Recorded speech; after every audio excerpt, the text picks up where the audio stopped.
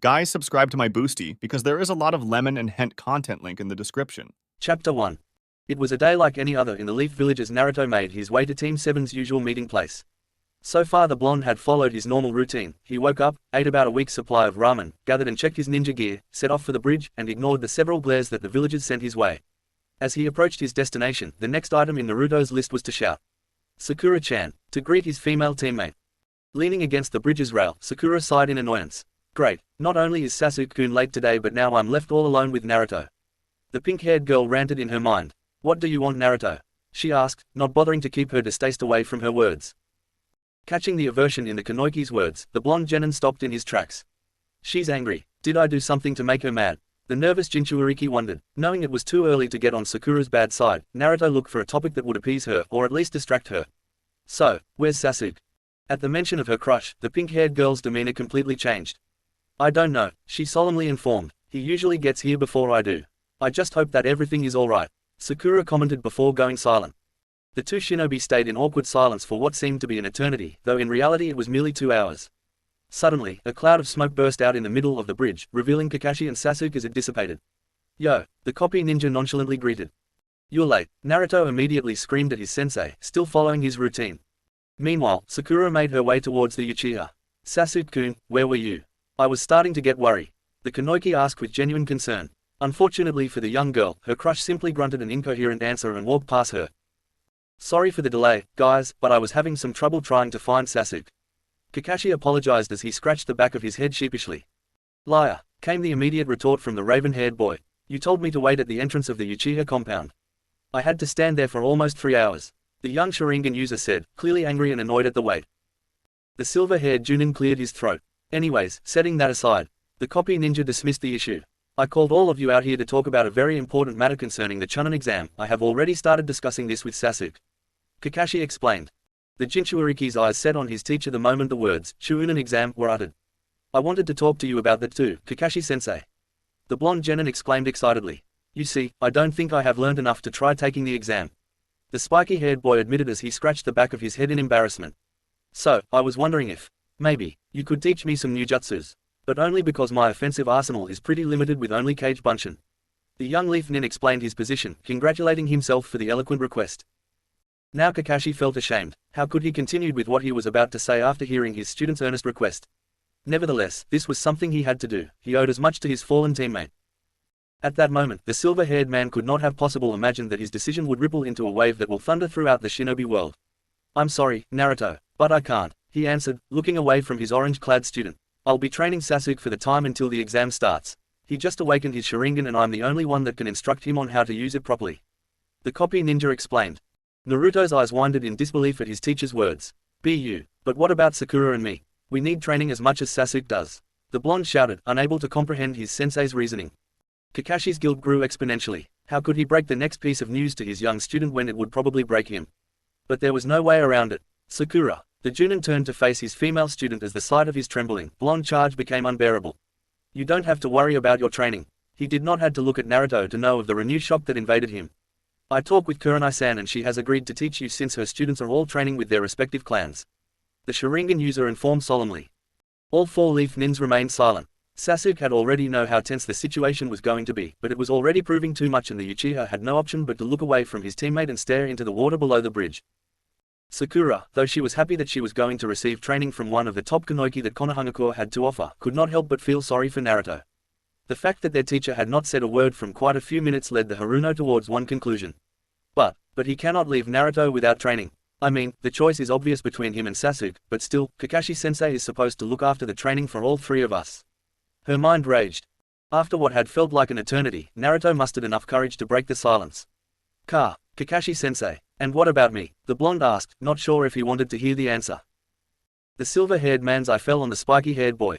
Truthfully, it pained the Junin doing this to his energetic student, but the decision had been made for him years ago on that collapsing cave. I am sorry, but I owed it to Obito. The man reasoned. Naruto, you just need to practice your chakra control, work on your taijutsu and I'm sure that you will do great in the Chunin exam. Kakashi said, failing miserably to sound reassuring. Knowing that there was no way that he could do any more damage to his young charge short of stabbing him in the heart with a kunai, the copy nin dismissed himself and left his students to sort their minds. Staying in the bridge for a couple of minutes after his teacher's departures, Sasuke glanced at the broken blonde on his way out. The words, "I'm sorry," fought to come out of the Uchiha's mouth, but they failed and the young Sharingan user simply walked away with his eyes set towards the ground. On the other hand, the concern Sakura was feeling towards the spiky-haired boy was becoming unbearable.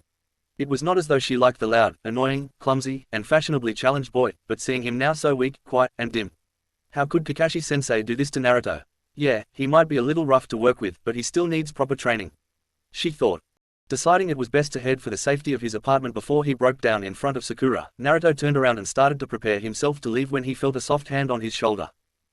"Naruto, are you alright?" Sakura asked with genuine concern. On cue, a fake smile plastered itself in the blonde's face as he turned around to face the pink-haired girl. "Of course I'm alright, Sakura-chan."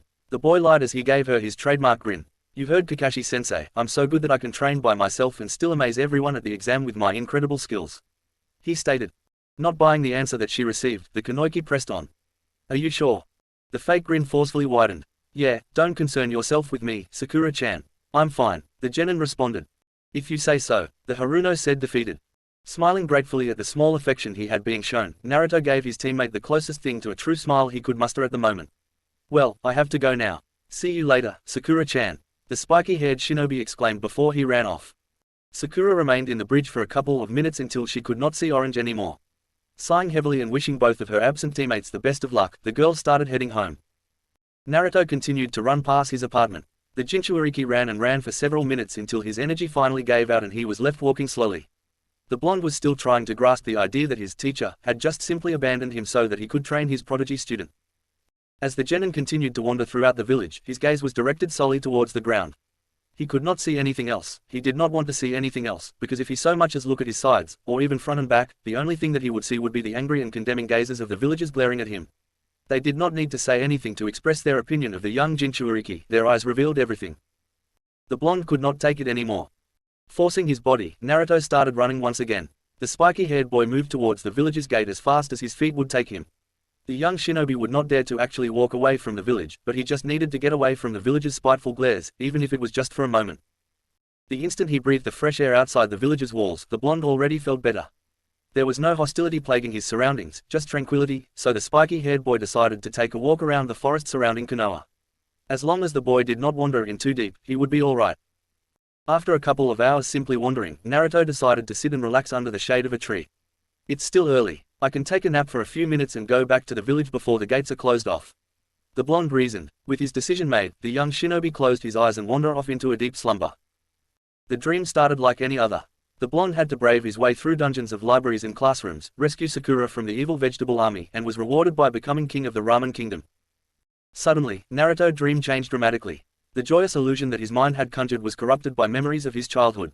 The genin found himself in his 5-year-old body being insulted, chased, kicked, beaten, and even burned by the villagers. The young man's nightmare seemed to focus on a particular painful incident. It was his 5th birthday and the spiky-haired boy had committed the grave error of leaving the security of his apartment to go to the store and buy some ramen. As the young boy stepped out of his apartment and headed towards the store, some of the villagers spotted him. Before the child could even realize, a mob gathered. It was only until he reached the store that the boy became aware of the angry mass of villagers coming towards him.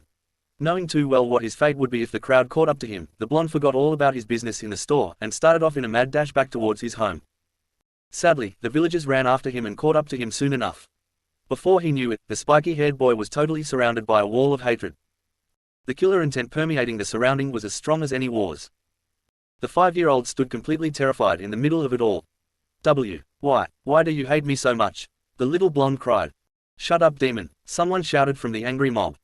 "It's time for you to pay for what you did to the village," a man exclaimed and the crowd roared in agreement. And so, the beating began. They punched, kicked, and even threw rocks at the small blonde. In a matter of seconds, the little boy's body was reduced to a bloody mass. Looking up, to his horror, the beaten child could see that some of his aggressors were actually shinobi from the village, the people that were supposed to protect everyone. Naruto's vision became blurry and soon all that he could see was crimson. Fortunately, before the red turned to black, the boy heard a voice shouting angrily over the mob. "Stop!" Forcing one of his eyes to focus, the boy was barely able to register the Hokage's silhouette standing before the dissipating crowd. The genin woke up with a start as tears ran down his cheeks. Shaking his nightmare off, the boy looked at his surroundings and realized that he had slept for longer than he had intended to. The forest around the young man was already dark. Deciding that it would be best to hurry toward the village before the gate closed and he was left outside the wall, Naruto started off. The young shinobi had only taken a few steps before his body was left paralyzed by an incredibly strong presence nearby. The spiky-haired boy immediately got into a fighting stance. Whoever was nearby sure had a very menacing chakra. The noise coming from the trees let the Jinchuuriki know that whoever was there, he was aware that his presence was no longer a secret and did not seem to care. Hearing steps behind him, Naruto turned around to meet the owner of the terrifying chakra. It is nice to finally get a chance to meet you, Naruto-kun. Chapter 2. Breaking Point. It is nice to finally get a chance to meet you, Naruto-kun. The young shinobi immediately turned around. Sasuke. The Jinchuuriki questioned the figure standing before him. No, it can't be Sasuke. This guy, his presence is frightening, Naruto thought. Still, the appearance of the person in front of the genin was eerily similar to Sasuke's, with identical onyx-color hair and a face that would make the girls go crazy. Taking a closer look, the blonde realized several different aspects that prove his first theory wrong. The newcomer was taller than Sasuke, had 2 long streaks between his eyes, and, perhaps the most apparent feature for the spiky-haired boy, a scratched leaf headband. There was no way that this person was Sasuke. Oh, the man's voice snapped Naruto out of his thoughts. I'm sorry, but I am not my dear little brother. The stranger added with an amused tone. The genin's eyes widened at the new revelation. Brother, wait a minute. Naruto, Sasuke said weakly after being caught by his teammate. He's still out there, my brother. The wounds that Haku had inflicted on him seemed to be making it hard for the Uchiha to even breathe. I promised myself that I would stay alive. Until I kill him. Naruto, don't let your dream die. This was him, the person who Sasuke wanted to kill so much, he had ended up killing his own personality. My name is Uchiha Itachi. The missing nin casually presented himself. He was wearing a black cloak with a pattern of red clouds around it while a fully matured Sharingan shined ominously in his eyes. You have no idea how long I wanted to meet you, Naruto-kun. The young man added. At those words, the blonde took a step back. How do you know who I am? The young shinobi asked. The black-haired man simply regarded the boy before him for a couple of seconds. Oh, I know more about you than you may think, Jinchuuriki of the Kyuubi no Kitsune. Itachi revealed with a hint of amusement. Naruto's eyes widened in shock. Even if the man in front of him had once been a leaf nin once, he was too young to have fought the Kyuubi during its original attack on the village, which meant that the knowledge of the fox's true fate should have been kept a secret from him. For the expression in your face, I can infer that you already know of the existence of the Biju inside of you. The young man let out a sound that resembled a short laugh. Figures that they would break their own law. The Uchiha commented. Narrowing his eyes at the older shinobi, Naruto's anger started to get the best of him. So what if I know? He asked. What's it to you? The black-haired man gave the faintest of shrugs. I do not really care if they told you or not. Itachi confessed. What I am more interested in is in how much of the Biju's power you can control. The missing nin added. Control. The Jinchuuriki thought as his eyes widened once again. What the hell does he mean by that? His mind ranted in confusion. The spiky-haired boy could remember the power boost he had received from his contact with the fox's chakra during his battle with Haku, but he could not even begin to imagine that such thing could be controlled. The pair of Sharingan eyes continued to analyze the young shinobi. It seems that you have already been able to tap into the Kyuubi's chakra. Itachi correctly commented, finding some amusement in the blonde's surprised face. Those who truly knew Itachi would know that he having more fun than he had in years. That is good, you are already starting to develop your abilities and begun growing into your role as Jinchuuriki, and with the Kyuubi as your Biju you will truly become a powerful one. The Uchiha finished. Inside his head, Naruto brain was review the missing nin's words over and over again, but he just could not understand. What the hell do you mean by my role as Jinchuuriki? The boy questioned when he could not formulate an answer by himself. A sigh escaped the black-haired man, but decided to ease the genin's confusion. Jinchuuriki means human sacrifice. It is a testament to how far the hidden villagers are willing to go to secure power. The Sharingan user began explaining. They are willing to doom one of their own into a life of isolation and hatred simply for a chance to harness the Biju's power and turn a human into a weapon. Naruto remained silent after the older shinobi's words. So, that's what I am. His gaze dropped to the floor. A human sacrifice, meant to become a weapon. He said with a low whisper. Yes, Itachi curtly confirmed, and now that that's clear, I am going to ask you to come with me. The former leaf nin said, knowing that from here on out things will get more complicated. Immediately, the blonde's disposition changed into a defensive one. What do you mean coming with you? The spiky-haired boy questioned as he took several steps back. Another sigh escaped the missing nin. You see, Naruto-kun, I am part of an organization called Akatsuki. He explained nonchalantly, and it is in the organization's best interests to come to Konoha and collect you. The Uchiha added, normally we work in pairs, but my partner had a little detour and could not make it tonight. The young man spoke as if he were discussing his favorite onigiri recipe. I was supposed to wait until he came back to secure you, but fortunately you decided to take a walk around the forest after hours just to make it easier for me. I thank you for that. He finished. As a defense mechanism, the genin shot back. What, are you so weak that you need a bodyguard just to enter the village? Naruto exclaimed as fear and dread invaded his mind and clouded his judgment. Itachi decided to play along. No, it is not that, I simply would like to carry out missions with the least trouble possible. He answered as his Sharingan bored into the younger shinobi. And it is notably difficult to sneak into a village where you once slaughtered one of its most prominent clans. The missing nin said with a small smirk. Especially when it was your own. The revelation sent the Jinchuriki into a world of shock. The spiky-haired boy had heard that the Uchiha clan had been massacred in a single night, but he had never imagined that the culprit had been a single person. So you're the reason why the Uchiha clan is no more. That's why Sasuke wants to kill you. The terrified blonde stated. The small smirk became slightly more marked. Yes, the young man moved his upper body faintly forwards as if giving spiky-haired boy a small bow. Uchiha Itachi, at your service. Suddenly, a frightening killer intent permeated the surroundings. Immediately, the younger shinobi turned around and started off towards the village. Naruto could not hear the missing nin's footsteps behind him, but he could feel the killer intent catching up with him, getting closer and closer for every step forward that the blood took. Unexpectedly, the presence behind the blonde vanished. At the moment of false security, Naruto committed a grave error. Stopping his mad dash towards the village's gates, the spiky-haired boy looked around trying to find where his pursuer had disappeared to. All of a sudden, the genin felt a hand grab him by the collar, and, before the boy knew what had happened, his body was violently pinned against a tree. Okay, Naruto-kun, now is time for you to come with me. Itachi said as his figure appeared right in front of the boy. Like hell I will, the Jinchuriki responded. Naruto flailed his legs trying to kick the Uchiha, but none of his kicks seemed to make contact. With an impressive display of physical strength, the black-haired man threw the blonde towards another tree. The blonde hit the trunk with a sickening impact and fell to the ground. When he finally looked up, azure eyes met the Sharingan. Right in front of the genin, the Uchiha's dojutsu started to transform. In each eye, the black comas seemed to change and come together until they formed what looked like a three-pointed shuriken. The only thing that Naruto was able to hear was the word, Tsukuyomi, being uttered with Itachi's voice, before he was unexpectedly tied up to the tree's trunk and his surroundings completely changed. What the hell just happened? He thought. Where's that bastard? What is this place? The boy questioned as he looked around one more time.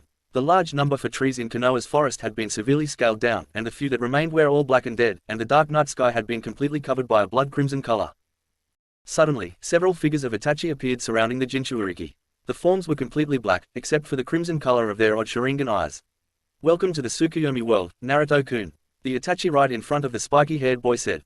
This is a jutsu that can only be created with these. He took a moment to point at his strange dojutsu. The Mangekyo Sharingan, the ultimate form of the Uchiha bloodline. The former leaf nin informed. Naruto simply remained silent, paralyzed by fear and dread. Now, this jutsu might only last for a second. The black-haired man continued, ignoring the younger shinobi's terror. But take my word for it, it can feel like days. He added with a mocking tone. Since the Tsukuyomi world gave its caster complete control over reality. The Uchiha said as raised one of his hands and a crow suddenly flew down and landed on it. The bounded blonde watched in shock as the raven in the missing nin's hand suddenly turned into a kunai and then into a katana. You are at my mercy for the next 3 days. Itachi said, his tone getting darker with every word. Naruto's eyes completely filled with terror. He was trapped inside a strange and frightening world controlled by a man who had killed his entire family in cold blood. Even his childhood beatings seemed like a fond memory compared to his current situation. Now, the Uchiha's voice snapped the genin back into attention. From what I have gathered, your teammates are my foolish littler brother and that pink-haired girl that was all over him, right? And Kakashi-senpai is your Junin instructor, am I wrong? The young man asked. I am really disappointed of him, only looking after 2 of his students and leaving one of them without any form of training whatsoever. He commented, letting his target know under how much surveillance he had been under. Gritting his teeth at his captor's words, Naruto's gaze fell on the floor. A faint smirk appeared in Itachi's face. Do you want to know why he did that, Naruto-kun? The black-haired man asked. Suddenly, another Itachi appeared right next to the restricted Jinchuriki, leaning closer to the boy's ear so that the genin could barely hear him whisper.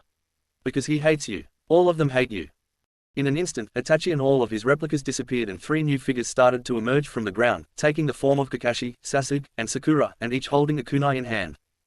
The 3 clones stood in front of the captured Naruto and remained silent for a whole several minutes before Kakashi finally stepped forward. It is time for you to pay for what you did to the village, demon. The blonde heard his sensei's voice exclaimed, echoing his nightmare. Kakashi Senator. Before the blonde could finish, the fake Junin stabbed him in the gut with his kunai. Grah. The Jinchuriki screamed as the very real pain permeated his entire body. Panting heavily as his blood started to flow down to the ground, the young boy forced his head up to gaze at the figures of his teammates. Sasuke, Sakura, he let out. The first to move was the black-haired boy. Everybody in the village hates you. We would all be better off if you just died. The Uchiha proclaimed before his kunai impaled the blonde. Naruto's eyes were blinded for a few seconds. The genin didn't know if it was because of the horrifying pain that plagued his body, or from the terrible scream he let out due to said pain. Struggling with his blurry eyesight, the Jinchuuriki could barely discern a red and pink figure approaching him. "No, not you two," he said weakly. Sakura's clone simply glared at the blonde in response. "You have no idea how sickening it has been having to deal with you every day," she stated. "I despise you with all of my heart. Do us all a favor and die already," the pink-haired girl shouted before stabbing the boy in his chest, inches away from his crumbling heart. "Gah!" The young Genin's cry resounded through the crimson sky. Panting through the echo of his own screams, Naruto could not even find enough strength to raise his head again. Why do you hate me this much?" the broken blonde questioned. Tears ran down his sorrowful face and mixed with his blood in the ground. Soon, the piercing pain of the kunais returned time and time again. "Die. I thought you cared for me. Disappear. I never did anything. Why don't you just die? Please. We hate you. Please, stop. There will never be a place for you in the village. Stop. We can't wait for your death. Stop. I can't take it anymore.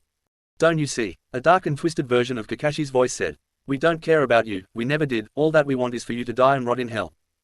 Through pained cries and sobs, Naruto shook his head. No, the whisper was barely audible.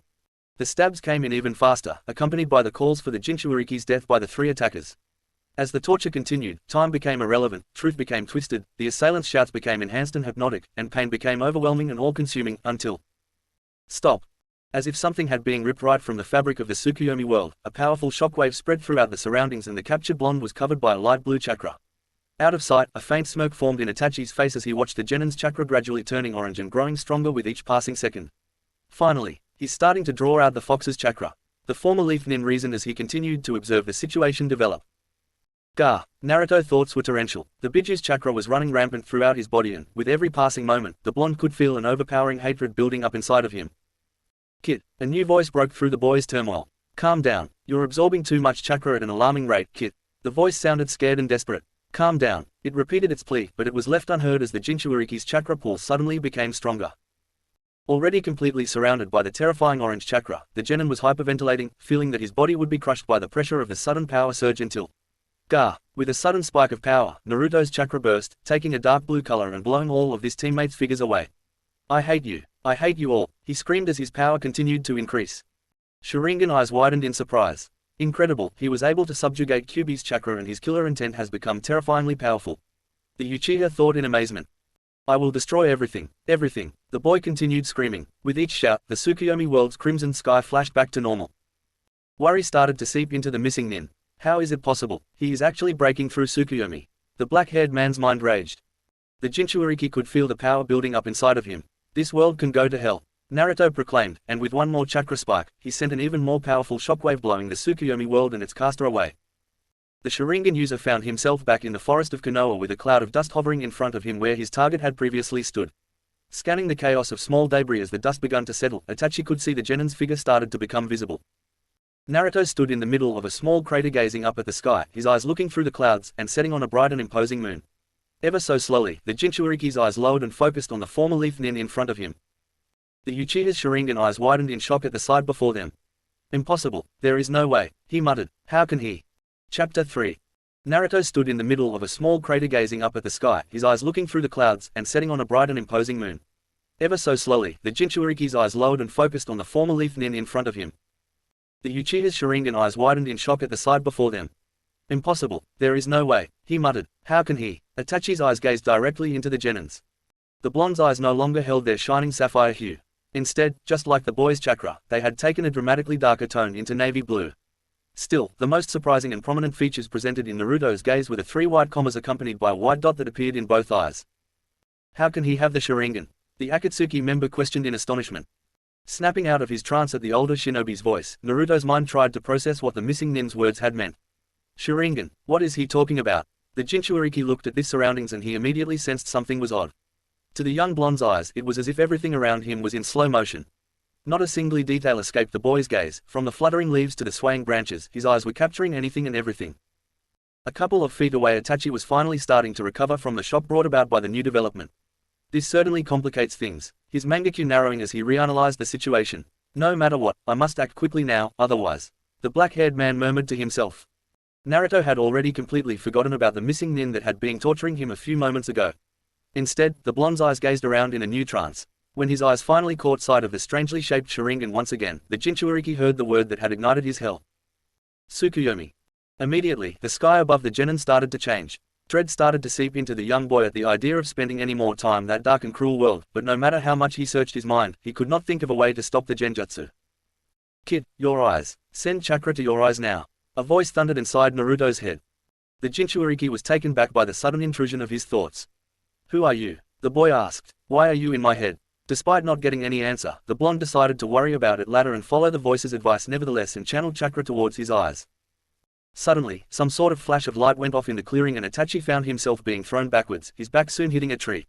What? The Uchiha's mind raged. Did the fox do this? He wondered as he looked at the leaf nin standing in front of him. No, only another mangekyu could throw off the Tsukuyomi so easily. The shocked missing nin reasoned. The new turn of events filled the blonde with confidence. Deciding to go into the offensive, Naruto took out a kunai and charged towards the black-haired man. Letting his trained reflexes take control, Itachi immediately took out a kunai of his own and brought it forward to block the incoming attack. Both blades clashed with each other and sent a small shockwave through their surroundings. Because of his smaller size, Naruto was thrown back by the backlash of the impact, but landed safely on his feet while Itachi simply lost his balance and fell back against the tree again. Damn it, my chakra is already running low after using Tsukuyomi. The former Konoha shinobi thought. Damn you, kiss him. You were supposed to be here, you know how important this is. The Uchiha thought of his partner somewhere in the land of waves paying his respects to the grave of an old comrade. Fighting back the growing fatigue, Itachi stood up once more and straightened his cloak. Well, Naruto-kun, this truly is an unexpected turn of events, you having the Sharingan, I mean. The Uchiha said casually. To say it has complicated my plans would be an understatement. A small, ominous smirk appeared on the young man's face. Despite the nonchalant tone of the missing nin's words, the Jinchuuriki could not help but still be unnerved by the cloaked nin's mere presence. A dark snicker escaped the black-haired shinobi at the sight of the blonde taking a wary step back. How about we leave your capture for another day? The smirk grew as the genin's strange Sharingan widened. I will see you soon, Naruto-kun. With those words, Itachi's body turned completely black and dissipated as a group of ravens, leaving a confused and astonished boy behind. Once he was unable to feel the Uchiha's presence, Naruto let go of a heavy breath and fell into the ground. Looking up at the top of the trees, once again contemplating how the leaves still seemed to be moving at slow motion. Several minutes passed until the Jinchuuriki jumped back onto his feet and made his way towards the village. In his first stroke of luck in the whole day, the genin made it back to the gates just as they were about to close them off. The guards pay him no mind and he was careful not to do anything that might attract attention towards himself as he passed by them. Once officially inside the village, the boy jumped on top of a building and started to leap from roof to roof as he tried to organize his chaotic thoughts. After a couple of minutes of hopping around, Naruto finally stopped. The blonde knew that it had not been his teammates who tortured and attacked him inside the world created by the weird genjutsu, but, even though most of what the illusions had seen had been false, at least some of it was true. The village saw him as nothing more than a demon, a social pariah, a target for all of their hatred. Who knows, after what he had seen earlier in the day, perhaps his teammates would truly react like that if they ever found out what he was, if they found out what dwelled inside of him. With his current instability, there were only two persons that Naruto still felt he could really trust. Taking a deep breath, the Jinchuuriki turned around and started off towards the Hokage's building to find one of them. Sarutobi Hiruzen, Sandaime Hokage, sat on his desk glaring at a mountain of paperwork courtesy of the upcoming Chunin exams. Suddenly, the aged shinobi felt an exceptionally large chakra reading coming straight towards his office at an alarming speed. Before the third could leave his seat, the window in one side of the room snapped upon and an orange blur stepped into the room. The village leader would have attacked the intruder immediately were not for the familiar voice whispering, "Old man." The Hokage's eyes widened in surprise. Naruto-kun, is that you? What brings you to my office at this hour? He questioned, managing to compose himself right away. Upon further observation of the young shinobi, Sarutobi was left speechless at the even bigger surprise that greeted him. Naruto, your eyes, the third whispered. A pair of blue and white Sharingan eyes looked from the older leaf nin onto the floor. So it is true, Naruto commented. The Jinchuuriki started to look around the room until he found a small mirror and walked towards it. The sight that greeted the genin was that of a blond young man with a pair of blue and white Sharingan eyes. The fully developed dojutsu shined with an ominous luster in pools of night blue color. Naruto-kun, the Sandaime's words snapped the spiky-haired boy out of his thoughts. Please, tell me what happened. The older shinobi requested. The Jinchuuriki spent the next hour telling the Hokage everything that had happened to him on that day, from Team 7's meeting by the bridge, to his trip out of the village, the encounter with the missing nin Uchiha Itachi, and culminating with him rejecting the Tsukuyomi Genjutsu. Everything was laid bare in front of the leader of Konohangakure. By the end of his tale, Sarutobi looked the oldest that Naruto had ever seen him. The old man's breath was labored and the tears that threatened to spill only complemented his pained expression. Naruto had to look away. He really did not like to see his Hokage looking so weak and feeble. But, what I don't understand, the spiky-haired boy started again, is how do I have the Sharingan? He brought into question. The third sighed and took a minute to compose himself. I am truly sorry, Naruto-kun, for I have kept much from you. The seasoned shinobi informed before standing up from his chair and walking towards a drawer. I never imagined that something like this would happen, he commented as he searched the drawer until he pulled out a blue folder from it. Sarutobi walked back to his desk and sat down. The genin quietly waited as the aged man regarded the blue folder for several minutes before the Hokage opened it, took out a photograph, and gave it to him. Looking down at the picture, a pair of Sharingan eyes widened. It was a picture of a young woman wearing a red variant of the Konoha Junin's uniform, and she was the most beautiful being that the Leaf Nin had ever seen. She had alabaster skin that contrasted with her long and dark onyx hair, and a vibrant smile that would light up the darkest and stormiest of days. Naruto didn't know why, but for some reason he could not stop the tears that ran down his face as he gazed at the photo. Her name is Uchiha Kagome. Sarutobi's voice cut through the blonde's trance. She was one of the Leaf's most promising Kunoichi, he said with a mix of pride and nostalgia. Her exploits during the last war earned her the name of the Uchiha's Crimson Raven due to her mastery over the Sharingan and her tendency of using crows as a theme for her jutsus, especially genjutsus. The Sandaime seemed lost in a memory. Yes, she was especially skilled in genjutsu. She could easily fool an entire room filled with members of the Uchiha and Hyuga clan and no one would ever realize it. Naruto's eyes narrowed. She was. The aged shinobi closed his eyes for a second. Yes, he sorrowfully answered. She died the day the Kyubi no Kitsune attacked after giving birth to her son. Sarutobi's eyes set on the young genin as the boys widened. She is your mother, Naruto-kun, he revealed. Out of sheer surprise, the younger shinobi had to take a step back. What do you mean my mother? I'm not an Uchiha. I don't even look like one, the boy protested as his eyes glared at the Hokages. The Sandaime gaze dropped to the floor momentarily before moving up towards the portraits of the previous Hokages. Yes, you do not look like a member of the Uchiha clan.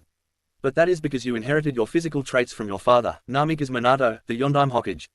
Sarutobi stated. Naruto's eyes almost doubled in size as they widened. The fourth is my father, he exclaimed, unable to believe what he was hearing. The third nodded. Yes, few people knew of the relationship between Minato and Kagome, and even less people knew that they were expecting a child. The village leader informed, after you were born and became an orphan, we thought it would be safer to give you another name. Your parents already had their share of enemies, and a child of an elite Uchiha and a Hokage would not go unnoticed by the shinobi world. So, in order to protect you, you became Uzumaki Naruto. Sarutobi said as guilt hung strongly onto his voice.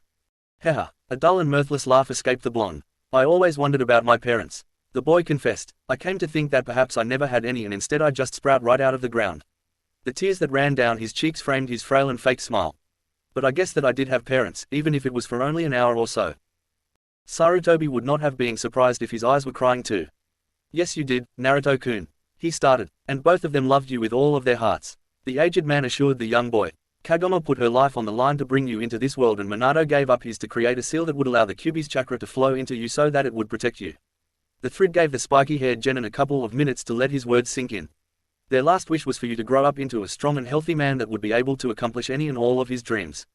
I was planning to tell you all of this once you were ready, and I am sorry I did not realize that you have been for a long time now. The Hokage stressed his apology by giving the blonde a small bow. Another smile formed on the Jinchuriki's face, and, though small, this one stronger and brighter. Even if he didn't fully show it, the young man was the happiest he had been ever since he became a shinobi. The knowledge of who his parents had been and the fact that he was truly loved by them filled the genin with warmth. Still, somewhere in his joy, something captured Boy's attention. Hold on a second, old man. The blonde said, you mentioned that you never expected that I would awaken the Sharingan, why is that? He questioned. The Hokage sighed, he knew that this question was fast approaching. Well, you see, the Namikaze and Uchiha bloodlines are too dominant. They tend to overpower any other genetic traits that they come in contact with. The idea that the two bloodlines would found a middle ground and compromise with each other was unthinkable. The third watched as the spiky-haired boy brought a hand to his eyes. So, when I looked at you for the first time and saw that you were the spitting image of your father, I thought that the Namikaze bloodline had won out. Naruto nodded in acknowledgement at the explanation. So, this Sharingan is. It was the Sandaime's turn to nod. Prove that I was wrong and that the Uchiha and Namikaze traits somehow found a way to fuse together. Sarutobi stated, from what you told me, I think that it is safe to infer that, when you started to forcibly drain the Kyubi of his chakra, it worked as a catalyst that combined the two bloodlines. He explained and waited for the young shinobi to show his understanding. And I even venture to guess that, after what you said happened when Itachi tried to use his genjutsu a second time, your Sharingan is showing traits of the Majinkyu Sharingan, the next step in the Uchiha dojutsu. A pensive look took over the Jinchuriki's features. Yes, Itachi had it, a weirdly shaped Sharingan, Naruto pointed out. The Hokage considered his words for a couple of minutes. Do you eyes feel tired, Naruto-kun? He asked, realizing that the young genin must have had his dojutsu activated since it was first awakened. The Jinchuriki looked at the older shinobi with a confused face. No, not really. The boy responded as he shook his head. Do me a favor and please concentrate in cutting off the chakra flow to your eyes, Naruto-kun. The Sandaime requested. The village leader watched as the white combers disappeared from the blonde's eyes and the dark blue color reverted to their original sapphire hue. Naruto blinked several times as the strange slow-motion sensation he had been feeling disappeared. Effortlessly shaking off the weird feeling, everything went back to normal for the genin. Sarutobi waited for the young man to give him a sign that he was okay before starting again. The Mangekyo Sharingan is a very corrosive Kekkei Genkai. Even after its first use, the casters are left exhausted, drained of most of their chakra, and actually experiencing physical pain. The fact that you can stand there before me shows that your Sharingan should be able to access the Mangekyo's abilities while bypassing its terrible toll. The young Jinchuuriki was genuinely surprised by the revelation, remembering how the fluttering leaves looked through his Sharingan and his escape from Itachi's second try at the strange genjutsu. Suddenly, the Hokage stood up from his chair. I have something for you, Naruto-kun, please wait a moment. He announced as he stepped out of the room, leaving the genin alone in the office. Naruto collapsed onto one of the chairs in the room. A lot had happened during the last couple of hours and the blonde was still letting it sink in. Someday we're having, don't you think so, kid? At the sound of those words, the leaf nin jumped out of his chair. Who are you? He called out. Haha. The laughter sounded very close to the spiky-haired boy. Are you so stupid that you already forgotten what that Mizuki bastard told you, kid? The voice questioned. The Jinchuuriki's eyes widened. The fox, he exclaimed. Since when can you talk to me? The genin asked astonished. Another laugh escaped the Biju, but it soon turned sour. Since you severely weakened the seal as you stole most of my chakra. The fox bitterly commented. Talk about hollowed victories, right, kid? Sapphire eyes narrowed. What do you mean most of your chakra? He asked with caution. I mean just that, idiot. Kyubi exclaimed inside his head, making the young shinobi cringe. You took almost all of my chakra and now I'm as dangerous as the monster you thought lived by the vegetable products aisle at the market. The fox exclaimed. Naruto had to scratch his head at the new revelation. So, I'm as powerful as you. Were. Ha. The sealed Biju laughed. Now, listen here kid and listen well, you may have possession of my chakra, but there is no way in hell that you can control it as you are now. The fox explained. You are just as strong as you were this morning, sans despicable dojutsus of course, the only difference right now is that your colossal chakra supply just got larger. The blonde nodded at the Kyubi's words as he sat down again. Then where do we stand now, regarding your chakra? The once feared entity took a couple of moments to think the question over. You would still need to learn how to properly tap into it and control it. He informed his host, and believe me when I said this, it is going to be a hard and painful process. Haha, the Biju added, taking joy at the wince from his jailer. But don't worry, those damn eyes of yours should help you with it. He added, opting to appease the boy a bit. Okay, Naruto muttered, but then what's going to happen to you, now that your chakra is gone? The dark laugh that the fox let out did not set too well with the blonde. Or, worry about me, are you? He teased. It seems that this is it for me. I will be doomed to spend the rest of my life wandering around in this poor excuse of a mind, watching everything that you do, and pointing out all of your flaws. Kyubi announced a dumbstruck blonde. Think of me as your brand new conscience. The Jinchuuriki sighed in frustration through the Biju's laughter. Oh good, I get a new conscience whose idea of a good time is leveling an entire village to the ground. The boy thought, renewing the laughter for his tenant.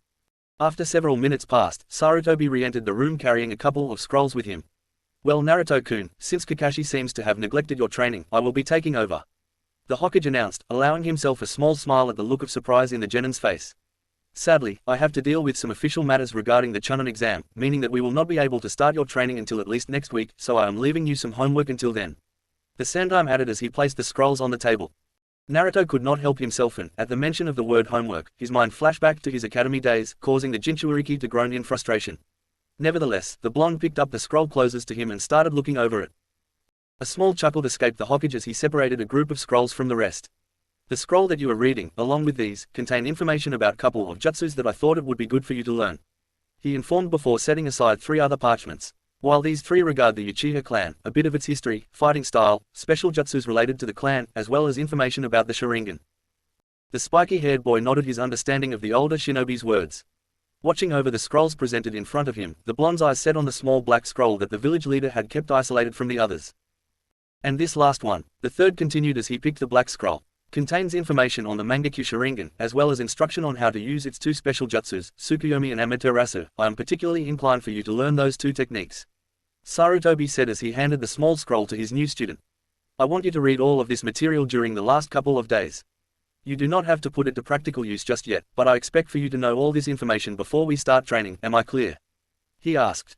The Jinchuuriki nodded to accept his task before he started to gather the scrolls and the Hokage moved back to his chair. Sitting behind his desk once more, the Sandaime regarded the genin. Now, I want you to consider for a moment before you answer me this question. The experienced shinobi waited until the sapphire orbs fell on him. You are old enough to decide this for yourself. Do you want me to make your heritage public, Naruto-kun? He asked. The boy's eyes fell to the floor as he pondered. After several minutes in silence, Naruto lifted his gaze back to the Hokage. No, he said in a determined but solemn voice. Accepting the genins answered, the third continued. And what about Kakashi? The blonde remained pensive for a while before nodding. How much should I tell him? The blonde sighed as he considered. You can tell him about my parents. He finally answered, but not about my Sharingan. I don't want him to know about it. The spiky-haired boy said as his fist tightened. Very well, Naruto-kun. Sarutobi said before giving the younger Leaf Nin a smile. That only leaves us with the matter of your Sharingan, he announced. A confused look was directed towards the village leader. My Sharingan, the genin asked. Nodding, the third smile grew slightly. Yes, from what you told me, your Sharingan differs from any other of its variants, making it a new dojutsu. The aged man explained. So, as a new dojutsu, it needs a name. Naruto was taken back by the announcement for a couple of seconds before he started thinking over it. Gradually, the young man's eyes drifted towards the open window in the office as he contemplated his dojutsu. Sky, the Jinchuuriki said before returning his gaze to the Hokage. Sora Sharingan. Its name is Sora Sharingan, the shinobi declared. The Hokage nodded and smiled warmly once more. The blonde gave his leader a small bow before starting to walk toward the door. Suddenly, the genin stopped on his tracks. Is something wrong, Naruto-kun? Sarutobi asked with concern. Sapphire eyes shined brightly as the blonde looked back. No, he said, I just wanted to thank you. For everything, old geezer. The spiky-haired boy said before giving the older shinobi a true, real smile, before turning around and walking out of the office. A sigh escaped the Sandime. It is good to see that this terrible ordeal was not able to fully break your vibrant spirit, Naruto-kun. The Hokage whispered to himself as he smiled. Chapter 4. The third sat in his office early in the morning. He had sent somebody to look for Kakashi and, knowing him, Hiruzen had at least 2 hours before he showed up. Sighing, the Hokage tried to find something to distract himself. Briefly he considered one of those colorful books that Jiraiya had sent him. Suddenly, with a cloud of smoke, the copy ninja appeared in the Hokage's office, just as the seasoned shinobi had built up enough courage to start reading his previous student's novel. You wanted to see me, Hokage-sama? The silver-haired man asked. Yes, Kakashi. I wanted to talk to you about Naruto. Sarutobi replied. Did you know that he was attacked last night? He questioned. What happened? Is he alright? Shocked at the piece of news, the Junin immediately asked in concern. Then, after a second, anger at his student being attacked started to set in. Who did it? He asked, expecting it to be one of those brainless villagers that still viewed Naruto as a demon. The answer he received surprised him even more than the news that one of his genin students was attacked within the past 24 hours. Sarutobi looked directly into Kakashi's eye and responded. Uchiha Itachi. Needless to say, it took the Hayate's brain a couple of seconds to process the fact that an S-rank criminal had attacked one of his students. You can't be serious, Hokage-sama. Uchiha Itachi attacking Naruto. How could that happen? The Hokage looked at the copy ninja with a bit of disappointment. It seems that after your team meeting, Naruto was feeling a bit distraught. So he decided to take a break from the ignorance of the villagers and fell asleep outside the village. He informed, it was when he was making his way back that he was attacked by the missing nin, Uchiha Itachi. Sarutobi explained. Kakashi kept silent for a few moments. He knew too well what the Sandime had meant by distraught. Hokage-sama, you have to understand. I feel it is my obligation with Obito. Sasuke is from the same clan and he needs somebody to train him on his bloodline. The silver-haired man tried to get his point across. And I believe that I am the best choice, since I'm the only one who still have a Sharingan and is still affiliated to the village. He said in his defense. The third simply shook his head in response. So you owed to your fallen teammate. He reiterated the point that the younger shinobi had tried to make. What about your sensei? You do know that Naruto is his son, do you not? The Hokage asked. The copy ninja looked down at the floor. He was one of the few people that actually knew that Naruto was the Yondaime son, though he never knew who the mother was, but still he could not help but feel that his debt with Obito was far larger. I know, Hokage-sama, but still, Sasuke is that last of Obito's clan. He would have wanted me to train him. The Junin desperately wanted to explain himself. By now, the Hokage was beginning to get angry. You think that Obito would have wanted you to focus only on training Sasuke? Sarutobi's eyes were a combination of anger and disappointment. Please, do not insult his memory. The comment hurt Kakashi. How could the Hokage even think that he would do anything to insult his teammate's memory? But Kakashi did not have time to voice his opinion as the Sandime started again. First, Obito would not even think of giving one student preference over another. That is something that your sensei tried to teach you. He began. Second, your tea is the exact image as your old one. You have a famous teacher, except that in this new team the instructor seems to like playing favorites. You have a prodigy, a girl who tries to keep everyone together, and a boy that some consider thrash but actually has incredible potential. The thread stated. Now tell me, who has Obito's position in this team? Sarutobi questioned. Kakashi was silent for a few seconds. Slowly, the shame that he felt started to turn into anger. So you want me to leave Sasuke and go train Naruto, since he's your favorite? The copy ninja did not ask. No, I just want you to stop saying that it is because of Obito. The Hokage stated firmly. The truth is that you want to train Sasuke simply because of his natural talent and because he reminds you of how you used to be. The Sandaime said, raising his voice. It's not that. Kakashi tried to defend himself. Yes it is, the third insisted, because if you would have had the slightest bit of interest in Naruto, you would have found out that you owed to Obito to take care of him. The Hokage said. Deep in his heart, the seasoned shinobi was going to enjoy seeing Kakashi's face after the Junin heard what he was about to reveal. What do you mean? The silver-haired man asked with caution. Sarutobi continued to stare down the younger man. You never bothered to find out who Naruto's mother was, did you, Kakashi? The Hokage questioned. Now Kakashi was confused. What does Naruto's mother have to do in all of this? The copy ninja asked. If you have bothered to investigate, you would have found out that Naruto's mother was Uchiha Kagome. The Sandaime finished. The silver-haired man was surprised once again. That piece of information had shocked him beyond anything that they had talked about until then. You don't mean, the man said weakly. Yes, Naruto's mother was Uchiha Obito's sister. The Hokage responded. Naruto is your fallen teammate's nephew. He's more connected to that eye of yours than Sasuke could ever be. Sarutobi revealed. Kakashi sat down as his shock had not subsided completely. The silver-haired shinobi brought his hand up to his covered eye. How could he have done this? How could he have done this to Naruto? To Obito? To his own sensei? Does he have a Sharingan? Kakashi finally asked. Even thought the Hokage would have very much enjoyed telling the Junin the truth. He had already promised Naruto that he would not. No, he answered. You know that the Namikas and the Uchiha clan were very different. I do not think that Naruto would be able to activate it since it seems that his Namika's heritage have overpowered the Uchiha. Kakashi nodded numbly. And you do not have to worry about Naruto's training anymore. The third continued. From now, until the Chunin exam starts, I will be supervising his training. The Sandaime finished. The copy ninja nodded once again and asked to be dismissed. The Hokage knew that Kakashi had a lot to think about and decided to let him go. The silver-haired Junin walked aimlessly through the village 4 hours. It was almost 6 o'clock in the afternoon, around the time when rain started to fall, that Kakashi found himself in front of the memorial stone. The man fell on his knees and stared at the name Uchiha Obito. I'm sorry, he muttered. The Hokage is right. The reason why I wanted to train Sasuke was because he's a prodigy and I've been using your name as a way to justify myself. The Junin admitted, and to top it all, I ignored and neglected Naruto. My student, your Nefo, Sensei's son. He chocked for a second. I failed you and Minato-sensei. Please, forgive me, Kakashi begged and finally started his way home. On the way, tears fell from both his eyes and beneath his headband. It was the morning of the Chunin exam and Naruto was currently at the Hokage's office. The Sandaime had called him to the tower earlier that morning, telling him that he needed to meet him right away. 5 minutes later, the blonde was knocking on the Hokage's window, and now he was waiting around as the seasoned shinobi searched the room for something. Ah, here it is, Sarutobi exclaimed as he held a scroll. Naruto noticed that the Namika's clan's symbol was imprinted on the scroll's seal. What is that, old man? The genin asked, looking at the parchment with curiosity. Well, since you have done so well in your training and learned very single jutsu in the scrolls one gave you, I have decided to use this.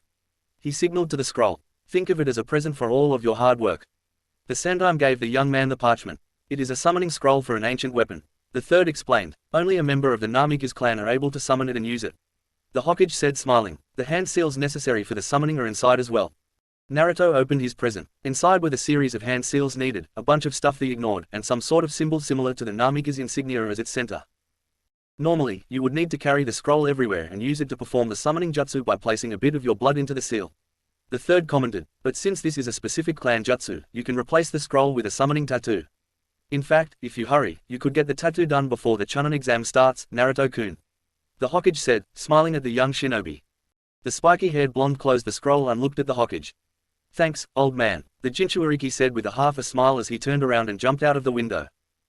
Several hours later, Sasuke, Sakura, and Kakashi were standing outside room 301, waiting for the last member of their team. Kakashi-sensei, where is Naruto? Sakura asked. The exam begins in a few minutes and he still hasn't shown up. The Uchiha was pacing in the hall anxiously. Is he coming? The young man asked. I'm sure he is. The silver-haired Junin responded. He'll be here, don't worry, he said, his eyes shifting back and forth, almost nervously. But before he does, there is something really important that I need to talk to you two about. He suddenly started again. It's about Naruto. You see, during this past month he has sort of changed, the man informed. What do you mean, Kakashi-sensei? Sakura asked in confusing. How did he change? Kakashi did not really how to answer the girl's question. The Hokage had only said that Naruto was not the same anymore, but he had not given any specifics, and the silver-haired shinobi had been unable to muster enough courage to face the spiky-haired boy during the previous month. In fact, the famed nin was not sure if he would be able to face him now. Before the Junin had time to make up an answer for the pink-haired Kanoiki's question, all three leaf nins heard footsteps coming from down the hall. All three turned around to see who was coming. They tried to figure out who was walking towards them, but it was not until they saw the whisker marks on his face that they recognized him. Naruto, Sakura said in a low voice. The two genin were left dumbfounded. Their teacher saying that the blonde had changed was a massive understatement, since, from their perspective, it seemed that the boy had undergone a complete transformation. His orange jumpsuit and blue sandals were gone. Now the spiky-haired teen wore a pair of black sandals, dark blue pants, a navy-color undershirt, and a black, long-sleeved jacket over it. A spiral symbol was present on the backside of his jacket and on the shoulder, and his hair had grown a lot longer during the last month since it almost covered his leaf headband now. Naruto passed them without saying a single word. The only proof of acknowledgement between the members of Team 7 was the small second in which the blonde genin looked directly at his teammate's eyes. When the Jinchuuriki was in front of the door, he stopped and looked back. "It's time for us to enter," Naruto said with a monotonous voice as he pushed the door open. All three genin entered the testing room. Immediately, they were welcomed with the glares from all other participants. Sasuke-kun. Suddenly, a blue and yellow appeared on Team 7's field of view and latched itself onto the Uchiha. Anger started to seep into Sakura right away. "Stop bothering Sasuke-kun, Ino pig," Sakura shouted at the girl that was hugging the raven-haired boy. "This is so troublesome," a black-haired boy said lazily as he approached the group while a boy eating potato chips followed fight behind him. Naruto, who was not paying much attention to the two girls bickering, turned his gaze towards his former classmates Shikamaru and Chuji as they stood before the group for a second before looking back up to the roof.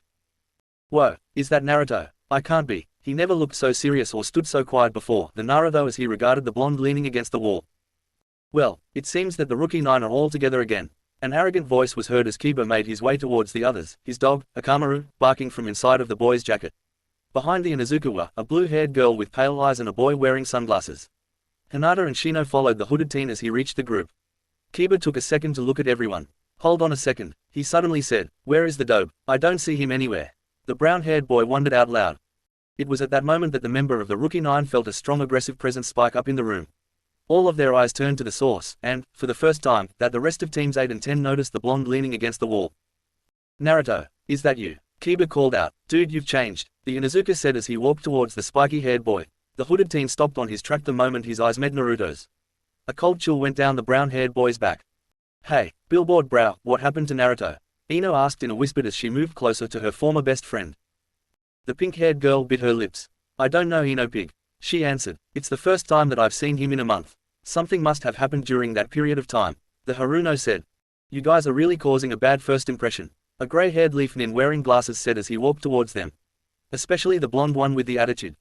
Sasuke immediately stepped forward. "And who are you supposed to be?" the raven-haired boy asked the older shinobi. "My name is Yakushi Kabuto," the young man responded, "and you guys should try to keep a low profile. You are the rookie nine after all, already infamous around here, and this year's bunch is pretty tense as it is," he commented as he glanced around the room. "In all my year of taking these exams, I've never seen such a touched group of genins brought together." The younger nins looked around as well. All they found were glares. For example, Kabuto started again. "You have the team from Hidden Rain, they're extremely irritable. Not to mention the genins from Suna, especially the one with the gourd on his back, he gives me the creeps," the gray-haired teen admitted. "You seem to know a lot about this exam," Sakura commented with curiosity. "Well, that comes with the territory when this is your 7th time taking the exam," Kabuto said, blushing slightly in embarrassment and scratching the back of his head. "But each try bring new things," he said as he composed himself. "Like the team from Otogakure, it's the first time in this exam, and they just get to send one team since they're such a small village," the gray-haired genin informed. Suddenly, someone from the crow threw a pair of kunai at Kabuto. The leaf genin was able to dodge them with ease, but then a boy covered in bandage appeared right in front of the gray-haired genin and swung his fist forward at the Konoha nin's face. Just barely, Kabuto was able to move his head back and evade that attack as well. When everything seemed fine, the leaf genin's glass suddenly broke and he started spewing blood from the mouth and the ears. "Don't think lightly of the sound," the bandaged boy said as a girl with long hair and boy with blue hair walked forward and stood by him. "Yeah, by the end of the exam all 3 of us Oto nin will be," the boy started to say but suddenly stopped when he felt something on the back of his neck. Between him and the bandaged genin stood Naruto with a kunai held up to both of their necks. "I think that the two of you should calm down," the blonde said in a monotonous tone. "Unless you want to start something," Naruto finished, pushing the blades even closer to their necks. Chapter 5. Don't think lightly of the sound, the bandaged boy said as a girl with long hair and boy with blue hair walked forward and stood by him. Yeah, by the end of the exam all three of us Oto Nin will be. The boy started to say but suddenly stopped when he felt something on the back of his neck. Between him and the bandaged genin stood Naruto with a kunai held up to both of their necks. I think that the two of you should calm down, the blonde said in a monotonous tone. Unless you want to start something. Naruto finished, pushing the blades even closer to their necks. The sound shinobi were astonished. They had seen the blonde genin leaning against the wall and away from the rest of the group before they attacked. None of them sensed him move until he appeared between them. Before things could escalate, the doors to the room were pushed wide open and the instructors appeared. Quiet down, a leaf nin with scars on his face exclaimed, causing many of the genin present to jolt in surprise, before he walked into the room followed by several chunin. I do not want any trouble between leaf and sound, the tall man firmly stated as he glared down at Naruto and the Oto ninjas. The blonde looked straight back at the older shinobi's eyes, but nevertheless he pulled his blades back and moved away from the sound genin. Now, my name is Morino Ibiki, the man announced to the rest of the room, and I will be your instructor for the first part of the chunin exam, he declared before slamming the large stack of papers he had been carrying in the desk at the front of the room. Take your seat so we may begin. The junin finished. Quietly, Naruto moved to his seat without saying anything to his teammates or to his former classmates. As he sat there, the spiky-haired boy looked to his side just as a very nervous Hinata took the seat next to her. Every so often, the Hyuga would steal a glance at the blonde as she fidgeted with her fingers. The Uzumaki could see that the Kanoiki was a nervous wreck. Whether it was because of the exam or because of his display with the sound nin, the Sharingan user did not know but still felt guilty about it. So then, for the first time in the last month, Naruto gave a small smile when he knew she was looking, hoping at someone reassured the young girl. Her face got several shades redder, but nevertheless the Hyuga seemed calmer afterwards. A couple of hours later, the members of Team 7 were waiting for the second part of the exam to start. At least the tedious first part is done with, Naruto thought. That test's intentions could not have been clearer. He reasoned as his hand checked that all his gear was ready for the next phase. With all the chunin in the room and so much emphasis on cheating, it was obvious what they wanted. The Jinchuuriki reasoned. Even though the Uzumaki had deduced the objective of the written test, he had decided to tempt his fate and prove his theory. A light chuckle escaped the blonde. I kind of wish I could see that Junin's face when he finds my test. He thought as his mind drifted to the piece of paper back in the room in which he had only written his name and left everything else blank. Hearing his teammate's quiet laugh, Sakura glanced at Naruto nervously. She had been beyond shocked at how much he had changed in such a short time, and the fact that he had barely said anything to her or to Sasuke made her even more worried. Feeling eyes on him, the Sharingan user glanced at his side once again, this time finding his pink-haired teammate observing him. The Haruno waited a couple of seconds as she gazed at the blonde sapphire eyes. The twinkle in those eyes that the spiky-haired boy had always directed at her was completely missing. Instead, they seemed passive, perhaps even dull, as if he could not care any less about what she had to say. Gathering her courage, Sakura finally spoke up. Naruto, she started, but her words were cut off when the gates to the forest suddenly opened. Immediately, all the genin rushed in to start the second phase of the exam. The killer intent emanating from the forest was enough to wipe everything else away from the genin's minds. I had expected to run into more challenges by now, Naruto pondered as he and the rest of Team 7 sat on a small clearing, taking a break 5 hours into the second part of the exam. So far all that we have seen was a weak group of rain-nin. And they ended up running away soon after. The blonde thought with a bit of disappointment. During these last couple of hours, the members of Team 7 had come to the silently agree to continue to make their way deeper into the forest while keeping an eye out for any team that might be carrying the Earth Scroll they needed to pass. In all honesty, Naruto had expected to find several teams within the time period that had passed, but he had been severely wrong. I'm going to go ahead and scout the area, the blonde suddenly announced, surprising the other two genin with the longest sentence he had said to them since that fateful day on the bridge. Before either of the two was able to recompose and object, the spiky-haired boy had already disappeared among the trees. A sigh escaped Sakura. What do you think happened to him? She asked the raven-haired boy near here, her worries about their teammates' sudden and drastic change having become too much to bear in silence. I don't know, Sasuke responded simply with a frown. He definitely feels odd, he added as he recalled how the blonde acted the last time the Uchiha had seen him and how different it was from his current attitude. It's like the boy stopped in mid-sentence when he suddenly felt a terrifying amount of chakra being gathered somewhere close by. Too close for the Sharingan user's comfort. Sakura, move out of the way, he shouted. The two-leaf nin jumped from where they were sitting just before a powerful blast of wind burst right through with enough force to tear a tree off its place. Immediately activating his Sharingan, Sasuke started to look around the forest for the source of the attack. So there you are, a menacing voice echoed through the surroundings. Sasuke-kun, it added before a grass nin appeared in front of the two genin. Amaterasu, Naruto exclaimed seconds after activating his Sora Sharingan. Immediately, the giant snake that was about to swallow him whole was completely covered in black flames. To its credit, the giant reptile continued its attack as its entire body burned, forcing the spiky-haired boy to jump back a couple of branches. Eventually, the snake stopped advancing and, after some squirming, finally dropped dead in the middle of the forest, the black flames still eating its body away. The Uzumaki observed the dead animal for a couple of seconds. That was weird, the Jinchuuriki said to himself as he remembered how the snake had ignored its wounds to continue attacking him. It almost looked as if the snake had been sent after me specifically. He commented before the Sharingan disappeared from his eyes. Suddenly, Naruto felt two chakra signatures spike in the direction in which he had left his teammates. One of them was familiar and around the level of a chunin. The blonde could easily recognize it as Sasuke's, but the other one he could not readily identify. It felt like a junin, and a very powerful one, not as strong as Itachi's, but just as menacing.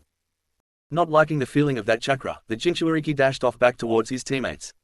It took him a short while to get back to the clearing, but what he found there shocked the young boy to the core. A disfigured grass nin was biting Sasuke on the neck as the raven-haired genin agonized in pain. Rage started to fill the blonde's body. The grass nin finally let the Uchiha fall limply to the ground. Sasuke-kun, Sakura screamed, rushing to catch the raven-haired boy's unconscious body. Taking advantage that his presence had not been noticed, the blonde quickly formed a series of hand seals. Gukikyu no Jutsu, he said before blowing a large fireball out of his mouth towards the grass nin. Unfortunately, the strange shinobi saw the large fire jutsu approaching and had more than enough time to move clear out of the way of the blast. The long-haired man took a few seconds to regard the blonde in amusement. I thought that my snake would have been enough to take care of you, the disfigured nin said.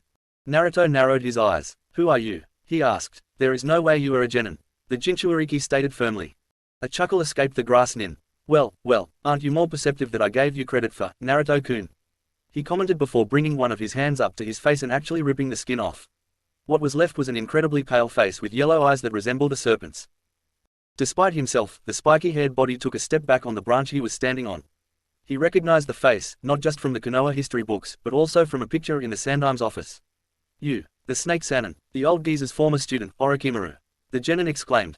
A delighted laugh escaped the pale man. Right again, Naruto-kun, the legendary shinobi said with amusement. So now, if you know who I am and what I am capable of, why don't you just take your teammates and walk away? He smiled wickedly. I would really like Team 7 to continue to the third phase of the Chunin exam. The Sannin added.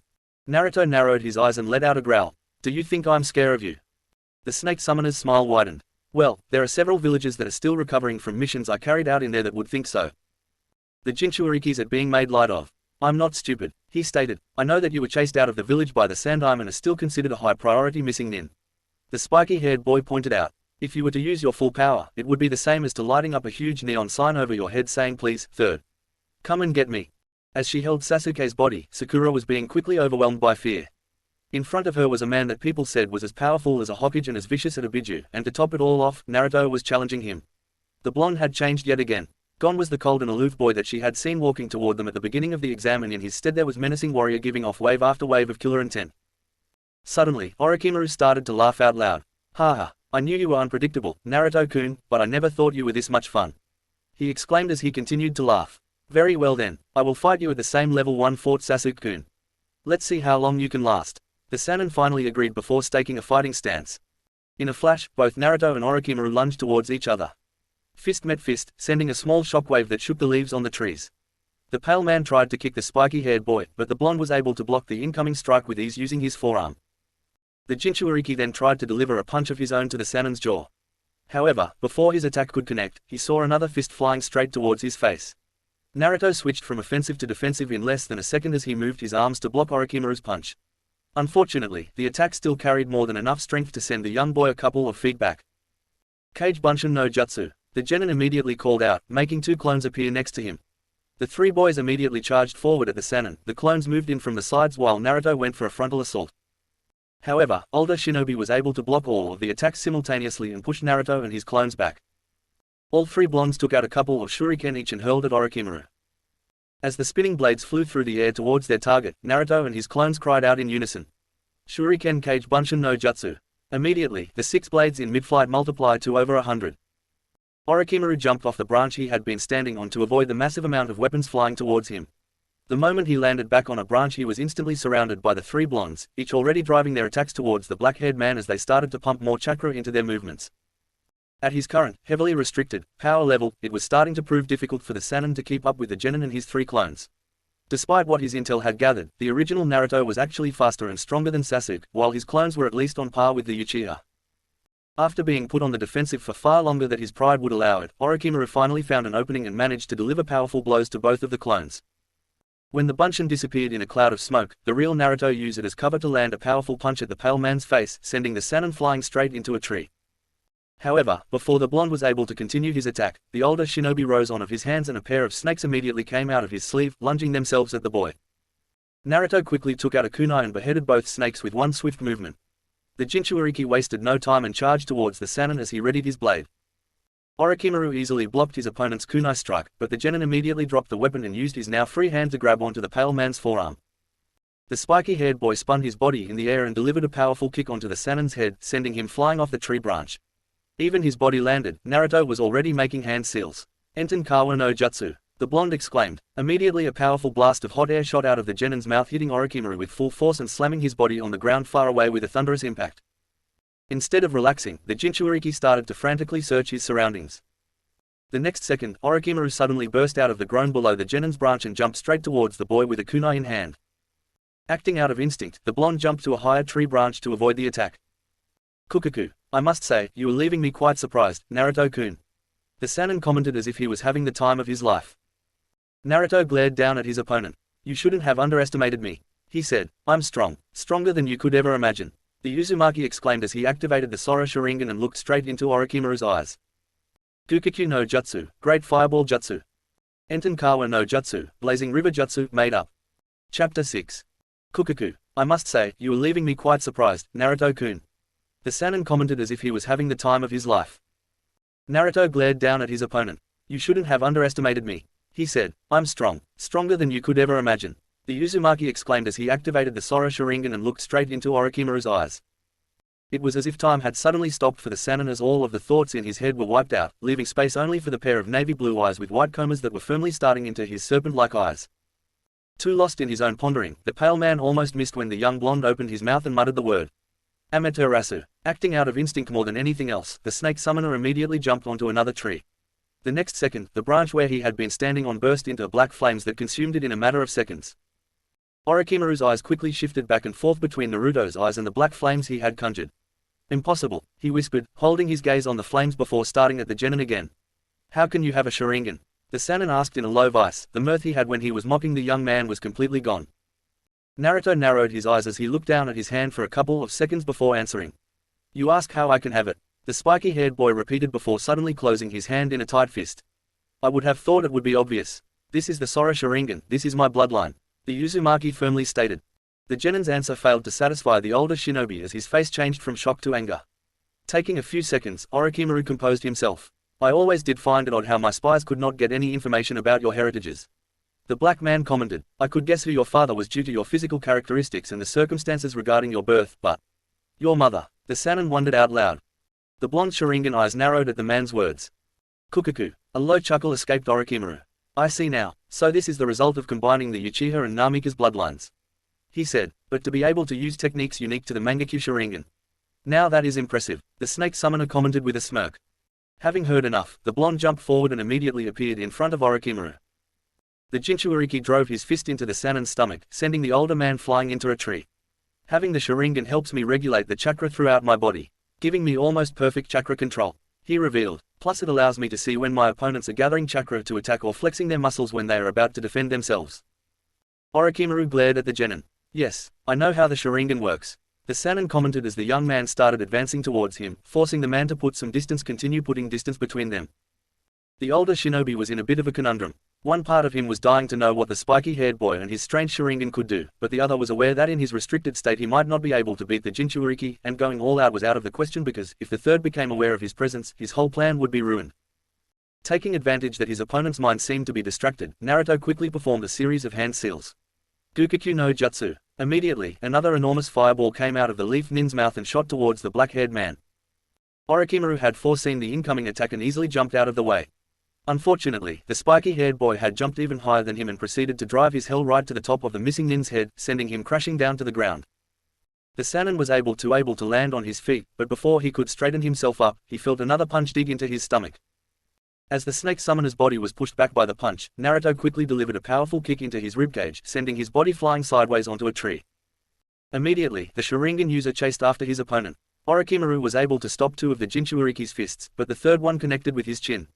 The black-haired man's body was actually raised a couple of inches into the air by the Genin's uppercut. The Uzumaki proceeded to drive a powerful kick into the Sannin's airborne body, brutally slamming it back into the tree behind them. "I told you, I'm strong," Naruto muttered. Orochimaru growled under his breath. "Cheeky brat, but if I use any more power I would risk the chance of being discovered here," he thought, "and any jutsu I could be copied by him, and adding to his firepower would be counterproductive to my plans." The snake summoner reasoned. The older shinobi suddenly took out a pair of kunai and hurled them at the blonde. Naruto was able to dodge the incoming blades with ease and dashed towards the missing nin. The Sannin blocked the Jinchuriki's punch and tried to connect one of his own, but instead his fist was stopped by the blonde. Having a clear opening, the Uzumaki delivered a powerful punch on Orochimaru's stomach, leaving the pale man gasping for air as the Sharingan user continued his attack by driving another fist to the side of the missing nin's face. Orochimaru was sent flying to the side, his body bouncing off the ground as his momentum died out. "I guess I had my fun for the day," the older shinobi thought as he immediately stood back up and jumped onto a tree with the intention of making his escape. Seeing his opponent trying to get away, Naruto immediately took out a kunai and threw it at the Sannin's direction. The snake summoner saw the weapon flying towards him and moved his body safely out of the way. It was not until the kunai flew past him that the pale man realized that there was an explosive tag tied to it. "Amaterasu," the young Jinchuriki said. Immediately, the small blade and the piece of paper were engulfed in black flames. The explosion that ensued sent the Sannin crashing back down onto the ground once again. By the time that the black-haired man's body hit the ground, Naruto had already finished the hand seals he needed for his next move. "Kakugen Kangoku no Jutsu," Naruto called out. Immediately, 4 stone walls bust out of the ground around the Sannin, encasing him. Orochimaru looked up at the only exit in his prison to find the blonde already standing on its edge. Naruto looked down at the former leaf nin with his Sora Sharingan. "Amaterasu," the Uzumaki repeated, conjuring more black flames that immediately filled the inside of the prison. A second later, the whole stone construct exploded as the body of a giant snake fell lifelessly into the ground. Moments later, Orochimaru burst out of the serpent's body completely unharmed by the flames. "Kukaku, that was a very clever strategy, Naruto-kun, I applaud you," the older shinobi commented in an amused tone. "It is a true shame that I cannot have your body instead. Between you and Sasuke-kun, it is clear that you are the better vessel, but I guess he would have to do," he said with a thoughtful look. Naruto narrowed his eyes at those words. "So that's your plan?" he questioned in disgust. "Why do you want his body?" the Jinchuriki demanded. A chuckle escaped the pale man. "For the Sharingan, of course, with it I will be one step closer to my ultimate goal," he announced. "Make sure to nurture your Naruto-kun, I really want to find out what those eyes of yours are capable of seeing," Orochimaru added before leaves suddenly started swirling around him. Before the genin could react, the Sannin had disappeared. The blonde continued looking around for a couple of seconds and tried to sense the missing nin's chakra. Not finding anything, the spiky-haired boy finally lowered his guard and deactivated his Sharingan. Still holding onto Sasuke's body, Sakura was hyperventilating as she watched her blonde teammate finally turn towards them and drop down to the ground. The Kunoichi's mind raged as the Uzumaki approached. "Naruto, Sharingan, Orochimaru, Sasuke-kun, just what the hell is going on?" The Haruno's thoughts were a complete mess as she had to concentrate not to start shaking. It was not long before Naruto was already standing over the 2 other members of Team 7. Without saying anything to the pink-haired girl, the Uzumaki crouched down, picked the Uchiha's body, and proceeded to prop him over his shoulder and start walking away. "We have to find some place safe for him to recuperate," the spiky-haired boy finally said. Her teammate's sudden words finally snapped Sakura out of her stupor. "Naruto, what was that all about?" She tripped over her words as she tried to get the question out. "A Sharingan, you have a blue Sharingan?" she finally asked. The Uzumaki stopped in his tracks and remained silent for a few seconds. "You cannot tell anyone." "Got it, Sakura," Naruto declared without even looking back before starting to walk again. In the back of her mind, the young woman noted the lack of the chan suffix after her name. But, how? The girl stammered. "Sakura." The blonde barked out her name, causing the pink-haired girl to flinch. "I am not playing here. You have to keep what you saw a secret, do you understand?" Naruto asked as he finally looked back at his teammate. The Haruno was barely able to suppress a gasp. The blonde's eyes, that had been dull and lifeless when she saw them just an hour before, were stormy and chaotic. There were so many emotions reflected in those sapphire eyes that the Kunoichi could not even begin to discern one from the other. Naruto," she called out softly after him. If the spiky-haired boy heard her, he chose to ignore her. Instead, he continued walking with Sasuke's unconscious body still on his shoulder. "I understand," Sakura answered, letting a few tears fall silently to the ground before following her teammates. Kakugen Kangoku no Jutsu, Granite Prison Jutsu. Chapter 7. Naruto sat on a clearing with his back pressed against a tree. Just a short distance away, Sakura sat right next to the still unconscious Sasuke, her eyes shifting nervously back and forth between her sleeping teammate and her blonde one. They were already on the second day of the Chunin exam, yet after the bizarre incident with the notorious missing nin, Orochimaru, there had barely been any words spoken between the members of Team 7. Instead, everything that she had witnessed in the past 24 hours had been left to simmer inside the pink-haired girl's mind, where it had been progressively eating her up from inside since. The situation has proven too much for the Haruno to handle. In the back of her mind she briefly wondered if she was perhaps still on her bed sleeping through the actual exam and caught in a dream that started with a completely changed and cold Naruto and ended with an unconscious and wounded Sasuke. A short, mirthless laugh escaped the pink-haired Kanoiki when she realized how much she wished she was currently dreaming. For his part, Naruto rather liked the silence. After a close encounter with an S-rank missing nin, it was the perfect thing to calm him down. For the past 24 hours, the conversation between the genins were limited to timid and hushed questions from Sakura, short and dry answer from the blonde, and the occasional pained grunt from the unconscious Uchiha. The sudden sound of a chuckle from his teammate finally snapped the Jinchuriki out of his thoughts. "I'm going to go look for the Earth Scroll," Naruto declared as he stood up. Sakura was caught off guard by the mere fact that the blonde had spoken with a complete sentence. "What? Wait," she struggled to say, tripping over her own words. "We can't wait any longer for Sasuke to wake up. The more time we waste the more difficult it will be to find one," the spiky-haired boy firmly stated before starting to walk toward the edge of the clearing. Having regained some of her composure, the young Kanoiki stood up as well. But Sakura tried to protest, wanting to say that it would be dangerous for the blonde to go off on his own, but then she caught herself when memories of the fight she had witnessed the day before flooded back into her mind, showing the girl how wrong her assessment of her teammate was. Naruto stopped walking for a couple of seconds and carefully looked back over his shoulder at the rest of Team 7 before returning his gaze forward and continuing on his way. With each step that the blonde took away from him and into the depths of the forest, Sakura could feel her strength being zapped away until her legs finally gave out and she fell down sitting back on the floor. The Kanoiki's gaze fell on her unresponsive crush. In the short time since the second part of the Chunin exam started she had witnessed more unbelievable events than she ever had in her whole life. And this is coming from a genin that accidentally stumbled upon an A-rank mission. The Haruno reasoned as she sat there almost by herself. Unlike when she first entered, the forest of death now felt eerily quiet to her. In the silence, Sakura thought that if she concentrated hard enough she could still hear the echo of Naruto's fight with Orochimaru, but, when she closed her eyes, all she could see was Naruto's blue and white Sharingan glaring back at her. The mere thought made the pink-haired girl shiver in a mixture of fear, confusion, and curiosity. She could not said that blonde had gotten stronger, that word did not even begin to cover it, instead the former class clown, dead last goofball had simply become powerful. More powerful than any genin Sakura had ever seen, and that list included Sasuke. About 25 minutes had passed since Naruto left in search for an Earth Scroll and Sakura had been left behind to ponder on her thoughts. Unexpectedly, the Kanoiki was snapped out of her deep train of thought by a sudden presence nearby. Looking around, the Haruno hoped to see her spiky-haired teammate walking into the clearing with the scroll in hand because, if he wasn't him, the girl was unsure that she could protect Sasuke for whatever new horror the forest of death was about to throw at them.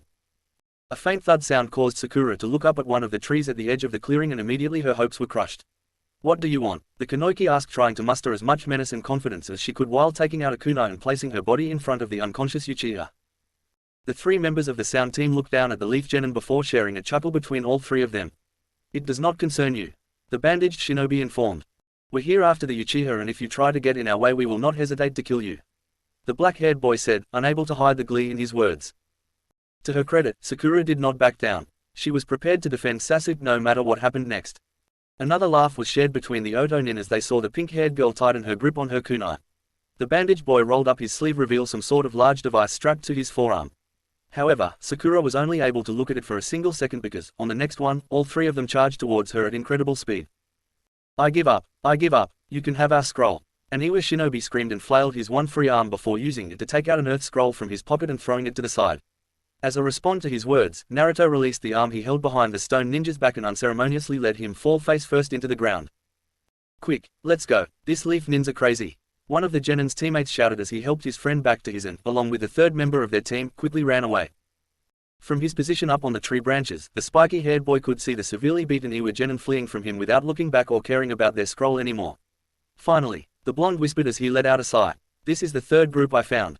I was starting to think I was never going to get the damn Earth Scroll," he thought to himself before dropping down and picking up his reward for all his efforts. In the back of his mind, the Sharingan users wondered if the Waterfall and Cloud teams he had beaten up had regained consciousness yet. Placing the Earth Scroll in his pouch, the Jinchuriki took a moment to ponder over his situation and reflect. For the first time in his life, Naruto actually felt strong. All his life he had always been running away, trying his best not to get carried over and drowned by the waves of hatred in the village. Then the incident with Itachi occurred, and after that the blonde had spent almost all of his time training with the third. His first actual battle since his change had pitted the Sharingan users against Orochimaru of all people, and even though he managed to hold his own, the boy would not kid himself and think that if the Sannin would not have crushed him in less than a second had he really wanted to. Now though, fighting against other genin teams, Naruto felt vastly superior. He could now see the fruit of his training and all he had gained since his meeting with Itachi. It was a lot better than thinking about all he had lost on that night. Suddenly, Naruto's basking was cut short when he sensed a very strange chakra signature coming from the direction of his teammates' clearing. The chakra was not as foul as the Kyuubi's, but it still felt extremely hostile and strong. Without another thought, the blonde dashed back towards his teammates. Damn it, are they going to get in trouble every single freaking time I leave them alone for more than a few minutes? Naruto raged in his mind as he increased his speed.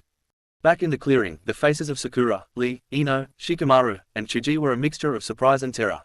Soon after the initial attack, Lee and the members of Team 8 had come to Sakura's aid, but, despite their best efforts, they were all eventually overpowered and beaten by the sound ninjas. It was at that moment that Sasuke had suddenly woken up and things turned really terrifying.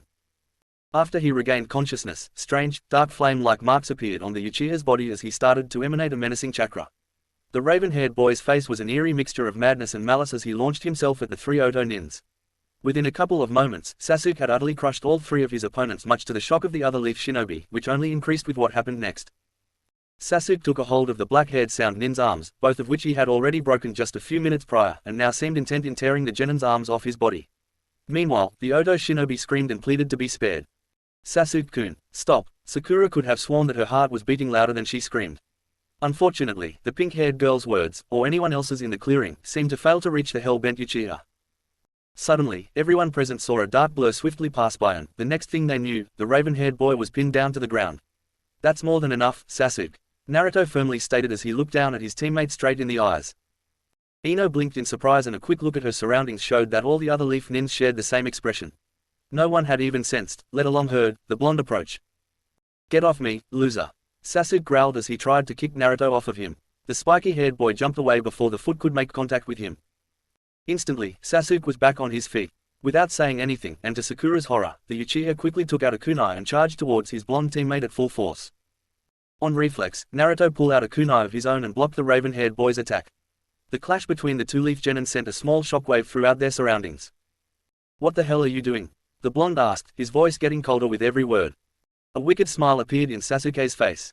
I simply want to know. He started in a gleeful voice. The extent of my newfound power. He exclaimed. Both teenagers jumped backwards and, in almost synchronized precision, sent their blades flying at each other. The two kunai collided in midair and fell to the ground. I don't want to fight you, Sasuke. Naruto firmly stated, glaring at his teammate. Like you have a choice. The raven-haired boy responded before charging forwards at the blonde once again. Gritting his teeth, the Jinchuriki had no other choice but to block the incoming attack from his seemingly deranged teammate. With each punch that the Uzumaki stopped, his patience with Sasuke waned. Some distance away from the clearing, Neji watched the two genin fight each other. At one point he had considered intervening himself, if nothing else to get Lee out of the dilemma he had foolishly gotten himself caught in, lest it became detrimental to their team advancing to the next round, but ultimately decided against it. Instead, the young man watched from his position on top of a tree branch and he could see that the blonde one was holding back his strength, however the Uchiha seemed to be getting stronger and stronger with each passing second. Intrigued by the events unfolding before him, the Hyuga activated his Byakugan to have a better view of the fight. Meanwhile, back in the clearing, Naruto continued to block Sasuke's strikes. Slowly but surely, annoyance started to turn into anger. For his part, the raven-haired kept on attacking. With every single punch, the Uchiha could feel himself getting stronger, with every kick he felt faster, and with every step he pushed his opponent back he felt more powerful.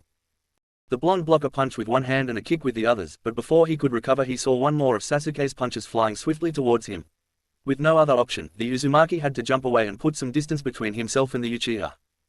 Feeling elated at seeing his opponent forced to back away, Sasuke started to make hand seals, finishing just as Naruto's feet touched the ground. Hausenko no Jutsu. The young man called out before releasing a barrage of fireball out of his mouth flying straight towards Naruto. The spiky-haired genin was not expecting something like this. Even if his relationship with Sasuke had been antagonistic at best or even if the raven-haired boy did not seem in the right state of mind at the moment, he had never expected that his teammate would use lethal force on him. Suddenly, images from his time trap inside the Tsukuyomi world flooded into Naruto's mind, completely freezing the Jinchuriki in his place and preventing him from evading the incoming attack.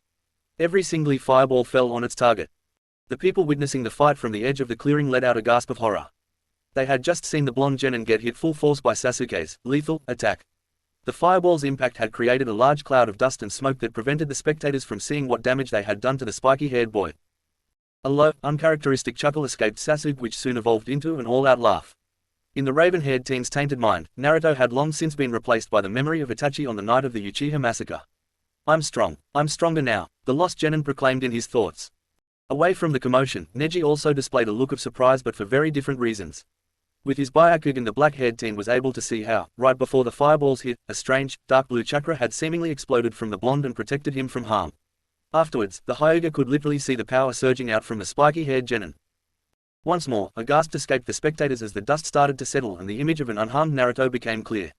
In the back of their mind, they all shared the same thought, that suddenly, the blonde felt far more dangerous than the Uchiha. Immediately, Sasuke stopped laughing. Naruto's eyes were completely clouded by fury as he glared at his teammate. The raven-haired boy smirked and started dashing towards the blonde. The Uchiha directed his fist towards the Uzumaki's face, but Naruto easily caught the incoming punch in his hand, and no matter how hard Sasuke tried to pull, he could not get his first freed from his opponent's surprisingly strong grip. The Jinchuuriki took the opportunity to deliver a powerful punch onto Sasuke's stomach. The Uchiha gasped for air as the attack was strong enough to lift his body off the ground and sent him flying towards a tree. Sasuke recovered immediately and stood up. In one swift move, the genin took out a couple of shuriken and sent them flying towards Naruto. Easily evading the incoming projectiles, the blonde started to make a series of hand seals, and immediately, Sasuke started mimicking him. "Gukukyu no Jutsu," both boys called out in unison. A pair of gigantic fireballs collided with each other in a massive explosion. Dust and smoke covered the entire clearing. Even with his Sharingan active, Sasuke could not see anything behind the thick black curtain that had risen in front of him as he started to look around for any sign of an incoming attack. Suddenly, a hand emerged from the smoke and grabbed the raven-haired genin's neck and violently pinned his body against a tree before he even had time to react. The Uchiha's back hit the trunk of the tree with such tremendous force that the impact immediately scattered most of the lingering dust. Once things became visible again, Sakura and the others were greeted by the sight of Sasuke backed up against a tree as he struggled against the iron grip Naruto had on his neck. The purple chakra returned to the Uchiha's body as if it were trying to push the blonde genin away, or at least scare him off. Nonetheless, it failed at both as the spiky-haired teen's hold did not waver. Sasuke continued to struggle to free himself. Panic started seeping in as the raven-haired boy could feel his newfound strength start to dissipate while his opponents seemed to be increasing. The Uchiha searched for what he thought were his brother's eyes, but instead of the coldness from that night, what he found was unrelenting fury in them. Nevertheless, Sasuke still felt as weak and helpless as he did back then. Naruto could feel that his teammate was starting to lose consciousness as he saw that the flame-like pattern in his body and the dark chakra both started to retreat. In the back of his mind, the blonde wanted to let go before he seriously injured Sasuke. Unfortunately, the rage that had overwhelmed him preventing him from loosening the grip of his hand, if anything it strengthened. Sakura watched in horror as Sasuke finally lose consciousness and Naruto still did not let go. "Naruto, stop," the pink-haired girl screamed, but her pleas were either unheard or ignored by her teammate. Inside his mind, the part of Naruto that wanted to stop was becoming desperate. He was about to kill one of his teammates, one of the people who, despite everything, he still considered a friend, and there was some strange force that had taken over his body and was not planning to stop until the person in front of him was no more. In some level of his subconscious, just like the Uchiha had replaced him with Itachi, Naruto had replaced Sasuke with all the pain and suffering that the village had given him all his life. Suddenly, Naruto felt a tug on his jacket and something pressed against his back. The next second, he felt drops of water fall on his back and ran down. It was then that the Jinchuuriki realized that Sakura had moved behind him. Her hands were desperately clenching the lower part of his jacket while her forehead was pressed against the blonde's back, right below his neck. "Naruto, please stop," she whispered. "I can't bear to watch the two of you kill each other. So please stop," the Kunoichi said, choking up with her tears. The range started to dissipate off the Uzumaki and his grip on Sasuke's neck finally loosened. Realization of what he was about to do washed over him as he let the Uchiha's body fall onto the ground. Sakura immediately let go of the blonde and went to check on the raven-haired boy. Naruto took a few steps back. "I got the Earth Scroll," he informed without even looking at his teammates. Then, without saying anything else or acknowledging any of the others present or their questions, the Jinchuuriki simply walked away from the clearing. Hausenka no Jutsu, Mythical Fire Phoenix Jutsu. Gukukyu no Jutsu, Great Fireball Jutsu. Chapter 8. Sasuke rubbed his neck as he waited for the first match of the third test was decided. The Uchiha's body was still sore from all that had happened in the forest of death. He had woken up in the last day with barely any memory of what had happened before. He remembered having waken up after the strange nin bit him, he remembered attacking the sound nin and Sakura pleading him to stop, and the last thing he remembered was Naruto pinning him down to the ground. After that everything was just a blank. He had asked what had happened, but both of his teammates were reluctant of talking about it. One thing Sasuke did notice was that Naruto seemed even more distant than before, and Sakura kept on glancing nervously between the blonde and the Uchiha. Sasuke snapped out of his thought when he saw what the first match was, an Azuka Kiba vs.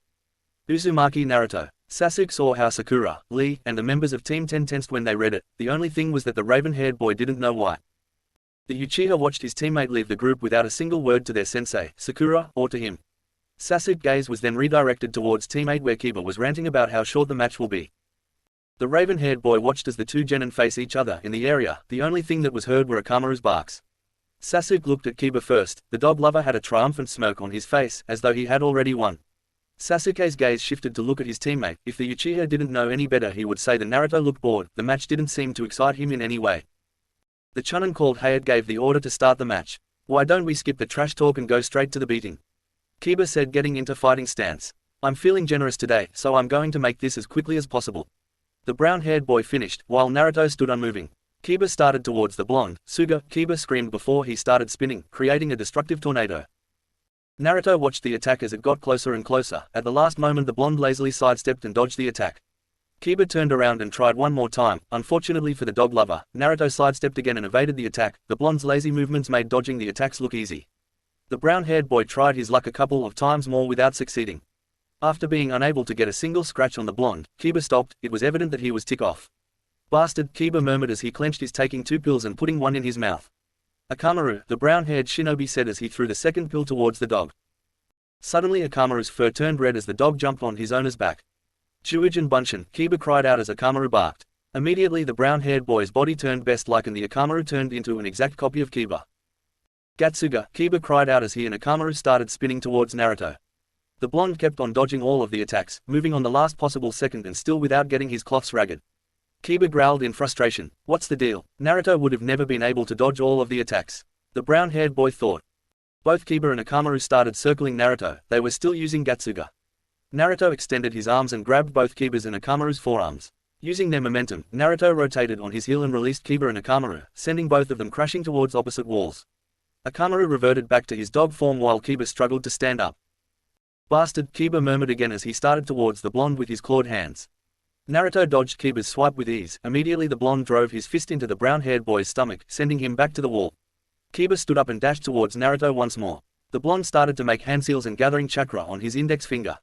"Akuma Zenshin no Jutsu," Naruto said as he started towards the incoming genin. There was some sort of flash that blinded everyone in the audience. As Sasuke started to regain his eyesight, he immediately looked down at the arena. There stood Naruto behind. The blonde's right arm and index finger was extended. The Uchiha looked towards the other genin. Kiba stood frozen in mid-attack for a few seconds before the boy started screaming and clenching his head. Inside his mind, Kiba was watching how hundreds of people were slaughtered. He could their screams as they pleaded, but it was useless. Whatever was causing this was completely merciless. Kiba then looked down to find his hands cover in blood and then it hit him. He was the killer. He was the one who was savagely slaughtering these people. With one final scream, Kiba fell unconscious. The medic nin started to check Kiba's condition as Hayate declared Naruto the winner. The blonde didn't give any acknowledgement of being victorious. He just walked back in the direction of his team. Sasuke's hand was trembling. Whatever Naruto had done to Kiba had possessed an evil chakra, but somehow he had the sensation that he had felt it before. The Uchiha was snapped out of his thoughts once again. Akadu Yorwa vs. Uchiha Sasuke. Sasuke nodded towards Kakashi and started his way towards the arena where his opponent was already waiting for him. Naruto watched his teammate face off against the older nin. The blonde felt the same evil chakra that Sasuke had used at the Forest of Death, only this time the Uchiha was able to hold it back and still achieve a win. After the match, Sasuke was taken to the back by Kakashi. Naruto just shrugged and continued watching the third part of the Chunin exam. Naruto watched how Shikamaru defeated the Sound Kanoiki, the colored face Sand Nin defeated Yorwa's teammate using a puppet, and Sakura ended up in a tie with her rival Ino. The Sound Kanoiki defeated Lee's teammate, and Shino was able to beat the black-haired Sound Nin. The blonde couldn't help but smirk when Lee used the Ura-Renge against the red-haired Sand Nin. He had heard that spandex-clad nin just to be the Academy's death last before him. Sadly, Gaara was able to emerge victorious. Naruto felt something coming from Kyuubi as he watched Gaara appeared between his teammates. Naruto watched as Chuji and the last Sound Nin eliminated each other for the exam. Everyone of the adult tensed up before the last match. Hyuga Hinata vs. Hyuga Neji. Both genin descended to the arena. Hinata was shaking while Neji was glaring at her. "You should quit while you can, Hinata-san. You're not cut out to be a shinobi," the black-haired boy said evilly. Hinata started to back away. "People shouldn't judge others. Anyone who put their hearts into everything they do and never give up can achieve anything," Naruto said loud enough for everyone to hear. Everyone in the audience looked from Neji to Naruto and back again while the two genin glared at each other. Neji looked towards his cousin. The fear in Hinata's face was replaced by sheer determination. "I will never give up, Naruto-kun," the blue-haired girl thought as she activated her Byakugan. Neji activated his Byakugan too and got into fighting stance just as Hayate started the match. Hinata and Neji exchanged blows using Juuken. Naruto was familiar with the style, the old geezer had made him study and practice it. The match continued and it seemed that Hinata stood a chance of emerging victorious until Neji completely turned the tables. The black-haired boy delivered blow after blow and it wasn't long before Hinata fell to the ground. Naruto wasn't disappointed. Hinata had proved that she isn't worthless like some people think, but he was mildly surprised that she was able to stand up again, because Neji had gone unnecessarily brutal on her. It was obvious that she couldn't win anymore, but at least she demonstrated that she wasn't, by any means, weak. Neji completely lost all his self-control, and the hatred inside of him overwhelmed him. Neji dashed towards Hinata with every intention of killing his cousin. Before any of the Junin present could react, Neji was pinned to the wall away from Hinata. Naruto had the Hyuga prodigy by the neck. "What the hell do you think you're doing?" The blonde growled. "Can't you see that she's in no condition of continuing the match?" Naruto asked. "This is none of your concern." Neji growled back, glaring at the blonde, as he tried to break free from his hold. Naruto-kun," Hinata whispered before she felt a pain in her chest and felt unconscious. The sound of the kanoiki hitting the floor distracted Naruto. "Hinata," Naruto said as he looked back without releasing Neji. The black-haired boy took the opportunity and tried to connect an attack on the blonde. Unfortunately for the Hyuga, Naruto moved his body to dodge the attack, immediately released Neji and drove his fist straight to the Hyuga's chest, leaving the black-haired boy gasping for air. "I promise, I'll going to make you pay for what you did to Hinata," Naruto said low enough for only Neji to hear. After glaring at the black-haired boy one last time, Naruto started towards Hinata, who was already surrounded by medic nin. After a couple of minutes all of the injured were sent to receive medical treatment, and the genin that were still in the exam, minus Sasuke, were listening to the Hokage's explanation of the next phase. "Now each one will take a piece of paper," Sarutobi said as Anko, the Tokubutsu Junin that was in charge of the second exam, passed carrying a box. "Once you take your paper please read the number on it," the Hokage added. 4. Shino. 5. Naruto. 7. Gaara. 2. Temari. 6. Neji. 1. Shikamaru. 3. Kankuro. "That means is 8, Ibiki said, while the Hokage just nodded as Ibiki started to write something. Once he finished, the Sandaime spoke once again. "The matches for the next round will be, Nara Shikamaru vs. Temari, Kankuro vs. Aburame Shino, Uzumaki Naruto vs. Hyuga Neji, and Gaara vs. Uchiha Sasuke," Sarutobi said. Immediately a strong killing intent was felt among the present, most of it coming from the Hyuga prodigy and the blonde genin. "You have 1 month until the next round begins. I suggest that you take some time to rest and regain your strength before you start training," the Hokage said before he stood up and disappeared in a cloud of smoke. Naruto started to make his way out of the arena. He knew it was just a matter of time before Sakura catches up to him. Suddenly an immense pain went through his body. The blonde clenched his heart. It hurt every time it beat. "Not again. This has been going for a month now. What is it?" Naruto thought. Inside his mind he could hear the fox laughing. "Don't worry kid, you'll find out soon enough," Kyuubi managed to say between his fits of laughter. Naruto thought that only with his luck did he ended up with a demon inside his head. It had been a month now, and Naruto found a way to block Kyuubi from annoying him 24/7, but the fox still found ways to get through. "Asshole," murmured Naruto before as the pain subsided and he was able to continue on his way. Suga, Piercing Fang. Juujin Bunshin, Beastman Clone. Gatsuga, Jewel Piercing Fang. Akuma Zenshin no Jutsu, Demon Conscience Jutsu, made it up, inspired by Ikki's Phoenix Genmaken, Phoenix Illusional Demon Fist from Senseiya. Ura Wrench, Reverse Lotus. Juuken, Gentle Fist. Chapter 9. Sakura, do you know where Naruto went? Kakashi asked his pink-haired student when he found her at the arena's exit. He already left. He said that he wanted to get some rest before beginning his training. The girl responded. Oh, Kakashi replied. He was planning to train Sasuke, but he didn't want to make the same mistake as a month ago, only this time it seemed that the blonde had already made plans about his training without his help. Sakura stood observing her sensei. She couldn't take her mind off Naruto's Sharingan eyes. She had promised him not to tell, but it was proving very hard. Kakashi-sensei, what's happening to Sasuke-kun? The Kanoiki asked, partly of worry for her teammate and crush, but mostly for keeping herself from divulging the blonde's secret. Don't worry Sakura, the silver-haired Junin responded. Everything will be alright, Kakashi added before starting his way back to the hospital. Next day. Naruto woke up after a long rest. I should go see the old geezer to see if he has any ideas for my training. The blonde thought as he opened a can of instant ramen. He might have decided to lock up most his emotions, but his love of ramen was in a whole different level. After half an hour, and at least a month's supply of instant ramen, Naruto walked out of his apartment. It was a nice tranquil day in Konoha. The temperature was just right for spending the day outside.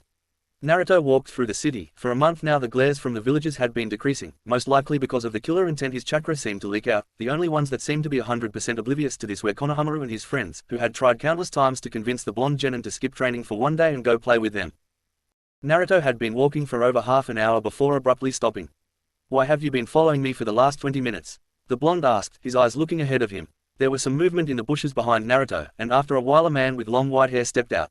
So you've been aware since the beginning, the man said with a tone of amusement on his voice. My name is Jiraiya, the man announced. Naruto finally looked back at the white-haired man. And I should care because, the blonde said with a monotonous tone. Jiraiya merely chuckled at the boy's remark. Sarutobi-sensei told me how detached you could be, the man said. Naruto was slightly taken back. Few people called the Hokage something beside his title, but to call him sensei. Jiraiya, where have I heard that name before? The genin thought for a second before realization hit him. You're one of the Sannin, the blonde said in a low voice. Jiraiya smiled when he saw that he had caught some of the blonde's attention. Sarutobi-sensei asked me to help you with your training during this month. He's too busy with all the preparations for the Chunin exam, the Sannin said. Naruto looked at the white-haired man for a couple of seconds before turning around. I don't need your help, the blonde said as he started to walk away.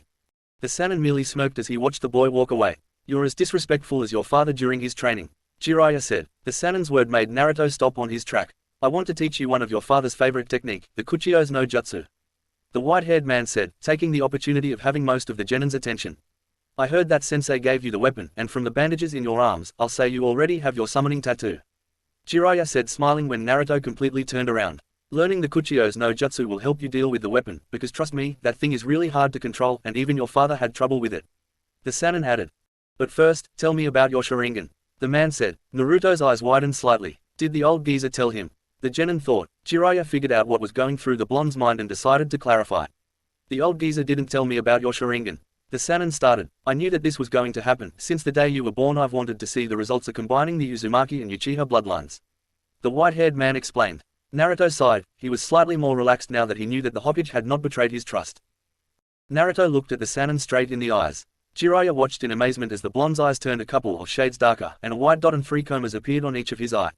Amazing, the white-haired man said before Naruto's eyes reverted back to normal. So, what were you saying about my training? The genin asked. Well, Jiraiya began as his eyes drifted to the direction of the hot springs. I'm a little busy today, we will start training tomorrow, meet me in this exact same spot, the Sannin said as he started towards the bathhouse. See you tomorrow, the man said waving back at the blonde. Naruto stood watching as the white-haired man disappear formed his view. He didn't need to read minds to know where he was headed. Are all the adults in charge of my training perverts? The boy thought. Do you really want an answer to this question? Kyuubi suddenly said. Shut up, Naruto murmured before continuing on his way, sighing as he felt the fox smoking. 3 days later, Naruto and Jiraiya were standing in the middle of a field. For the past 2 days Jiraiya had been teaching the young genin the basics for the Kuchio's no Jutsu, and now it was finally time to try it out. So can I try the jutsu now? Or do you want me to write an essay first? Naruto asked, clearly annoyed of the fact of only getting theory-based lessons on how to summon toads. Show some respect, brat. And yes, give the technique a try, the Sannin responded. Naruto bit his lips and started on the hand seals for the summoning. Kuchio's no Jutsu, the blonde said, slamming his palm on the floor. Jiraiya watched in pride as a cloud of smoke appeared. He was sure that the summoning had been successful. Suddenly the Sannin's face changed to one of horror and fear. No, there's no way my luck can be this bad, the white-haired man thought as the cloud started to disperse, revealing the strongest of all toad summons, Gamabunta. So, I'm guessing that the jutsu went alright, Naruto said looking at the leader of the toads. Jiraiya, why have you summoned me? Gamabunta asked with an angry tone as he looked at the white-haired man. I didn't summon you, Jiraiya tried to explain. This is Naruto, the Sannin said, shoving the genin forward with his elbow. He's the one you have to flatten. I mean, he's the one who summoned you, the man said before looking away whistling. Gamabunta looked at the blonde standing next to the pervert. You expect to believe that this brat was able to summon me, the toad boss? Gamabunta snorted. Naruto looked up at the giant toad with narrowed eyes. Gamabunta caught the blonde's eyes. For some reason they seemed familiar. Wait a minute, the toad said when he realized where he had seen those eyes before. Arashi, you have the same eyes as him, Gamabunta said, examining the boy. Well, of course, he's his and Kagoma's son, Jiraiya started. How else do you think he was able to summon you? The Sannin explained. Gamabunta's eyes warmed up slightly at hearing Jiraiya's explanation. Who would have thought that I was going to be your first summon? Kid, the toad boss said. If Arashi-kun were here, he'd be on the floor laughing his ass off, Jiraiya said fondly. The three of them stood silent for a couple of minute, Jiraiya wearing a smile while Naruto and Gamabunta just half of one. It's nice to meet you, Gamabunta-sama, Naruto said with a smirk. My name is Uzumaki Naruto. 2 weeks later. The Kuchio's no Jutsu had gone pretty well. Gamabunta had willingly agreed to grant the toad summoning to Naruto. The only problem was that Jiraiya was slightly jealous that the toad boss seemed to like the boy better than he liked him. But for the past 2 weeks Naruto and Jiraiya had used all their available time to work on the weapon. Just like Jiraiya had predicted, it had taken some time for Naruto to successfully summon it, and an even harder to control. Fortunately, after 2 whole weeks the blonde was starting to get the hand of it. Jiraiya watched in pride as the cloud of dust started to disperse. Incredible, it took Arashi-kun 2 whole months to get to this level with it, and he already reached it in 2 weeks. The Sannin thought. The dust cleared, Naruto stood in the middle panting, the boy's surroundings were completely destroyed. He's the vivid image of his father, the white-haired man thought as he started towards the boy. Very good kid, Jiraiya said approaching his student. You're starting to master it. It took your father much more time to cause this much destruction. Jiraiya said with a smirk as he looked at the surroundings. Trees were completely destroyed, torn in two or burned, and the ground around the blonde was leveled. Naruto's face was adorned with a smirk of his own. Didn't I tell you that it wasn't going to take me long to control? The genin said as he tried to catch his breath. Don't get too cocky, brat, you still have a long way to go. Crossing his arms and looking at the blonde. Anyways, I think that's enough for today, we will pick up training tomorrow. The Sannin said and walked away after receiving a nod of agreement from the boy. Naruto walked back to his apartment. The last few weeks had been great to him, just like his time with the Sandaime, he dedicated all the time he could to training, and it was during those times that he felt slightly happy. The blonde kept on walking until his whole body shook in pain. It wasn't only his heart this time that was on pain, but also his hands felt as though they were burning. The boy brought his right hand to his chest and used the other one to support himself on a tree nearby. It's getting worse, and more frequent. The genin thought. Naruto waited a couple of seconds until the pain subsided. He could hear the fox laughing his head off inside of him. One of these days, fox, the boy thought. One of these days I'll figure out a way to use Tsukuyomi on you, and when that day comes it'll be my turn to laugh. Once the pain had diminished, Naruto started on his way once again. Only a couple of minutes had passed when he heard someone call out, "Hey, Naruto, wait up." The blonde turned around to watch a black-haired boy with a picnic basket full of fruit on his hand. I knew it was you, Shikamaru said when he got closer. Shikamaru, what are you doing here? The blonde asked. I'm just heading to the hospital. The black-haired boy started. I'm going there to see Chuji, he's there with a severe indigestion, want to come? The lazy boy asked. Naruto meditated on the idea for a couple of seconds. What's with the basket? The blonde asked. Oh, since Chuji is not allowed to eat because of his indigestion, I thought that I'll go down there and eat in front of him. Shikamaru responded with a smirk. I thought that it'd be good for a few laughs. The boy added started on his way to the hospital. Naruto stood in silence for a few seconds before following Shikamaru. Naruto and Shikamaru made it to the hospital in a couple of minutes. The blonde had two different views of Konoha's hospital. One was that he didn't like it because of the whiteness in every single room. Not even in his current, emotional state was he able to stand the mundane room. On the other hand, must of the hospital personnel treat him like a human being, and that made him slightly content. The boys headed towards Chuji's room. Shikamaru had already visited him before, so he knew the way. Suddenly Naruto felt an evil presence nearby. The blonde looked around trying to find the source. His gaze stopped at a door that was slightly open. Naruto recognized Rock Lee sleeping on the bed. He probably was still recuperating, but what really shocked the genin was the sand he could see swirling around inside. Naruto dashed to the door and threw a kunai. The weapon cut through the sand that was about to choke the unconscious Taijutsu expert on the bed. The blonde looked at the other person in the room, dark blue met aquamarine. A powerful killing intent emerged from the two boys. You were the one that defeated the dog boy, Gaara said in a monotonous tone, not unlike Naruto's. I'm intrigued by your existence, the red-haired said as the sand started to once again to swirl violently around him. Gaara tried to bring his hand up front, but found out he couldn't. I think that you should reconsider attacking a defenseless shinobi, especially if he's surrounded by his comrades. Shikamaru said. The boy had caught the sand nin's shadow, preventing Gaara from moving. The redhead returned most of the sand back to his gourd. At the Chunin exam, Gaara began. I'm going to kill you both, the sand nin said before disappearing in a swirl of sand. As Naruto checked to see if Lee was alright, the blonde could hear the fox inside him chuckle. It's going to get really interesting in 2 weeks, the blonde said looking at the boy behind him. Shikamaru was trying to retrieve some of the fruit that had rolled away when the lazy nin let the basket fall to stop Gaara, but most of the fruits had rolled away who knows where. We should get something with me, the blonde said with a smirk. It'll be funnier that way. Naruto finished as he walked out of the room. Shikamaru stood up and smirked before following the blonde. Chapter 10. This day came way too fast, Naruto said as he sat up on his bed and looked out the window. The sun completely blinded the blonde. The Jinchuuriki was forced to close his eyes and open them little by little so that they would adjust to the brightness on the outside. I really hate days that are this bright, the genin remarked bitterly. Naruto moved to the edge of his bed and tried to push himself up. Suddenly, the world completely froze for the blonde as he found himself falling towards the floor. Naruto managed to regain control of his body and prevent his face from meeting the floor of his apartment. What's going on? The blonde asked himself. Nothing like that has ever happened. There was no pain or anything, just numbness, and the fox has stayed quiet. Normally he makes some sort of remark about the jolt of pain. This must be for a completely different reason, the boy thought as he went back up on his feet. What is going to happen today? Naruto asked as he looked out of the window. Surely, the morning was just too bright. The girl walked quietly through the halls of her house in search of her father. She finally found him looking at something in the garden.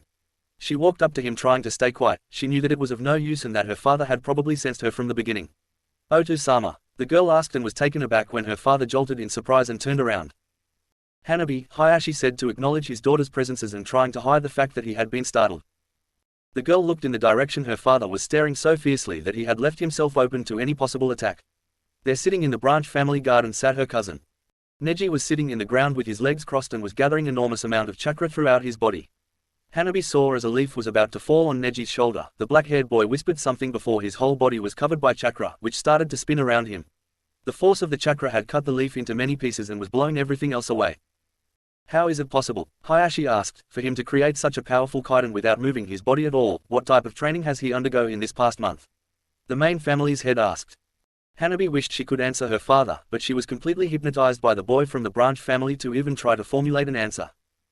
Did his hatred for the main family drive him to this point? Hayashi whispered to himself. Do you really think he'll make his move today? Jiraiya asked as he leaned against the window's frame in the Hokage's office.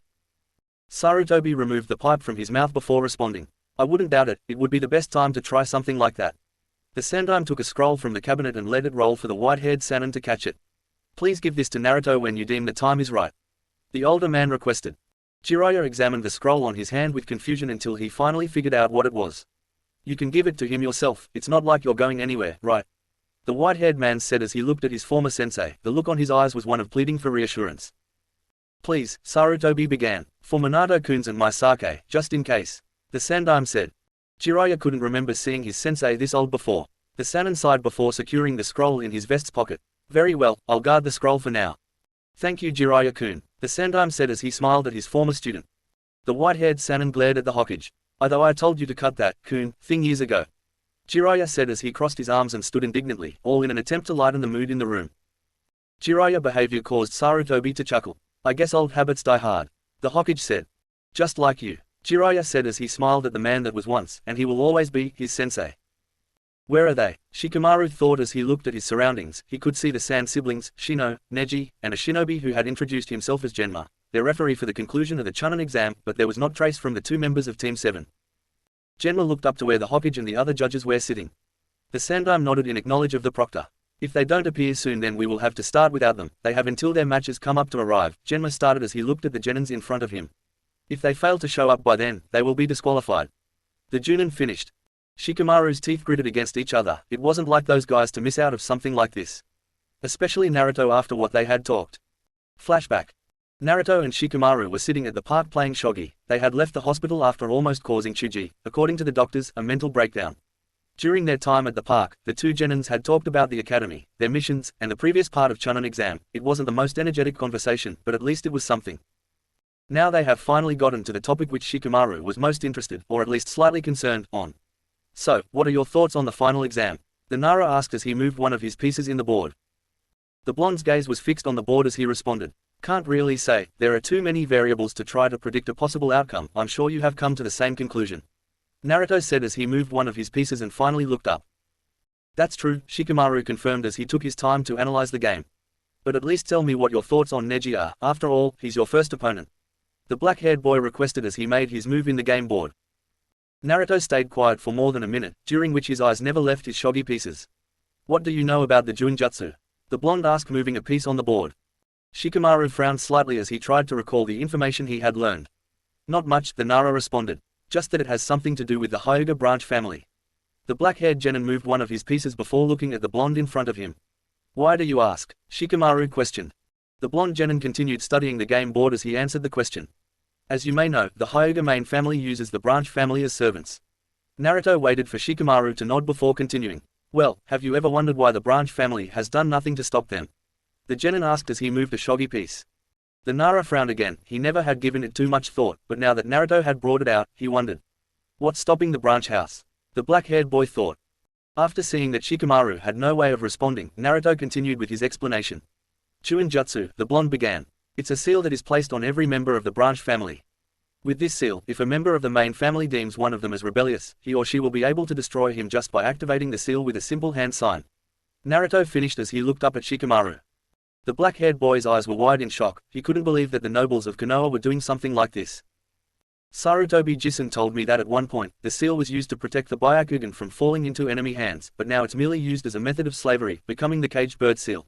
Naruto paused long enough to move one of his pieces. Imagine it, all your life being forced to do the biting of someone that you were supposed to call a relative, having no say over your life, living in fear of your superiors killing you just because they see it fit.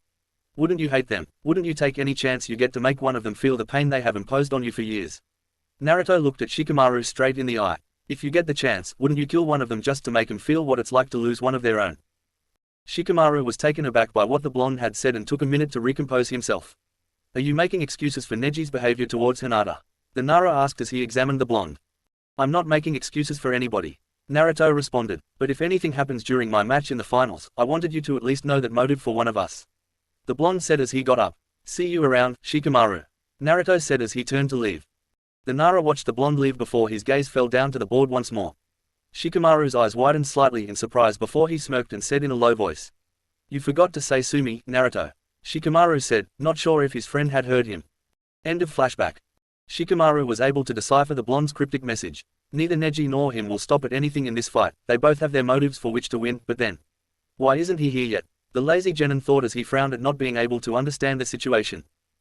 Well, Genma began. I have to ask for the participants that are not in the first match to please leave the Junin was silenced when a small twister made out of leaves appeared in the arena. Inside the twister the figure of Kakashi and Sasuke appeared.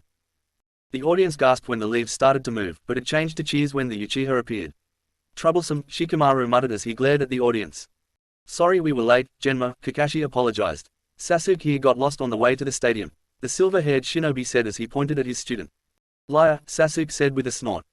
Genma sighed at his comrade's behavior. Anyways, as I was saying, the participants that are not in the first match, please go wait in the stands so that we get this over with. The proctor said as he waited for the Genins and Kakashi to move. I'll be in the audience with Sakura and the others. Kakashi informed the raven-haired Genin before ruffling his hair, which caused the Uchiha survivor to growl in anger, and leaving towards the spectators' stands while Sasuke followed Shino, Neji, Kankuro, and Gaara to the waiting terrace, leaving Genma, Shikamaru, and Temari in the arena. Shikamaru watched as the Suna Kanoiki got into a fighting stance and Genma prepared to give the start signal. This is such a drag. The Nara muttered since he knew that he needed to drag the fight for as long as his chakra reserves would allow him to give a certain blonde enigma time to show up. A yawn could be heard through the trees of Konoha's forest as a certain white-haired man tried to sneak a peek in the girl's side of the hot springs. So far Jiraiya had been unsuccessful of getting a clear image. The Bratz match should be coming up pretty soon. The Sannin said to no one in particular. Maybe I should start to make my way towards the stadium. The perverted author wondered as he looked at the sky. A second yawn was heard as the Sannin brought out a sake bottle. Or maybe I should finish this bottle first, Jiraiya said in a more energetic voice as he removed the bottle's cap. Shikamaru sighed as he arrived at terrace. The Nara had ended up giving up the match when his chakra supply had run out. His strategy during the match had not been one of whining, but merely one to stall. Well, it's not like I wanted to win, this way I don't have to compete again, but... The black-haired boy looked at the others in the terrace and sighed once again, this time of disappointment. Quote. He still isn't here.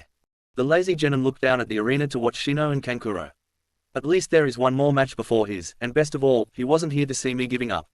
Shikamaru muttered to himself, knowing that the blonde would never let him live that one down. The Nara frowned as something from the Suna shinobi caught his attention. Is it me, or is that guy so nervous that he's shaking? The Genin thought. Damn, this is not good. Kankuro thought as he quickly glanced towards the terrace, his gaze directing straight towards Gaara. Temari's match was too long, Gaara is getting anxious. The puppet user could feel his brother's chakra and killer intent rise every second. He won't be able to control it soon. Genma looked at the two Genins. Are you two ready? The Junin asked as he prepared himself to start the match. I give up, Kankuro exclaimed, taking the whole audience by surprise and earning a gasp from them. I don't know how long this fight would last, but I bet it'll be longer than Gaara's patience. If he doesn't kill someone soon we will all be in trouble. The puppet user thought to himself. Very well, Genma started. The winner of this match is Aburame Shino. Kankuro stared to make his way towards the terrace. He could feel the glare of disappointment and anger from behind the bug user's shades, even if the Aburame's face remained stoic. Damn it, Shikamaru cursed under his breath. I thought he had more time, the Nara thought as he watched Kankuro and Shino return to the terrace, and Neji descend to the arena. Genma watched as Neji approached the center of the arena. If Uzumaki Naruto does not appear in 5 minutes, he will lose by default. Genma announced to the participants and the audience. Shikamaru could clearly see the frown on Neji's face. I guess he doesn't want to win this way, the Nara thought as he felt the 5 minutes pass like seconds. Well, I guess his time is up. The black-haired Genin whispered in resignation. What are you talking about? I'm right here, came a voice from behind the Nara. The voice made 5 out of the 6 Genin present turn around in surprise. Naruto was leaning against the wall casually as though he were unaware that he was about to be disqualified. Shikamaru had frowned the moment he heard the blonde's voice, but his frown soon leaved to make place to smirk. And where the hell have you been?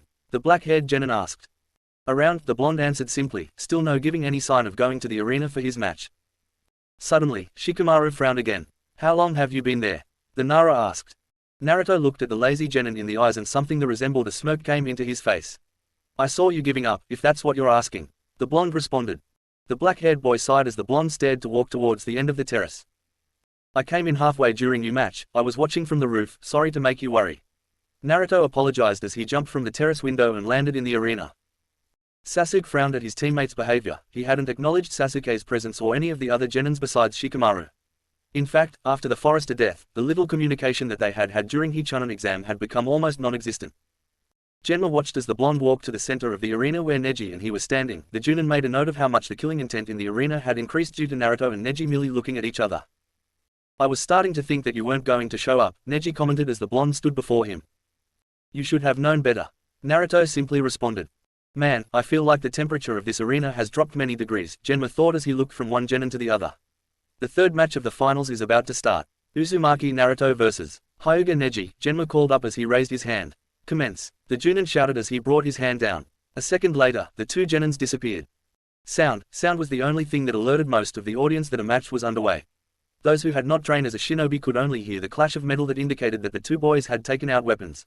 Even some of the nins among the crowd were having problems following the fight, all they saw were blurs from time to time, and an image of the two genins when their momentum was broken every time their attacks met. The two genins finally stopped in the middle of the arena, kunai against kunai, each boy tried to push the other. How much strength are they putting in each blow? Kakashi wondered as he watched them from the audience, their cloths were starting to become ragged from the backlash of their attacks. Just as I expected, Naruto thought as he stood in his ground. We're about the same in armed combat, the blonde concluded as he recalled what has happened during their exchange of blows. He had tried to attack every place where he had seen a shadow of an opening, and he was sure that Neji had done the same, yet none of their attacks came close as the other's blade was right there to stop the blow. Let's make this interesting. Naruto brought his kunai down, taking Neji by surprise and giving himself an opening. The blonde tried to drive his fist to the side of the Hyuga's face, but was stopped by the black-haired genins. Naruto was able to see a smirk on Neji's face just before the Hyuga moved his hand and sent his kunai towards the blonde's face. Naruto had to step back to prevent the kunai from impaling his chin. As soon as the blonde stepped back, Neji started to gather chakra in the index and middle finger of his left hand, and jammed them into his opponent's chest, sending Naruto back. Genma watched as the Uzumaki kid grunted in pain. That attack was really close to the heart. The Junin thought as the blonde put his hand on his chest where the blow had landed. These kids aren't playing around. Genma whispered to himself. Once the pain had resided slightly, Naruto looked up to see Neji smirk and get into a specific stance. The blonde knew what was coming next and, for his sake, he had to stop the Hyuga. Neji started forward as he began his attack, the blonde followed suit and rushed to the Hyuga. Naruto was able to stop Neji's attack by intercepting the black-haired boy's forearm, effectively nullifying Neji's momentum. Naruto grabbed the Hyuga's arm and closed his fist, preparing his retaliation for what the black-haired boy had done earlier. At that moment, Naruto heard the Hyuga mutter the words, Fudo Kaiden. Something in the blonde's mind told him that he needed to get away. After realizing that it wasn't the fox's doing but actually his own common sense, Naruto jumped back. Less than a second later Neji was covered in a chakra dome. Everyone in the audience who was familiar with the Hyuga fighting style gasped. Neji had performed a stable Kaiden without moving his body. As far as the shinobi that were watching knew, that was impossible. So he brought it out, Hayashi thought as he watched his nephew from the stands. The chakra dome started to disappear, leaving Neji standing unharmed. A ring had been formed around him by the spinning chakra. Kaiden, Naruto's question was answered by Neji's smirk. Even someone like you would see that advantage. Neji started. By not being forced to spin along with the chakra, I'm able to freely retaliate. This technique is my new sword and shield. Naruto snorted as he took out another kunai. There's no sword I can't break or shield I can't pierce. The blonde said before rushing towards the Hyuga. Neji smirked as he started to emanate chakra from his body. As soon as the kunai left Naruto's hand, the black-haired genin wielded that chakra to spin and protect him. After his kunai was deflected, Naruto took out a pair of shuriken and sent them towards the Hyuga prodigy, whose chakra dome merely knocked them upward. Immediately, the blonde started to make hand seals. Shuriken Kage Bunshin no Jutsu, the genin said before the two shuriken in the air became 200. The rain of shuriken fell on the chakra dome, but merely bounced off. Useless, Neji muttered as he took out a couple of kunais and threw them at the blonde one by one. Naruto was caught by surprise by the kunais. He had been too preoccupied with figuring out a way past the Kaiden. The blonde had to jump to dodge the kunais. That boy has the Uzumaki kid stuck in a corner, Genma thought as he watched the genin land at a safe distance from the Hyuga. Maybe if I add more power, Naruto thought as he made 6 Bunshin appear. The clones rushed towards the chakra dome from all sides. The attack caused 4 of them to disappear and knock back the other 2. A pair of kunais from the inside of the dome took care of the remaining clones. Why is Naruto wasting his energy by attacking with clones? Sakura asked her sensei who had come to sit next to her. I mean, it didn't work the first time. Kakashi answered his pink-haired student without taking his eyes off the fight. He's looking for Neji's weakness. At this point the only way for him to overcome a new technique is by trial and error. Let's just hope that he finds a way around it before he runs out of chakra. The Junin said. Neji observed with a smirk as the Narutos surrounded him. He merely took out a kunai and waited for the real Naruto to appear above him. That trick was too obvious, the Hyuga said when he saw Naruto appear above with his Byakugan. The black-haired genin threw the kunai up impaling the blonde. Soon, Neji's smoke faded as the Naruto became a cloud of smoke. Behind the smoke the real Naruto smoked as he created one more bunshin. Using the clone's feet to propel himself down, the blonde gathered chakra in his fist. He was traveling down way too fast for Neji to prevent his fist from connecting with the upper part of the chakra dome. There was some sort of pulse that shook the arena the moment Naruto's fist clashed with Neji's shield. It was followed, half of a second later, by an explosion indicating that the shield had been broken. Neji had managed to jump out of the way to prevent from being caught in the explosion. As the dust settled, it revealed the blonde taking his fist from the hole it had made on the ground. I told you I would pierce through it, Naruto said as he looked at the Hyuga. It was a pretty good defense, I give you that, but it's obvious you haven't mastered it yet. The blonde continued in an almost mocking tone. To release so much chakra from every part of your body, it was just a matter of time before its weakness became obvious. Normally it would be rather easy to control chakra that's released forward, and you can use the momentum created by it to move that chakra behind you if you get any problems, but to control the chakra above you while maintaining it harmonized with the one that's orbiting you, it's easy for it to become unstable, Naruto explained. Neji gritted his teeth. He was aware of the Kaiden's weakness, but he never thought that it would become a hindrance against Naruto. He had completely underestimated the blonde, and now his exhaustion was telling him that he was paying the price for his mistake. The blonde genin took note of the Hyuga's weakened state. And the fact that you're panting, it seems that pulling that stunt has taken a toll on you. Naruto teased. I still have enough strength to defeat you, Neji said as he got ready, lowering his body and tilting it forward, and with his right arm stretched back. Naruto could feel Neji's chakra concentrating and prepared himself for the technique that was coming. Hakurokujuyonshu, Neji said as he rushed forward. 2. The strike were met by Naruto's forearms, but missed their targets. 4. Only one of the strikes hit, the blonde had managed to dodge the other two. 8. Half of the strikes landed. 16. Neji was getting frustrated when only 6 strikes hit, the Hyuga pushed his body even further. 32. 20 strikes hit, but the rest were stopped by the blonde before they could hit their mark. 64. Neji pushed his body to the limit and landed 50 strikes on Naruto, sending the blonde crashing down against a tree. The audience cheered as they watched the Uzumaki brat being struck down by the Hyuga prodigy. Soon, the cheers started to die out as the blonde struggled to stand up. Naruto walked towards the middle of the arena in silence. He stopped when he was in front of Neji and the audience had completely silenced. Neji could see that something resembling a smile came to the blonde genin's face. Naruto looked up and his gaze fell on the audience. Look at them, every one of these persons that came to see that fight between Sasuke and Gaara, are looking at you right now Neji, the prodigy, the strongest Hyuga of this generation. You don't know how jealous of you I am right now. All my life all I wanted was for someone to actually worry that I might lose, not praying for my defeat, the genin said. Above the audience, in the judges' stands, Sarutobi's face saddened as he sensed the pain in the blonde's voice. Naruto snorted before continuing. These past months, I thought I had thrown all those petty feelings away, yet. Naruto looked at Neji before looking down at the ground. You have always been praised for those eyes of yours. Your mastery with them is what sets you aside from the rest and causes others to be proud of your accomplishments, but, the same things that makes me unique, would only curse my life even more. Neji remained silent and let Naruto continue as he tried to decipher what the blonde was trying to say. Still, without removing his eyes from the ground, the blonde genin continued. But now I've come to realize that, no matter what I do, my whole life will always be cursed, and I don't want to keep hiding who I am now that I know that the happiness I wished for when I was younger is nothing but a fool's hope. Naruto almost shouted. The Sandime wouldn't have been surprised if he had felt tears running down his cheek. The pain in the boy's voice had turned into an anger that was long since due for its release. Naruto, are you going to use it? Sakura thought as she watched her teammate and recalled what had happened in the forest of death. Shikamaru frowned as he watched his friend from the terrace. I knew there was something wrong with Naruto, but I never thought that. All the time, Kakashi had remained silent. The guilt inside him was too much to try to speak. Even Sasuke was completely speechless at what his teammate had said. I didn't know. Now, Naruto started again. I'm not going to hide it anymore. Neji could see the gathering of chakra around the blonde's eyes. I want you to take a good look at him Neji, the genin continued. The eyes, that unlike you, I'm not proud of. Naruto finished as he raised his head and looked at Neji straight in the eye. Neji along with everyone in the stands gasped as one word entered all of their minds, Sharingan. Sumi, checkmate. Fudo Kaiden, the mobile heavenly spin, made it up, inspired by Virgo Shaka's Khan from Senseiya. Hakurokujuyonshu, 8 divination signs, 64 palms of the hand. Chapter 11. Now, Naruto started again. I'm not going to hide it anymore. Neji could see the gathering of chakra around the blonde's eyes. I want you to take a good look at him, Neji, the genin continued. The eyes, that unlike you, I'm not proud of. Naruto finished as he raised his head and looked at Neji straight in the eye.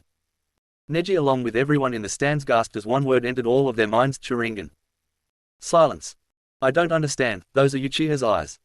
Those can't be real, that has to be one of the brat's tricks. Is he really an Uchiha? Is this a trick from the fox? That brat cannot have the Sharingan. I thought that there was only 2 Uchiha left. What's going on here? Uchiha. Demon. Sharingan. Those eyes. The sound of a rock crumbling was heard throughout the stadium. Immediately, the eyes from everyone in the audience shifted from the blonde to the terrace. Sasuke. Sakura whispered, she had feared that something like this would happen. The place where Sasuke's hand was lying was surrounded by dust and pieces of the terrace were falling into the arena. Sakura had to retain a gasp as her eyes focused on the raven-haired boys. Sasuke's Sharingan had been activated, both eyes were shaking with fierce intensity as they stare at the blonde genin down at the arena. Sasuke did not completely understand. He remembered when his father told him about their bloodline, he remembered the day he had achieved his Sharingan, those eyes had awakened to save Naruto. Beyond his feeling of confusion, the raven-haired boy felt kinda happy. Maybe, just maybe, he was not alone as he believed. The thought of another Uchiha filled the genin with hope. The feeling of happiness was soon overshadowed by the stronger feeling of confusion. The fact that a new Sharingan had appeared before him had sent the Uchiha into shock. Sasuke had yet to realize that his body was trembling uncontrollably, his fist tightened to a critical point and his Sharingan eyes fixed on his teammate. Back in the arena, Neji had been able to keep his posture, but his mind was just as confused as the rest of the villagers. Is this some kind of trick? The Hyuga thought as his Byakugan looked directly at the blonde in front of him. This is not a genjutsu, I would have been able to notice if he had cast one. The prodigy came to that conclusion. What are you planning? It's really careless of you to let your guard down at this point of the match. Naruto's voice reached Neji's ears. Immediately, the black-haired boy's eyes widened as he realized that the blonde had appeared behind him. Neji managed to jump out of the way less than a second before Naruto had swiped his arm right through where the Hyuga had been standing. Naruto's eyes moved upward as his Sharingan bore into the still airborne genin just as Neji's Byakugan was directed at Naruto. A second later, the blonde appeared right in front of the Hyuga, driving his fist right towards the prodigy's face. Neji was obliged to block the punch with his right forearm due to the attack's great speed. Even if the black-haired genin was able to prevent the full impact of the attack from connecting, the punch had been strong enough to send the Hyuga flying towards the wall at the edge of the arena. Naruto's feet touched the ground, his eyes never leaving the black-haired boy. The blonde took a second to examine the crow. Even now, a vast majority of the villagers were still in a state of shock because of his Sharingan. Naruto snapped out of it just in time to move his head and prevent Neji's strike from connecting. At least it seems that he has been able to overcome his confusion. The blonde thought as he kept on dodging the Hyuga's incoming attacks. As the exchange of blows continued, the blonde was able to stop the black-haired boy's assault for a moment. Then, Naruto raised his right leg and directed a kick towards the prodigy. Responding instantaneously, Neji raised his knee to stop the blonde's attack, but the kick was strong enough to send the Hyuga back. Without wasting any time, Naruto dashed towards his opponent, gathering chakra in his fist. Just before the punch reached the black-haired boy, the blonde's attack was stopped by Neji's Fudokaiden. The boy could feel his skin burning away as his fist tried to break through the Hyuga's shield. Naruto started to gather chakra in his feet and in his fist until the point that Neji's own chakra was started to be pushed back by Naruto, much like Sasuke's had done back in the forest. The fact that his chakra was being pushed back was not lost to the prodigy. Acting before it was too late, Neji sent a strike towards the blonde, only to be stopped by Naruto's forearm. The blonde made sure that the attack didn't hit his tenketsu. Immediately, the trading of attacks was resumed. What is the meaning of those eyes? Neji asked without breaking the exchange of attacks and blocks. Naruto's voice remained monotonous as he responded. This just is who I really am. The blonde's eyes narrowed slightly. It's just an aspect of myself that I got tired of hiding. Naruto took a risk and tried a frontal attack, swinging his left fist towards the Hyuga. Immediately, Neji registered the opening and prepared a strike directed at the blonde's chest. Right before his attack connected, the black-haired boy became aware of the glint that had appeared in Naruto's eyes, but it was already too late. Suddenly, the left hook that was traveling towards the black-haired boy changed direction and grabbed his arm. That way it prevented the Hyuga's attack from connecting, but also stopped him from retreating. Before Neji could do anything about his current situation, the black-haired boy found himself slammed against the wall at the edge of the arena once again, but this time he could feel a strong hold on his neck. The Hyuga struggled to remove the blonde's hold on his neck, but no matter how much he tried, the grip never loosened. I promised. Naruto's voice reached Neji's ears. The monotonous tone had now become extremely cold. That I was going to make you pay for what you did to Hinata. The strength of the hold increased and the prodigy was starting to find it hard staying focused. Neji managed to send a glare in Naruto's direction. The Byakugan met the strange Sharingan, neither had any signs of backing down. Suddenly, the black-haired boy heard the blonde speak once again. If anything, his voice had become even colder. Tsukuyomi, it was the only thing Neji was able to hear before he realized that he wasn't in the arena anymore. He couldn't feel the blonde's grip on his neck anymore. The Hyuga looked around and found himself in a field. Actually, it was more like a wasteland since there was no sign of life as far as he could see, but it wasn't the lack of flora and fauna that caught the black-haired prodigy's attention. The sky was tainted an ominous crimson color while the land and the dead trees he could see were as black as the darkest night. After analyzing the surrounding field, as far as his line of sight would allow him, Neji tried to move his body, but, to the boy's horror, he found himself bonded and unable to move. How many times? Naruto's voice reached the Hyuga's ears. Immediately, Neji became aware that the blonde was standing right in front of him, and, just like everything else in that weird place, he was nothing more than a black silhouette. Neji tried to force the binding that tied him but without successful results. What the hell is this? The black-haired boy demanded the blonde in front of him. The Sharingan user did not make any sign of acknowledgement to the Hyuga's question, but merely continued. How many times, after you came to the Hyuga stayed exhausted from a mission, were the other members of the branch house waiting for your return? Naruto asked quietly. What? The black-haired boy asked, confused by the blonde's questions. Naruto's eyes narrowed as he regarded the prodigy in front of him. All my life, the blonde began. I had to come into an empty apartment, if I was able to make it back at all. Naruto let out something resembling a laugh that could only be described as cold and dry. Also, there were those times when I would come in to find the whole place completely destroyed. Those days I would sleep in the least trashed corner of the apartment, if I was lucky, because most time it didn't exist, and I would sleep outside by the door while thanking Kami that they at least didn't burn down the place. The Hyuga's glare stayed in place as he looked at the blonde, trying to figure out where he was going with telling him about his past. There was only one person that gave a damn about my well-being, but he had so many responsibilities that there was no way for him to always be there for me. A joyless smile appeared on Naruto's face before he continued. I specifically remember one occasion. I was around 6 years old if I remember correctly, and there was a festival. I was really happy because I had some extra money that day and decided to spend it at the festival. The same cold dry laugh came from the blonde once again. I found this merchant that had come from the border town to sell his masks at the festival. I remember finding the mask of a fox. I was fascinated with the mask. I thought it was the coolest thing in the world with its orange color and the 3 whiskers on each cheek. All my extra money went into buying that mask. Naruto stopped as though he were lost in his own thoughts. Taking the chance to analyze what was being told to him, Neji couldn't help but feel that there was something terrible at the end of the blonde's story. A slight, ominous chuckle escaped the Sharingan user before he continued. I was walking back to my apartment. I was really happy since it was rare for me to have something cool, but then I came across a group of villagers, and the sight of me wearing that mask infuriated them. They immediately started shouting things like, monster, and, he's going to attack, and started to gather wooden clubs, pipes, or anything they could find. Of course I started run. It wasn't much for fear of my safety, but because I didn't want them to take my mask away from me. I ran as fast as I could and took every shortcut I knew to try to get away from them. The smile in Naruto's face became one of sadness. But I was still just a little kid back then. It wasn't long before I couldn't continue to run anymore and they caught up to me. Neji's eyes widened at the blonde's revelation. The Hyuga didn't need to hear the next part to figure out what happened, but he couldn't believe that something like that would happen in a peaceful village. A mob gathering to beat up a child just for wearing a mask seemed unreal to the black-haired boy, but for some reason he believed every word of it. The beating was longer than usual because of the festival. Neji became aware that the blonde had started to speak again. I guess that they didn't have to worry about someone coming to stop them with all the celebrations, but really, who would have come for me anyways? Yet another dry laugh escaped the Sharingan user. It's not like it hadn't happened before, but this time I was too far away from my apartment. I didn't know if I had the strength to make it back, and it wasn't long before I started to think that I wouldn't be able to make it out of this one, but that's when she. Naruto's eyes seemed to be lost in the distance. Flashback. The resonance of his steps could hardly be heard over the festival's music. Even far away from the festivities, the villagers' cheers shrouded his suffering. Naruto felt his body's weight increase with each step he took. Still many blocks away from his sanctuary, the blonde boy was starting to lose hope of making it. It got destroyed. The boy whispered. His thought had drifted once again to the mask he had happily been wearing before the mess had started. Almost as if the planet itself wanted to participate in the kid's punishment, gravity brought down the blonde's body into the floor. Naruto tried his best to stand up, but no matter how much the young boy tried, neither his legs nor his arms were able to support him. Panting, the boy continued on his way by crawling, dragging his body with his weak, broken arms. He hadn't even made it to the end of the alley, but he already felt extremely exhausted. Naruto's eyes had become heavy, and the hard, cold ground was starting to feel pleasantly comfortable. Maybe, I'll just sleep for a couple of minutes, the blonde whispered to himself as he started to close his eyes. Right before all light was blocked from his eyes, the boy heard something.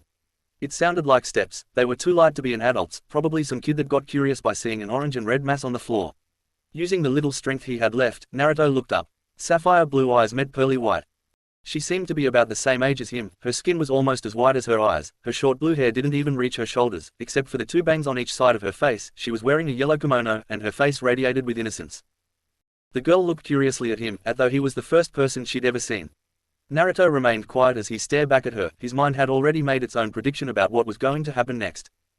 A little gasp escaped the girl before she turned around and ran off the blonde's sight. It had been just like Naruto had predicted. It had happened every time another kid had found him after a beating. The blonde imagined the girl running towards her parents saying something about a dirty orange thing she had found. Sighing, the boy started to wonder what he should do next. Sleeping right there on the ground still seemed as a good idea. If he was lucky, he would just wake up in the morning, and if he was really lucky, he wouldn't. His train of thought was interrupted by the sound of steps once again, except that this time they seemed rushed. Whoever was approaching had broken into an all-out run. Looking up, Naruto gasped in surprise. The same girl was running towards him. Her innocent face was now a mix of fear and worry, and she was also carrying some sort of bottle in her arms. Surprising the blonde boy once again, the girl knelt down in front of him. The blue-haired girl opened the bottle she was carrying and placed the mouth opening by the boy's lips. Not knowing what to do, Naruto just drank whatever was in the bottle, needing the girl's help to tilt it so he could drink the solution entirely. Naruto felt something almost immediately. Whatever was in the bottle was amazing because the boy could feel his strength returning and the pain receding. The blonde looked up and gazed directly at the girl's eyes. She simply smiled at him. Naruto was left speechless. Only two persons had bothered to give the blonde a smile before. The boy couldn't help the blush that spread on his face. He tried to say something. He tried to thank the girl for helping him, thank her for coming back for him, thank her for simply smiling at him. "Hinata-sama, where are you?" The call reached the two kids. Immediately the girl gasped and stood up. She turned around, started on her way. Naruto tried to stand up and say something to her but found himself unable to do so. The girl stopped for a moment and turned around to look at the boy one more time. Her eyes were still showing her worry about the blonde. "Hinata-sama." A second voice was heard and she looked away from the boy and continued on her way. Naruto could only watch her disappear from his sight as he tried to reach her, as he tried to thank her for caring about him, but as hard as he tried, she was already too far away. End flashback. Later I found out who she was. Naruto continued as another cold smile. Imagine my surprise when I learned that the person that helped me was practically Konoha royalty, Hinata Hyuga, the heiress to the Hyuga clan. For a second, Naruto's eyes were shrouded by a melancholic look. I was heartbroken. I couldn't even get close to her to say, thank you. She was already treated badly as it was, and if they found out that she helped me, she would only be treated worse. Neji remained quiet. He was now starting to understand the reason behind the blonde's action back in the preliminaries. One of the only persons that gave a damn about him. The boy thought as he saw the look on Naruto's eyes harden. The blonde's gaze fell completely on the Hyuga. All sense of sadness had left the Sharingan user and was replaced by a dark, ominous feeling. I did the only thing I could to return my gratitude for her kindness. On that day I promised that I would protect her, I would become her shield, and I would always be there to guard her from the darkness. Naruto's eyes were completely void of emotions now and the tone on his voice spoke of doom and destruction. That's why. Something started to materialize between the two genins. I can't forgive you for hurting her. A long, black sword was hovering in midair in front of the two boys. The black-haired boy could only stare at the blade as it inched towards him. And now you have to pay. Naruto's words came as a cold whisper. Neji's eyes widened in terror as the sword shot towards him. It had been less than a second for the crowd in the arena since Neji was pushed against the wall by Naruto. The spectators did not know what was going on as the blonde stepped away from the Hyuga. Kakashi's normal eye narrowed as he watched how Neji's whole body shook. The copy ninja had half a mind to use his Sharingan to understand this battle better. As he struggled to stay up, Neji tried to focus his eyes to look at Naruto. That was only a third of its power. The younger genin stated. At that moment, the Hyuga could have sworn that the look in the eyes of the blonde in front of him had softened. It's not too late for you. Naruto's voice reached the black-haired boy, snapping him out of the trance he had gotten into. The words were so soft that he was sure that not even the other shinobi in the crow could hear them. You have a whole family supporting you, looking out for you, wishing for your well-being. Please. It seemed to the black-haired boy as though the blonde's eyes were pleading. Don't let their wish go to waste. Naruto whispered.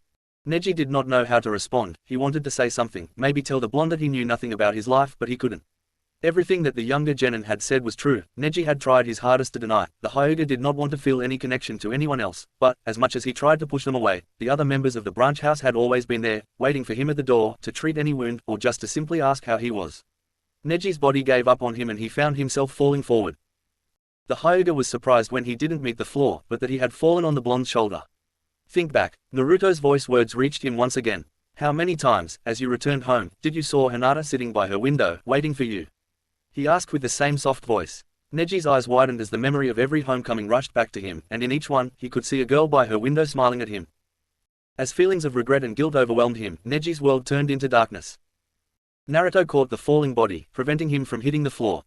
I think this match is over, the blonde said as he looked at Genma. Snapping out of his own trance, the proctor raised his hand. The winner of this battle is Uzumaki Naruto, he exclaimed.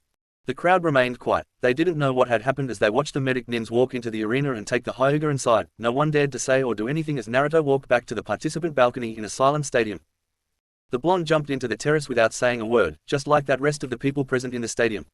As Naruto started walking towards the back, his Sharingan eyes shifted to the side, for a single second, and focused on Sasuke. Shock, the initial surprise of the existence of another Sharingan had still yet to leave the raven-haired boy. Anger, at himself for letting himself get so weak while his teammate had acquired so much strength. Fear, Sasuke had recognized that jutsu, so many times he had relived his experience with it in his nightmares. It was the same jutsu that his brother had obtained along with the Magenkyo Sharingan, but how could Naruto have it? The genin had already become aware of his shaking, but he was unable to will his body to stop. Naruto walked until he reached the opposite wall. The blonde sighed as he turned around and leaned back against the wall. Just like I expected, the genin thought as his gaze fell down to the floor, the Sora Sharingan leaving his eyes. Drip. The sound of a drop falling on snapped the blonde out of his trance. Naruto looked at his hand where blood was streaming down from his knuckles. It must have been when I punched Neji's Kaiden, the boy determined as he observed his fist. Suddenly, Naruto heard a tearing sound and piece of cloth fell on his bleeding hand. Clean up and stop making a mess. Shikaramu's voice reached the blonde. Looking up, the Sharingan user could see the Nara standing in front of him. A piece of his jacket sleeve had been tore. Thanks, the blonde said in a soft voice as he cleaned his fist. Each time I think that I'm beginning to understand you, you come up with something completely unexpected. Shikamaru commented as he crossed his arms and smirked. Sharingan, I can honestly say that I did not see that coming, he added as the blonde returned to smirk. The medical team had finally left the arena. I wonder what surprise this next match will bring. Genma thought. I ask all the participants of the last match, Uchiha Sasuke and Sabaku no Gaara, please come down to the arena. Genma exclaimed. Immediately, sand started to spin around Gaara. The redhead disappeared to later reappear standing in the middle of arena. Many people in the audience shivered at the insane smile that his face wore. Sasuke was finally able to stop shaking. The black-haired Uchiha looked back at the blonde by the wall. For a fraction of a second, Naruto's blue eyes met Sasuke's Sharingan. Without saying a word, the black-haired genin jumped into the arena and started to walk towards his opponent. As soon as the Uchiha came into view, many of the spectators found their voice.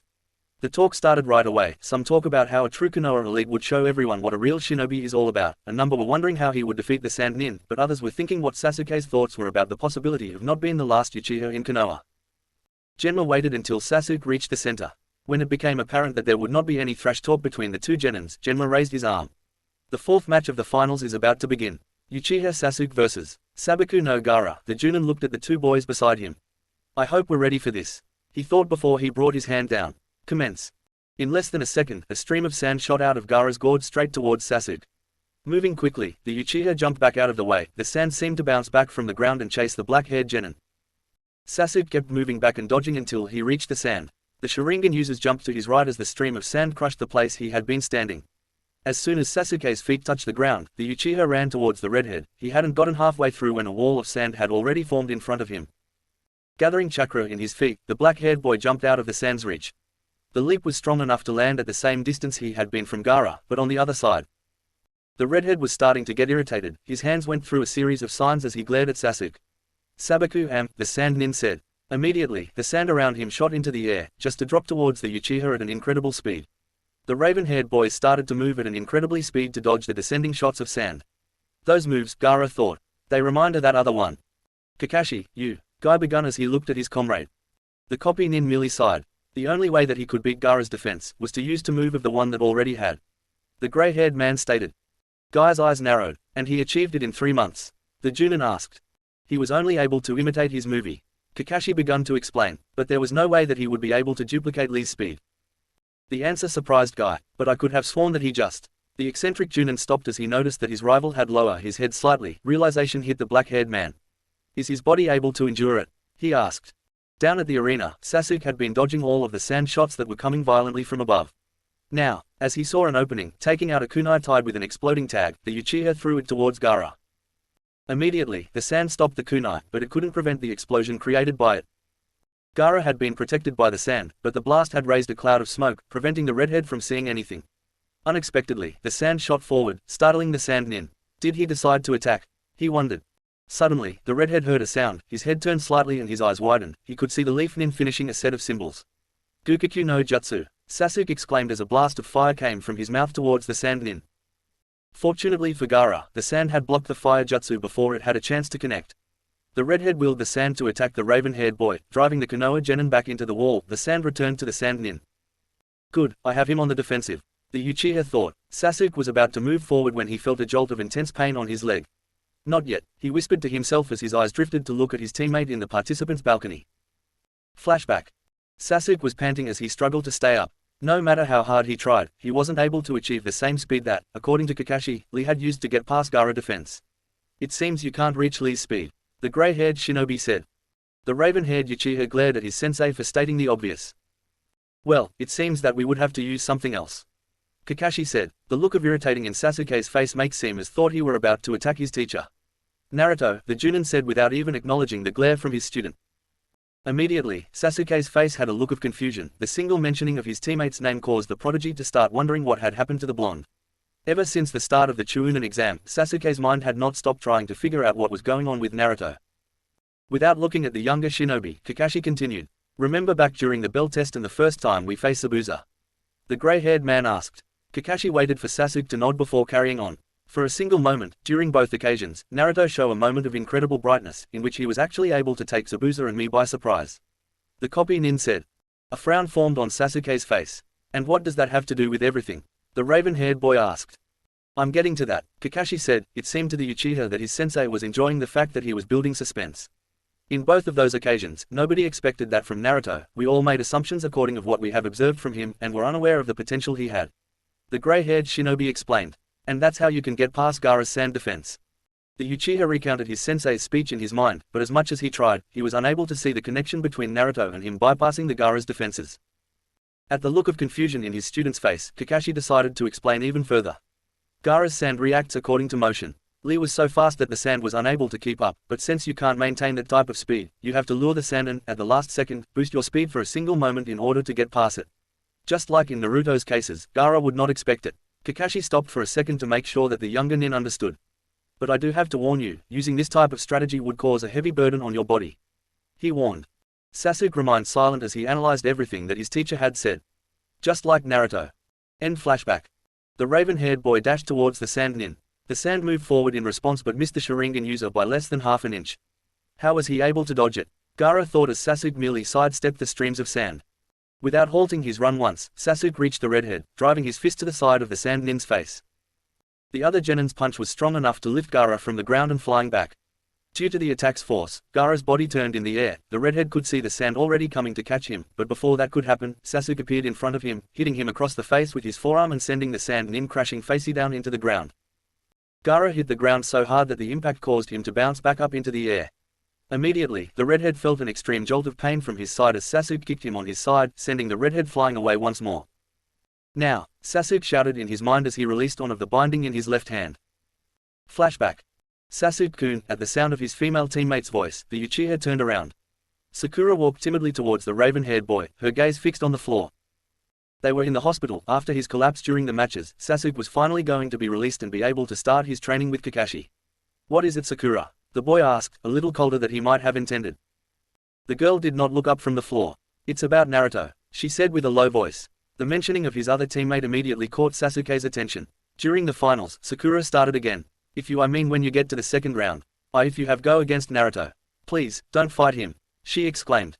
Sasuke was taken back by what the pink-haired girl and said, she had left him speechless. Please, Sakura said as she tried to keep her voice even.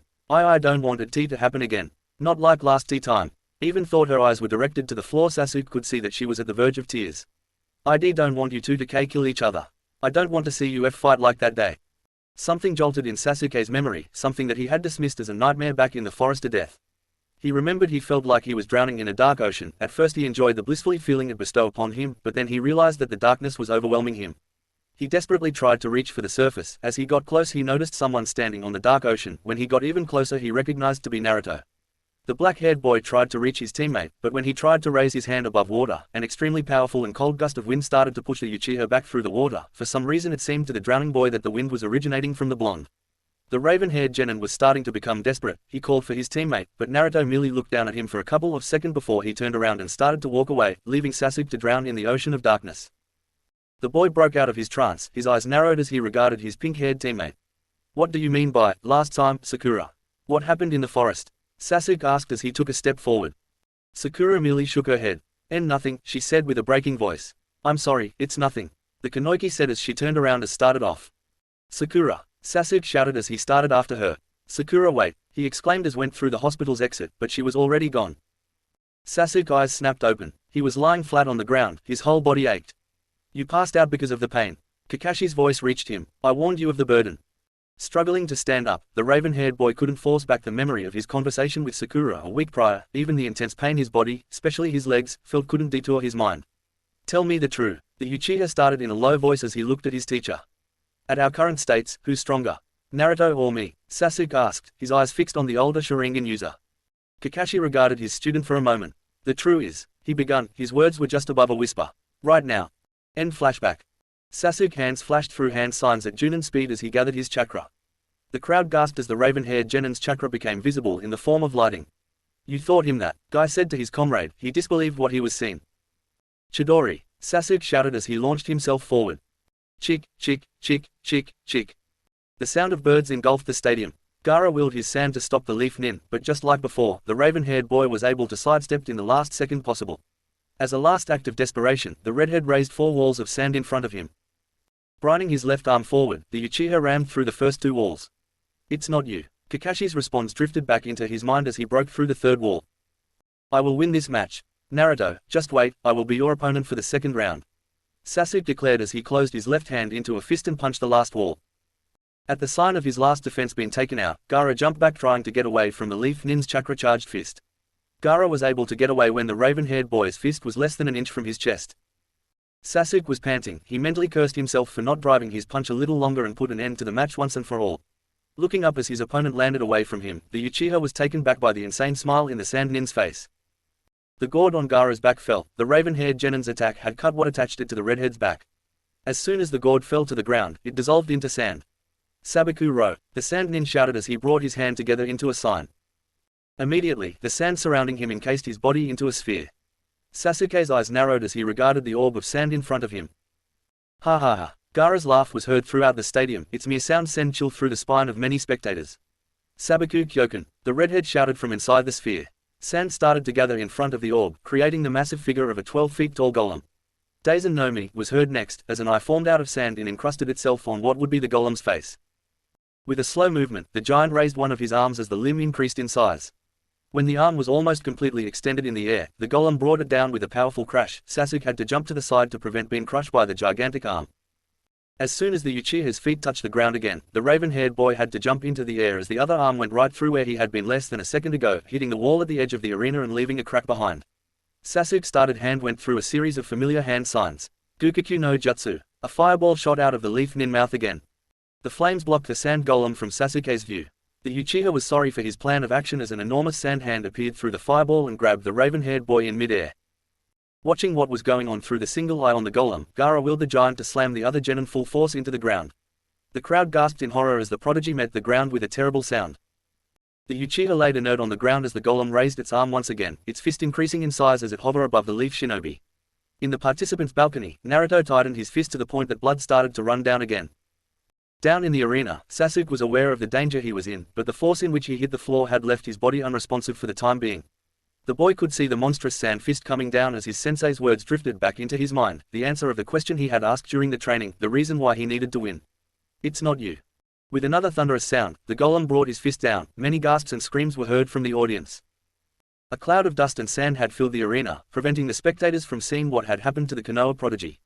Suddenly, a black silhouette was seen falling down from the air. When it touched the ground it dissipated some of the dust, revealing the raven-haired boy standing on the arena. I refuse to lose, Sasuke whispered as he released another one of the bindings in his left hand. Watch this, Naruto, the boy thought, his hands going through a new set of signs as the golem started to move towards him. Guy's eyes widened once again. Those are not the hand signs for Chidori, he said in disbelief as he looked at Kakashi once again. The grey-haired man's face was unreadable. Sasuke, are you sure you can pull this off? The Junin said softly. A huge amount of chakra started to gather in raven-haired boy's hand. Right now, you might have surpassed me, but know this. The lighting appeared once again, but not only in his palm. This time it kept increasing to the point where it was no longer in his hand but it completely covered the Uchiha's body. I'm not far from you. Sasuke's chakra burst and shot into the sky. Sabaku Desert Rain. Chidori, Thousand Birds. Sabaku Kyokan, Desert Giant. Daisen no Mi, Third Eye. Chapter 12. A huge amount of chakra started to gather in the raven-haired boy's hand. Right now, you might have surpassed me, but know this. The lightning appeared once again, but not only in his palm. This time it kept increasing to the point where it was no longer in his hand but it completely covered the Uchiha's body. I'm not far from you. Sasuke's chakra burst and shot into the sky. The crowd in the stadium gasped at the tower of lightning that had formed out of the raven-haired boy's body. Sasuke brought his arm forward, willing the chakra pillar to twist, forming a spiral. The end of the column started to change. The spectators could discern what seemed to be eyes and fangs as the chakra took the form of dragon's head. Reikiri Ryu. The Uchiha shouted as the head at the end of the spiral let out an intimidating roar. Incredible, Guy thought as he watched in amazement his rival's student. To be able to manipulate chakra like that at such a young age. The Junin looked to his right, and to his surprise, his grey-haired comrade had an extremely concerned look on his face. Is it that much of a burden? The man thought as he went back to watch the arena. By now the dragon had taken form completely. It was several feet long, the head was almost the size of a small horse, its long body came down in a spiral that ended in the Uchiha's left hand. The serpentine body had remained moving since its creation as the head seemed to be tilting towards the sand golem in from on it. The raven-haired genin tightened his hold on the chakra flow, causing the dragon to roar again. This. Sasuke's voice came strained as he tried to ignore the building pain in his body, especially his left shoulder. Is my power. The boy exclaimed as he rapidly lifted his left arm and brought it back down again. Immediately the chakra dragon shot forward and rammed its head against the sand giant, pushing the golem back. Naruto gritted his teeth. He didn't need his Sharingan to see how Sasuke's body was shaking from all the strain caused by the jutsu. How far are you planning on going? The blonde whispered softly. Unknowingly to him, his right hand was cracking the ledge of the balcony out of unconscious concern. The Uchiha refused to lessen the force with which he was pushing the chakra dragon against the golem, though now the sand monstrosity was starting to push back as Gaara's insane laughter was heard once again. Ha ha ha, this is power. To us, this is nothing. The redhead shouted from inside the sand. The giant grabbed the dragon by its neck and pushed it away from its sand body. No, Kakashi whispered as his worry increased. What's happening? Guy asked looking at his friend again. The grey-haired man sighed as he closed his eyes. Think about Sasuke's dragon, the lazy Junin started. What characteristic of it had you caught onto? Kakashi asked as opened his eyes and looked at his comrade. Guy pondered in thought for a couple of seconds as he went over everything he had seen about the chakra dragon in his head. Suddenly, the eccentric Junin's eyes widened. It has never stopped moving. The man declared. Kakashi nodded. Though Sasuke is able to manipulate the lightning chakra into taking the form of a dragon, he's unable to maintain it stable. He needs to sustain a constant movement in order to keep the chakra flowing and for the dragon to stay alive. He explained, if Gaara is able to hold down the dragon and keep it from moving, even for a second, then this match would be over. The grey-haired man informed. The sand giant raised the dragon higher as it prepared to slam the lightning incarnation into the ground. Moving his left arm back, Sasuke managed to release the dragon from the golem's grip. Taking a step forwards, the sand golem brought its arms up and a barrage of sand bullets shot at the Uchiha. Sasuke swung his arm over his body, causing the dragon's body to wrap around his body, blocking him from an attack. Though the dragon's body stopped to protect the raven-haired boy, the head never stopped and it immediately shot towards the giant as soon as the barrage ceased. The force of the collisions was strong enough to push the golem back, but the sand monster soon regained its ground and got a grip on the dragon's body. The Uchiha swung his left arm to the right, freeing the lightning dragon from the giant's hold, before swinging his arm back. The dragon moved to hit the side of the sand giant, only to be caught by the golem's grip once again. Damn it, Sasuke thought, his vision was starting to become hazy. I won't be able to keep this jutsu much longer. I have to make the next attack count. With determination, the raven-haired boy brought his arm back, releasing the lightning creature from its hold. This is my power, Sasuke exclaimed as he brought his arm forward with full force. With a tremendous roar, the dragon shot towards its opponent once again, this time traveling closer to the ground than the previous times. Before the sand golem could react, the dragon shot upward with his fangs baring, grazing a hole of the giant and taking it along as it rose into the air. Immediately, Sasuke jumped, getting higher than the two chakra beings. Using the dragon's body as leverage, the raven-haired boy shot himself towards the sand monster, gathering all the chakra released on the dragon's body into his left hand. With the extra charged Chidori burning in his hand, Sasuke rammed his hand into the sand golem's body, breaking through it and causing the sand to start to disperse. The whole stadium cheered as the giant's body started to break down. Sasuke closed his fist to retain the Chidori in his hand and used the falling blocks of sand to propel himself towards the redhead's dome, driving his Chidori-covered hand into the sand sphere. The crowd immediately turned silent as all waited to see what would happen next. Ah! A horrible scream was heard through the arena. Suddenly, Sasuke felt as though something grabbed his arm, pain starting going through the Uchiha's body. Blood! My blood! Gaara's cry sent a chilling feeling down Sasuke's spine as he tried to free himself from the hold on his arm. Finally being able to step away from the sand, the Uchiha jumped back, but, to the boy's horror, a grotesque arm made out of sand was attached to his. The monstrous limb let go of the raven-haired genin and retreated into the dome. Just like the golem, the sand in the sphere started to fall back into the ground, revealing the redhead. Gaara's hand was clenching his left shoulder as blood traveled down his body. The sand nin's eyes were fixed fiercely on the Uchiha. Naruto's eyes, which a moment before had been watching the arena intensively, suddenly widened as he looked around at the stadium. The blonde could see white feather falling throughout the arena as the villagers started to drop down unconscious. Immediately, the genin brought his hands up to dispel the genjutsu. Shinobi all over the stadium jumped in the air. Kakashi and Guy watched as a group of what seemed to be ANBU leaped to intersect some of the sand nins. "You're going to make this into a contest, aren't you?" the silver-haired man asked as he looked at his comrade. Guy smiled as he caught an incoming sand nin and drove his head into the ground with amazing force.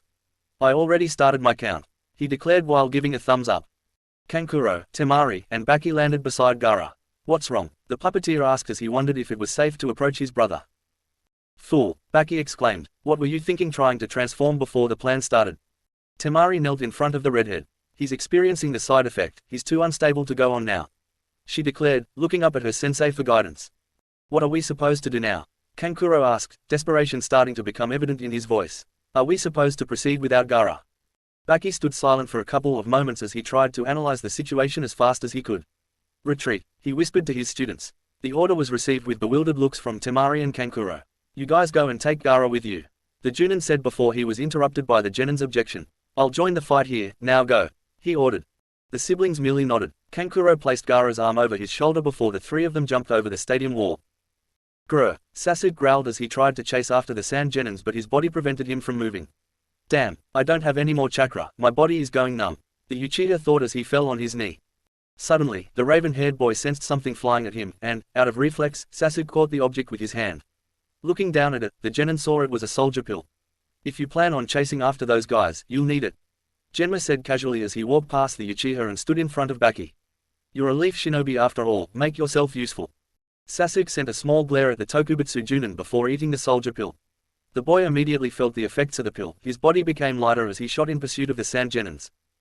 Up in the stands, Sakura watched the raven-haired boy jumping the stadium's wall as he chased the three siblings. Acting on instinct, the pink-haired girl stood up. Sakura froze before she was able to follow her teammate. Two sand nins had appeared in front of her. Their hands were already clutching kunais as they traveled in her direction. Sakura could only stare as the blades approached her. Suddenly, what seemed to be a pair of black blurs appeared in front of the girl, knocking down the two sand nins. How distracted were they that they didn't even sense two genins sneaking up on them. Shikamaru commented as he nudged the fallen shinobi's body with his foot. "Are you alright?" a monotonous voice asked the pink-haired girl. At first, Sakura thought that Naruto had come to save her, since the voice had as much emotion as the blonde had shown the last few days. For reasons unknown to the girl, a blush appeared on her face. "Sakura!" The sound of the voice snapped the girl out of her trance. Looking carefully, the Kunoichi saw Shino standing next to Shikamaru instead of Naruto. "Why yeah, I'm alright," she said as her blush intensified. This time she knew it was out of embarrassment at her confusion. Shikamaru and Shino looked at their former classmate in confusion, but before they could express any of it, the three-leaf genin found themselves surrounded by a group of Suna shinobi. All three of them brought their kunais out to defend themselves out of instinct, but they soon found it unnecessary as all of the sand nin suddenly dropped dead before them. "I got more than you did, Kakashi," Guy announced happily as he stepped on one of the bodies. The Junin had appeared from either side of the group of genin, taking care of the Suna attackers. "Do we really have to keep count?" Kakashi asked as he sighed. "Kakashi-sensei, Sasuke-kun has." Sakura stepped forward as she began to talk. Kakashi merely gave her a sign to let him speak first. "I know about Sasuke, he's chasing those three sand genin," he said calmly. "That's why I came for you three," the man added. Shikamaru let a small scoff. "And here I was thinking he wanted to save us," the Nara commented as he folded his arms. Kakashi gave the black-haired genin a small glare. "You are spending too much time with Asuma," the Junin say. "No, he was already this cynical back at the academy," Shino said in a composed voice, earning a small glare from Shikamaru.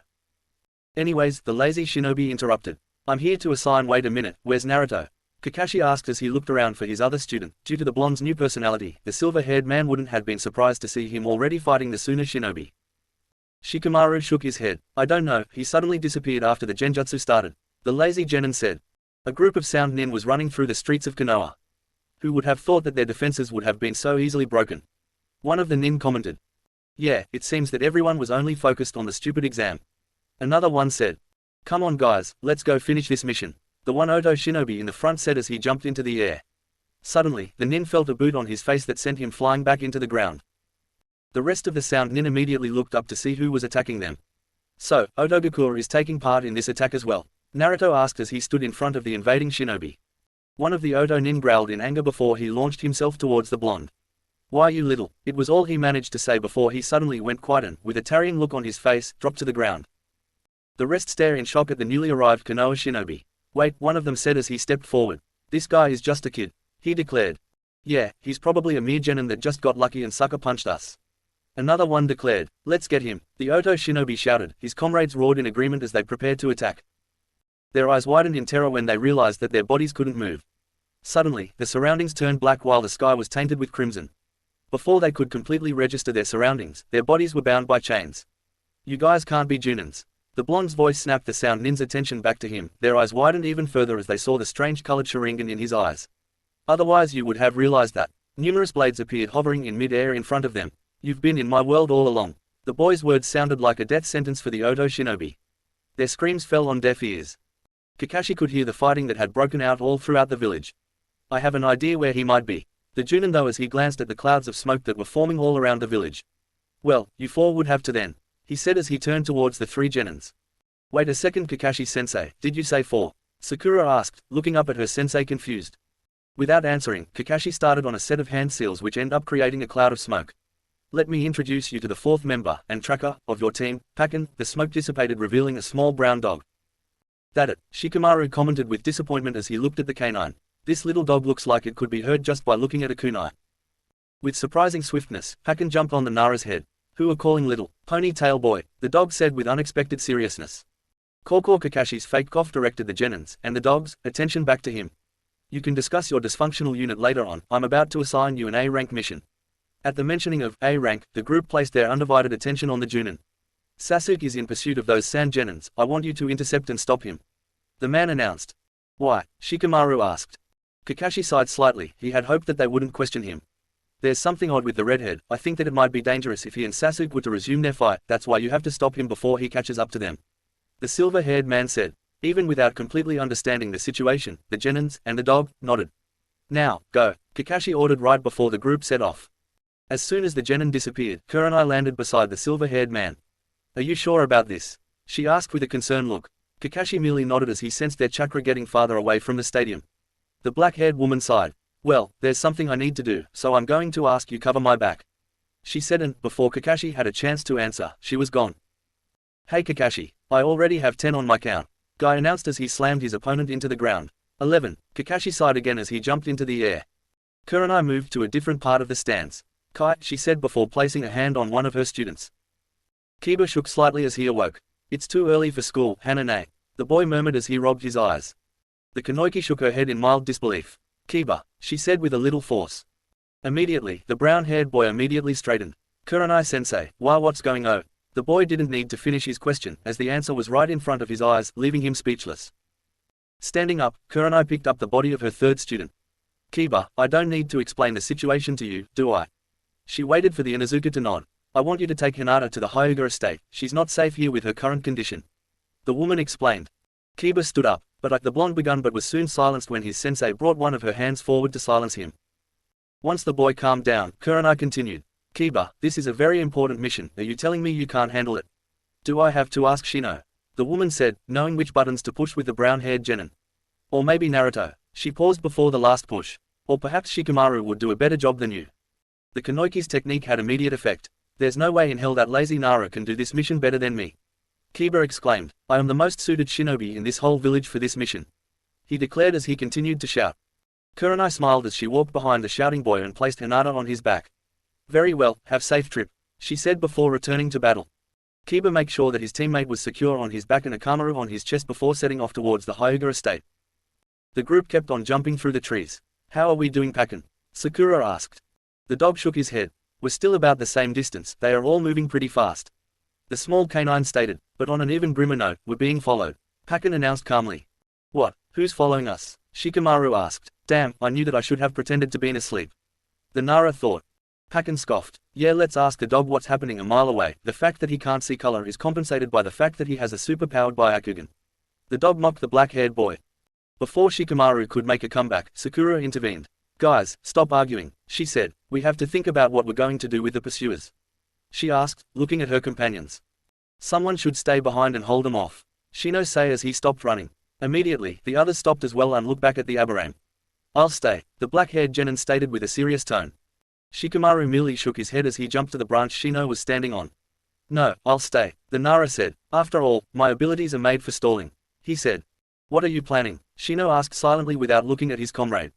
The Nara merely smirked. Like I said, I'll stall, the boy stated before he set off. Naruto clenched his head as he struggled to stay up. Barker, what were you thinking? The fox raged inside the blonde's head. Using the genjutsu in all of them at the same time, you know what its backlash causes. Kyubi ranted. The blonde shook his head as he felt the immense strain on his eyes start to subside and at the same time trying to ignore the angry Biju screaming inside his head. Suddenly, the genin's eyes widened and turned to look in direction of the forest. He had sensed when Sasuke started to chase after the Suna genins and when Sakura and the others started off after the Uchiha, but now he could sense a new group of chakra signals after them and the Sharingan user could bet all his ramen that they weren't from Konoha. Shaking the headache off, Naruto started towards the forest. Kiba ran through the deserted streets of Konoha with Hinata on his back. I'm almost at the Hyuga estate, just a little longer, the boy thought as he picked up the pace. Suddenly, a kunai landed in front of the Inuzuka, stopping the black-haired genin on his tracks. Well, what do we have here? A voice directed Kiba's attention to the road ahead where 3 Oto shinobi appeared. The boy immediately checked to make sure Hinata was secure on his bank, in case the situation turned into a chase. Oh, and it seems he's carrying a girl too, the one in the middle commented. When the group of sound nin stepped forward, Kiba took off. The only thoughts in the Inuzuka's mind were about keeping Hinata safe. I love a chase, one of the Oto shinobis stated. Kiba kept on running. The brown-haired boy was about to turn the corner when a kick came flying towards the side of his face, sending him flying back. He could barely manage to make sure that Hinata wasn't injured by the fall. You're too slow, kid, the third sound nin stated. The Inuzuka stood up as he glared at the 3 shinobi in front of him. Taking a moment to briefly wish he had his soldier pills with him, the boy checked his hold on Hinata and got into battle stand. The group of Oto shinobi dashed through the woods. It was easy for them to follow the foot and paw prints left by their prey. Down there, the leader stated as he pointed at a clearing up ahead. The whole group landed and started to look around. There's no one here, one of them stated when they couldn't find their prey. But their tracks lead this way, another one responded, still looking around. The leader shook his head. Well, let's see if we can pick up their trail again, he ordered as he prepared to jump to a branch, just to find his body unable to move. What's going on here? The sound nin stated as he looked around and saw his comrades in the same situation. The sound of footsteps caused them to look at the edge of the clearing. Never thought it would be so easy to trap you like this, Shikamaru said as he stepped into the clearing. His shadow was connected to the sound nins. The boy threw a series of kunais and shurikens he had in his hand. Surprising the genin, the Oto shinobi started laughing as all the blades were deflected by kunais before they reached them. You're way in over your head, Nara, the leader said. Did you really expect us to just come down without security measures? The group continued to laugh. Shikamaru bit his lower lip as he looked in direction from where the kunais had come. Damn, I didn't account for this, he thought as he looked at his shadow. The jutsu won't hold on much longer. By now, the sound nin's laugh had been reduced to a chuckle. Well, what would it be, kid? The leader begun again. Should we have our guy kill you now, or wait until your jutsu ends? After all, it's been a while since we hit the target as a group. The joke caused the sound nins to start laughing again, while Shikamaru could only glare at them. Face it, kid, the mighty leaf has crumbled down. Kiba hit the ground one again, face first as he moved his body to prevent any harm to come to the girl on his back. How touching, one of the Oto shinobi said as he cracked his knuckles. Haven't you realized yet, kid? Once you're dead she'll be next, he mocked, causing the other two to start laughing. The Inuzuka struggled to stand up. Damn, if any of the guys see me like this. The boy took off towards the Oto shinobi with his clawed hand ready to attack. The moment the sound nins brought their hands up for defense, Kiba jumped into the air, landing on the other side of the Oto ground, and resumed his running. Cute, kid, one of the sound nin commented as he turned around and threw a kunai at the boy. The blade hit Kiba in his left leg, causing him to stumble in the ground. Why don't we finish this? It's already getting boring, another one commented. The other two nodded and took out a kunai each. Kiba watched helplessly as the 3 of them dashed towards him. All he could do was move his body slightly to protect his teammate. I failed you, Kurenai-sensei. The brown-haired boy apologized in his mind as he closed his eyes. I'm sorry, Hinata. He could hear the sound of blade closing in on him. I could just give up now, Shikamaru pondered. It would save a couple of minutes of agonizing wait, he reasoned. Suddenly, Naruto's image flashed on the Nara's mind. Hey, I guess you won't let me give up twice in a day, the boy said softly with a dry laugh. What are you muttering, kid? The leader of the sound group asked. One of the others laughed. I think he finally lost it, he declared. The other Oto nins joined him laughing. A sound above the laughter caught Shikamaru's attention. I guess you wanted me to hold long enough for this, the boy said softly with a smirk on his face. Even in the distance, he could hear the sound of a hawk flying over the village. The leaf genin started to laugh. The sound nins immediately stopped laughing. What's so funny? One of them asked. Shikamaru shook his head. It's over, the boy said calmly. It's over for all of us, he announced serenely, looking at the Oto shinobi mockingly. The sound leader growled in anger at the look in the genin's eyes. Stop talking nonsense, he roared before looking towards his comrade in the tree. Hey, just take him out now, the Oto nin ordered. Shikamaru's eyes immediately shifted toward where the attack would surely come. The Inuzuka waited for the piercing pain to come, but instead, all he felt was a strong wind blowing past him and heard the sound of one of the Oto shinobi grunting in pain.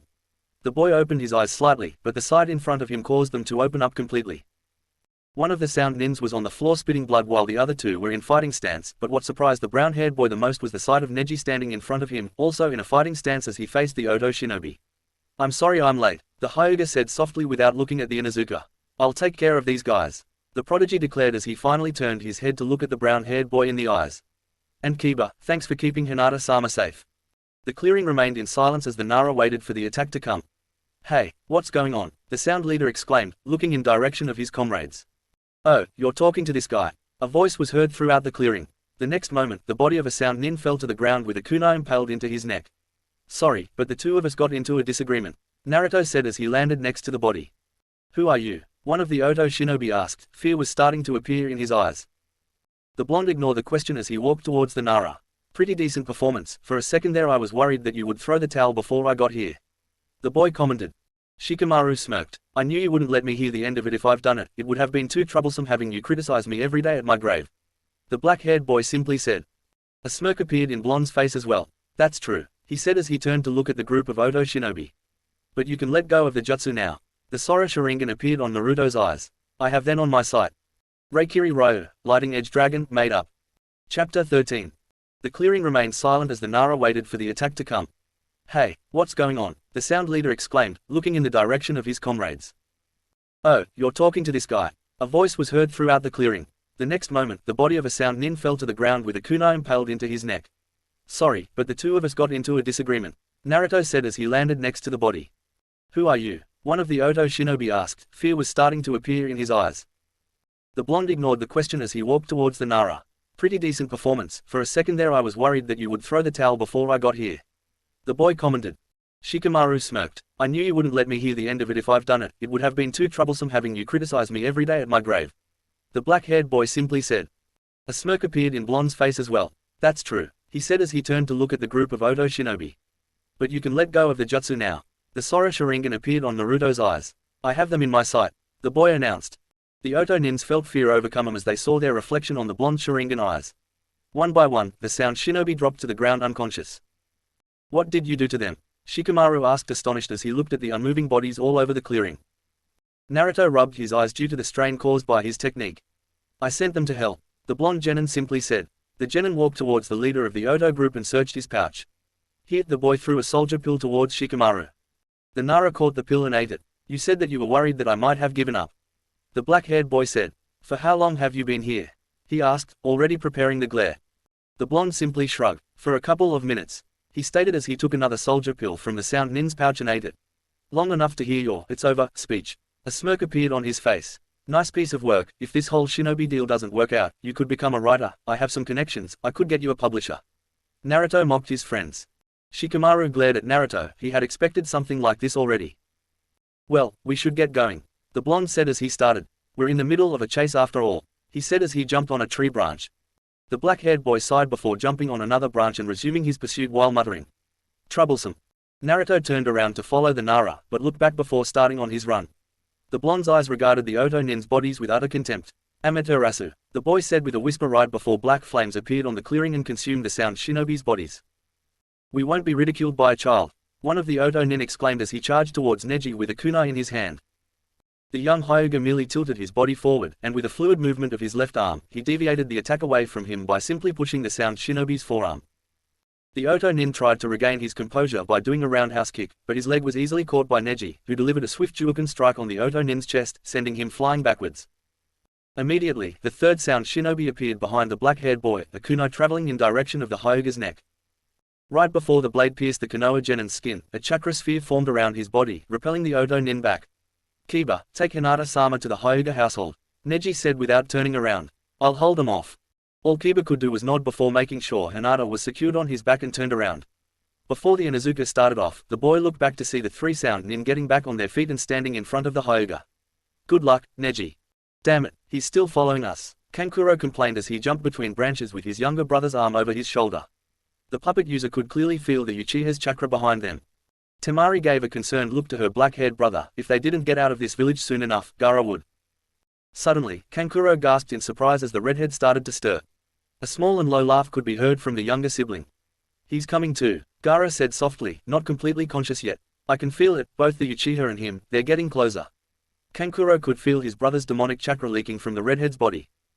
Him, the puppet user asked as he looked confused at his sister. The blonde girl bit her lower lip.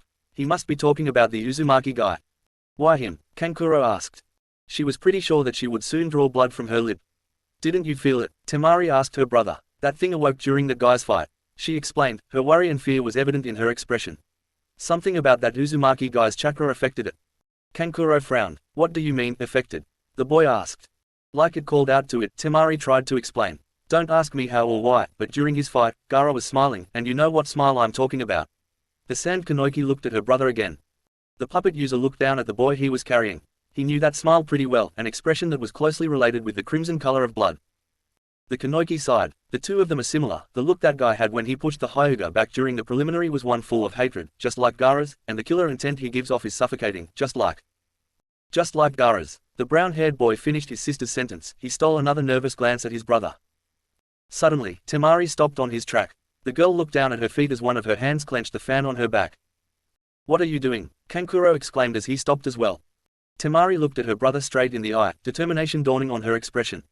I'll hold back that Uzumaki guy, she simply stated. Immediately, a bewildered look appeared on Kankuro's face as he prepared to argue his older sister's statement. Listen, she started again, preventing the brown-haired boy from speaking. The Uchiha we simply have to outrun, but that guy is affecting it directly. If he keeps getting closer, that thing might just completely wake up. Terror appeared on Kankuro's face with the mere thought of that. You can get Gaara out of here faster, meanwhile I'll prevent that guy from getting closer to him. The blonde girl said as she turned around. Kankuro brought his free hand forward. But he desperately wanted to say something that would change his sister's mind. The Kanoiki looked back at her brother. Don't worry, she assured him. Just leave everything to Nei-san, Temari said, giving her younger brother a broad smile before starting back the way they came. The Sand Genin could only stand there and watch his sister disappear among the trees, her smile engraved in his mind. He could not remember the last time they treated each other as siblings. An Oto Nin was thrown back with enough force to break the fence behind him. Neji stood panting in front of his opponent's unmoving body. The Hyuga had little time to recover before he jumped into the air to dodge a barrage of kunai thrown at him. The two remaining sound shinobi immediately appeared next to him, one on each side. Fudo Kaiden, the boy as soon he saw their kunais traveling towards him. The chakra barrier repelled the two attackers. Damn, Neji complained in his mind. It's even harder in midair. The black-haired boy thought as he recalled how his defense had gone from a dome to a sphere due to his previously airborne status. He's getting tired, one of the sound shinobi eagerly announced. The Hyuga prodigy wished he was wrong. He wasn't 100% from his battle with the blonde genin, and the successive Fudo Kaiden had taken a toll on his body and chakra supply. The two Oto Nins rushed forwards to attack. Neji was able to dodge their assault and deliver a couple of Juoken strikes to their arms. The boy knew that no number of strikes to limbs would help since his opponents were only using Taijutsu. Cutting the chakra flow to their extremities would not hinder their physical strength much. The Leaf Genin needed an opening to strike their vital organs, and he needed it fast. In a gamble, Neji jumped over one of the Sound Nin's shoulder, landing behind the shinobi. The Hyuga immediately ducked, right before the Oto Nin's hand swiped through where he had been with a kunai in hand. Seeing his opening, the black-haired boy gathered chakra in his right palm before driving it into his opponent's chest as the man finished turning around. The Juoken strike was strong enough to send the Oto shinobi flying back as blood sputtered out of his mouth. Neji had made sure to add enough chakra in the strike to send the Sound Nin's heart into shock. Bastard! The remaining Oto shinobi shouted as he tried to kick the boy. Neji moved his body back to dodge the roundhouse kick that was directed his way. The Sound Nin followed with a forward kick with his left leg, but missed as the black-haired boy ducked under it. Immediately, the Hyuga rose slightly, capturing the Oto Nin's leg with his arm and shoulder, and delivering a powerful Juoken strike to the back of the man's leg before releasing it and moving back. The Sound Shinobi dropped to his knees as he grabbed his left leg in pain. The strike had severed several ligaments along the upper part of his leg, rendering him immobile. The man looked up. Immediately his eyes were covered by fear as he found himself staring directly at the Leaf Nin's Byakugan eyes. This, Neji began as he gathered chakra in his pointer and middle finger. It's the end for you. the boy declared before he drove a swift strike on his opponent's neck. The Oto nin fell on his back as blood overflowed in his brains. The Hyuga simply turned around, leaving his enemy to drown on his own blood. Panting out of exhaustion, Neji looked towards the end of the street. Kiba should have gotten to the Hyuga household by now, the black-haired boy thought. It was hard for him to think of something. He wanted nothing more than just drop to the ground and let sweet unconsciousness take him. Moving towards the fence, Neji let his back rest against the wood before looking up at the sky and sighing. The boy clenched his chest. Ever since his fight with Uzumaki, his pulse had been erratic, a sign that the side effects of the blonde's jutsu still hadn't worn out. Suddenly, the Hyuga's eyes widened. Looking towards the end of the street, he could see a group of 5 sound shinobi rushing towards him. Forcing his body away from the wall, Neji turned to face the incoming party. Hinata-sama, I doubt that I will be able to apologize to you in person. The boy thought. He could hardly keep his eyes open now. I was blinded by my hatred for the main house. The Oto group was getting near now. Even if his eyes were tired, the black-haired genin could clearly see the kunais in their hands. I still hate the main house, but now, I want to. One of the sound nin's kunais was traveling directly towards the Hyuga, and the boy was too tired to do anything about it. Suddenly it felt like a gust of wind went tunneling through the street. The Oto shinobi were all blown away by a powerful force before they reached him. How dare you rise your weapons against my nephew? Hayashi's voice thundered. Neji's eyes widened again as his uncle appeared in front of him, Byakugan blazing with cold fury. You did an excellent job, Neji. The man said as he turned around. Instead of using the Byakugan's ability, his voice was surprisingly calm, completely opposite to the killer intent he was giving off. Just rest now, I'll take care of this vermin, Hayashi declared as he turned around to look at the terror-stricken face of the sound nins. Neji could only stare at his uncle's back as the man prepared to attack. Knowing that he was done with his part and the rest would be taken care of, the Hyuga boy closed his eyes and let his body fall back. Hinata-sama. He couldn't hear the fighting anymore. I want to find something beyond this hatred. With the ghost of a smile on his face, Neji was finally able to rest. That's strange, Pakken commented as he led the 2 genins. What happened? Shino asked. The small dog sniffed the air to make sure before answering. One of the sand nins changed directions. The canine informed. What? Sakura exclaimed. Which one? Pakken sniffed the air again. I believe it's the female. The dog said, but the weird part is that she's going around us. Pakken concentrated his sense of smell into figuring out the reason why the Tsunekunoiki would want to move behind them. I see, the canine thought as his nose caught a scent of something that was following them. Should we move to intercept? Shino wondered. The insects inside of him were getting ready to move out. The dog shook his head. Our mission is not to engage the sand, we're here to prevent the Uchiha from confronting them. Pakken said with an air of authority. The 2 Konoha genins couldn't do anything besides nod. They were still far away, Naruto realized as he and Shikamaru rushed through the tree branches. I swear Shikamaru, I'll leave you behind if you don't hurry up. Naruto shouted at his comrade that was trailing behind. Take a kunai and shove it. Not all of us have your monstrous amount of stamina. The Nara shouted back, though he still willed his body to move faster. Naruto prepared a retort when something caught his attention. Look out, the blonde warned as he moved out of the way. Catching the warning, Shikamaru jumped to the side. A second after, a powerful gust of wind swept through where they had been standing. What was that? The black-haired genin asked as he hid behind a tree, just in case another attack might be directed their way. I think she might have a crush on you, Shikamaru. At Naruto's comments, the Nara stepped out of his hiding place, his eyes widening at the sight of the fan-wielding Temari. I have to say, I'm a little jealous. The blonde looked back at his friend, a small smirk playing on his face. Shikamaru glared at the blonde. Shut up, he simply said. The Nara's gaze fell on the new arrival. She had a serious expression on her face, a tight grip on her fan, and, Shikamaru could have sworn, she seemed to be shaking. Shaking his own head, the black-haired genin addressed his comrade. I'll stay behind while you go on, the boy said. Naruto turned around and regarded the Nara for a couple of seconds. Hell no, Shikamaru was slightly taken back by the Bond boy's response. I saw what you did during your match with her, you already blew your chance. The Sharingan user said. With a sigh, the Nara had no other option but to give up. I knew he would hold that over my head. The black-haired genin thought. Just don't mess around, okay? The boy said as he jumped back into a tree branch. Yeah, just go and get out of my sight, Naruto said as he turned around to look at Temari. Shikamaru dashed past the 2 blondes. He was surprised that the Tsunekunoiki hadn't even acknowledged his presence. So your target is Naruto. The boy thought as left him behind. The blonde boy observed his opponent. He had taken notice of her state of nervousness. So, what does a pretty girl like you want with me? The leaf nin asked. Besides the obvious, he teased with a small smirk. Damn, I've spent too much to with Ero-sensei. Without answering or even acknowledging the boy's questions, Temari raised her fan. Kamaidaki no jutsu, she shouted as she beat her fan, causing another gust of wind to sweep through. Naruto jumped out of the attack's way with ease. The boy's right hand immediately moved towards his tool pouch to take out a kunai. Kamaidaki no jutsu. The second attack came faster than the leaf nin had expected. The blonde boy had to jump behind a tree to prevent getting hit. I have to keep him here, Temari thought. I can't let him get close to Gaara. The blonde boy frowned behind the tree. That fan could be a problem. Making the familiar hand signs, the Konoha genin created a pair of clones who rushed towards the Kanoki. Just as the boy had predicted, the girl's wind jutsu wiped his Bushins out of existence. Immediately, Naruto took out a kunai and moved to attack, but caught his miscalculation a little too late. Kamaidaki no jutsu. The boy hadn't reached the midpoint of his advance when the jutsu hit him, sending him flying back, only stopping when he hit a tree. The leaf shinobi had almost no time to get on his feet and jump out of the way as the blonde girl rushed towards him and swung her closed fan. The weapon hit the tree with enough strength to snap its trunk.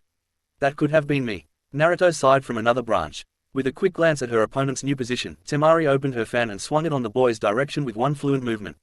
The Konoha shinobi had no choice but to jump and get back into hiding. I never expected her reaction time to be this good, the boy pondered. Temari was beginning to feel the toll of her efforts. Kankuro, you better make use of the time I'm giving you. The girl thought. She had never released so many attacks in such rapid succession and now it was really draining her. The signs of the Kanoiki's exhaustion were not lost to the blonde boy. I could just keep attacking until she runs out of chakra. The leaf shinobi wondered, but who knows how long that would take. It totally defeats the purpose. Taking a deep breath, the boy created a bushin. Both leaf genins ran out of hiding, each one throwing a pair of kunais towards the Kanoiki. Temari immediately beat her fan, releasing her wind jutsu. Stepping on his clone's shoulder, Naruto jumped out of the range of the attack. Just as he expected, the blonde girl shot another gust of wind towards him. The boy created another bushin and shielded himself behind his body. Sorry, the genin said to his lookalike. The clone merely gave him a smirk before disappearing into a cloud of smoke along with the Fuiten jutsu. Creating one more clone behind him in order to propel back down, Naruto shot himself towards the sand Kanoiki. Once again, the girl's maneuverability surprised the leaf nin as his kunai was stopped by the girl's fan. Looking at his opponent's face, the boy received a smirk from the Kanoiki. Gotcha, she said in a low voice before pushing the Konoha shinobi back. Kamaidaki no jutsu. Temari released her jutsu, sending her fellow blonde flying back at full force. Naruto hit the ground hard and, once again, lacked the time to lament anything as he had to immediately jump out of the way to evade another gust of wind. Damn, if I could just stop her for 1 second. The boy complained. Suddenly, the genin could hear a familiar, not annoying, laughter inside his head. Ha ha ha, it seems that she has more upper body strength than you, kid. The fox's voice said with the usual mocking tone. Shut up, I don't have time for this. The boy raged in his mind as he tried to catch his breath. Kyuubi's laughter never quivered. Well, it just so happens that I know a way out of this predicament you have gotten yourself into. At the boy's silence the Biju's laughter grew stronger. Aren't we interested? The fox teased. The boy's patience was running short. Are you going to tell me or not? He exclaimed in his head. A chuckle escaped the fox before continuing. You need to stop thinking about the situation strategically and start thinking logically. Kyuubi waited to savor the boy's confusion before proceeding. Think about it, kid. For what we have seen of her, we can safely assume that she's a proud female warrior. The Jinchuuriki nodded, and there's one thing that is almost guaranteed to stop a proud female. He could feel the smirk forming in the Biju's face. Which is? The boy asked. A part of him was slightly scared of what the answer might be. The laughter returned to his head. He, what you do is this. The fox could barely control the glee in his voice. Naruto was unable to control the blush that appeared in his face after hearing the Biju's words. What the hell, that's anything but logical, the boy screamed in his mind. By now, Kyuubi was roaring in laughter. If you're man enough, you'll do it. The fox nudged. Come on kid, quick and painless, well for the most part. Easy for you to say. The genin thought as he tried to gather his courage. I just know I'm going to regret this in the morning. The blonde thought with a sigh. Kage Bushin no Jutsu. Free Naruto jumped from their hiding place towards the Suna Kanoiki. Temari swung her fan, directing a gust of wind towards her attackers. She wasn't surprised when all three of them disappeared in a cloud of smoke. Immediately, 5 more blondes jumped from the treetop. Without thinking twice, the girl beat her fan once again, wiping the group of Bushin out of existence. Before the cloud of the clones disappeared completely, the girl became aware of 8 more Konoha nins falling from above. Kamaidaki no Jutsu. The powerful blast of wind shot upwards, taking out all 8 attackers. Temari watched the cloud dissipate. Suddenly her eyes widened as her gaze dropped down. Having taken advantage of the distraction caused by his clones, the leaf genin had made a dash directly towards the girl. Acting on instinct, Temari blocked the incoming attack with her fan.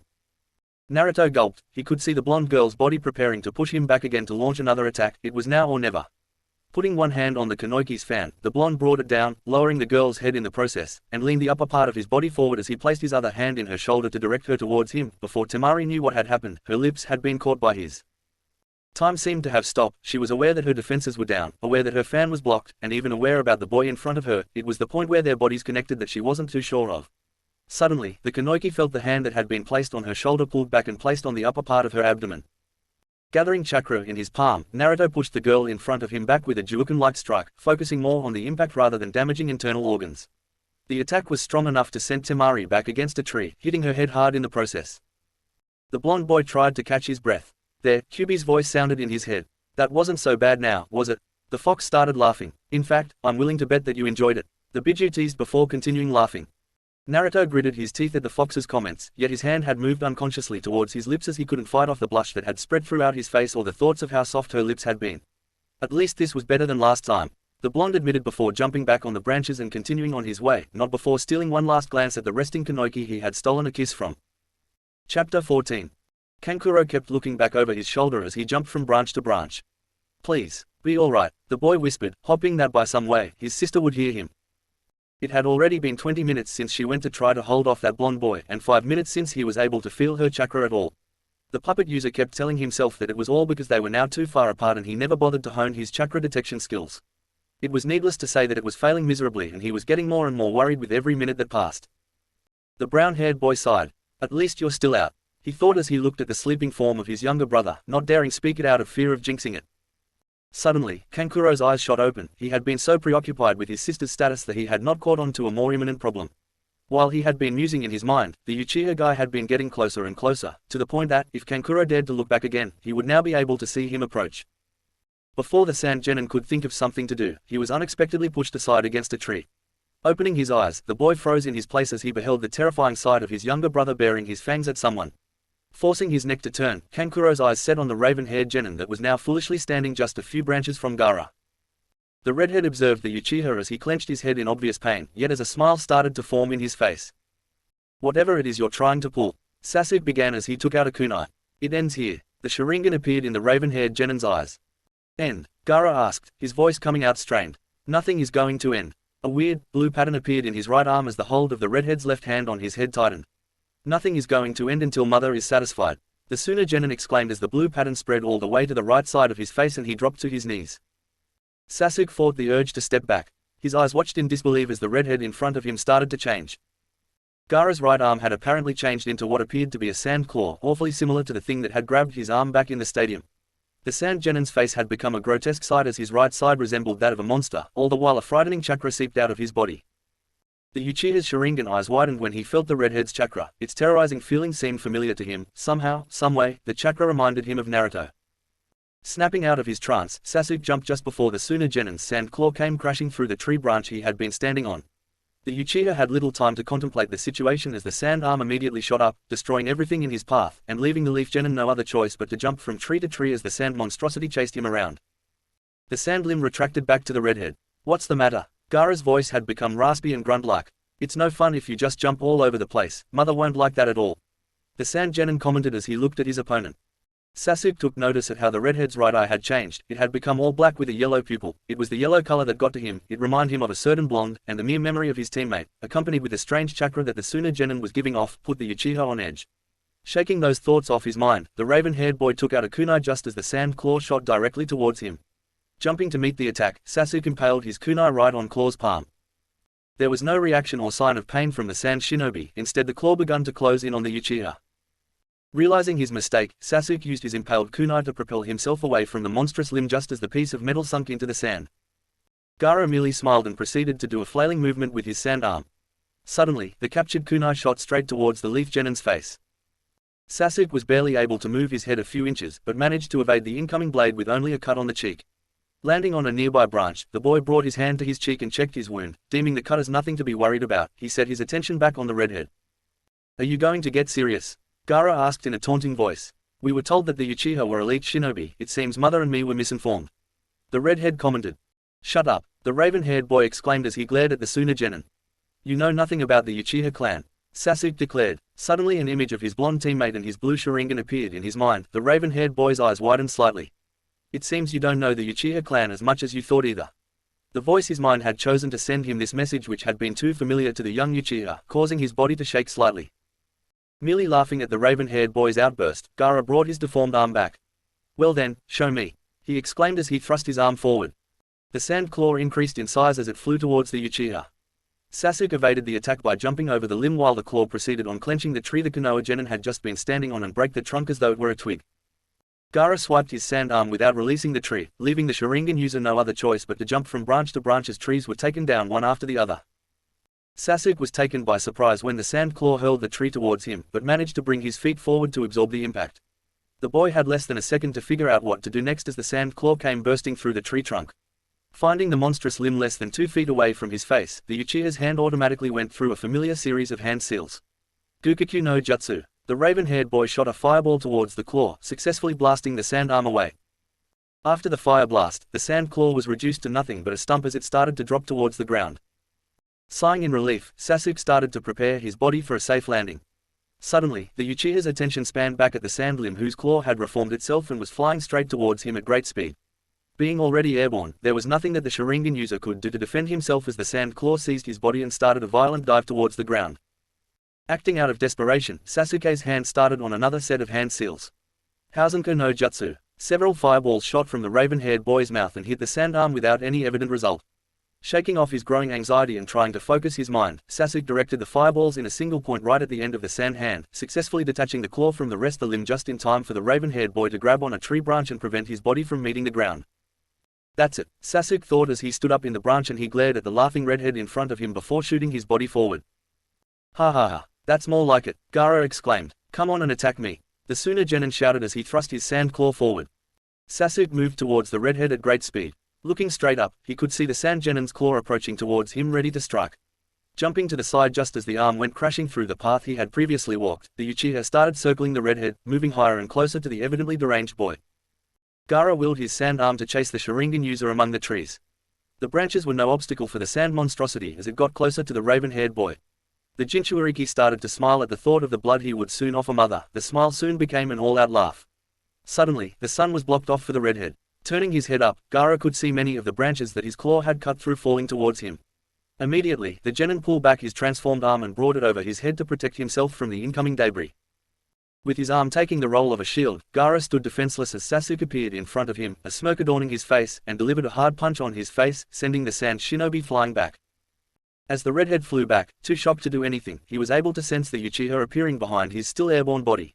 Gaara didn't have to look back to know that the smirk was still in the raven-haired boy's face. Flexing his body, Sasuke executed what seemed to be a spinning kick, burying his foot in the Suna genin's gut and sending him flying down, hitting the ground hard. Taking advantage of his offensive streak, the raven-haired boy immediately started making hand seals. Gukukyu no Jutsu. He shouted before shooting another fireball at his opponent, creating a massive explosion. Panting as he waited for the smoke to clear, Sasuke stood on a tree branch trying to catch any sign of movement among the cloud that his attack had raised. Suddenly, a jolt of pain shot from his left shoulder. As the boy winced in pain, his attention was diverted from the dissipating cloud of smoke for a second, enough time for the sand claw to shot towards him and enclose his left leg. Sasuke was flailed through the air and slammed against the trunk of a tree with tremendous force. When the Uchiha's body started to fall, the sand claw returned, hitting him in the chest and driving the boy through many branches before throwing his body to the ground, leaving him apparently unconscious. The raven-haired boy was brought back to reality by the Suna genin's laughter. Looking up, he was greeted by what seemed to be a giant fist made out of sand rushing down towards him. The Sharingan user was able to roll over at the last minute, managing to evade the attack. Getting up as quickly as he could, Sasuke was caught by surprise when the sand arm immediately recovered from its missed impact and shot towards him. Out of desperation, Sasuke jumped to a tree as he took out a kunai and starting to cut down the tree's smaller branches, causing many leaves to fall off and managing to conceal his body. Gaara's laughter boomed through the forest. Ha ha ha, come out, this is just getting interesting. The redhead exclaimed as he laughed. You can't be done already, mother is still expecting more. The deranged boy informed as he looked around. Kankuro closed his fist tightly to try to stop his shaking. This is bad, the puppet user though as he watched his younger brother laugh manically. The brown-haired boy knew what his brother wanted, blood to offer to that thing inside of him, and, at this point, it didn't matter who it was from. So, if he can't find the Uchiha, it would be just a matter of time before Gaara would set his sight towards him. Temari, what should I do? The genin thought, not knowing if he would feel safer having his sister by his side, or as far from their younger brother as it was possible. Come on Uchiha Sasuke, Gaara shouted with glee. I'll try to make it as quick as possible, but I can't make any promises. The redhead followed his statement with another fit of maniacal laughter. Giving his surroundings one last quick look, the sand genin started to take down random trees with his sand claw in his search for the Uchiha. The Sharingan user pressed his body firmly against the trunk of a tree, trying to make it the least visible possible as he heard the sound of trees being snapped into like they were pencils. He silently prayed that the redhead wouldn't choose the one he was hiding behind.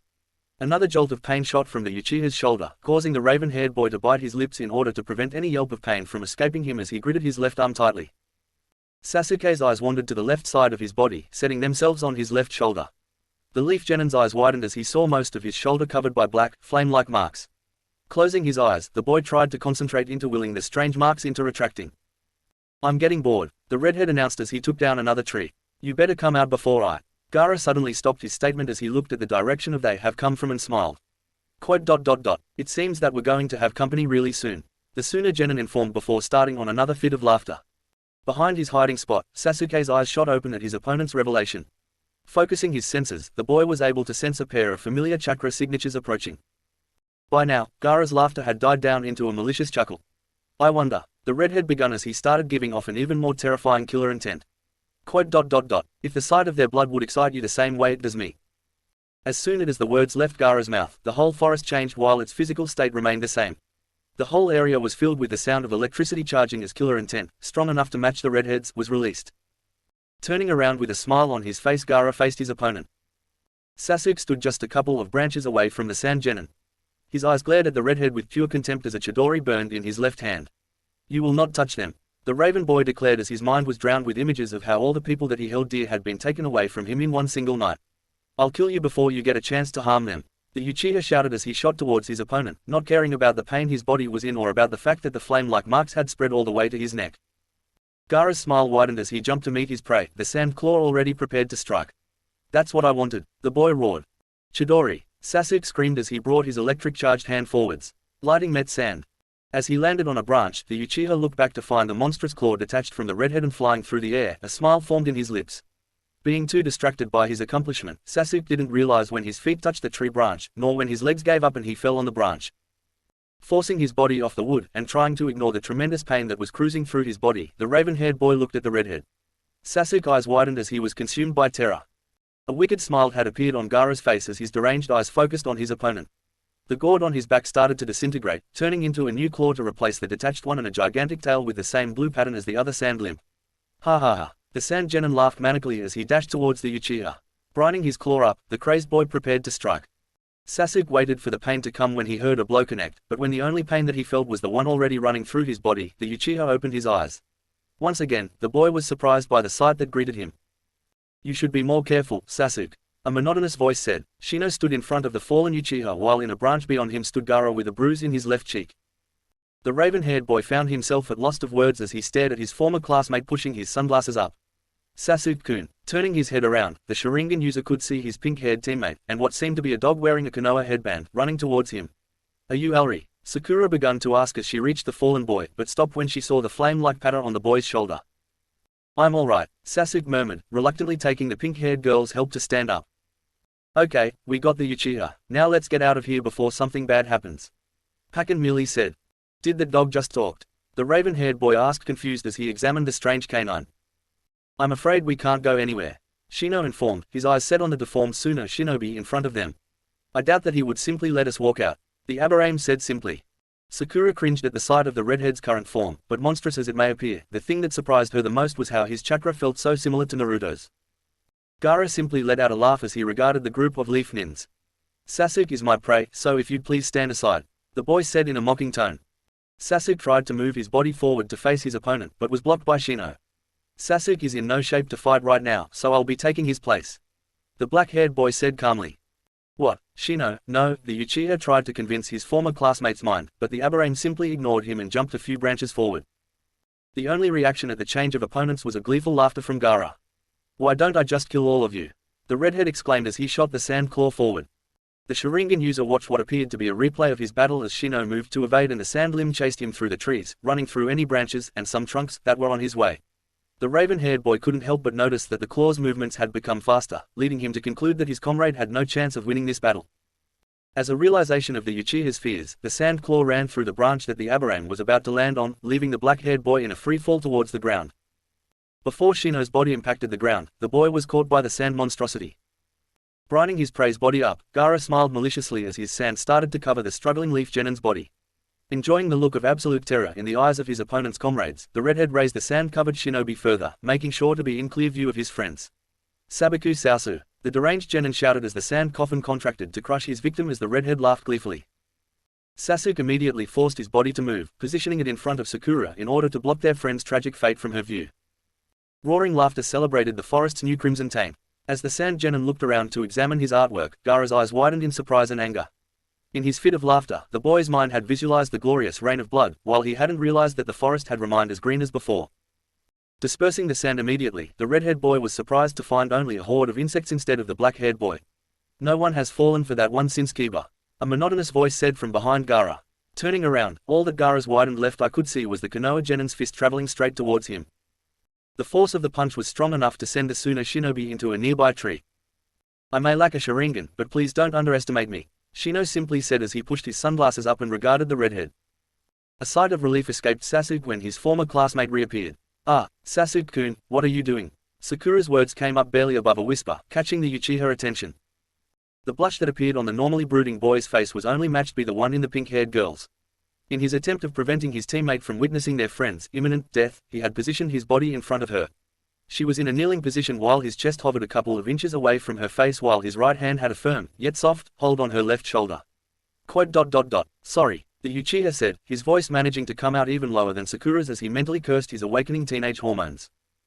Gaara growled as he glared at the black-haired boy. "You're going to pay for that one," the sand genin declared as he swung his deformed arm forwards, sending the sand claw straight towards the Aburame. Kankuro stood dumbfounded. He had only heard about the Aburame clan once in his village from two elder shinobi discussing, as they put it, unorthodox ninja techniques, but to think that one of them could have fooled the person he feared the most so easily. The puppet user watched as the boy with sunglasses evaded his younger brother's attack with apparent ease, causing the redhead to growl and grunt in annoyance and frustration. Suddenly, Shino stopped moving. He simply stood on a branch with his hand in his pockets and waited as the sand claw approached him at a blinding speed. Sakura tried to scream, Sasuke tightened his fist, Kankuro gritted his teeth, and Gaara smiled wickedly as his claw was about to strike the black-haired boy. Just as the claw was about to close in, the monstrosity came to an abrupt stop in front of the leaf genin's face. Shino merely pushed his sunglasses up again, observing the sand limb as it began to break down and chunks of sand fell to the ground. "What's going on?" Gaara exclaimed as he watched in terror as the sand, his sand, ignored his will and fell lifelessly. Shino brought one of his hands out of his pocket and pointed at the redhead. "You haven't realized yet?" the boy asked. Looking down, the sand genin's eyes widened as he found numerous black bugs crawling around his body. "Kikai mushi," Shino simply stated as many more bugs appeared crawling around his whole body. "They have the ability to eat chakra, rendering techniques like yours." If Sasuke didn't know any better he would have sworn that behind the collard of his shirt, the black-haired boy was smiling. Useless," the boy added before starting off towards the redhead. Gaara brought his crumbling sand arm up in order to defend himself. Shino merely closed his hand into a fist and drove it straight through the sand arm. The sand crumbled away like it was nothing, and the Aburame's fist sunk into the right side of the sand genin's face, sending him flying back. The redhead was able to use his tail before it broke down to get back on his feet, but the boy had not time to regard the situation as his opponent suddenly appeared in front of him and delivered a strong uppercut on his chin, causing the redhead's feet to leave the ground again. The black-haired boy followed with a kick on the Suna genin's stomach that sent him flying into a tree trunk. With the destruction bugs still on his body and his sand falling slowly to the ground, Gaara struggled to stand up as everyone present remained quiet. Ha ha ha. The silence in the forest was broken by the redhead's crazed laughter. "You really think?" The boy began as what remained of his gourd turned into sand and what had fallen to the ground returned. "That you could just separate mother from me that easily." Everyone watched in shock and horror as every part of Gaara's body from the knees up was covered in sand and took a bestial form with the tail swinging lively in the back. Both eyes had become black with a strange yellow pupil while the boy's teeth became sharpened, resembling an animal's. A smile spread on the redhead's face as he regarded the people present in the forest. His sand body stirred slightly before he brought his closed fist forward. Unclenching his hands slowly, the deformed boy let the Kikai mushi fall to the ground as his smile widened. While his sunglasses and collar hid Shino's expression from everyone else, nothing prevented the others from seeing the Aburame's fist tightening in anger as he watched his dead destruction bugs being discarded. Gaara merely laughed before he tilted his body upwards and several mouths appeared on his monstrous body and began to inhale air. "Mugen Sajin Daitopa," the sand genin shouted before blasting a powerful gust of wind and sand. The force of the blast of air was strong enough to blow the Aburame away. Smiling once again, the redhead shot both of his arms forward towards the leaf nin. Seeing the two sand limbs coming towards him, Shino tried to shift his body to dodge them, but due to his current airborne condition, one of them caught him by his right arm. Before the black-haired boy could react, Gaara willed his sand to contract and break the boy's arm just like he had done to the green-wearing one during the preliminaries.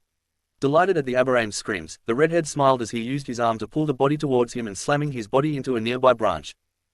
With a victorious smile on his face, Gaara launched his body forward to deliver the final blow. Landing on the Konoha Genin's branch, the boy raised his disfigured claw. Once again, the finishing strike never connected as the Suna Nin found his body unable to move just a few inches away from the Aberrane. "You people are just too troublesome to deal with sometimes," a somewhat bored voice said from below the two Genins. Shikamaru hung upside down from the branch that held his former classmate and the deranged Sand Genin, his shadow connected to the former, restricting his movement. "Shino, if you please get out of the way, this position is not as comfortable as it may appear," the Nara said sarcastically. Nodding, the Aberrane lifted his body off the branch and moved away just as the redhead next to him willed the sand in his body to attack the hanging shinobi below them. The Nara immediately disconnected his shadow from Gaara's and jumped to another branch before the sand could reach him. "So, you're going to fight me next?" the Suna Genin asked. His voice was a strange mix of both amusement at the sight of another prey and frustration at the lack of bloodshed.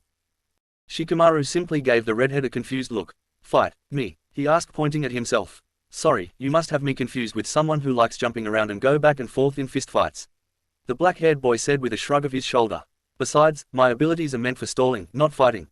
Gaara let out a frustrated growl. "Then get out of my sight," the boy exclaimed as he thrust his arms forward.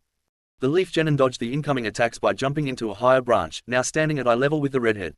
"Sorry, no can do," the black-haired boy simply stated. "Otherwise he won't let me hear the end of it," the boy informed as he got into a meditation stance. Letting out another growl, the deformed shinobi jumped towards the Nara. The moment Gaara stepped on the branch, he found his body unable to move again, caught in the same technique as before. "Stop that," the boy demanded as he willed his sand to attack, but by that time the Konoha Genin had already dispelled his jutsu and jumped to another branch.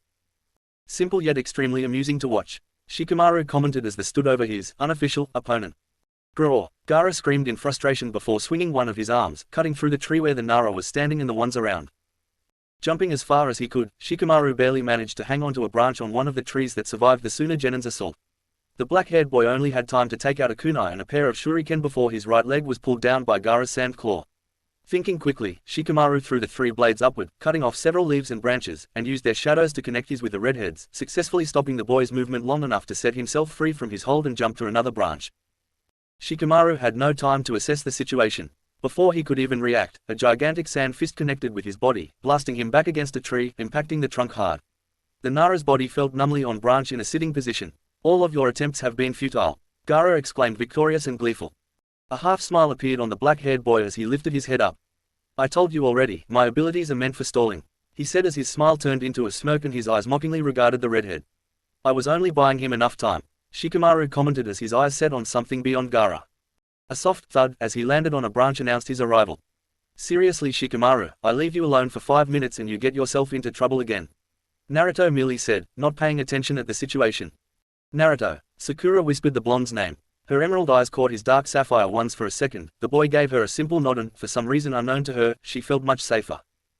"You," Gaara exclaimed as his face twisted into a sick form of happiness at the sight of the fellow Jinchuuriki.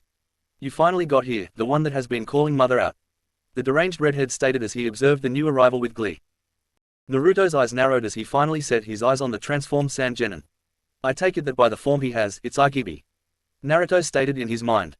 In the boy's mind, the fox grunted. That stupid raccoon always tended to pick a human and become extremely attached to him or her. That's how he ended up trapped in that kettle in the first place, QB informed. But to come off as the boy's mother and eat his sanity away like that, I think Shakaku has been losing it over the years, the Buu commented, his tone carrying a hint of annoyance towards the tailed beast inside the redhead.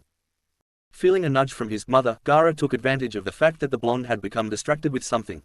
"Suna Shuriken," the crazed boy shouted as hurled a barrage of sand disc at his opponent.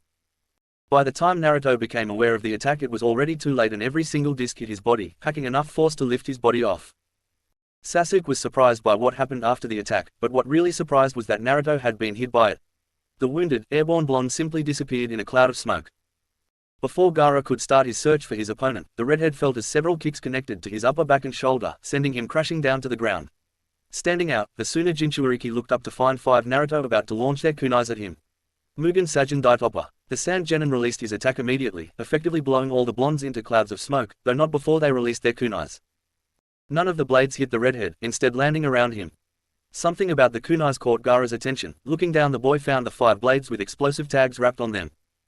Preparing to jump away from the blast zone, the Sand Genin was surprised when he found his feet unable to move again. Looking back down, the redhead saw 2 pairs of hands sprouted from the ground holding his head in place. Gaara was helpless as the 5 tags exploded into a huge blast. Damn, you. The redhead let out as he struggled to lift his body upright. His head moved upward and set on the blonde standing in front of him. A smirk appeared on Naruto's face. Are you still enjoying yourself? The genin mocked the other Jinchuuriki. Gaara merely grunted before the smile returned to his face. Of course I am, the redhead informed, his face twisting and appearing even more insane. This fight proves that I exist, the boy declared. Naruto narrowed his eyes. Is this pity, what I'm feeling for you? The blonde wondered, causing the sand genin to look at him confused. Or do I envy you? He continued. All my life I wondered if my life had any meaning, at least you believe yours had one, but something as sad as that. Naruto's eyes appeared as though they softened. I guess us beggars can't be choosers. He added with a dry laugh. Sakura felt like her heart ached at her teammate's words. Whatever sympathy was there in the blonde's eyes was gone in the next moment as his eyes scornfully set on Gaara. But you endangered my friends and I can't look away from that. Naruto stated as his blue Sharingan appeared in his eyes. Sabaku Sausu, Dessert Funeral. Mugen Sajin Daitopa, Infinite Dust Great Breakthrough. Suna Shuriken, Sand Shuriken. Chapter 15. Naruto narrowed his eyes. Is this pity, what I'm feeling for you? The blonde wondered, causing the sand genin to look at him confused. Or do I envy you? He continued. All my life, I wondered if my life had any meaning, at least you believe yours had one, but something as sad as that. Naruto's eyes appeared as though they softened. I guess us beggars can't be choosers. He added with a dry laugh. Sakura felt like her heart ached at her teammate's words. Whatever sympathy was there in the blonde's eyes was gone in the next moment as his eyes scornfully set on Gaara. But you endangered my friends and I can't look away from that. Naruto stated as his blue Sharingan appeared in his eyes. If the redhead had been intimidated by the strange Sharingan, he was able to hide it perfectly. The deranged Suna genin let out a malicious laugh as he stared right back at the leaf genin's glare. That look in your eyes is perfect. Gaara commented as he smiled in glee. I want you to look at me like that until the very moment when I'll spill your blood for mother. The Jinchuuriki exclaimed as he thrust both arms forward in the direction of the blonde. Naruto jumped upwards, but instead of landing on a higher branch, the Konoha genin used it to propel his body forward, creating enough force to speed past the incoming sand limbs. The blonde Jinchuuriki closed his hand as he approached the redhead. The punch failed as the Suna shinobi jumped to a different branch before it could connect. Gaara wasted no time to attack. Not giving his opponent a chance to even turn around, the sand genin shot his body forward, his claws ready to strike his prey. The blonde jumped back the moment he sensed the incoming attack. Doing a backflip in midair to dodge his opponent's attack, the leaf genin sunk his feet in Gaara's back as he completed the 360-degree spin, sending the boy down towards the ground. Taking the offensive, Naruto stopped the redhead's trip downward by grazing one of his ankles and swinging the genin's body towards a tree, breaking the trunk as he flew through. The Suna shinobi stretched his sand claws in order to stop his flight. Landing on a nearby branch, the monstrous genin glared at the blonde. It's the best you have. The boy exclaimed. Mother and I waited for you after hearing your call, but is this all you have to show for it? Naruto met the redhead's glare with his own. I guess I'm putting quite a below-average performance. The Konoha nin admitted. I guess it'll be okay if I went a little wild. The moment the words left his mouth, the blonde disappeared from Gaara's side just to reappear hovering over the sand genin the next second and drive his knee into the deranged boy's stomach. Even through the sand protection, Gaara could still feel the force from the blow his stomach received. His breath escaped his lungs and the Suna nin's head was brought forwards as his body recoiled due to the pain. Blinded because of the strike, the redhead could not see the fist traveling straight towards his face. The punch's sound was heard throughout the forest as the sand genin was thrown flying backwards by its force. Moving at blinding speed, Naruto seemed to disappear again and reappear at the branch Gaara was traveling to. The blonde swung his leg forward, driving his kick into the redhead's back, stopping the deranged boy's flying trip and causing him to release a scream of pain. The leaf genin spun his body around and driving his heel into the sand shinobi's gut, in a similar fashion to what Sasuke had done before, and sending his fellow Jinchuuriki flying down towards the ground. The Sharingan user did not waste any time. The boy's hands immediately started on the already familiar set-on hand seals. Gukukyu no Jutsu, Naruto exclaimed before shooting a sizable fireball down to chase the redhead. The explosion signaled the impact. Before the dust and flames could dissipate, a pair of sand claws shot from the cloud of wreckage with the blonde Jinchuuriki as their target. Jumping to higher branches, Naruto took out a kunai and slashed the pair of monstrous limbs as they approached him. The two arms seemingly started to fall before they suddenly came back to life and reformed themselves before returning to their pursuit of the Konoha shinobi. Naruto continued to dodge the two transformed limbs until they finally retreated and grabbed a nearby branch in order to pull Gaara back up. Hee hee hey, ha ha ha. The redhead started to snicker but it soon turned into an all-out laugh. That's more like it, he declared. Mother is starting to enjoy this fight. The bloodlust in the sand nin's eyes was evident as he looked at the blonde. Let's together make mother happy. The deranged boy shouted as he threw a piece of his sand body into the air. Sabaku am. The barrage of sand lumps immediately started to fall down on the blonde. The Sharingan user was put on the defensive once again as all his movements were strictly to evade the flurry of strikes raining down on him. Branches and trunks were reduced to splinters as the onslaught of sand pierced through the trees as it sought the leaf shinobi. Damn it, Naruto cursed, he never expected that he'd be forced to use it so soon into the battle. Amaterasu. The teenage boy gazed at the sphere of sand above the trees where all the projectiles originated with his Sharingan eyes. The piece of sand was immediately overwhelmed by black flames that consumed it in a matter of moments, leaving nothing behind to prove that it existed. Gaara looked up with a horror-stricken face as his sand was reduced to nothing by the black flames. A piece of his mother that had always protected him simply disappeared in front of the redhead's eyes as though it was never even there. Bastard. The words left the boy's lips like a ghostly whisper. You bastard. The Jinchuriki's eyes set on the blonde in front of him, yellow eyes blazing in fury as they burned into the leaf genin. The spiky-haired boy hadn't felt such a strong killer intent since Itachi. Shifting his body slightly to the side, Naruto was able to hide the shaking in his hand. How dare you try to take mother away from me? The transformed Suno shinobi shouted as his killer intent kept on rising. Mother is the only one important to me in this world. The only one that never deserted me and always remained by my side. The words roared through the forest, making some of the people present cringe at the fury they held. Mother is all I have, Gaara declared. Naruto remained silent for a couple of moments as his gaze regarded the redhead in front of him. All you have, the blonde simply repeated. Suddenly, a matching killer intent emanated from the Konoha nin as his eyes narrowed, forming a glare directed to the other Jinchuriki. In less than a second, Naruto had moved in front of Gaara and drove his fist into the sand genin's cheek, sending him flying back once again. Two spiky-haired clones appeared ready to receive the airborne boy. Using his Sharingan, Sasuke could follow as the three identical leaf genins trashed the deranged redhead around trees and branches. What surprised the raven-haired boy the most was not his teammates' impressive physical strength, nor the blinding speed of his movements, but the look that the once smiling face held. As much as Gaara's look carried dementia less than 5 minutes ago, Naruto's was now pure anger and disdain. Something that the Suno shinobi had said had made the former loudmouth snap, sending the boy into a raging frenzy. A powerful kick sent the transformed teenager flying through numerous tree trunks, finally stopping several feet away. That thing is not all you have. The blonde's words were full of contempt. You have siblings, you have a family, you were probably even able to meet your father. Naruto closed his fist to try to stop the furious shaking. So don't come here and tell me that that thing inside you is all you have when you have pushed away everything else around you. His teeth were gritting now and his voice was coming out strained due to the anger. You had so much yet you still chose to become like this. You chose to be feared over than loved. The Jinchuriki's voice started to die out. It's because of you. It's because of people like you that I had. The teenage boy never finished the sentence as his hand suddenly went through the required hand seals and another fireball was released in direction of the redhead. The swiftness of the attack caught the redhead by surprise. Gaara could only bring his arms forward to protect himself as the flames engulfed his body. The impact of the fire jutsu was enough to send the sand genin flying a few branches back. I really hate people like you, Naruto declared as he glared at the deformed boy in front of him trying to stand back up. People that thrive of the knowledge of being feared. You claim being alone in this world, but the truth is that you view yourself above all other. Things that the blonde thought he had under control were running wild now. Locking yourself inside a barrier of sand and trying to sound like a victim. You don't know what real pain is, what it feels like to be betrayed by the few things you thought you had. Shut up, the redhead boy interrupted, his eyes set on the blonde holding a mixture of anger and sorrow. You don't know anything about me. The Suno shinobi shot back. You don't know all I had to go through and how, at the very end, mother was the only one that remained by my side. The Jinchuriki's voice came out strained as memories plague his mind. This is it, please die. Suddenly, Gaara's killer intent returned full force. Betrayal. His strange yellow eyes glared at the blonde. Don't you dare speak to me about betrayal. Anger flooded out of the transformed boy as his breath started to come out strained. I'll never let anyone else betray me, the sand nin exclaimed before he thrust his arms forward. Monstrous limbs shot towards the spiky-haired boy, forcing him to jump from branch to branch in order to avoid their devastating rampage. The hatred that had been harbored in the blonde's eyes had now transferred to the redhead's as he continued to tear through trees and branches.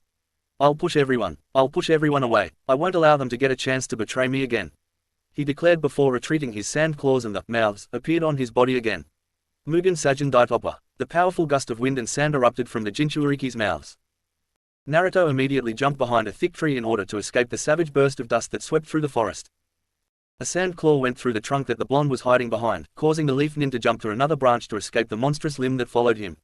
I'll destroy everyone in my path. I'll offer all of their blood to mother and prove that I exist in this world, Gaara announced in his crazed rage. To prove that I was betrayed and that I will take my revenge on the world, he exclaimed as his transformed arms continued to chase his opponent. Without stopping his movements, the Konoha genin was able to set in eyes on the other Jinchuriki. I really can't forgive people like you, he stated as he jumped to a new branch seconds before the one he had been standing on was destroyed by the pursuing claw. Letting the rage and bloodlust consume you and turning into the demons they fear us to be, the teenage boy added. Shut up, the redhead shouted. You don't know anything about me. The speed of the sand claw suddenly increased, managing to grab a hold of the Sharingan user and slamming his body against a tree. Less than a second afterwards, the sand was already starting to cover his body. I'll kill you. I'll kill you for the disrespect you have shown mother and me, Gaara declared as his eyes glared at the blonde. Despite his seemingly imminent death, the spiky-haired boy merely continued to observe the sand genin.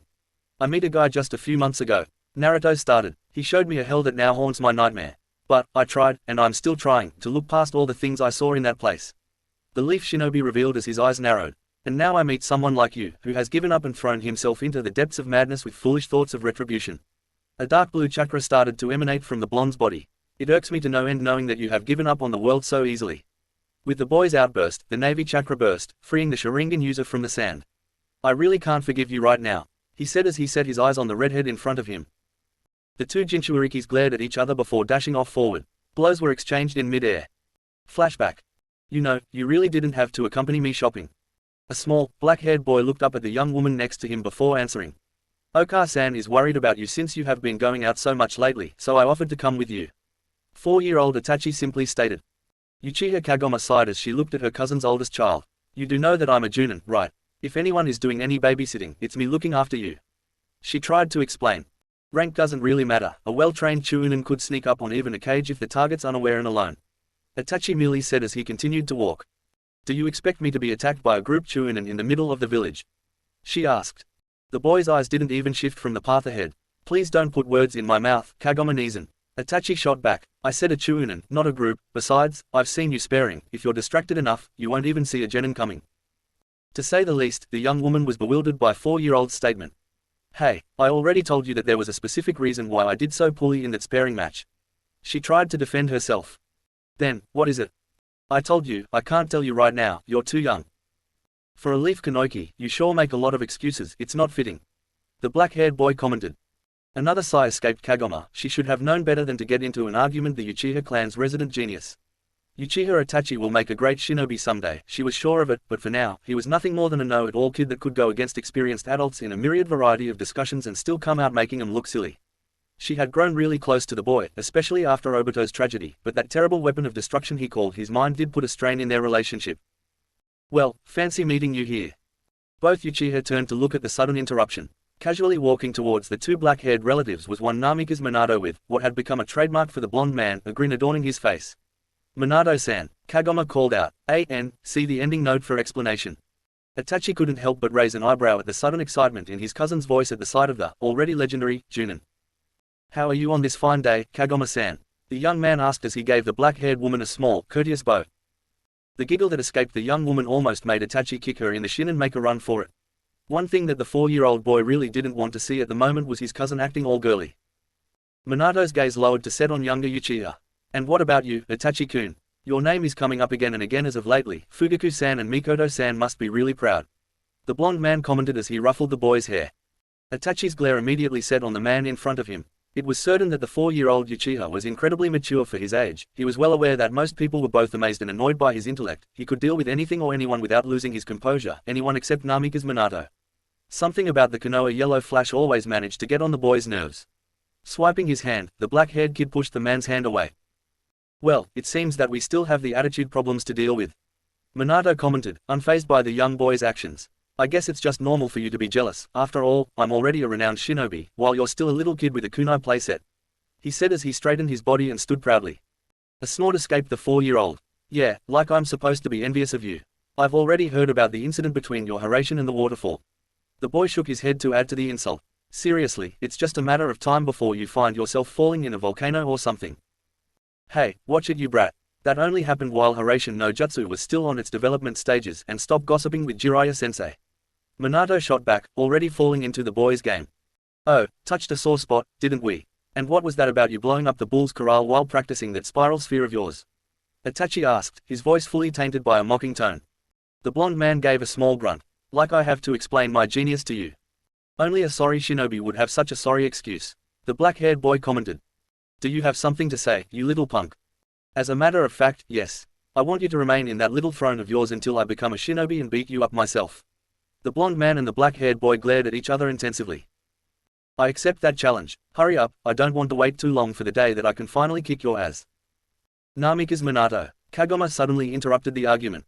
Are you really engaging in such childish fights against a 4-year-old? And losing too, Itachi added. The young woman gave her cousin a warning look before her eyes set back on the yellow flash, whose face had turned red out of embarrassment and his eyes looked at everything but Kagoma. He started it, was all that the man could say. Kagoma sighed in exasperation. You've got to be kidding me. Itachi watched in curiosity as Minato tried to explain himself to his cousin. For some reason, it was while talking to the blonde Junin that Kagoma seemed the happiest she had appeared ever since Obito's. What was it about Namikaze Minato that could possibly bring such a smile to Uchiha Kagoma's face? End flashback. A pair of onyx eyes opened to look at the rain falling into the ground. Uchiha Itachi stood in one of the entrances to the Akatsuki base, pondering on his sudden remembrance. Why am I remembering something like that now? The young man thought. As of late, Itachi's head had been plagued by his blonde target and the events of the night of their meeting. The image of the blue Sharingan seared into black-haired man's mind. The Akatsuki member had tried a basic meditation exercise to try to clear his head when the old memory found its way into the surface. Suddenly, realization hit him. Could it be? His train of thought was unfortunately cut off by the sound of approaching steps. Looking up, Itachi could see his blue-skinned companion walking towards him. There you are, he said once he reached the black-haired man. I've been looking everywhere for you. The others told me that you got our new orders. Kisame commented. The Sharingan user nodded. Yes, he answered. We are to go to Konoha once again. The Uchiha added before simply walking into the rain. The former Kirinin followed his black-haired companion. Goody, I finally get chance to meet the kid that kicked your ass a couple of months ago, he said. Itachi remained silent at the swordsman's words. I really don't know if I should capture him or thank him, Kisame remarked, adding a chuckle for effect. The Uchiha was able to keep himself in check as he continued to walk. I mean, the great Itachi being defeated, no humiliated, by a genin brat. When I heard about it I thought it was my birthday. The shark-like man commented before starting to laugh. Haha, I really wish I could have been there to see your face, he managed to add between his laughter. The Sharingan user didn't even stop, nor did his voice carry any sign of frustration. Keep it up, he started, and when you fall asleep I'll just take you down the pier and trade you for 10 boxes of Pocky again, Itachi warned, earning a glare from the former mist shinobi. A tree came crashing down as the redhead's transformed body went through its trunk. Naruto stood panting on a branch as the sand nin's body was completely engulfed by dust. Scattered wood, burn marks, and craters laid throughout the forest as evidence of the fight between the two Jinchuuriki. What's going on? At the sound of a new voice at the scene, Kankuro turned around to see Temari landing on the branch he had been standing. A sigh of relief escaped the puppet user at the sight of the blonde girl. Well, as you can see, the scenario is getting worse by the second. Something about that guy is just irking Gaara further and further, he said before looking at his older sister skeptically. Quote. How come it took you so long to get here? The brown-haired boy asked. Surprising Kankuro, a blush appeared on the Suna Kanoiki. None of your business, she declared, looking away from her brother. Shrugging his sister's reaction off, the boy set his eyes back on the fight between the two apparent monsters. Just like the blonde had expected it, a sand claw appeared flying towards him. After jumping into a higher branch, the leaf genin started to move in the direction of the deranged boy. Gaara looked up to see his opponent's foot about to connect with his face. Once again, the sand coat had been virtually useless in trying to block the pain. Before the kick could send the redhead's body flying back, Naruto grabbed one of the transformed arms and swung the monstrous body, slamming the Suna genin into a tree. The spiky-haired boy followed by delivering a devastating uppercut under Gaara's chin, causing his body to lift off from the ground. Catching the rising body but the ankle, the Konoha shinobi slammed the redhead back into the ground before jumping into the air and starting on a set of hand seals. Enten Kawa no Jutsu, he called out before a blast of heat shot towards Gaara's transformed body. An explosion followed. The new cloud of dust and rubble was big enough to engulf some of the trees. Jumping to one of the highest branches, Naruto waited once more. Suna Shuriken, the barrage of sand projectiles appeared through the cloud of dust, destroying several trees on their way out. The blonde genin jumped higher up as his hands went through the necessary seals. Houseken no Jutsu, a barrage of small fireballs met with the sand shuriken, cancelling each other out. As Naruto's feet were about to touch a branch, one of Redhead's transformed arms came crashing through, forcing the spiky-haired boy to create a clone to change his direction in mid-air. The moment when the leaf shinobi was finally able to land, the pain that had been bothering him for the last few months suddenly shot through his body, paralyzing the boy just as the second claw approached. Standing helplessly on a branch, the boy could do nothing to defend himself as the monstrous limb grabbed him by the arm and forcibly pulled him towards the source. Naruto found himself looking directly at Gaara's eyes. In his desperation, the Konoha nin didn't think twice. Tsukuyomi. Immediately, all the sand left the redhead's body. The Suna genin tried to move as terror invaded his face just to find himself unable to move. What's going on? The Jinchuuriki exclaimed. He was no longer in the Konoha forest, but in some sort of dark wasteland. What have you done with mother? Standing a couple of feet away, the blonde simply glared at the redhead. Your mother won't be able to manifest in here. The genin stated, "This is a place where all of your sins come back to pass judgment." A katana appeared between the two Jinchuriki. "This is my world." Naruto took a hold of the sword. "This is my hell," he said before thrusting the blade forward. Blue Sharingan eyes widened when the sword was stopped less than an inch from the Suna shinobi by the sand that had supposed to have disappeared. A wicked smile appeared on Gaara's face as his body was covered by the sand once more, returning to the raccoon-like form. "I told you." The redhead's voice carried an ominous yet mocking tone. "Mother will never desert me." Suddenly, Naruto was violently pushed back by an unseeing force as he found himself out of the Tsukuyomi mindscape. Finally stopping by hitting a tree, the blonde felt a new pain coursing through his body, this time originating from his eyes. Damn it, the scroll warned that this would happen if Tsukuyomi was rejected. The boy whispered to himself as he clenched his head. It must have been the One Tail's doing, he commented, still trying to shake off the genjutsu's recoil. Ha ha ha. Gaara's demented laugh sounded through the forest. "Was that your hell?" the redhead asked as his chakra started to spike. "Then allow me to bring mine out here." The blonde could only watch dumbfounded as sand suddenly skyrocketed from the Suna genin's body and took the form of a giant raccoon. The enormous monstrosity roared, causing several of the trees in the surrounding area to shake. And massive claws started to move towards the still thunderstruck boy. "Naruto!" Sakura screamed as she saw that her teammate wasn't about to move. At the sound of her voice, the monstrous creature shifted its eyes towards the girl. A piece of sand unexpectedly shot towards the pink-haired Kanoki, catching her by surprise and slamming her body against a tree. Sakura, Sasuke, Shikamaru, and Shino shouted at the same time. The three boys immediately jumped towards the now unconscious girl. Reaching his former classmate first, Shino tried to get rid of the sand that was currently choking her by using his bugs. To the genin's dismay, the Kikai Mushi could not digest the chakra in the sand. "Can you get her out?" Shikamaru asked as he arrived. Shino was about to answer his friend when suddenly the sand came back to life and trapped the two black-haired boys. "Guys!" Sasuke exclaimed as his body got closer to his trapped comrades. Managing to free one of his legs, Shikamaru kicked the incoming Uchiha away, saving the raven-haired from being trapped by the sand. Naruto realized that his body was now shaking, though not out of pain nor shock, but of pure anger and rage. "Damn you," he said as he looked up at the enormous raccoon. "This fight is between the two of us. You didn't need to get him involved." The blonde shouted. The monster's only reaction was to laugh at the Konoha nin's words before starting to reach for the boy again. "You'll pay." The leaf genin couldn't hold back his rage anymore as the sand claw was almost over him. "I'm going to make you pay." The navy blue chakra engulfed his body once more. "I'm going to make you pay for hurting them," Naruto exclaimed as his hand automatically started on a set of hand seals. Kuchio's no jutsu. A giant cloud of smoke went off in the forest. "Naruto, you better have a damn good reason for summoning me," Gamabunta commented as the smoke around his body started to dissipate. "I'm sorry Gamabunta-sama." The blonde apologized as he stood on top of the toad boss head, the dark blue chakra still emanating throughout his body. "But this guy just really got on my nerves." The genin's voice had become low and quiet, yet it still held something powerful. "Quote ... and I just feel like knocking some sense into him." The toad looked at the monstrous raccoon standing in front of him. "I see." Gamabunta sighed as he put his pipe away. "But you owe me one," he added as he unsheathed his sword and pointed its blade at the sand creature. The monster brought its arm forward, both claws immediately shot towards the enormous toad. Jumping high in the sky, Gamabunta prepared to strike the sand creature down with his sword. Looking up at the toad boss, the raccoon shoot a barrage of what appeared to be wind blasts. Teppaudama no Jutsu. The brownish amphibious countered, releasing several water bullets to intercept the incoming attack.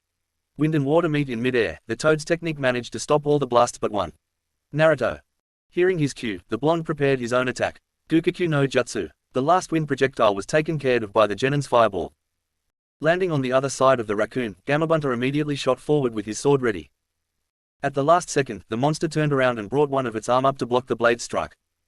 The toad boss immediately took the chance and moved his head up, giving the boy that summoned him an opening. "Enten Kawa no Jutsu," Naruto exclaimed, releasing another powerful blast of heat towards the raccoon's head.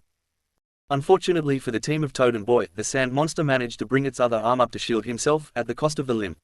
Ha ha ha ha. A deformed version of Gaara's laughter was heard coming from the gigantic creature.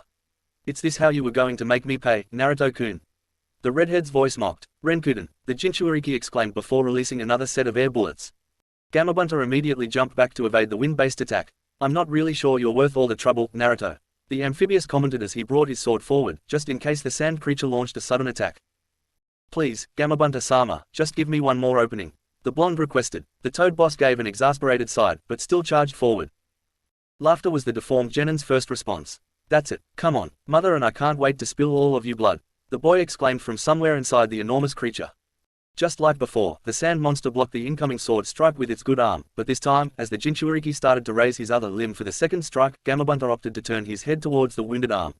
"Teppaudama," he said before releasing a barrage of water balls, hardening sand that formed the extremity and causing it to break up before he left the stage to the Konoha shinobi. Set on taking full advantage of his second chance, the spiky-haired boy wasted no time in forming the necessary hand seals for another attack. Enten Kawa no Jutsu.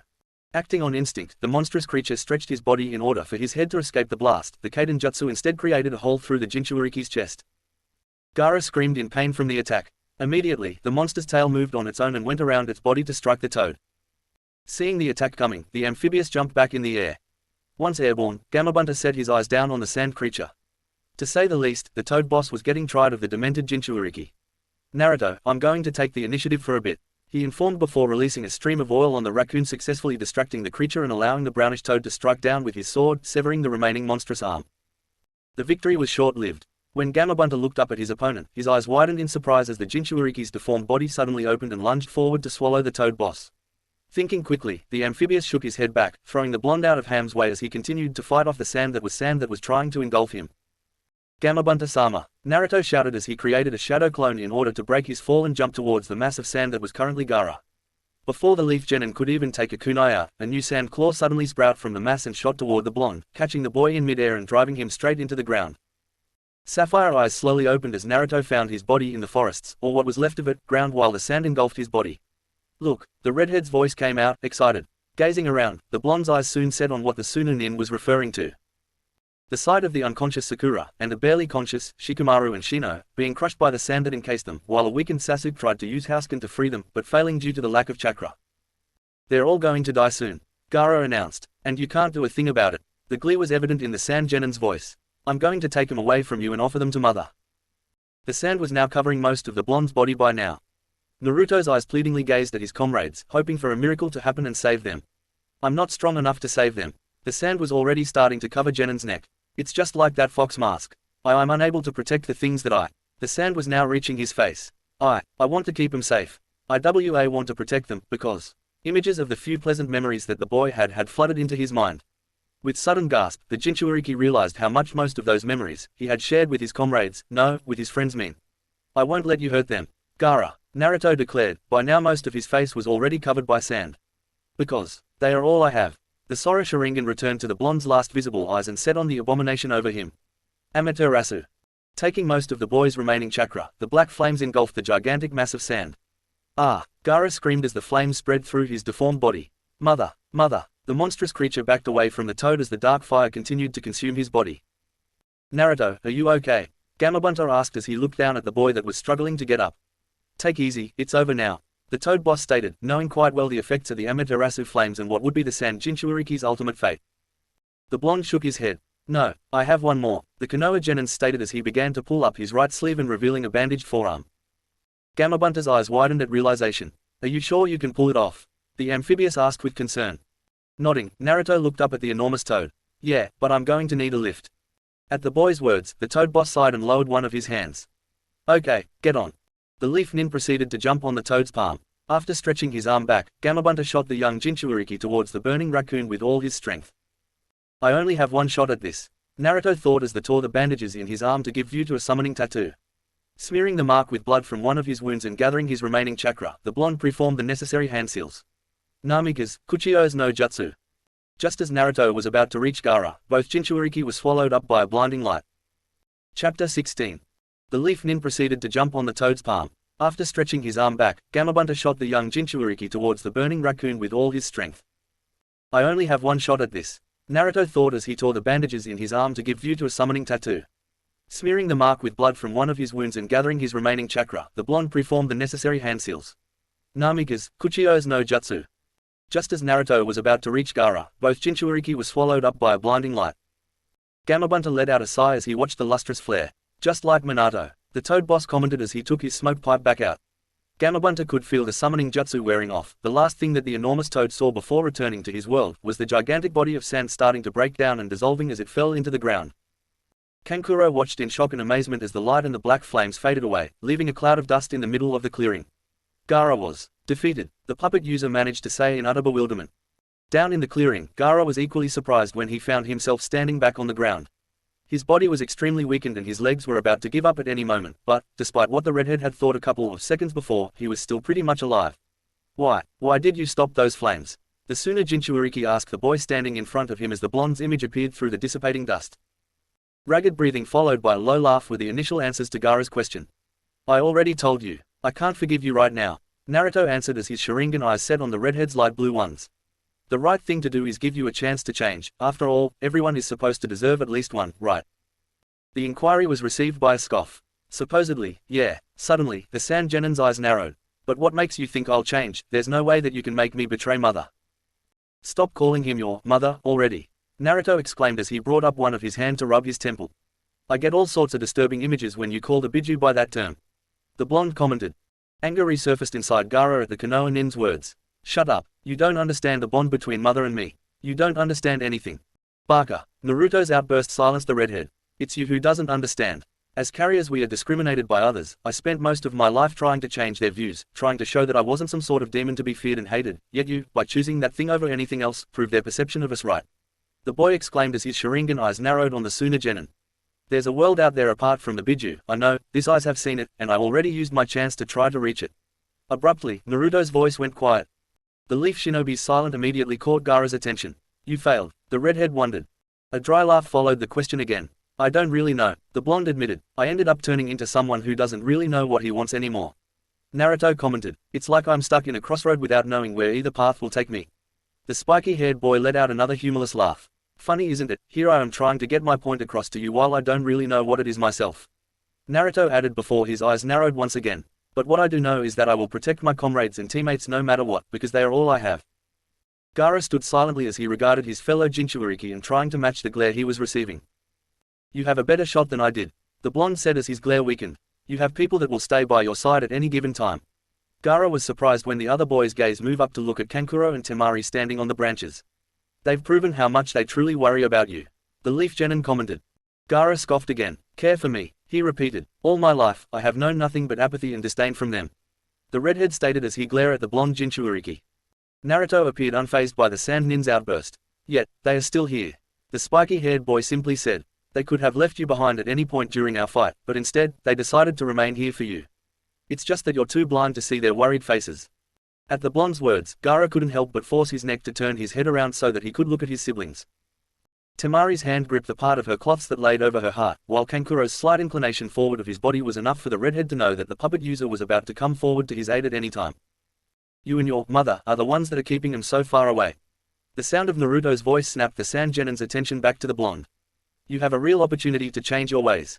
The Jinchuuriki stated, I know how difficult the villagers in Suna must be, they're the same here in Konoha, but don't do it for them, instead do it for the people you care about and those that care about you, because they are worth it. The redhead boy found no retort to the Leaf Genin's words, not even mother had an answer for him.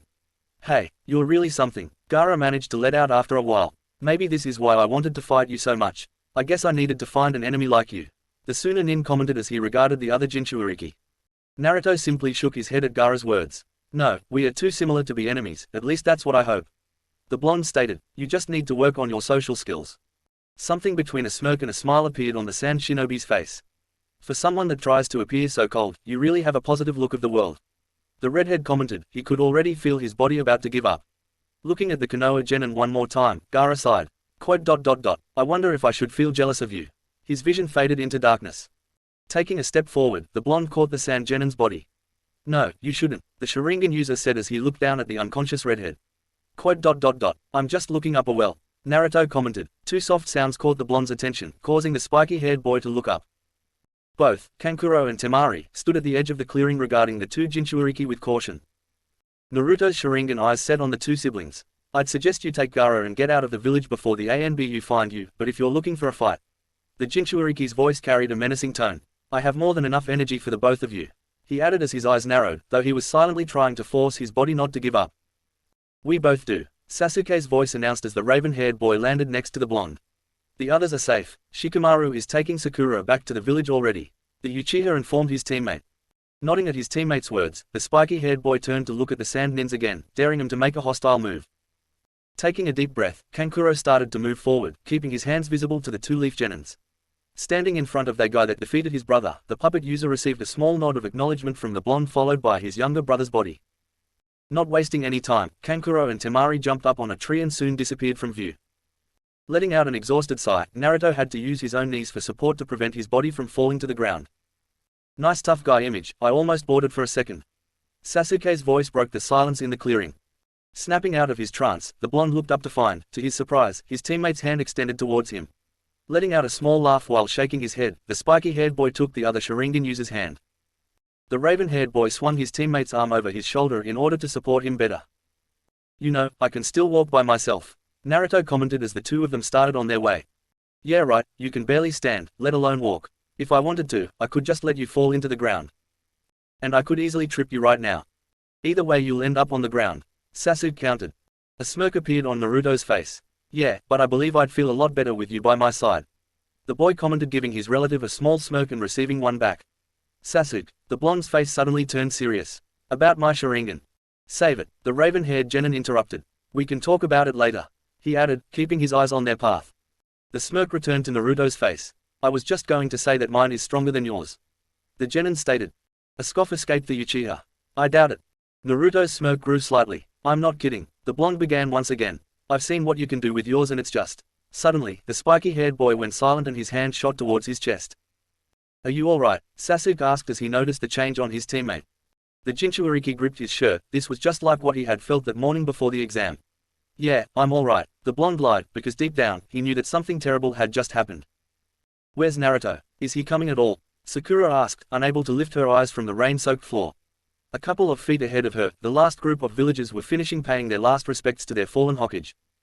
Managing to glance at the pink-haired girl beside him for a few seconds, Sasuke's eyes immediately shifted back to the grieving procession. I don't know, it took the boy a couple of moments to elaborate. I haven't seen him much since. In fact, I haven't seen him at all since we found out. It still haunted the young Uchiha's mind, the memory from when he and his blonde teammate had made it back to the village after their intense battle with Gaara. They had been met by Shikamaru's father. Apparently Sakura and the others had already been taken in to receive medical attention. Shikaku had tried to lay it on the two genins as gently as he possibly could. Sasuke now thanked him for that, but still, when the moment came to reveal the terrible truth, the raven-haired boy could clearly recall how his teammate had gone eerily quiet and still for well over a minute before giving some poor excuse and going off without receiving any treatment and before anyone could stop him. Sasuke had gone against his usual nature and had tried to talk to Naruto during the couple of days after the events. Most of the times, he was sure that the blonde was in the apartment but had decided to ignore his knocks on the doors. I'm worried, Sakura spoke again. No one has seen him since that day. If he isn't even coming to the funeral, then he might be. He came before the ceremony started. The two genins looked at the source of the voice. Kakashi had suddenly appeared next to his students. I saw him come by while I was here earlier. The Junins I scanned the morning congregation. I guess he preferred to show his respect in private. I can relate to those feelings, the silver-haired man shared. The raven-haired boy nodded at his teacher's words. Silent engulfed the three-leaf nins for the next couple of seconds until Sasuke suddenly turned to face his sensei. Wait, are you telling me that you were actually here on time, but then you left just so that you could be late? The boy asked the other Sharingan user. The bored look on Kakashi's face didn't even waver. You could say that, the Junin answered simply. The fact that they were in the middle of the ceremony to pay tribute to their fallen comrades was the only thing that kept the Uchiha from attacking his teacher. Shaking the violent ideas off, Sasuke turned back to the service. So, Naruto, are you finally going to tell me what your dream is? The flames started to consume their surroundings. I'm going to be Hokage someday. You better take care of that hat, because someday it's going to be mine. They simply engulfed all in their path, reducing everything to ashes. You want to be Hokage because of the hat? No, I want to become Hokage so that I can protect the whole village. That way, everyone would look up to me. Plus, I like the hat. Hey, that's a nice dream, Naruto, but why didn't you want to tell me? The flames destroyed everything, except for the memories. Because you kept asking for my dream, and becoming Hokage is my goal. Hey, I almost believe you when you say it with such confidence. What do you mean, almost? I will become Hokage. Why wouldn't those memories disappear? Why couldn't the flames get rid of them? Never change, Naruto. No matter what may happen in this world, always retain your vibrant spirit and bright smile, remember that. Why wasn't he here anymore to catch him if he fell? The flames continued to devour everything in their paths, except for the memories that seared the boy's heart. No one felt like talking afterwards. It was as if all the villagers had come into an unspoken agreement as they started on their way home. He's stronger. Sasuke's words cut through the silence. Giving her teammate a curious look through her saddened eyes, Sakura waited for the raven-haired boy to elaborate. Naruto, he has become stronger than me. Just as she was about to ask the Uchiha how he could possibly think about something like that in a moment like this one, the pink-haired Kanoiki felt a hand on her shoulder. Looking back at her sensei, the girl understood the message he was trying to get through. In time like these, people tend to want to talk about anything but the matter in front of them. A light chuckle snapped Sakura out of her thoughts. Looking around, the girl was surprised to find the source. Haha, I remember a long time ago. Sasuke started as his onyx-colored eyes looked up. The Sandime told me that one of the hardest things to do for someone that was born talented was to find a suitable rival, someone who could become a goal to be reached. I think Naruto has become that for me, the boy admitted. Sakura wasn't sure what to make of the raven-haired genin's words. One part of her was happy that Sasuke was opening up and sharing this with her, but the other was terrified of the prospect of her teammates fighting again. The memories from the forest of death came rushing back into her mind. Sakura, the pink-haired girl, was taken back when the Uchiha suddenly turned to look directly at her. Thank you. About warning me not to face Naruto. Sasuke looked down at his hands before closing them into fists. I'm not sure about what happened last time, but it's now clear to me that a fight between the two of us would have ended in my defeat. Or even worse. The raven-haired boy left the sentence unfinished as he continued. Both, Naruto and I, still have much maturing to do. We have many issues to solve before we finally meet each other across an arena, and until that day comes I will keep on moving forward so I'll be able to protect what I care about, just like Naruto did when he fought Gaara. The Sharingan eyes set on Sakura once again. The Kunoichi was taken back once again by her teammate's words, but before she could think of something so say, the Leaf Genin continued. Sakura, his onyx eyes gazed directly into her emerald ones. Please, don't ask me not to fight Naruto again, Sasuke stated, his eyes never wavered as he spoke. The girl was perplexed by the raven-haired boy's request. She struggled to find something that would change his mind, that would stop her teammates from fighting each other. Anything that she might have been able to say was silenced when the Uchiha placed a hand on her shoulder. Sasuke tried to manage a comforting look to calm his teammate. Naruto and I will fight someday, he said, but I promise you, that until then, we will still be Team 7, we will still all be friends. The boy's words came out in a quiet voice. Hearing the sincerity in the Uchiha's words, all the girl could do was nod. A small half-smile formed in Sasuke's lips. I'll keep on training, just as I'm sure Naruto will. I don't know how long it would take or how we will be when it finally comes, so don't worry about it, we will still be here for you, okay? The raven-haired boy said as gave the girl's shoulder a reassuring squeeze. The Leaf Kunoichi nodded in response before looking up and smiling herself. Meeting the smile with another half, Sasuke removed his hand from the pink-haired girl's shoulder before turning around and starting to walk away. And who knows? The Sharingan user stopped for a second. Naruto and I might have to face each other for leadership of the Uchiha clan, maybe our fight would not be until then. He added before reassuming his walk back to the Uchiha compound. Sakura pressed her hands against her heart. She still had many mixed feelings about the situation between her teammates, but for now, she could smile with the thought that maybe things were starting to finally improve. Sakura, the pink-haired girl's thoughts were cut off by the sound of her name. Turning around, she found herself facing her former teacher. Iruka walked towards Team 7 carrying a worried look on his face.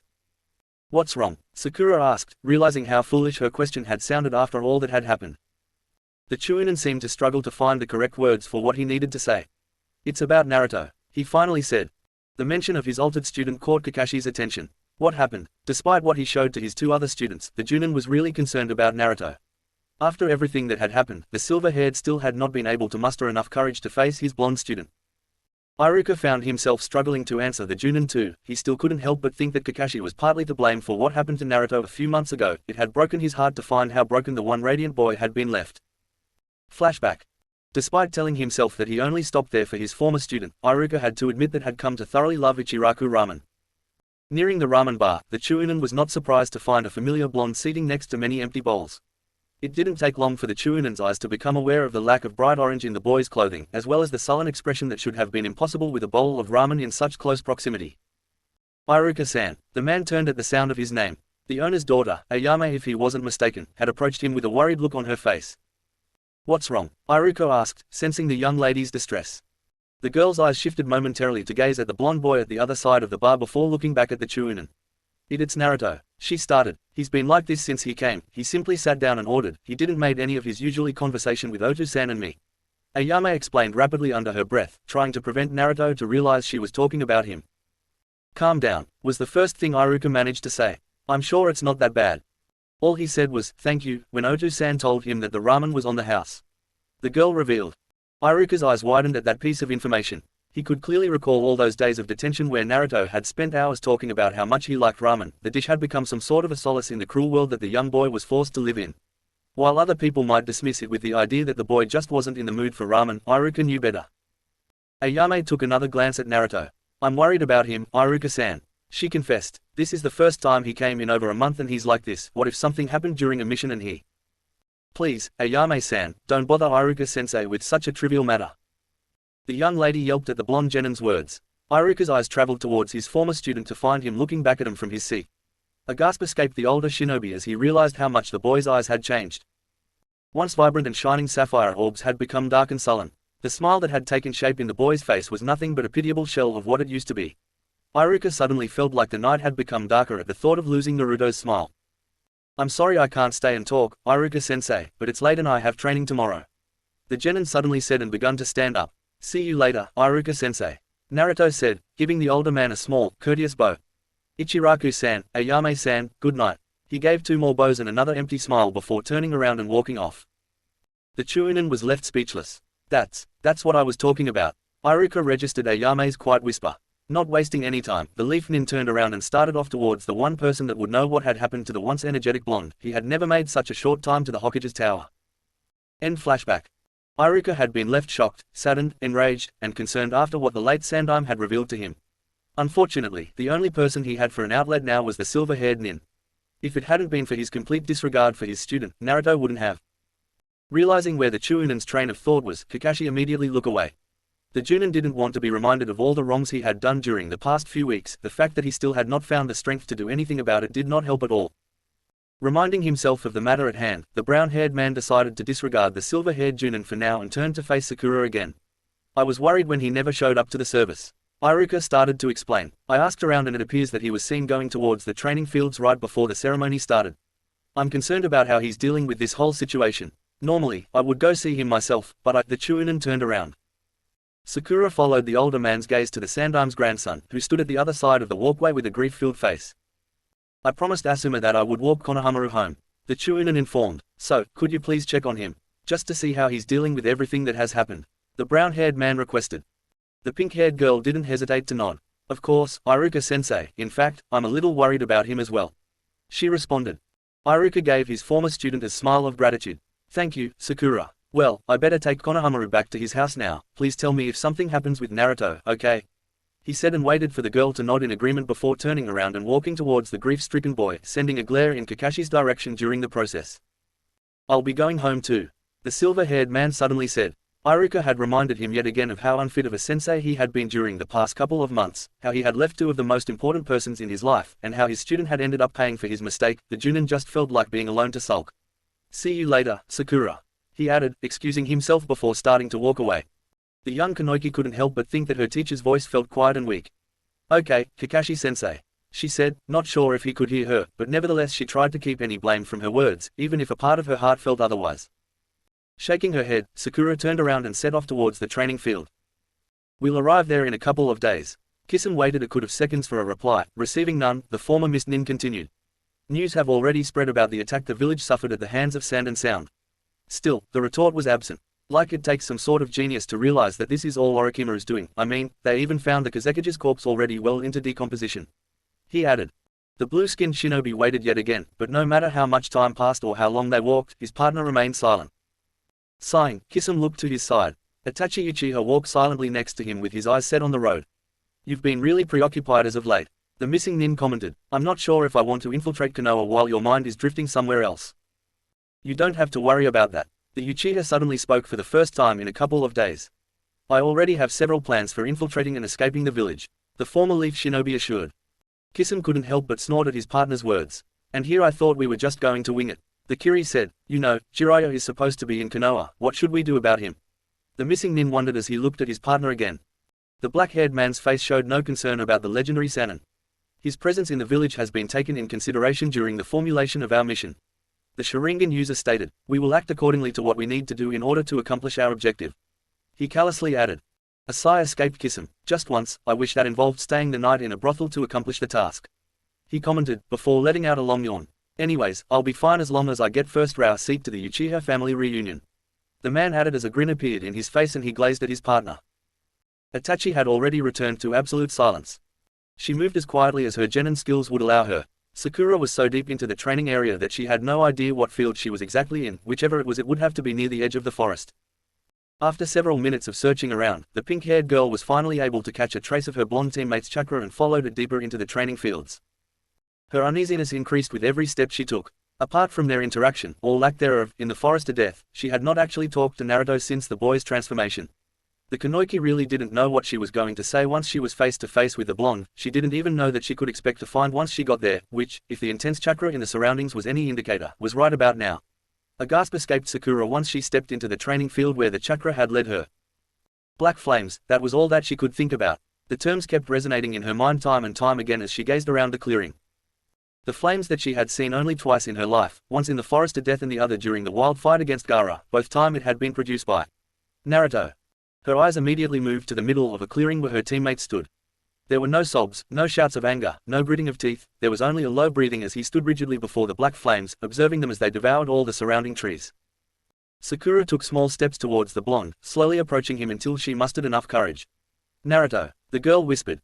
The boy made no acknowledgement of her presence, but merely stood there, watching the dark flames overwhelm anything they touched and reducing it to ashes. "Naruto," the pink-haired girl tried again, this time with a little more confidence. A small jerk of a hand and a slight shift between feet was proof enough that he was aware of her presence, but that was enough for her. "Is it over?" The question caught her off guard. His voice was so low and void of emotions that she was left slightly startled, and it took her a few moments to answer his question. Yes, it ended a little while ago," the Kunoichi managed to say. Naruto went completely silent after that. The blonde simply continued watching the flames burn the training field to the ground. She couldn't take it anymore. How was it possible that, when one teammate was finally opening out, the other was shutting himself away? It was obvious to her how the blonde was drowning in sorrow, and yet he wouldn't even try to reach out for help, but instead sealed his emotions off and tried to bear the pain of loss by himself. Pushing her audacity to the limit, Sakura reached out and laid her hand on the spiky-haired boy's shoulder. It was a slow movement, but the action left the Kunoichi astonished anyway. Moments after her hand touched the blonde's shoulder, a silence overcame the clearing, but, suddenly, slowly but surely, her teammates started to turn around. When they finally came face to face, Sakura gazed at the boy in front of her as his head slowly descended until it was resting on her shoulder. A skipped heartbeat was barely registered as she was left frozen by the impossibility of her situation. Sakura needed a few moments to recover, but she was finally able to regain control of her body and moved her arms to embrace the distraught blonde in front of her into a comforting hug. She wanted to let him know that he wasn't alone. Yes, he had lost someone important, but he still had people that cared for him. She wanted him to be able to feel secure once again. Suddenly, she felt water running down her shoulder. It had stopped raining for a while now. Nevertheless, the pink-haired girl glanced up at the sky, only to find the dissipating clouds starting to give way to the sun. The Kunoichi's eyes widened as she looked to her side at grieving blonde. "Is he? It's going to rain again." Naruto's voice was just as even and stoic as before. A small smile graced the girl's face. "Yes," she agreed. "It seems that it will," the pink-haired nin said as she tightened her hold on her teammate.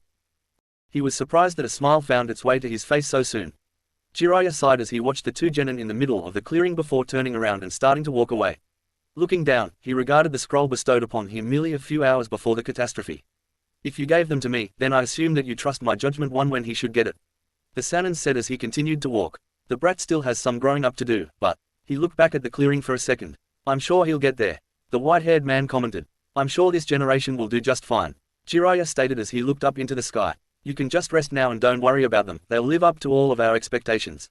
I guess that's because of your influence on them." Another smile formed on his lips. "Thanks, old geezer." Chapter 17. He had left his room as little as possible during the last week. One could count how many times he had actually gotten up from his bed with one hand and still have enough fingers to pick up a coin. Still, his apartment had been far from silent for the most part. The rooms of the small home had been filled with noise from the knocks on his door several times per day. His perception wasn't completely honed, but the genin could easily guess the orchestrators of those knocks.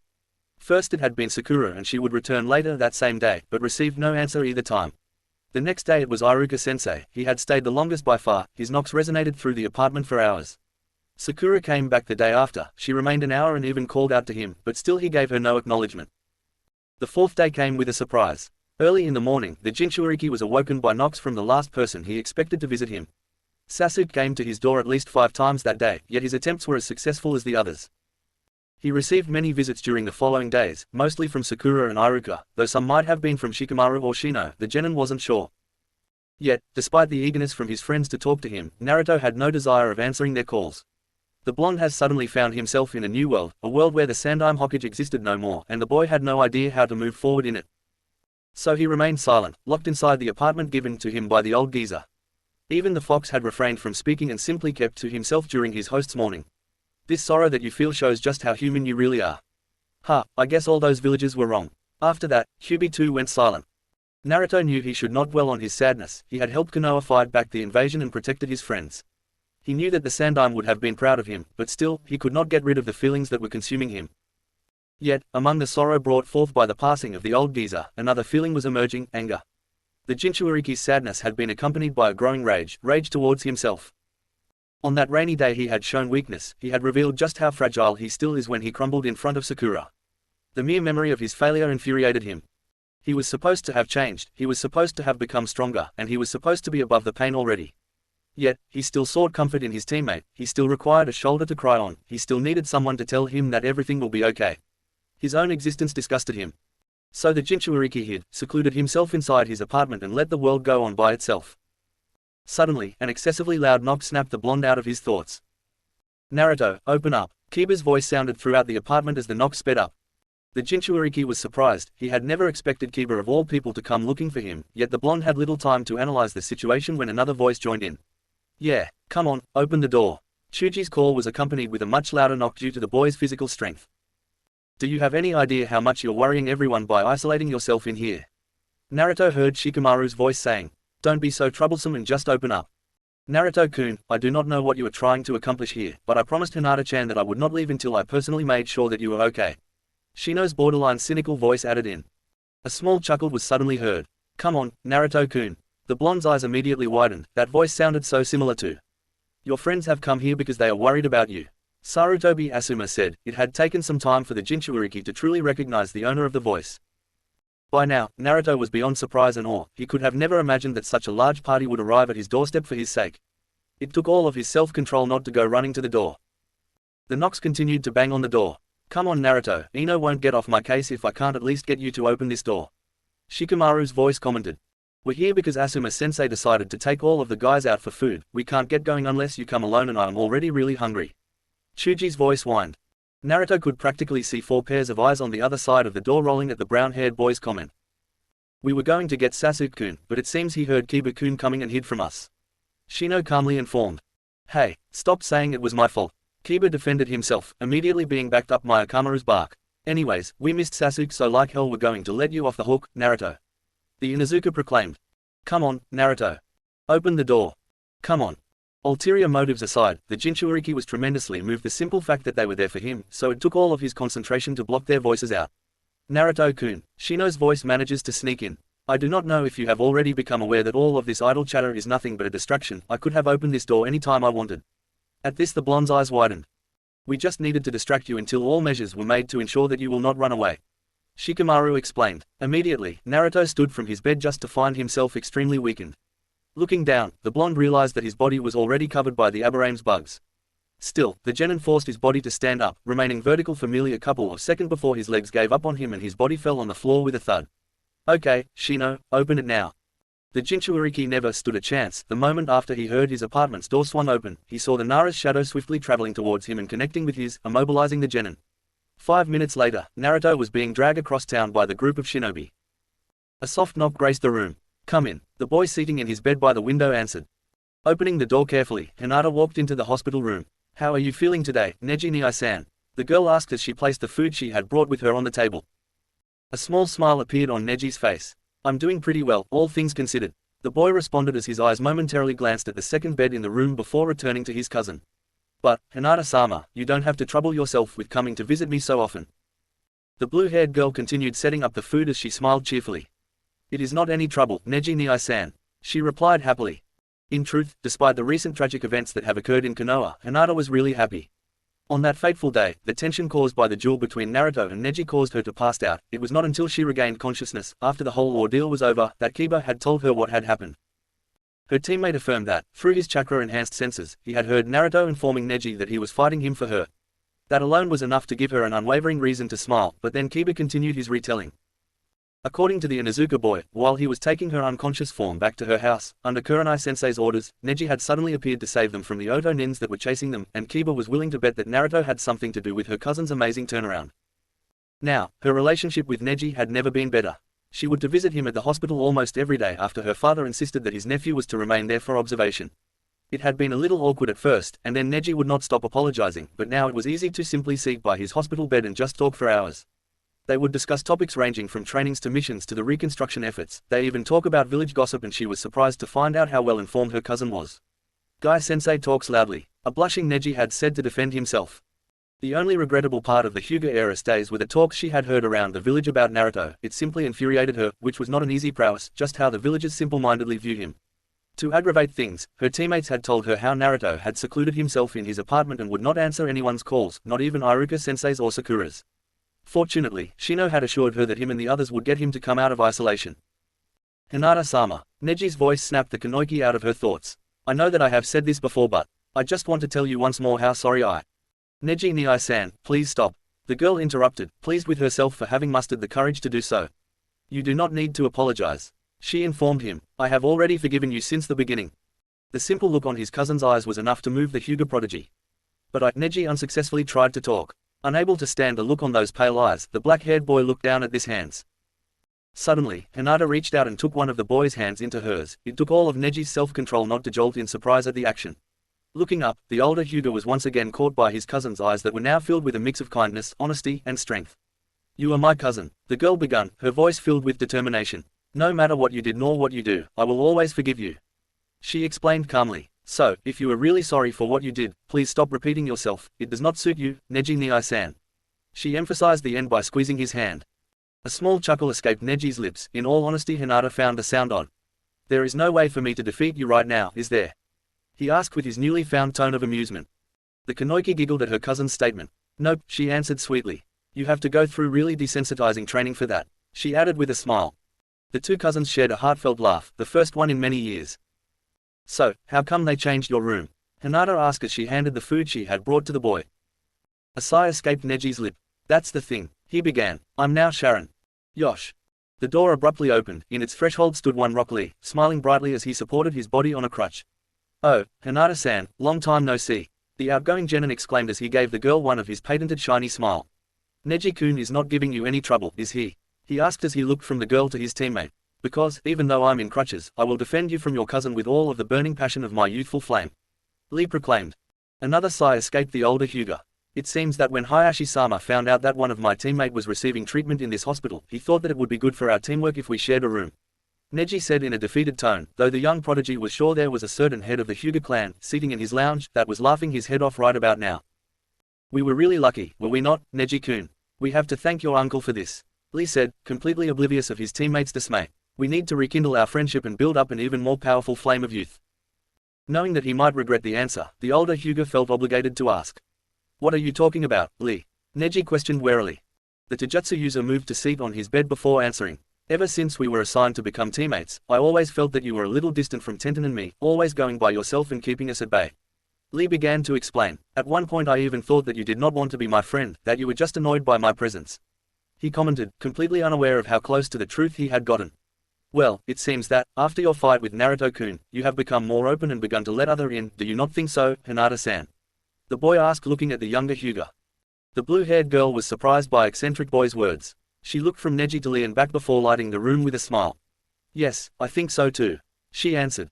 See, Lee immediately exclaimed. So now that you have changed, for the better if you ask me, we need to work on our new and improved bond of friendship. The boy proclaimed, giving his teammate his own patented, nice-guy pose. Neji sighed again and rolled his eyes while Hinata giggled at the eccentric genin's antics.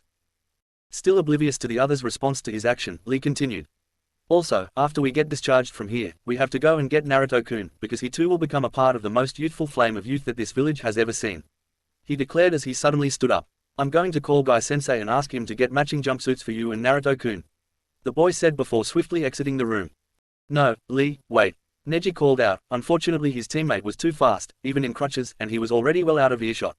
I'm going to live to regret these events. The boy commented as Hinata lost control of her giggling, giving birth to all-out laughter.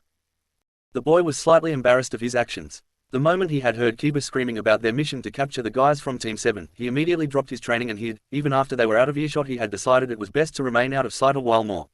2 hours later, Sasuke finally felt it was safe to come out. The Uchiha sighed. It wasn't that he did not want to be bothered by his comrades, it was simply that a class congregation was too much too soon for him. He had no idea how he should act on such occasions with such company. To put it simply, the Sharingan user was socially challenged. In truth, ever since he was a little kid, the raven-haired boy had been all alone. From recess at the academy to holidays, for days on end, ever since that fateful night Sasuke had always been by himself. But maybe I don't have to be alone anymore, the boy thought. Like the rest of the spectators, Sasuke had been extremely shocked during Naruto's fight against Neji, though compared to him the villagers might as well have been just mildly surprised, but after the initial shock had subsided, which he would admit had not happened until the battle against Gaara, the boy began to think. For far too long the Uchiha compound had been deserted, with only him as its sole inhabitant, but now that might change. After he had a chance to reflect about his teammates' revelation, Sasuke had decided that the only possible explanation was that Naruto had his clan's blood running through his veins. I'm not the last Uchiha in Konoha anymore, the raven-haired boy whispered. He could still remember the myriad of feelings he had felt the moment he laid eyes on Naruto's blue and white Sharingan. He would not lie and say he wasn't scared, but happiness and excitement were also in the mix, even when the blonde displayed a technique that was too eerily similar to what Itachi had. Properly putting his training gear away this time, Sasuke considered his next plan of action. True, Naruto's Sharingan was different from his, unlike any he had ever seen actually, in both form and abilities, but the simple fact of it being the clan's Kekkei Genkai was more than enough to consider the idea of Naruto being an Uchiha. Well, Oto-san did say that the Sharingan was the proof of an Uchiha. The genin rationalized. The boy prepared himself mentally. What he was about to do would be embarrassing and awkward in so many different levels, but, for the sake of the Uchiha clan, it was necessary. Well, the fact that he really did not want to be all by himself anymore was an added incentive, but he was really doing it for the clan's future. At least that would be the reason he would give the Shinobi Bureau office when he asked him for an address change form for Konoha nins. Changing out of his training attire, Sasuke took a deep breath. He was about to put himself in a tremendously vulnerable situation. He was betting his pride, and going all out with it, on the chance that his teammates still regarded him as a friend. The idea of possible embarrassment made him a little wary of the situation, but the chance of another member of the Uchiha clan brought a smile to his face. Giving a small bow to the picture of his parents, the raven-haired genin exited the house. He hadn't realized while he was training, or while he was hiding, but it was a bright and sunny in Konoha this afternoon. It seems this is going to be a nice day, Sasuke commented. Finally reaching an area that wasn't under reconstruction, Naruto came to the decision that there was no way to fight off the small smile that adorned his face. While it might have been true that he was dragged out of his apartment by force, nothing short of kidnapping, the blonde found himself admitting that he had spent an enjoyable time, the best he had in a very long time. Asuma had taken the guys to eat steak, at Chuji's request of course, and the group of genin passed the time taking shots at each other, Kiba having become the main character and being picked apart by his comrades while his dog laughed at his angry outburst. There had only been a single regrettable aspect during their lunch. All along during their time in the restaurant, the blonde had been the object of glares and sneers. Most of the other costumers, not to say all since the Jinchuriki did not want to generalize, had decided to not enjoy their own food and instead focus their efforts in loathing him. Naruto wasn't as stupid as he once appeared to be. He had been aware of the consequence of his unveiling of the Sora Sharingan to the public, yet actually hearing their contempt-filled comments had been hard on the genin. It had reminded him of a time when all that he could do was run and keep on running. The blonde's smile grew slightly. He could now fondly recall how, after some villager had made an intolerably cruel comment about how the Jinchuriki's blue Sharingan was a stain in the prideful mantle of Konoha that was the Uchiha clan, that it was a proof that the boy was an abomination and he had never been born. If the ranting man had wanted to say something else, Naruto would never know, because a second later Akamaru had lunged himself towards him, biting the man hard in the arm. The man screamed in pain and flailed his arm trying to shake the infuriated dog, only urging the animal to bite down harder, while Kiba had suddenly found the leaves outside of the restaurant tremendously interesting. At that moment, the man's two companions had made a movement to stand out before they suddenly froze. Originally, the blonde had thought that the two men had been caught by Shikamaru's cage main no jutsu, since the Nara was glaring at the group almost as hatefully as they were doing moments ago. That's when Naruto realized that the men's immobility was caused by Chuji. The Akamaki had by then stood up and, for some reason, seemed imposingly sized, completely halting the men's movements. Before the scene could escalate to a volatile level, it came to an abrupt end. Flashback. Somebody, get this beast off of me. The man screamed as he tried to force Akamaru's mouth open. Back in the genin's table, Kiba had finally become disinterested with the leaves and was in the process of standing up while closing and opening his suddenly clawed hand, as though he were warming up for something. That is enough, Akamaru-kun, Shino said, surprising his comrades by appearing at the men's table out of the sudden. The black-haired boy proceeded on patting the assaulting dog on the head, causing him to release the offending man's arm at last. Immediately, the man pulled back as he clutched his arm in pain. That miserable beast. I'll tell the authorities about this, he declared. The Aberrame slowly moved his gaze towards the man. About what, exactly? The genin questioned. I am not aware that anything has happened here, the boy commented as he pushed his sunglasses up. And besides, we have 5 other leaf shinobi, one of them being a Junin, seating right in this restaurant, and I am sure none of them saw anything either. The 3 men looked at the boy in bafflement, occasionally stealing glances at the table from where Asuma was giving him an ominous smile.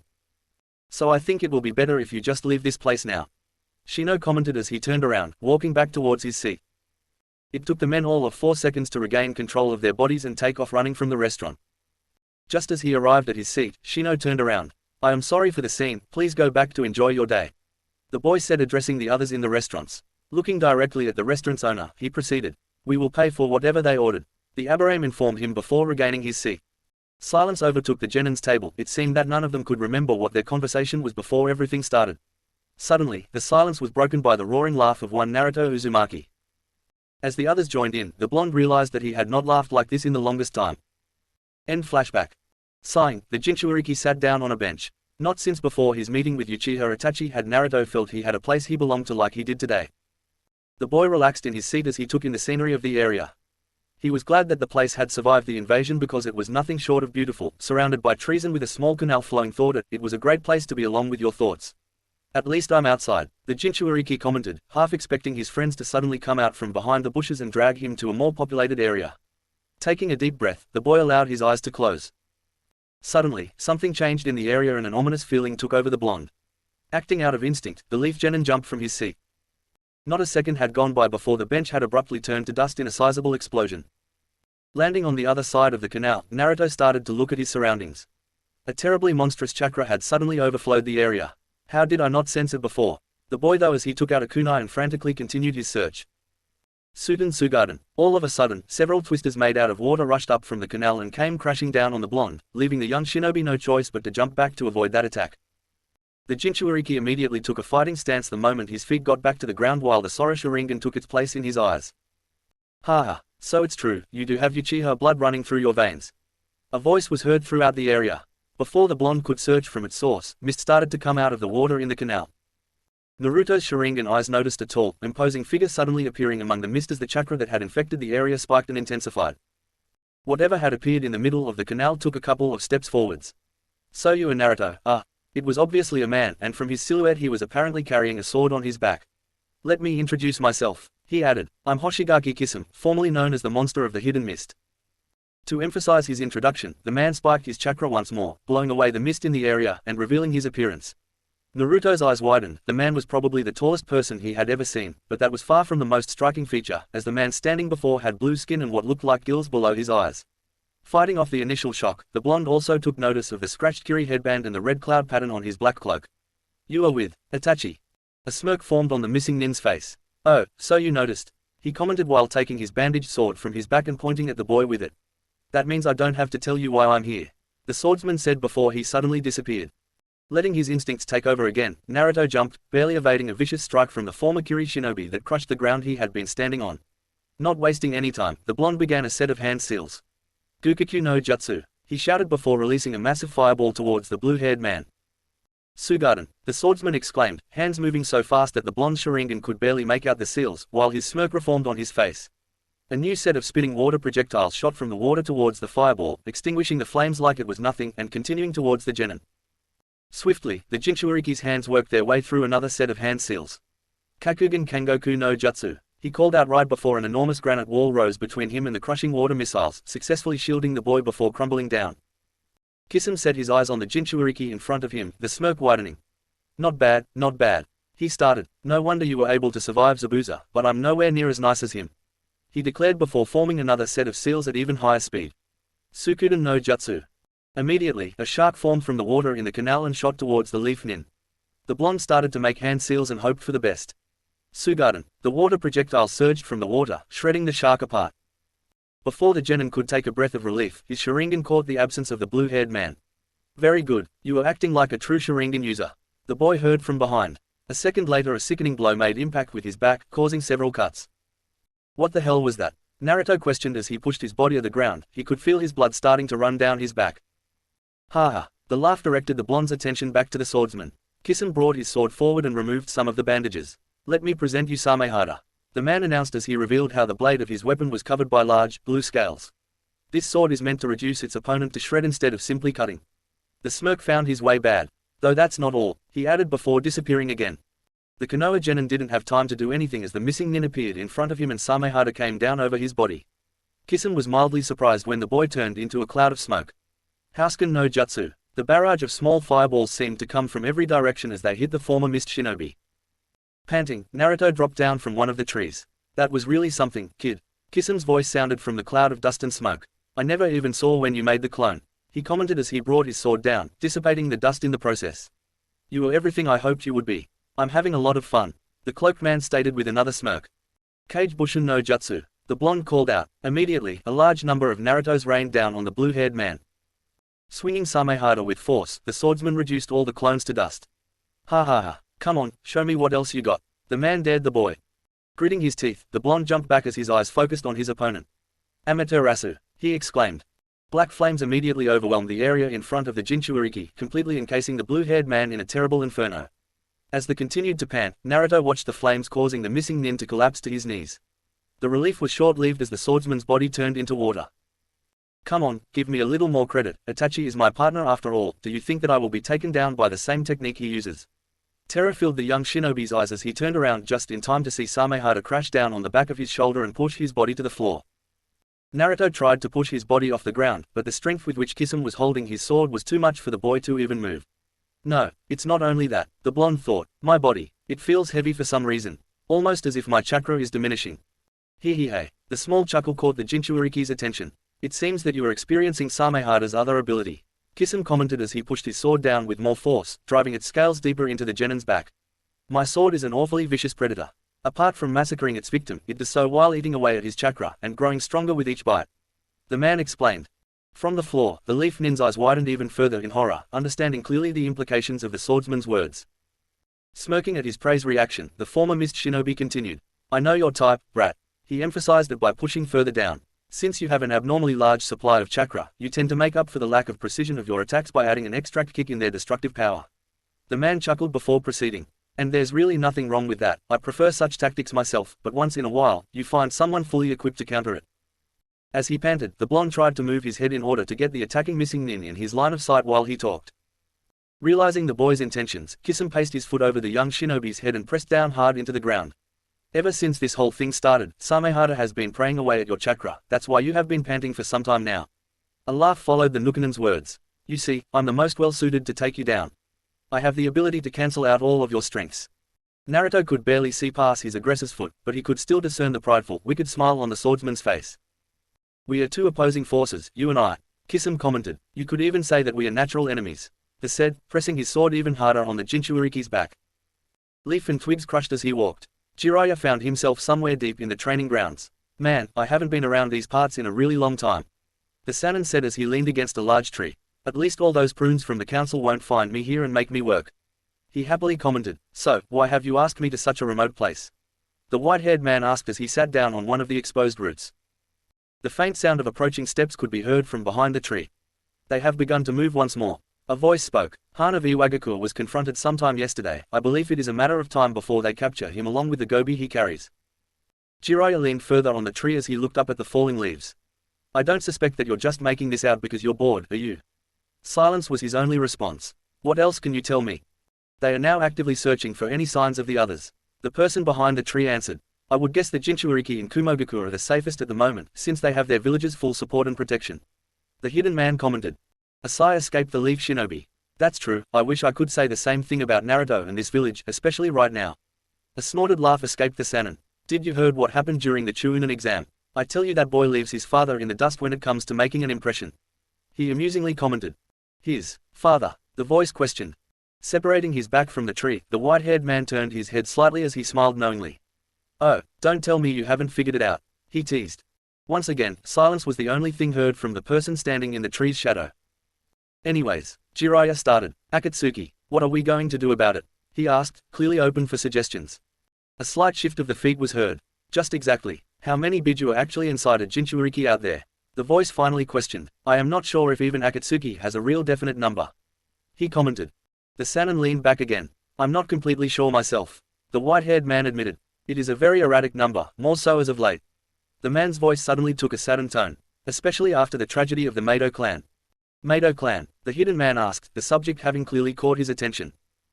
Jiraiya shook his head slightly.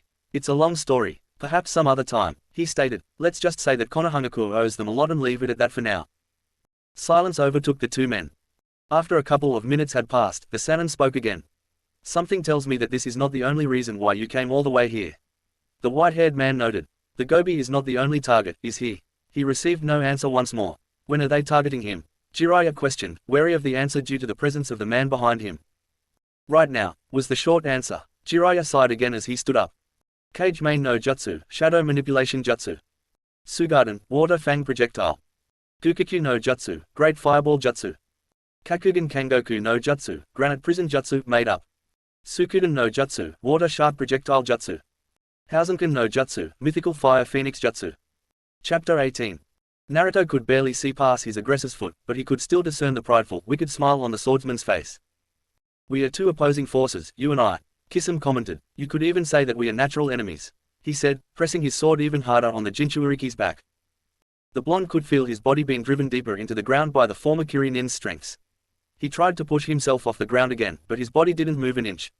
Damn it, stupid body, move. The boy's orders were ignored as his body grew heavier and his strength weaker. This is what happens when you spend all of your days sulking instead of training. The fox scowled him in his mind. Lately you have been relying too much on those eyes of yours, neglecting your body and simply copying others like a mindless monkey. The Biju ranged. Now, there is nothing I can do. A hint of fear betrayed Kyuubi's anger, sending another dose of terror down the Leaf Genin's spine. Continuing to struggle, the boy knew he had to keep himself from passing out. Wah, what do you want with me? Naruto asked. A snigger escaped Kisame. What, Itachi didn't tell you during your encounter? The man wondered. I don't see what harm is in telling you our objective. He finished by pressing harder with Samehada. We are collecting all the Biju, all of those living catastrophes that roam this world. He paused to laugh. It's just too bad that you got caught in this crossfire by having the strongest Biju sealed inside of you, though it does make it easier to carry. Down on the ground, Naruto's eyes widened. Itachi did say that they wanted me because of the fox, but all of them. His mind immediately thought of Gaara. How many others are there? The boy wondered.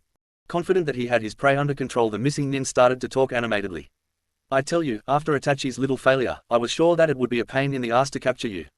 The mocking tone was evident in Kisame's voice. We were certain that old fart of a Hokage would keep you under 24-hour surveillance. The Jinchuriki's Sharingan eyes snapped open at the mention of the fallen Hokage. Though I was starting to look forward to slaughter wave after wave of Leaf ANBU. The former Mist Swordsman commented, unaware and uncaring of his opponent's thoughts, of the mental turmoil that his insult had caused.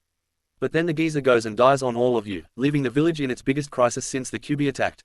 His words were soon followed by an all-out laugh. If that wasn't an invitation for us to come and get you, I don't know what it is. The man exclaimed, we will get that Biju out of you before the maggots can finish eating the Sandaim's body. Suddenly, it appeared as if the ground below Kisame had cracked and, despite all the strength he was exerting on his sword, Samehada started to rise up. Damn, you. Naruto's words were full of venom as he, with fist driven into the ground, started to force his body off the destroyed pavement. I will not let you insult the third. The blonde shouted. The counteracting strengths were so great that the boy's knuckles were already tainted crimson. I'm going to kill you, he exclaimed as he briskly moved his head, shaking the Kiri fugitive's foot off his face and setting his eyes on him. A wicked smile took hold of Kisame's face. Ha ha ha, you sure are a riot, brat, the Akatsuki member happily exclaimed as he raised his sword of the boy's back. Before the Konoha Genin could even think the word Amaterasu, the blue-haired man had swiftly brought down Samehada down on the blonde's back. The sickening impact of the blow caused the few birds that had remained in the area during the battle to fly away scared. Naruto once again lay on the floor, nothing short of a bloody mess on the crater that had been formed by his body. The young man was dimly aware of where he was, and it cost him a great deal of effort not to pass out right then and there. Looking at the damage he had caused, the former Kiri nin had to force himself not to continue on laughing. Hey, not bad, brat, he commented. Had the circumstances been different, if you had a chance to mature and harness your potential, you would have become a terribly powerful shinobi with that strong will of yours. The man swung his sword to his back, deeming it unnecessary to deal with what remained of his prey. To tell you the truth, this makes me a little sad. I would have loved to fight a more mature and experienced you. Kisame admitted as he crouched down and started to move his hands towards the Jinchuriki's collard. The Akatsuki member was ready to capture his target. Chirp, chirp, chirp, chirp. The deafening sound of birds suddenly overwhelmed the area, catching the missing nin's attention. A second after the blue-haired man had jumped out of the way, the ground beside the young Jinchuriki seemingly exploded, sending dust and rubble into the air. Kisame brought his hand back to Samehada as he watched the dust settle, a smoke forming on his face. There, between the Mist Swordsman and the beaten-up blonde, stood how Kisame had always pictured Itachi would have looked around 5 years ago. Dark locks falling over an unscratched leaf headband and encasing a pair of Sharingan eyes glaring at him. The churning and flashes of electricity on the boy's left hand only added effect to the picture. Sasuke's glare narrowed at the strange man's smirk. Shifting his eyes, the Uchiha caught the current state of his teammate that lay on the floor. A surging pang of anger rose through the raven-haired genin at the sight of his friend's blood pooling around his body. What did you do? The Sharingan user asked, the lightning chakra in his hand intensifying for emphasis. The widening in Kisum's grin showed that he had disregarded the question. So, you are Sasuke? I heard a lot about you. The blue-haired man commented. I was hoping I get to run into you while I was here. He continued as he brought his sword forward. There are a lot of people that expect big things from you, did you know? The former Kiri shinobi started to emit overpowering amounts of chakra, and I wanted to see for myself if you were worth all the fuss. He watched the young Uchiha closely for any reactions. If the Leaf Genin was intimidated by the missing nin, he had managed not to show it as his face never betrayed the anger he was feeling. What did you do to Naruto? He asked again, still receiving nothing but a smirk from the blue-haired man. Answer me, damn it. The Raiden Jutsu in his hand flared once again. Sasuke. A stir and a pained call from behind him caused the raven-haired boy to turn back and set his attention on his friend. The blonde was trying to once again push his broken body off the floor. Naruto, Sasuke called out. Gritting his teeth, the young Jinchuuriki fixed his eyes on his teammate. I'm alright, he assured him weakly. With his Sharingan activated, the raven-haired genin could see how his comrade's chakra was slowly gathering on his wounds. It's not supposed to be like that. The boy's mind pondered. Naruto has always had more chakra. He thought as he suddenly came into a realization.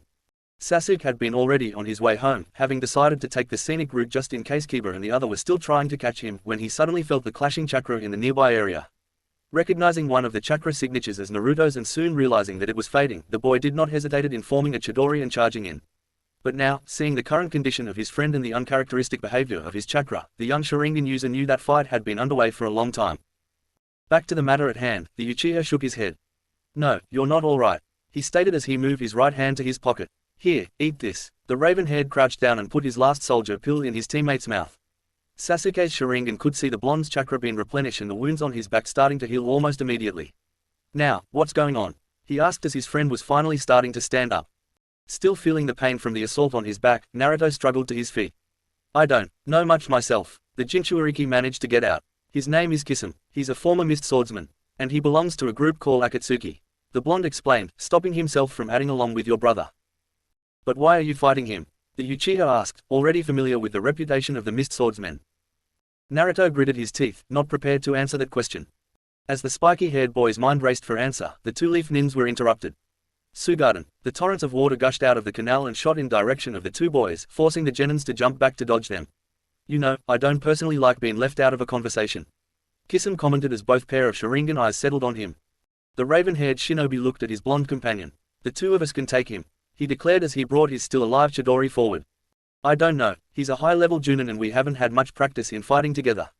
Naruto pointed out, though his stand became a little more aggressive nonetheless. We fought Haku together, Sasuke argued, his Sharingan eyes narrowing on the blue-haired man. A snort escaped the blonde. Do you even remember how that fight ended up? The Jinchuuriki shot back. I would think not, since you were unconscious on the floor. The Uchiha simply shrugged off the remark. But that was a long time ago. We have grown since then. The way he leaned forward made him seem predatory. We are both stronger now, the genin stated. Sighting, a smirk formed on Naruto's face. I guess you are right. Kakugan Kangoku no Jutsu. The blonde suddenly shouted. A streak of granite walls started to rise in front of the two genin toward the Akatsuki member. The smile returned to the swordsman. Now that's more like it, he exclaimed as he easily sidestepped the incoming wall. Even before the blue-haired man's feet could return to the ground, the wall next to him unexpectedly exploded and a lightning-covered hand shot through the dust towards him, causing the former Kiri nin to move further back. Preparing a counterattack with Samehada, something else caught Kisum's attention. Sugarden. The Jinchuuriki's command was heard the moment Kisum stepped on the canal and was immediately followed by another torrent of water from the water behind the Akatsuki member. Damn it, the former mist shinobi cursed as he used his sword to cut down the assaulting streams before they reached him. With his back turned, the Nukenin could not see the smirk that had taken residence on Sasuke's face, but he did heard how the Uchiha softly said, "Got you," before plunging his Raiden Jutsu into the canal. Electricity flowed through the water and overwhelmed the towering man. The raven-haired genin smiled at the show of flashes and light he had created until his Sharingan eyes caught sight of the man's body turning into water and falling down on the canal. What the? Sasuke pondered as he took a step forward, looking around for any sign of their enemy. Suiru no Jutsu. Suddenly, water encased the young Uchiha's body into a sphere as a figure rose from the water next to Trap Genin. Ha ha ha. The former Kiri nin laughed as he looked from one dumbstruck boy to the other. That was really clever of you. I had to quickly get out of the water until the lightning chakra settled down a bit, he admitted as his eye set his eyes on the raven-haired boy. Now you just sit there while I beat Naruto-kun up again. His words were accompanied by another rising figure in the water. A water clone stood between the Akatsuki member and the trapped leaf nin and the Jinchuuriki. The Bushin carried a perfect replica of the smile on his creator's face as he brought his identical Samehada forward and pointed it at the blonde's direction. Inside the spiky-haired boy's mind, his thoughts raged. What can I do? I have to get Sasuke out of there. Naruto exclaimed in his head. The Mizu Bushin walked confidently towards the young man, Kisame realizing more chakra with each of his clone steps. Panic was starting to overcome the genin. Well, since you have been depending so much in your damn Sharingan, put it to some use. Kyuubi ranted in his container's mind. Start acting like an Uchiha, damn it. Naruto sighed, understanding where the Biju was going, and forced himself to calm down. Don't worry, Sasuke, I'll get you out, he declared as he brought his hands together. A short, odd laugh escaped the blonde. Hey, I'm sorry, I couldn't help myself when I saw it during the Chunin exam. Curiosity got the best of Kisame and he willed his clone stop on his tracks. Both blue-haired men stood watching as the Jinchuuriki started through a set of hand seals. Tiger, dragon, rat, bird, ox, snake, dog, monkey, tiger. From inside the water sphere, Sasuke could barely make up the sequence of hand seals that his teammate was performing, but something about it seems rather familiar to the raven-haired boy. There was no mistake in the Sharingan user's mind about the pose that the blonde assumed afterwards. The Jinchuuriki stood with legs somewhat parted, crouching slightly, right arm extended downwards, and his left hand resting on the stretched forearm. Naruto's eyes were fixed on his right hand as an exceptionally serious look took over his face. Both Kisames tilted their heads slightly to their side as they watched their target's behavior. The missing nin could sense the tremendously large amounts of chakra that the blonde was gathering in his right hand, but there was no sign of a jutsu taking effect. Come on, the spiky-haired boy pleaded in his mind as he continued to pump chakra down his right arm and into his hand. The rate of sweat dripping down the Jinchuuriki's face dramatically increased as he gritted his teeth and increased the hold of his left hand on his right forearm. Please, work. Despite his situation, Sasuke watched his teammates' actions in a mix of worry and amazement. With his Sharingan, the Leaf Genin could see the dangerously large quantity of chakra that had gathered in his hand. The grip his hand had on his forearm was so strong that it was a matter of time before blood would start to drip down as his fingers impaled into the skin, but Naruto could not care less. More power, more focus, until the point it's about to explode. The blonde meditated. The eyes of the former mist swordsman widened as the water beneath the Jinchuuriki's feet started to boil. The blue-haired man finally became aware of the sudden rise of temperature in the area, concentrating around the young shinobi. A half-smile formed on Naruto's lips as the bubbles soon became bands of steam that rose into the air all around him. I guess this is as far as I can get at the moment. The Sharingan user commented as they straightened up. It's not complete yet, but it'll have to do, he declared as his eyes narrowed on the water clone. The spiky-haired boy had his right arm extended and his hand was surrounded by steam and smoke. The Mizu Bushin smoked as the Jinchuuriki shot swiftly towards him, leaving a trail of water vapor behind, and raised his duplicate Samehada and prepared for a counter-strike. The bandaged swords came down just as the blonde's hand shot forward. Kisame's eyes widened at the collision. Before the sword could get close enough to its prey to do any damage, the entire water cone seemingly exploded into a cloud of steam that spread through the area, reaching all the way to the Nukenin and his prisoner. The swordsman's surprise was so strong that he barely registered Naruto's smoke-covered hand coming towards him through the cloud of steam, leaving the towering man no choice but to release his water prison and jump away to evade the incoming attack. Naruto stood next to his shocked teammate with a smirk directed towards their opponent. The smile weakened when the blue-haired man started to laugh. Incredible, I really didn't see any of that coming, the Akatsuki member exclaimed. First I thought you were going to use Hitaki's jutsu as well, but it turned out to be a Kaden. Though it did go a little askew, nevertheless, evaporating my water clone. Very sneaky, brat, the swordsman praised with a smirk. Ignoring the comments from the former Kiri shinobi, the blonde looked at his comrade. Are you okay? Sasuke scoffed. I could have gotten out of there myself, he commented, but at the look his friend was giving him, he added. Eventually, in an undertone. And what's with that Judas? The raven-haired boy asked, taking a defensive tone. The spiky-haired boy allowed himself to smirk for a second. Some other time, he requested. The Jinchuuriki's grin disappeared before he directed his gaze towards the Akatsuki member. Two more water clones were rising out of the water. Do you still think we can take him? He asked. We'll just have to find out, the raven-haired boy responded. Immediately, both Sharingan users started to form hand seals. Kisame was impressed with their speed and synchronization as they made the same seals at the same time. Gukakyu no Jutsu, both boys shouted in unison. Two fireballs united into one gigantic, blazing behemoth flying towards the two Bushins. The explosion that followed was devastating.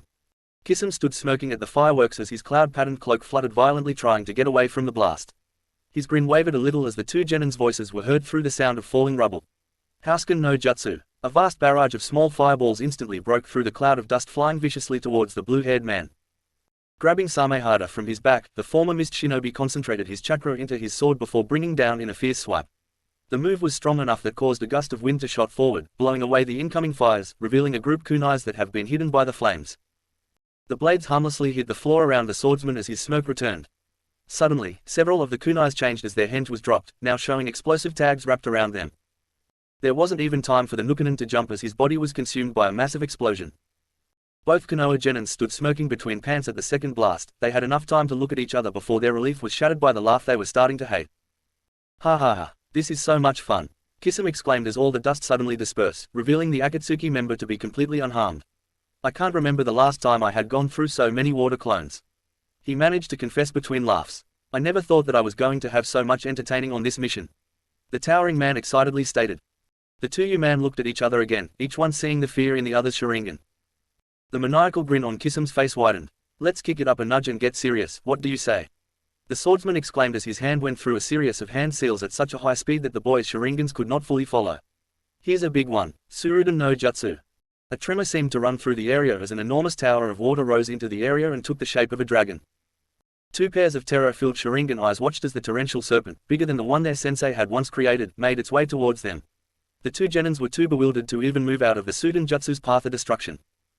Surprisingly, the water dragon's movement halted just a couple of feet away from its prey. All three shinobi watched in surprise as the leviathan started to writhe, as though in pain. You just had to ruin my fun, didn't you? Kisame commented with a sigh. With a horrifying roar, the dragon suddenly exploded into numerous dark ravens. The blackbirds fluttered around the area from a moment before the avian creatures came together into a shadowy mass. Slowly, the dark mass started to take the form of a person. I thought I told you no lethal force, Kisame. He calmly commented. You. Sasuke immediately roared the moment his eyes caught sight of the newcomer. Before Naruto could even do anything, the raven-haired boy was already dashing towards his older brother. The Chidori that had formed in the young Sharingan user's hand started to grow, soon covering the genin's body, before a dragon made completely out of lightning shot towards the oldest Uchiha.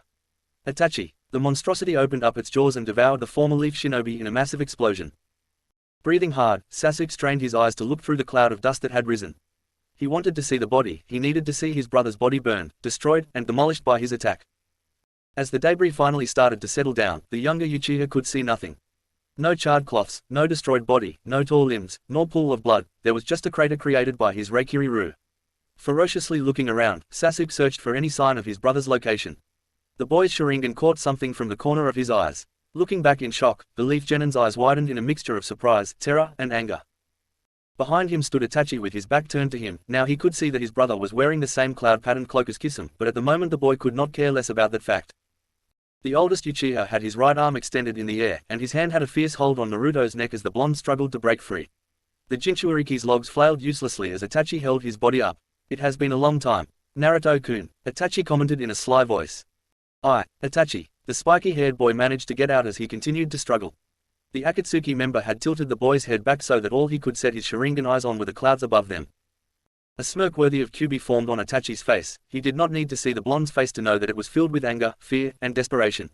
I see that you have become stronger since the last time I saw you.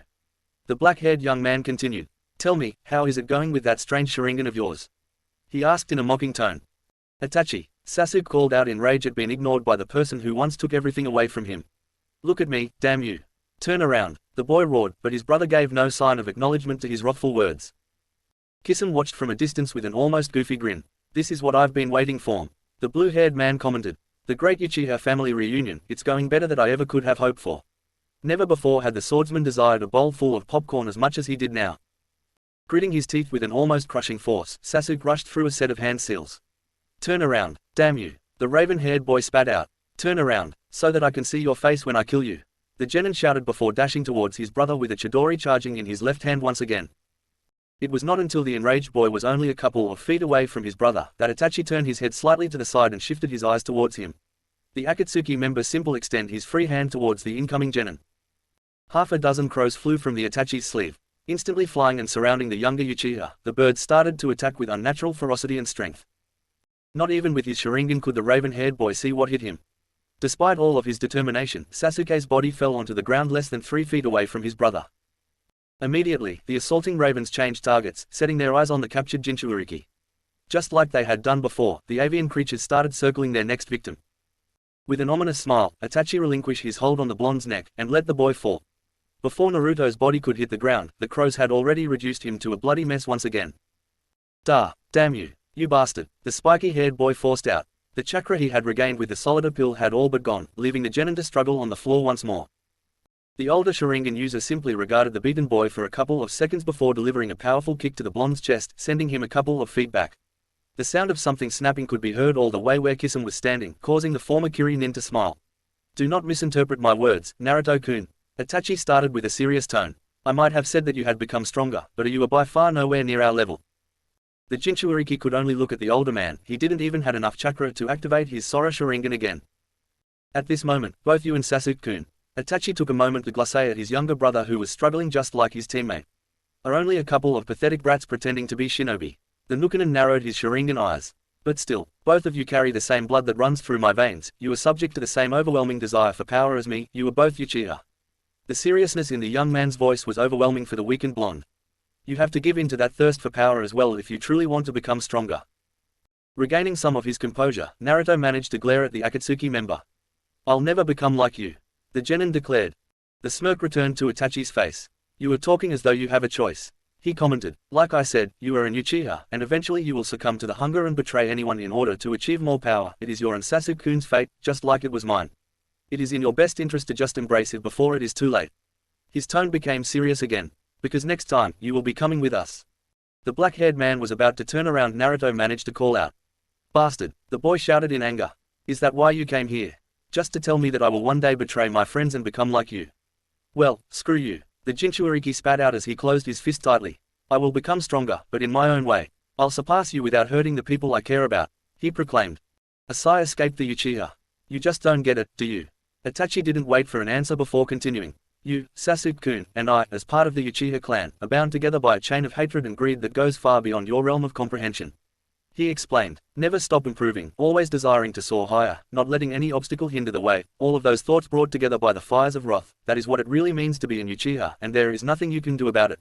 The smirk formed again on the young man's face at Blonde's anguish. I tell you what, Naruto-kun. The sly tone returned, I will give you one more chance to prove your ideals. The smirk widened, when you obtain your third, I will come and find you. Itachi stated. Having said his piece, the Akatsuki member started to turn around. Itachi. Sasuke suddenly jumped for the floor and stretched his Chidori-covered hand towards his brother as the cursed seal spread through his body. With one swift moment, barely caught by Naruto and Kisum, Itachi grabbed the younger Uchiha by the collard and slammed his body into one of the trees near the canal. I hope you heard what I told Naruto-kun, because right now you are nothing more than an eyesore for me. He said cruelly as Sasuke fought to break free. Out of all the Sharingan users left in this world, you are by far the weakest. Give in to your greed and use the hatred to feed your wrath. The young man instructed. Damn you. Sasuke spat out. Itachi shook his head. That's not nearly enough, you have to hate me with all of your heart. Perhaps you need a little reminder. The younger Uchiha watched in horror as the komas in his brother's Sharingan merged into a wheel. Tsukuyomi. Sasuke. Naruto screamed at the sight of his teammate's body going numb in the Akatsuki member's grip. The boy was well aware what the older Sharingan user was doing and of the damage it could cause. Managing to gather some strength, the genin pushed himself up and jumped towards the two brothers. A pain was suddenly felt through the blonde's body before he was violently thrown to the side. Don't forget about me, Kisum said as he returned Samehada to his back. It is time for you to leave, Kisum. The shorter man simply stated as he unceremoniously threw his brother's numb body towards the Jinchuuriki. The swordsman whined, do we really have to? I'm having a lot of fun here. He pointed out. Naruto. Sasuke. As he crawled towards his teammate, the blonde could hear his sensei's shouts from the distance. Itachi looked at Kisum. That should answer your question. He stated, I am not fond of the idea of facing Kakashi-senpai and the other Junins at the moment. The Uchiha explained as he turned around. The blue-haired man followed suit. Remember what I said, Naruto-kun. Become stronger, he added before the two Akatsuki members disappeared. Naruto gritted his teeth and tightened his fist at his failure before returning to his task of reaching his comrade. Sasuke, are you alright? He asked as he shook his friend's body, but got no response. Sasuke, Naruto. Kakashi's shouts were growing louder and hurried footsteps could be heard. Turning on his back, the blonde Jinchuuriki glared at the sky. Damn it, he cursed. I am not strong enough. I'm not strong at all. Naruto managed to shout before his strength finally gave up and his world turned into darkness. Darkness grew stronger with each step he took. He was never an admirer of obscurity and did not enjoy the fact that his eyes were obsolete at the moment, though the same could not be said about his ears. The sound of a sword slashing through air could be heard further ahead, that told him all he needed to know. Why must you practice in such conditions? He asked, knowing that the question's intended target could hear. Hey, there are worse things than darkness, I know. I've seen them. The answer came through the shadows. He shook his head. I never expected that you would take the news this bad. He commented. What the hell are you talking about? A smile formed. The news about Konohagakure, about Naruto-chan's exploits against the other Jinchuuriki. He explained. I am surprised it upset you like this, after all, Naruto-chan and you. Don't even go there. Nothing that guy does could bother me, he could die for all that I care. The voice exclaimed. He chuckled slightly. Then why are you here? He asked. You only come down to train like this when something bothers you. Stuff it, Okina. Another chuckle. Well, I, for one, am impressed with young Naruto-chan. He admitted. He's becoming quite a shinobi, just like. Well, I doubt it'll last. The voice cut off. We got intel that Akatsuki is making a move on him. It pointed out, if he survives Akatsuki, then I'll accept that is not a waste of space. A smile formed in Okina's face. Could it be that you are this upset because he is in danger?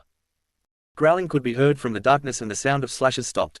Stop wasting my time with stupid thoughts, old geezer. The voice barked, followed by the sound of steps leading further into the darkness. The old man shook his head. The will of the Namikas lives on in such stubborn and hot-headed individuals. He commented as the sound of his comrade's footsteps faded. Those who have inherited the Yondaime Hokage's blood. I just hope these old bones carry me until the day I get to see them show their true power to the world. Okina chuckled before turning around and walking away. Sugaden, Water Fang Bullet. Kakugan Kangoku no Jutsu, Granite Prison Jutsu, made up. Suiru no Jutsu, Water Prison Jutsu. Gukikyu no Jutsu, Great Fireball Jutsu. Housenkan no Jutsu, Mythical Fire Phoenix Jutsu. Suruden no Jutsu, Water Dragon Jutsu. Chapter 19. Remember what I said, Naruto-kun. Become stronger, Itachi added before the two Akatsuki members disappeared. Naruto gritted his teeth and tightened his fist at his failure before returning to his task of reaching his comrade. Sasuke, are you alright? He asked as he shook his friend's body, but got no response. Sasuke, Naruto. Kakashi's shouts were growing louder and hurried footsteps could be heard. Turning on his back, the blonde Jinchuuriki glared at the sky. Damn it, he cursed. I am not strong enough. I'm not strong at all. Naruto managed to shout before his strength finally gave up and his world turned into darkness. The absoluteness of the darkness was comforting, Naruto bitterly realized. Right now, it was the perfect place for the beaten Jinchuuriki to hide his shame. He felt that he could simply give up and drift through the oblivion of darkness forever, without having to face the harsh reality that the light fell upon. You have to give in to that thirst for power. Naruto gritted his teeth as the voice broke through the darkness. Quote. If you truly want to become stronger. Itachi's words resonated, disturbing what would be the blonde's peaceful respite. Hey, that Uchiha truly did a number on you. Kyuubi's voice suddenly cut in, causing his host a frown. The boy was in no mood to deal with the fox at the moment. Now this is more like it. This feeling of helplessness and defeat suits you better, kid. Ha ha ha. The young leaf nin tried to push the Biju's words away. The genin just wanted to be left alone so he could pretend he wasn't as weak as he felt at the moment. Ignoring the boy's distress, the fox continued. But you know, that Uchiha spoke the truth. Kyuubi's mocking tone was replaced by a serious one. During the last couple of months, your growth as a shinobi has been nothing short of exceptional. The fox said in one of his rare compliments. But you are still nothing compared to the monsters that are out there. Hell, you are not even worthy to escape the sun in your father's shadow. The Jinchuuriki continued to grit his teeth to the point pain spread from his jaw. Then what the hell am I supposed to do? The boy roared. Follow Itachi's advice and selfishly seek more power at the expenses of everyone else. It is not a bad idea. The Biju pointed out, that man's strength is almost as terrifying as the founder of the Uchiha clan, and I for one would not mind my vessel commanding such power. Kyuubi admitted, but, the fox began again, I can assure you that there are other paths that you can follow in your search for power. Naruto's eyes snapped open in the darkness. What do you mean? The genin asked. A couple of moments of silence followed before the Biju answered. If Kami truly does exist, he must have been born the day that you were born. Kyuubi started explaining, you are the convergence point for so many forces that should have never met. I am particularly curious, and somewhat wary, of the potential for growth that you possess. The blonde's eyes frowned at the explanation, unsure if the fox's comment was a praise or an insult, though he was leaning towards the latter. But that doesn't tell me anything. He stated, how else can I become stronger? Kyuubi's booming laughter answered, ha ha ha, if I were to tell you, then how would that be funny for me? The Biju teased, you just wait, soon your true role will be revealed. And what do you mean by that? Naruto shouted, already losing his temper. What role? What are you talking about? Tell me, Kyuubi. The Jinchuuriki called out in desperation, but received no answer. Tell me, how do I become stronger? The young man pleaded. The darkness did not feel welcoming anymore, instead it suffocated and irritated the genin. Now he wanted out, he wanted to return to the blinding light that shined over all of his flaws so that he could fix them and finally get rid of them. Still, the fox refused to answer his pleads and remained silent. Tell me, damn it. Naruto tightened his fist until he could feel the streaks of blood running through his fingers. A surging feeling suddenly exploded inside the Jinchuuriki's body, swelling up and overwhelming his body. Tell me. Light suddenly rushed into the blonde's eyes as he felt his world going vertical once more. Yosh, I didn't know you wanted to learn my exercise regimen that badly, Naruto-kun. A voice cut through the brightness. Shaking away the nauseous feelings of exhaustion, Naruto's eyes started to make out the forms around. It did not take long for the Leaf Genin to realize he was in one of many dull and depressing rooms in the Konoha hospital. As he scanned through the room, the Jinchuriki's gaze fell on the older boy seating by his bed. The usual vibrant smile adorned Rock Lee's face as he sat wearing a hospital robe and a set of crutches lied on his side. What happened? Naruto asked the older boy. The Taijutsu user looked confusingly at his fellow dead last. Don't you remember, Naruto-kun? He wondered before explaining. Guy-sensei and the others brought you here to the hospital. It seems that you were left in pretty bad shape after a big fight. Naruto remained silent for a couple of seconds considering the black-haired boy's words. Yes, the Sharingan user finally said. The images of his second encounter with Uchiha Itachi were far too clear in the Jinchuriki's mind, and the mere memory of them caused his fist to tighten out of reflexes. You have been out cold. Lee continued, so I tried seeing if maybe you would wake up if someone talked to you. When I was getting to my daily training, you suddenly started screaming at me to tell you. By now the memories of fight ran so wild inside the blonde's head that he could barely register his comrade's words. Managing to push back images of Itachi's haunting gaze, Naruto took a deep breath. How long was I out? He asked. Lee took a couple of seconds to think. Well, you were brought here on Kakashi-san's back yesterday afternoon, he commented, and is almost noon today, so about 19 hours. The young man answered with a smile. We saw you being brought in and decided to keep you company, and I guess we ended up spending the night without realizing. The Jinchuriki tilted his head. Suddenly, the Sharingan user felt something stir by his side. Looking down, Naruto could not stop a smile from forming at the sight. A blue-haired girl seemingly slept with her head resting just by the blonde's pillow. Hinata stirred slightly before her head slowly started to rise from the hospital mattress. Naruto watched with a mix of curiosity and amusement as the Hyuga drowsily looked from Lee to the very awake blonde. The black-haired boy smiled brightly. Yosh, Hinata-san, you are really a heavy sleeper. Naruto-kun has been awake for a while now. The Taijutsu user nonchalantly commented. The Kunoichi's face immediately took an impressive blush as she gazed at the spiky-haired boy in front of her. Naruto-kun, yesterday I was, Neji ni I, and then they brought you here. And she seemed unable to neither complete a sentence nor look away from the boy's sapphire eyes. I mean, how are you feeling, Naruto-kun? The girl managed to ask. The Jinchuriki smiled. Much better than yesterday, thanks for asking. He answered warmly. Hinata smiled back at blonde. I am so glad, Naruto-kun, she stated as she continued to gaze adoringly at the pair of azure orbs. Realizing that she had been staring, the Hyuga immediately stood up as her blush returned with a vengeance. I have to go see Neji Nizan, sorry. The Byakugan user excused herself before swiftly escaping the room. Naruto tenderly watched the young Hyuga as she disappeared from his line of sight. Okay, see you later, Hinata-san. Lee called out from his seat, completely oblivious of the girl's distress. Sighing, the Sharingan user forced his way out of the bed sheets and off the mattress.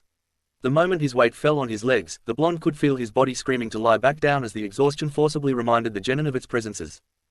Lee looked at the spiky-haired boy. You shouldn't overexert yourself. Both of you were admitted here with severe chakra exhaustion. Truthfully, I'm surprised that you were able to wake up so soon. The older boy explained. The blonde nodded in agreement before his eyes suddenly widened. Sasuke, the Jinchuriki exclaimed. Where is Sasuke? The Taijutsu user bit his lip as he took a couple of seconds pondering. Without looking at Naruto, Lee stood up with his crutches and moved towards the door. Intensive care, the normally energetic genin said softly. Follow me, I'll take you there, he stated before crossing the threshold. Naruto silently followed the older boy through the hospital's halls. Each moment that the youthful genin remained quiet increased the blonde's worry. When they brought the two of you in, Lee finally began, breaking the silence. Both of you were covered in bruises and your chakra was alarmingly depleted.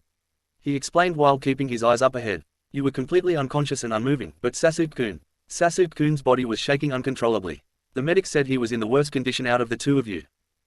The Jinchuriki's eyes were downcast. Only Kami knew what Itachi had shown his younger brother in the Tsukuyomi world. Flashes of his own experience in the wrong side of the genjutsu coursed through his mind, causing the boy's fist to tighten. Lee finally turned around to look at the younger shinobi. Though now that I think about, he eyed the spiky-haired boy. Most of your wounds have healed. Naruto's body immediately tensed up, but any worry that might risen was put to ease when the Taijutsu user suddenly smiled. I guess you must have a very youthful spirit, the genin stated. The Sharingan user managed to return the smile. You are welcome, the boy heard a certain Biju said as he and Lee reached the end of the hall and turned left. It's just at the end of this hall, Lee informed as he pointed forward. Looking at the door that the older boy was pointing at, Naruto was taken back when a pink blur passed from the hall adjacent to the door and entered. The two young men simply glanced at each other before continuing on their way. Right before they reached the door, a bright smile replaced Lee's troubled expression. Sakura-san, I'm so happy to see you, the black-haired boy exclaimed as he looked inside the room. Immediately, the Kunoichi inside gave a slight jolt. She turned around and her gaze, which was previously set on the body lying on the bed, fell on the two boys. N.A. Naruto, Lee-san, Sakura said in surprise. The girl's eyes shifted from one teenager to the other before they settled on the blonde's azure eyes. Emerald looked into Sapphire for an instant, but the connection was broken when Sakura quickly looked away. Naruto's eyes remained on his teammate for a couple of seconds longer, but memories of their last encounter, and of all the weakness he had shown her, caused him to look away as well. So, have you heard about Sasuke-kun's condition, Sakura-san? Lee cut in, breaking the awkward moments between the teammates. Sakura gave another small jolt. Composing herself, the pink-haired girl looked at the boy lying on the bed in the middle of the room. Sasuke's skin was extremely pale and it was marked by bruises, scars, and cuts all over.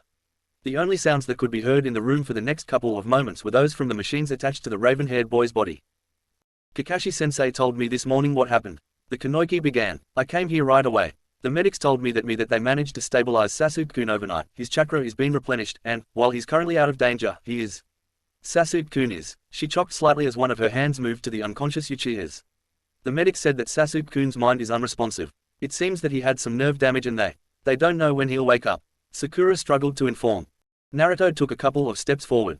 The blonde's eyes fell on his unconscious teammate as he remembered how Sasuke's body had stopped moving as he fell prey to Itachi's genjutsu. Suddenly, Sakura's eyes shot to the spiky-haired boy that was now standing next to her. Naruto, I was going to visit you too, she stated. For some reason, the pink-haired girl felt that she had to let her teammate know that she had not forgotten about him, that she was worried about him, and that his well-being mattered to her. After I had checked on Sasuke-kun, I was going to see you, the girl desperately said as she looked pleadingly into the young man's eye. The Jinchuuriki maintained eye contact with her teammate. Naruto was confused. He had never seen such a concerned look on Sakura's eyes while they were looking at him, but then again, he had stopped taking the time to carefully observe those emerald orbs since long ago. Oi, there you are, brat. A strong and rough voice was heard, immediately causing the pair of young shinobi to realize that they had been staring at the other's eyes. They broke eye contact right away. Fighting the embarrassment that threatened to overwhelm his face, the Sharingan user glanced at the new arrival. Rasengan. Right at the door's threshold stood the legendary Jiraiya, grinning broadly at the group of genin. I was told you got worked over pretty good, the white-haired man commented as he looked at the blonde. But seeing you walking around like this, I guess you probably were overreacting about a mere scrap. Naruto glared at the iconic figure. So you tracked me down just to make fun me? He asked dryly.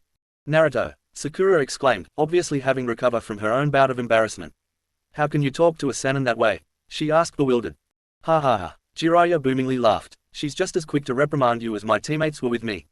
He commented, looking fondly at the pair. Anyways, I have something important I need to discuss with you. The white-haired joking tone died out slightly. Why don't you and your friends come with me to the cafeteria and talk there? I haven't had anything to eat the entire day, the Sannin said as he led the way out. So you're Guy's student, I should have guessed, Jiraiya exclaimed. The Sannin and the three genins sat on a table in the hospital's cafeteria. The white-haired man had insisted that they ate first before getting to more serious matters, and now ate empty cups of the hospital's instant ramen-lide table, 5 of which had been eaten by Naruto. Lee took the white-haired man's comment as a compliment and immediately smiled brightly. Yosh, I am Rock Lee, the proud student of Minato Guy, the strongest Junin in the Konoha. The boy proclaimed. Ha ha ha, I like that spirit, the legendary shinobi stated as he smiled at the energetic boy. I'll tell you what, Lee-kun. Jiraiya started as he searched for something in his pockets. I'm going to show you something that I never showed you sensei because I thought he would not be able to handle. The man smiled slyly, but I believe that you might be able to pull it off. The Taijutsu user's round eyes widened as he could barely contain his excitement. The young man's wild imagination had already several mental pictures of this mystery thing that was too youthful for Guy sensei. Continuing to smile, Jiraiya finally brought out an orange book from one of his pockets. This, he signaled to the object in his hand, is the best book series in the world, written by yours truly, and only a selected few can comprehend its tremendous power. The white-haired man cunningly said. A trembling hand moved towards the book. Just before Lee's finger could touch the book, a hand swiftly came down, slamming the orange object into the table. I'm sorry, Jiraiya-sama. Sakura softly spoke, but I do not believe that Lee-san is the right person to read this type of book, she said with a small, sweet smile. The pink-haired Kanoiki had immediately recognized the book as the one her sensei so disturbingly enjoyed, and for the sake of the hidden leaf, Sakura could not allow someone as impressionable and energetic as Rock Lee to be corrupted those type of books. Needless to say, the Sannin was taken back. It wasn't so much at the girl's actions, but because of how much it reminded him of a certain blonde woman right before she drove her fist into his gut. Oh, if Sakura-san says I should not read that book, then I must respectfully decline your generous offer, Jiraiya-sama. The black-haired genin lamented as he stole one last glance at the orange book. A sigh escaped the experienced shinobi. He knew he had lost this chance to further promote his book. Well, to the real reason I came here today. The white-haired man started as his eyes set on the blonde who had successfully watched the entire scene develop while fighting off the desire to smirk. I have very important mission that I want you to accompany me on, Jiraiya stated with a serious face. But Naruto has been injured. Sakura immediately voiced her response to Sanen's revelation. He's in no shape to go on missions, especially very important ones, which just means it's going to be very dangerous, the Kunoichi said with true concern in her voice. The white-haired man immediately moved to calm the young girl down. It's just a searching mission, he assured her. We will be looking for a person that is very important for Konoha, especially at a time like this, the man explained. Naruto's curiosity immediately sparked. How so? The Jinchuuriki asked. The Sharingan user had to be sure this was truly an important mission and not merely one of Senen's expeditions of inspiration. The blonde had to start his training as soon as possible and he could not allow himself to be sidetracked, no matter how funny Jiraiya was while being chased out of a bathhouse by a mob of angry women. Jiraiya was a little disappointed. He had expected the young man to be jumping with joy for a chance to leave the village for a while, especially considering all the things that had happened. Well, for one, she is the best medic nin this village has ever seen, and I'm sure she could help both Lee-kun and the Uchiha over at the intensive care wing, the man informed as he carefully observed the young Jinchuuriki. The blonde's mind immediately started processing the information, and Lee's hopeful eyes staring at him were not helping. He really wanted to help his friends recover as soon as possible, but a search mission could take several weeks and even months when it came to tracking down one person, and he really needed to start training. Another sigh escaped the Sanin as he watched the spiky-haired boy struggle with a decision. Let me sweeten the deal. Jiraiya stared. What if I teach you an extremely powerful jutsu while we're on the mission? He said with a smile. A jutsu created by a certain Hokage, the man softly added. Naruto's eyes immediately widened at the offer. It could certainly take care of his training problem while allowing the boy to help his comrades. I guess, the Sharingan user slowly said. Immediately, Jiraiya stood up. Great, he exclaimed. Meet me at the village entrance in 2 hours and be sure to pack for a long trip, the man stated before darting out of the cafeteria, before the pink-haired girl channeled Tsunade again and forced Naruto to change his mind. Hitaki Kakashi had never been a frequent visitor of the Junin lounge. The silver-haired man preferred to laze around at random places in the village, but since the events that occurred right before the Chuunin exam, he had opted to spend more and more time hiding in the room reserved for the top shinobi in Konoha. Also, the fact that it had a bar was an added bonus. Kakashi, Guy called out as he burst into the room, causing the Sharingan user to cringe. What is this I heard about Jiraiya-sama taking Naruto-kun out of the village for a mission? The Taijutsu specialist asked as he moved towards his rival. The copy nin simply looked back down at his drink. It's for the better, he commented. Guy's eyes narrowed. For the better, he repeated in disbelief. Just yesterday we had to carry him to the hospital. The kid was a bloody mess, the man exclaimed. You're his sensei, you should not allow that he'll be placed in danger like this while in that condition, the black-haired Junin said as he slammed his fist on the bar table. Kakashi seemed to recoil in his seat. Me being his teacher has brought him nothing but trouble, the man commented. A couple of months ago, my decisions concerning him ended up with. He could not finish his sentences.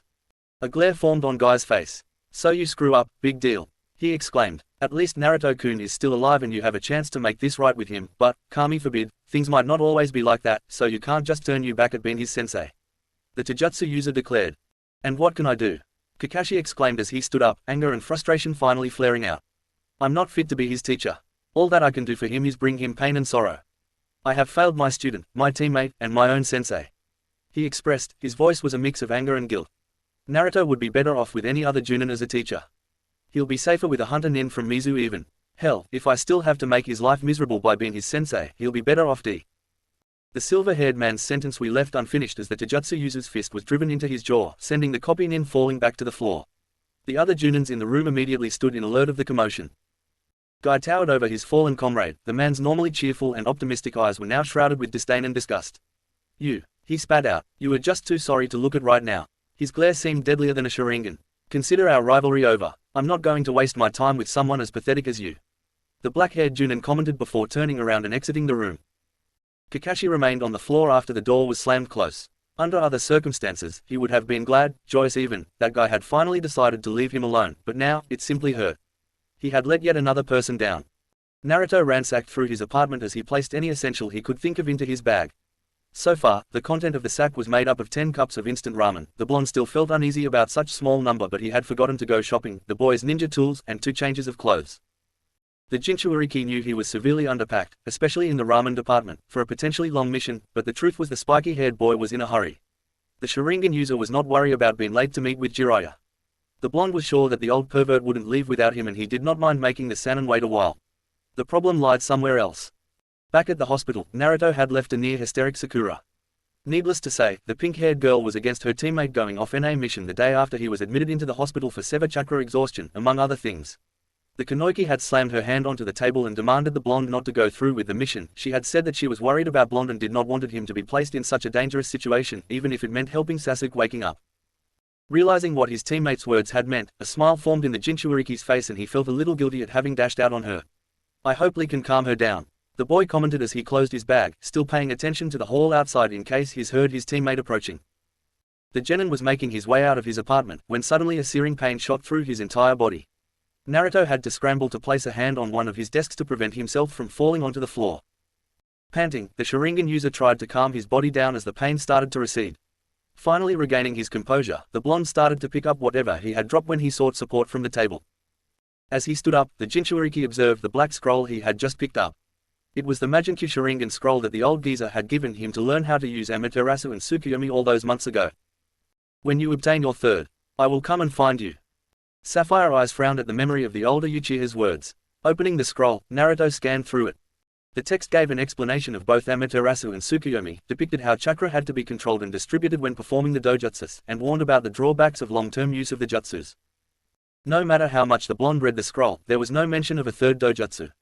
Sighing in frustration, Naruto put the scroll away, deciding that it would be best to examine it more thoroughly some other time. Resuming his way out the apartment, the young man prepared for a long and consuming mission. Jiraiya stretched in his futon with a yawn. Shaking the drowsiness off, the legendary shinobi glanced at the unrolled mat next to him. "So he stayed out all night again," he commented as he took out one of his notebooks and read the notes written on it. According to the text, Jiraiya and the brat had been out of Konoha on their mission for about 4 weeks now. Needless to say, they had not been successful so far. The Sannin scratched his head. "What am I doing wrong?" The man wondered. He and the boy had hit all the right places in all the towns they had visited, every casino, lottery stand, fancy restaurant, expensive shop, even a couple of arcades, but there was no trace of his former teammate. Sighing, Jiraiya continued to grimace. The only thing that they had been able to learn during their travels was that the blonde was exceptionally lucky at games of chance. 3 times already his departed student's son had won the jackpot in slot machines. The frustration of their fruitless search and the jealousy of the brat's good luck in casinos would have driven the Sannin to simply abandon his mission and hit the nearest brothel had the legendary man not found a new source of entertainment. If the two-leaf nin had been on their mission for 4 weeks, then Naruto had been trying to learn the rasengan for 3.5 weeks, and the keyword was trying. After enduring 4 days of the blonde's constant nagging and pestering about the new jutsu he had promised him, Jiraiya had finally shown him the technique that Minato had developed. It came as a shock to the seasoned ninja when Naruto had effortlessly succeeded through the water balloon and rubber ball stages. The young Jinchuriki was making the jutsu that had cost the Konoha Yellow Flash 3 years of his life look easy. That was when Jiraiya introduced the spiky-haired boy to the 3rd stage of the jutsu, and the fun started. The white-haired man fondly remembered Minato's many attempts at forming the perfectly shaped chakra sphere, as well as the cuts, explosions, and collateral damage that resulted out of them.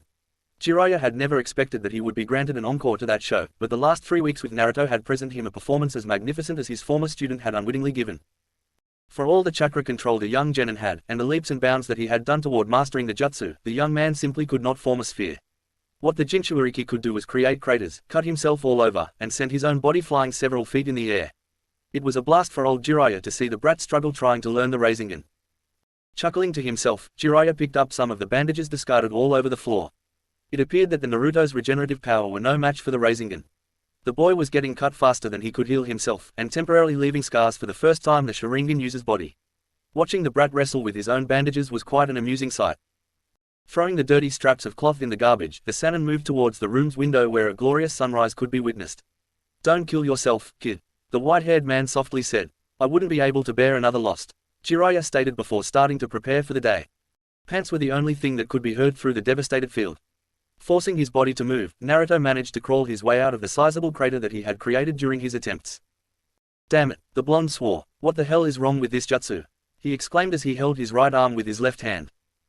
The Jinchuriki's right limb appeared as though it had gone against barrage of shuriken and lost. There were so many cuts running down the length of Naruto's arm that his regeneration abilities could not keep up.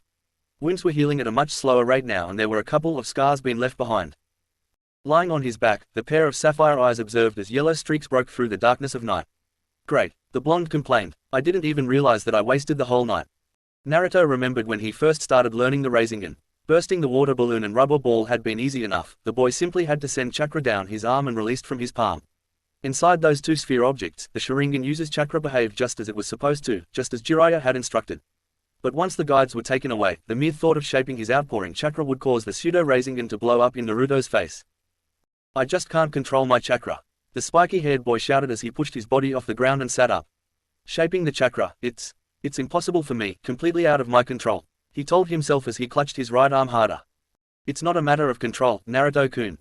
The blonde's eyes snapped open as memories started rushing into his mind. Sometimes, chakra can neither be forced nor controlled. Instead, you have to let its flux continue, and merely nudge it, the way you want it to go. Standing up, the Jinchuuriki extended his right arm. For someone like you, it might be better to simply close your eyes and let your instincts take over. I have complete confidence in you, Naruto-kun. A pair of azure eyes closed, following the advice that the old geezer had given during the time they had spent training. Naruto forced his body to relax. His mind endeavored to push away all thoughts of failure, his experience with Uchiha Itachi, his inability to protect those he cared about. Instead, the blonde thought about the time he spent playing in the Sandaim's office, eating ramen with Iruka-sensei, and those moments when he felt like he truly belonged in Team 7. With his mind in an unfamiliar, yet pleasant peace, the genin started to gather chakra in the palm of his hand. He didn't try to force the chakra, he didn't attempt to bend it to his will, and he didn't bother to foolishly try to control it. He simply let it flow, trying to track the chakra's movements as he imagined a perfectly shaped rasengan. The Jinchuuriki could hear the leaves twirling around him, could smell the morning dew from the nearby trees, feel the soft breeze touching his skin, as well warm ray of the rising sun, and sense the powerful mass of chakra he was holding. Slowly opening his eyes, the blonde glanced at the end of his extended arm. Sapphire eyes widened and an old, almost goofy, grin formed in Naruto's face at the sight of a perfectly spherical jutsu. His chakra spun and danced beautifully and vigorously in his hand, as a rasengan. The grin soon ascended into a smile. I did it, the Sharingan user exclaimed happily, unable to take his eyes off the rasengan. I did it. A moment later, young shinobi went momentarily deaf as the accumulation of chakra burst in a massive explosion, creating an even bigger crater and sending the spiky-haired boy flying back. Haha, an odd laugh escaped Naruto as he found himself lying on the ground yet again. Ha ha ha, the blonde laughed, and he continued laughing until his side hurt and tears escaped his eyes. I did it, he repeated as he remembered his successful rasengan. For those few seconds, I became stronger. Chapter 20. Things were starting to look up for the Naruto these last couple of days. Sure, his arms were still covered by fresh bandages, but he could now maintain a rasengan for well over 3 minutes before the spherical chakra mass would blow up on his face, and, for most battle situations, 3 minutes should be enough to impale the jutsu into the opponent's gut. That, plus the fact that his wallet was becoming uncomfortably heavy due to his casino winnings, made up for a fruitful week for the young Jinchuuriki. If only the mission itself could go as smoothly. Most of the day had already gone by and the Sharingan user was still following the Sannin through crowded streets. Curses and grunts of frustration could occasionally be heard from Jiraiya's general direction as the white-haired man marked everything he's from casinos to lottery stands within 2 days of travel. She has to be in one of these. He spoke what had already become his mantra for the last couple of days. This is taking us nowhere. Naruto commented. I thought you had some idea about where this. Soon it is, but we've been at this for over a month now and there is no trace of her. The blonde criticized. I sure hope that they never send you to look for me if I go missing during a mission. He commented in a low voice, but still loud enough to make sure the older shinobi heard it. The legendary pervert gritted his. Perhaps I should have let your father drown that one time when we went to wave while he was still a genin. He shot back. Shrugging the Sannin's comment off, the spiky-haired boy simply brought his hands to the back of his head and silently continued to follow the senior nin. With frustration having gotten the best of him, Jiraiya could no longer discern any of the illustration on his map. Letting out a roar in irritation at the offending piece of paper, the Sannin crumbled the map and shoved into one of his pockets. Okay, hotshot, the white-haired man called out as he turned around to look at the young Sharingan user. Since according to you, I have no idea about what I'm doing, why don't you pick our next destination? He offered as he folded his arms and continued to regard the genin. Okay, if you have so much doubt in yourself, then I guess I'll do it. Naruto answered with a shrug of his shoulder, earning a glare from the white-haired man. I say we go to that place next. The Jinchuuriki stated as extended his right and pointed at his intended destination. Jiraiya's eyes followed the direction indicated by the blonde. There, he asked, looking at the boy with confused eyes. But that's only a restaurant. The legendary shinobi pointed out. The spiky-haired genin nodded. Yeah, get the hint. Naruto commented as he proceeded to fold his arms as well. We haven't eaten anything since breakfast. Yesterday, the Jinchuuriki reminded as he started to walk towards the establishment. Grunting in defeat and sighing, the Sannin started after the young shinobi. Very well, we'll take a break for food. But you're paying, he exclaimed. Naruto ignored Jiraiya's declaration. The blonde's eyes were solely on the restaurant's door while his mind was preoccupied hoping that they got ramen in the establishment. As he followed the Sharingan user through the door, Jiraiya's trained eyes immediately scanned the room. The white-haired man's field of vision was moving from one side of the restaurant to the other when suddenly, something caught his attention. Oh, there is no way the kid is that lucky. he exclaimed in a mix of surprise and frustration. I cannot believe you tracked me down. Naruto was currently sitting with Jiraiya in front of a grouchy, well-endowed, blonde woman, her nervous, black-haired assistant, and a pig wearing a red jacket. Needless to say, Naruto was a little skeptical about the famed Tsunade, but the genin decided to leave the situation for the adults to deal with for now, because there a bowl of ramen right before him meriting all of the spiky-haired boy's attention. Jiraiya laughed at the angry face his old teammate was making. And I can't believe that you lost so much in the casinos that you have to dine in a roadside restaurant instead of those fancy ones you enjoy so much. The white-haired man teased. Looking from her teacher to male Sanin and to young boy preoccupied with his food, Shizune sighed. It had been a long and hard day for her and it showed no signs of letting up anytime soon. Still being unable to mask her anger, Tsunade addressed the legendary pervert again. So are you going to tell me the reason why you came looking for me? The healer questioned, because I am damn well sure that this is no a social visit. The goofy grin immediately disappeared from Jiraiya's face as he regarded the female blonde with a serious look. I like to think that you are not so detached with your past that you have no idea of what has been happening in your own village. The white-haired nin stated. Tsunade's eyes narrowed. First of all, she began, I have left everything from the past where it belongs. The healer clarified as she looked at her former teammate as if he had just wronged her somehow. That being said, I did hear word that you were attacked by hidden sand. The Kunoichi confessed. Folding his arms and leaned back against his seat as he matched the blonde woman's glare. And did you hear that Sarutobi-sensei was killed during the attack? A mild look of surprise appeared in the female Sanin's face but was shrugged off the next instant. So, the old man is finally dead, she said with a bored look. It took him long enough to roll over and die, she added, her voice void of any sadness, compassion, or melancholy. Next to the legendary healer, Shizune realized that the young spiky-haired boy had suddenly stopped eating. Unlike his teammate, Jiraiya's voice was tainted by a hint of anger. Anyways, the council is asking for your return to the village to receive the position of Godime Hokage. There was a general surprised shock from the rest of the dinner party. What? Naruto exclaimed as he looked at the white-haired man for an explanation. Tsunade watched the other Sanin with a slightly bewildered look on her face before she started laughing. Haha, I swear, Jiraiya, you have the worst sense of humor. She dismissed her former teammate's statement. Like I would even consider such a pathetic stupid job. Only a deranged fool would take up such responsibilities that only lead you to a worthless death. If the blonde woman had any more comments, they were drowned out when the spiky-haired boy slammed his fist on the table. You cannot be serious, the Jinchuuriki said as he turned towards the older man again. How can they even consider her to be the next Hokage? You might as well give the title to Orochimaru. Naruto exclaimed, his anger flaring out. She doesn't deserve it, she will only taint the title of Hokage, he added as he turned to glare at the healer. The female Sanin regarded the genin, her eyes meeting the same level of contempt present in his. Now listen here, you little brat. She started, you know nothing about the title of Hokage. She exclaimed as she slammed her fist as well. All you see is the glory and the praises, but you ignore the fact that all it does is break families up and condemns people to pathetic and lowly deaths. She stated. Naruto's glare intensified. It's not only that, the Sharingan user rejected the woman's declaration. Hokage is the person that everybody entrust and look up to. He is the only person that is there for you and makes you feel safe in this dark and horrible world. The Jinchuuriki fervently stated, and I will be damned if I let you insult the title of Hokage, let alone become one. The legendary healer snorted. And who are you to stop me? She questioned. The genin's eyes narrowed as they were filled with determination. I am Uzumaki Naruto and I will become Hokage. The statement left 3/3 of the table surprised again. Regaining her composure, the senior medic let out an all-out laugh. Ha ha ha, a worthless little brat like you become Hokage. Tsunade mocked as she regarded the Jinchuuriki with eyes that matched her tone. Returning the glare, the Sharingan user gritted his teeth before answering back.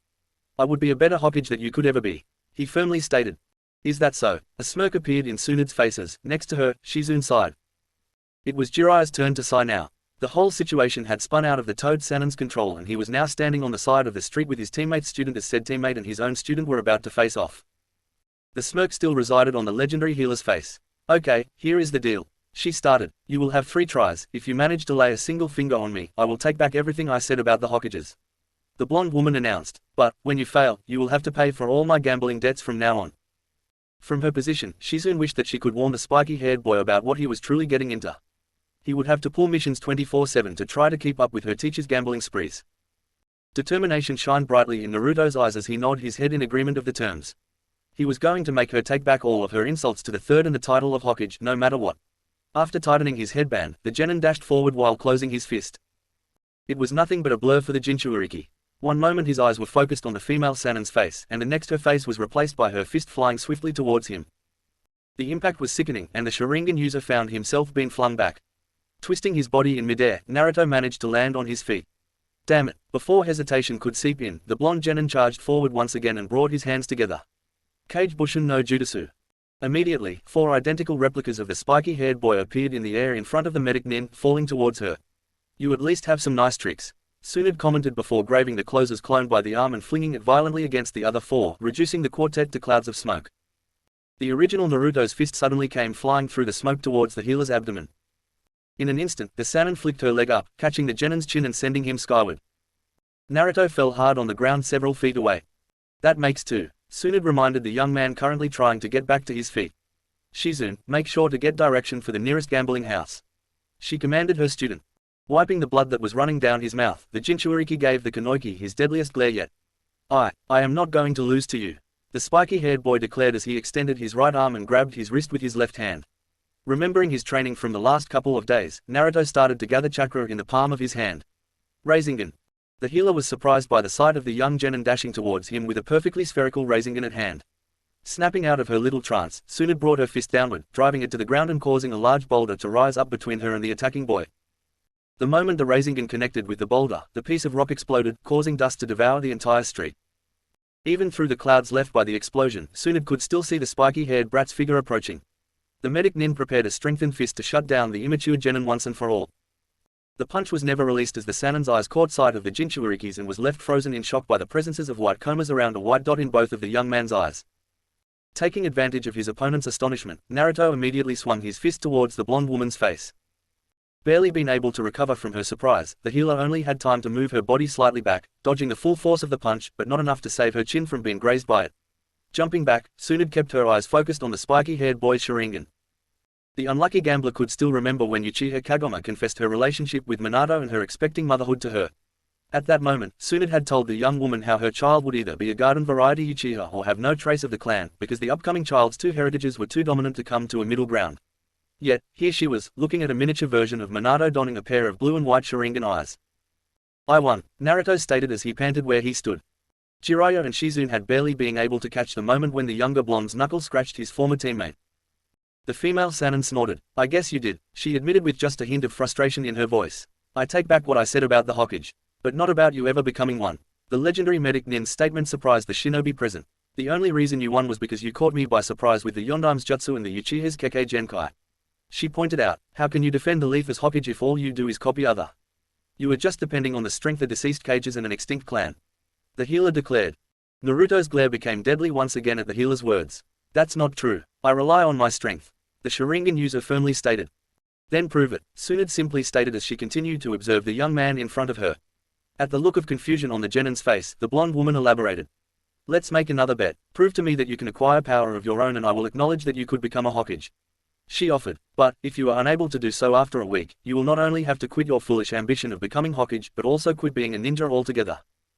The Jinchuuriki's eyes widened at the possible consequences of the proposition presented to him. Quit being a shinobi, the statement resounded in his mind. Eyeing the spiky-haired boy with a mix of mock and curiosity, the Sannin decided to nudge him. What happened with the confidence from a second ago? She questioned. Okay, what if, in case you do manage to win, not only will I acknowledge that you have potential to become a Hokage, but I will also give you this. Surprising the pair of shinobi spectators, Tsunade presented her necklace to the genin. My grandfather's, the Shodai Hokage, necklace. The medic Nin smiled at the look of surprise on the young man's face. So, what do you say? Shizune walked the already familiar path through the forest near the village they were currently staying at. Entering the clearing for the 4th time that week, the black-haired woman did not longer felt the urge to gasp in surprise at the sight that greeted her. It seemed that an explosion had gone off in the center of the clearing. There were burned trees, broken trunks, and craters all around the blonde genin lying on the ground. Naruto-kun, you better not be dead, the Kanoiki stated as she walked towards the young man. After stirring a little on the ground, the Jinchuuriki forced himself to sit up. Good morning, Shizune-san. The boy managed to get out. The healer smiled at the Sharingan user. It's already well into the afternoon, she informed and proceeded to watch the spiky-haired boy curse in response and tried to get his already bruised and burned body off the ground. Why don't you eat something before you start for the day? The Junin offered as she revealed the bowls of ramen she had brought to the blonde. Shizune had already realized that the young shinobi would simply ignore all the fruits and vegetables that she would bring him. Giving in to his hunger, Naruto sat back down next to the medic Nin and thanked her before going to work on the bowl of ramen. As she watched the genin devour his food, Shizune did a quick scan of the teen's body, noting all the damage it had taken during such a short period of time. Why are you so determined, Naruto-kun? She asked. Does the title of Hokage really mean this much to you? Putting the empty bowl down, the Jinchuuriki took a couple of seconds before answering. Just a couple of months ago, I was infatuated with the idea of becoming the Hokage, so that the village would have no other choice but to acknowledge me. He started to explain, but now, I've become disillusioned with the leaf. Shizune could not help be reminded of her teacher by the Sharingan user's words. Then, why? She asked again. Naruto gave the Kunoichi a small smile. Because I still love the title and the idea of Hokage, he answered, surprising the medic nin. And it is the only thing I have left, from the only one I had while I was growing up. He finished before standing up. The black-haired healer watched young Leaf Nin gave her his thanks before turning around and walking towards the edge of the clearing.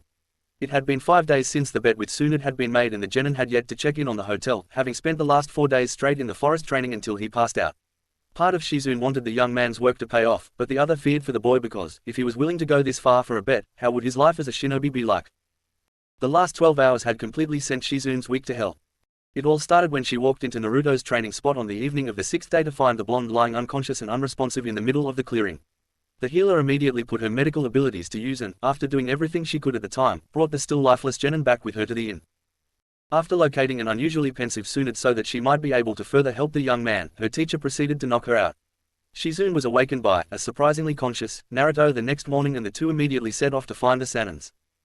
Finding Jiraiya was as easy as walking out the front door, but seeing the white-haired shinobi in the weakened state her teacher had left him in, the black-haired woman had no choice but to reveal the whole truth about the proposition Orochimaru had made to Tsunade. The three managed to locate the other two Sannin just in time to save the healer from Orochimaru's subordinate, Kabuto. The fight that followed was inevitable. Jiraiya moved to deal with his former best friend, while Shizune and Naruto were left to make sure the bespectacled young man would not get near Tsunade. As soon as the white-haired man gave the snake Sannin his attention, the blonde genin asked the Kunoichi to leave Kabuto to him and to focus on defending her teacher.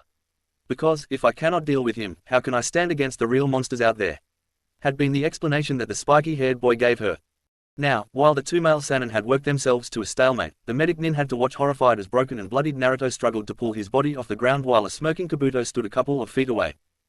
All around the two young men was proof of their battle. Scattered flames, both normal and black ones, a couple of craters from rasengans that missed their intended target, and the Sharingan user's blood marked their war zone. Yet, every time she tried to intervene, the blonde boy would insist on being left to handle the situation alone. Wow, if this is my handiwork, I would hate to see what one of those real monsters would do. Kabuto's mocking words snapped Shizune out of her train of thought and pulled her attention back to the battle. Panting heavily, Naruto glared at the grey-haired shinobi. Damn you. The Jinchuuriki managed to bark out. The blonde threw a kunai at his opponent. Before the blade could reach its target, the leaf genin set his Sharingan eyes on it, covering with black flames the explosive tag he had attached to it and causing a sizable explosion. Knowing better, the spiky-haired boy immediately looked up where the bespectacled young man had jumped to avoid the explosion. Kabuto's body was currently falling towards the younger shinobi. The former leaf nin's hands were already glowing with chakra, prepared to strike. With a quick sequence of hand seals, the blonde raised a granite wall between him and his opponent, which the bespectacled shinobi proceeded to smash with his chakra scalpels. As soon as Kabuto's face was visible to the granite rubble, Naruto sent chakra towards his eyes. Amaterasu, the spiky-haired boy called out. Unfortunately, the moment that the medic nin's body was covered by the black flames, it detonated, causing a powerful explosion and sending the genin flying back. Naruto-kun, please stop this. You can't fight him, Shizune screamed for the young blonde to come to his senses. Emerging from the ground, the spy observed the effects of his attack. At the absence of any sign that indicated that the Sharingan user would back down, the smirk in the former leaf genin's face widened. Such tenacity at the face of certain death. Kabuto started. You certainly take after the late Sandaime Hokage, Naruto-kun. The grey-haired man's smirk widened just as the spiky-haired boy's eyes did. Orochimaru tells me how the third was so adamantly refusing to die, even when his former student's sword pierced right through him. Shizune could have sworn that she heard something snap somewhere. The moment after the words left the young man's mouth, Naruto was standing just a few feet from him with a rasengan in his hand. The blonde was so preoccupied with ramming the rasengan into his opponent, that he was barely able to notice when Kabuto grabbed his wrist and flung his body into the ground. Before Naruto could even think about kicking himself off the ground, the medic nin gave him a jab with enough force to bury the genin deeper into ground. Naruto, seeing the black-haired woman running towards him, the grey-haired young man jumped to a safe distance. Not caring about what the young Sharingan user wanted, Shizune immediately started to administrate medical aid. No, don't, were Naruto's first words as soon as he regained consciousness. The healer refused to acknowledge the young man's request. When the genin tried to stand up, the Kunoichi immediately placed a hand on his chest to hold him down. You are done, Naruto-kun, she stated. The Jinchuuriki moved a hand towards the Junins and grabbed hold of her wrist. Please, Shizune-san, let me do this, the boy requested once more. Stop it, the shout caused both Naruto and Shizune to look back. Tsunade had shaken off some of her shock she had received from witnessing blood. Don't you care about your own life? She questioned. You'll accomplish nothing by getting yourself killed here. The younger blonde remained silent for several seconds before he simply removed Shizun's hand off his chest and stood up. I've made a promise to both the person I love the most and the one I hate. The Sharingan user informed. I promised them that I would never back down and that I will continue to keep stronger my own way until I could protect those I care about. How could I face them if we're to give up now? The medic Sanan glared at the young man. What's a stupid promise compared to your own life? She asked in anger and frustration. Because that promise is the reason I have to keep on living. Naruto answered back. As someone who has so little, I will not allow this to be taken away from me. He stated as he stepped out of the small crater that his body had made. So long as I have my promise, I'll know I haven't lost myself in the darkness and hatred that plagues this world. The young man firmly stated. Both Kunoichi sat in awe at the determination that radiated from the leaf genin. Setting his eyes on Kabuto, the Sharingan user brought his hands together. Tiger, dragon, rat, bird, ox, snake, dog, monkey, tiger. Everyone was able to feel the spike of chakra in the area. I am Uzumaki Naruto, son of Namikaze Minato and Uchiha Kagoma, and shinobi of Konohagakure. The blonde declared as he extended his right arm and grabbed his ring with his left arm. And this is the power I have acquired for the sake of those that got me this far and to protect the people who are precious to me. Flames appeared in Naruto's right hand, immediately enveloping most of his arm. Fuyoku. This time, Shizun was sure that she heard something snap. The flames danced gracefully, yet dangerously in the Jinchuuriki hand as his gaze fell solely on the grey-haired medic. I'm not going to lose to you, Kabuto. The spiky-haired boy stated. If the former leaf shinobi was intimidated by his opponent's newest jutsu, he did not let it show. You truly are an interesting specimen, Naruto-kun. The young man commented. After I kill you, I will personally dissect your body. He added. The two ninjas immediately charged for one another, one's hands covering in chakra, while fire adorned the others. The confidence that he would never let the Kaiden jutsu touch him was so much, that the only thing that Kabuto could see were the vital points on Naruto's body where he was going to strike. It was already too late for the medic nin when he realized that the trail of fire his opponent was leaving behind had taken the shape of a giant wing. Ah! With a thunderous roar, Naruto raised his hand and brought it down, causing the flame wing to rise and fall along, as though about to take flight, and rain down an inferno on a bewildered Kabuto. A large explosion followed suit, swallowing the two shinobi. The wait for the dust to settle was unbearable for Swan and Shizun. Finally, a form jumped out of the cloud and fell to the floor. The bespectacled man was almost unrecognizable with most of his body covered with severe burns. There was no sign of Kabuto getting back on his feet anytime soon. When the dust finally cleared, Tsunade's eyes were able to discern the young leaf genin standing before a sizable crater. Naruto turned around and smirked at her. By the way, I won the bet, he announced before passing out. Naruto suddenly sat up with a jolt. The Sharingan user immediately started to look frantically at his surroundings. Hey, calm down. The blonde's head snapped towards the direction where the voice had come from. Jiraiya was sitting in a bed next to the boys with his writing material out. You've been out of commission for over 24 hours. He informed the genin. The revelation caused the young man's eye to widen. Then what about Orochimaru and Kabuto? He asked quickly. The legendary pervert laughed at the spiky-haired boy's urgency. Don't worry about that, we chased them away. The man answered before starting to laugh. Slowly, Naruto forced his body and reluctantly lowered back down to the bed. What now? The Jinchuuriki asked. Jiraiya jogged down a couple of observations on his notebook before answering. Well, as soon as we are fit to travel, we'll be heading back to the village. The genin looked at the white-haired man from his bed. And what about Tsunade and Shizun? He asked. Oh, they're coming with us, was the short answer that the boy received. The look of confusion and surprise was hilarious for the Sannin, but nevertheless he decided to explain further. It seemed like your little show back there knocked something loose inside Tsunade, or perhaps it knocked something back to its rightful place. He commented before giving the young man a bright smile. She's going back to Konoha to become the Godime Hokage, the white-haired man announced. The genin remained silent for several seconds before his gaze left the writer and set on the room ceiling. I'm still not convinced that she's Hokage material, Naruto commented, earning another bout of laughter from Jiraiya. I was beginning to fear you were not going to show up. Okina commented as on a rest stop along a mountain trail. You know I would show up, as long as.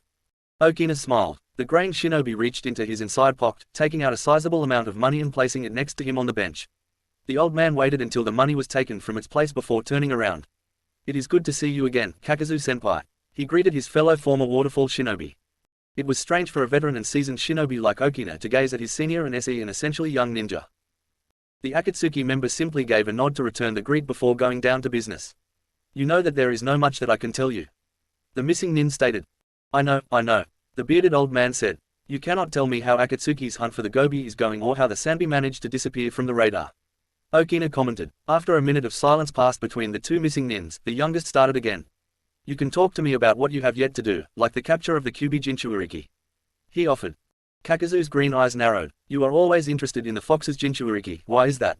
The bounty hunter asked. The graying man laughed again. Because, unlike you Kakazu-senpai, I truly believe that this up-and-coming generation will surpass all of us. He commented, and I am willing to bet that Naruto-chan will be in the front lines of this new wave that is rising. The black-haired man remained silent at his kohai's words. Anyways, Okina started again. Tell me about Naruto-chan, what does Akatsuki think of him? A look of confusing was barely detectable in the Akatsuki member's eyes. Nothing more than a target. He answered plainly. It was Okina's time to look confused. What? Akatsuki did not make any observation. Or maybe gauge his abilities as a shinobi. The younger man proposed, starting to become disappointed with the red cloud-wearing organization. Kakazu's eyes narrowed. When would we do that? He asked. At the question, Okina's black eyes started to widen, and what came next confirmed his suspicions. Akatsuki has yet to make any move on the Kyubi Jinchuuriki. Fuyoku, Phoenix Wingbeat made up. Chapter 21. Black and white, it was all that she could see. No, there was also the crimson color of the blood spread everywhere, framing and highlighting the bodies of black flames and white lightning. She called out for them, shouted at them stop as her tears ran down her cheeks. Unfortunately, all of the girls' pleas were drowned by the crackle of the fire and the rumble of the thunder. Their relentless charges continued regardless of the girls' desperate attempts. Little by little, the black and white was being replaced by red. Stop, Sakura cried as she fell to her knees, unable to watch the scene before her any longer. They were shouting now as well, but the pink-haired girl didn't know if it was because of pain or anger. Sasuke-kun, Naruto. The girl could feel the heat from the blonde's flames and hear the charging of the raven-haired boy's lightning as the two boys attacked each other with all the intention to kill their opponent. How it had come to this, she did not know, neither was she aware of any way in which she could stop her teammates' actions. Sasuke-kun, Naruto, please stop. She begged them between sobs, but was still ignored. Suddenly, a deafening explosion went off somewhere in front of the Kanoiki. Her heart stopped as her eyes widened in dread. She could feel the rough debris blowing past her form, rubbing against her body like sandpaper. Slowly, Sakura looked up. No, through her tear-stained eyes the girl could see the smoking crater where her teammates had been and no trace of black or white left. No. Sakura woke up with a start and immediately looked at her surroundings. She was in one of the white, very white rooms of Konoha's hospital seating beside the bed. Oh, it's Sasuke-kun's room, the pink-haired girl realized as her gaze fell on the still unresponsive Uchiha laying just about a foot from her. The Kanoiki had come to visit her teammate the day before, something which had become almost a routine during the last month, and after once again convincing the nurse on duty to let her stay past visiting hours, she had ended up falling asleep and dreaming about her teammates. Inside her chest, Sakura's heart speeded off once again at the memory of her dream, of her nightmare. The images of Sasuke and Naruto trying to kill each other had been terribly vivid in the girl's mind. She could still feel the explosions thundering in her ears, and she could have sworn that she had smelled her teammate's skin burning by fire and lightning. Sighing, the pink-haired girl tried to grip her heart through her chest. It had not been the first time she had a dream like that.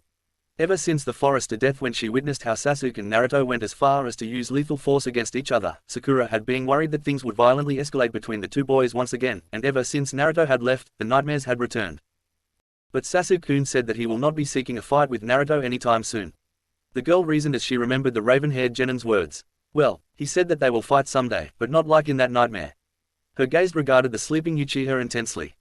We will still be Team 7. Sasuke's voice echoed inside of her. We will still be friends. The Kanoiki gripped her heart tighter. Please, she asked whoever was in charge of Team 7's fate. That's all I ask, Sakura pleaded as he closed her eyes tightly in an effort for her wish to be heard. Please tell me you haven't secluded yourself in this hospital during all the time I was gone. The pink-haired Genin's head whipped around at the sound of the familiar voice. Right by the room's entrance Naruto stood leaning against the door's threshold with a faint smirk on his face. Naruto. The blonde heard his teammate whisper and his smirk grew slightly. Naruto. Still emotionally charged because of her dream, the pretty girl abruptly stood up and rushed towards the boy. The spiky-haired boy was caught off guard when Sakura threw herself at him. Sakura. The Sharingan user exclaimed. His cool demeanor from just a few moments ago had been completely shattered by the sheer surprise of his teammate's actions. The girl buried her face in the blonde's chest as her right fist started punching it lightly. You idiot, she shouted at him. The Jinchuuriki gave a confused look at the top of the Kanoiki's head. Is she crying? He wondered with concern. Sakura continued punching the stunned Genin. How could you just leave me like that? She asked him. Why did you take so long to come back? She managed to yell at him between sobs. Naruto scratched his head in confusion. He did not know what to do because he wasn't too sure of the reason why she was mad at him. Is it because I left before being properly discharged from the hospital or because I took a month to come back? The spiky-haired boy questioned in his mind as the pretty girl hitting his chest continued to call him an idiot. He wasn't even sure if she was actually angry. Ooh, so this is why you were so desperate to get back to the village. The blonde's eyes moved from the top of Sakura's head to the smirking woman that was now standing behind him. Tsunade watched with satisfaction as the blushing boy clumsily tried to get the pink-haired girl to compose herself. Despite the Sharingan user's bravado and aloof attitude, he clearly had no experience dealing with the fairer sex. Mustering enough courage, Naruto placed his hands on Sakura's shoulder and gently pushed her back. "Sakura." He tried to get her attention. "This is Tsunade, one of the 3 Sannin, and she's here to help Sasuke," the spiky-haired genin informed. At the revelation, a fierce blush invaded the pink-haired girl's face as she gazed at the older woman. "Oh, it is an honor to meet you, Tsunade-sama." The girl gave a courteous bow. "My name is Haruno Sakura." She civilly presented herself. The healer smiled at the girl. "It's very nice to finally meet you," the Sannin informed. "Naruto talked a lot about you," she added, and stole a glance at the younger blonde to see his returning blush. Moving her eyes across the room, the medic's gaze fell on the unconscious Uchiha. Sakura watched quietly as the legendary Kunoichi walked past her and positioned herself by Sasuke's bedside. The pink-haired genin held her breath as the blonde woman took her teammate's medical file, her trained eyes moving between it and the sleeping young man. Several minutes of silences passed between the occupants of the room until Tsunade finally put the file down and moved her chakra-infused hands over Sasuke's body. The woman placed one hand over the raven-haired boy's forehead while the other hovered just barely above his chest. After a couple of minutes of intense concentration, the Sannin removed her hands from her patient and stepped back. The conscious members of Team 7 immediately gave anxious looks at the older Kunoichi. "He'll be fine," Tsunade informed, knowing that was what the 2 kids really wanted to know. "I have alleviated most of the trauma he suffered. He should wake up within a day or so." Letting out a heavy sigh of relief, Sakura instantly thanked the Sannin before moving to her teammate's bedside. The medic Nin turned to the younger blonde. "Well, I guess I'll go attend to your other friend. From what Jiraiya tells me, his situation is more complicated than this," she commented as she massaged one of her shoulder and moved to leave the room. "I'll go with you," Naruto said as he pulled his body off the wall he had been leaning against during his teammate's treatment. "I think you should stay," the soon-to-be-appointed Hokage stated. "You know, to give your teammate support and such," she added as she left the boy behind, not before sending a knowing look between him and the pink-haired girl. The Jinchuuriki sighed in defeat as his gaze moved to look at Sakura's back hunched over Sasuke. Suddenly, the blonde missed a light punching on his chest. Remembering the small bench just outside the room, the Sharingan user tried to make as little noise as possible while passing through the door's threshold on his way towards it. Gasp! Naruto-kun.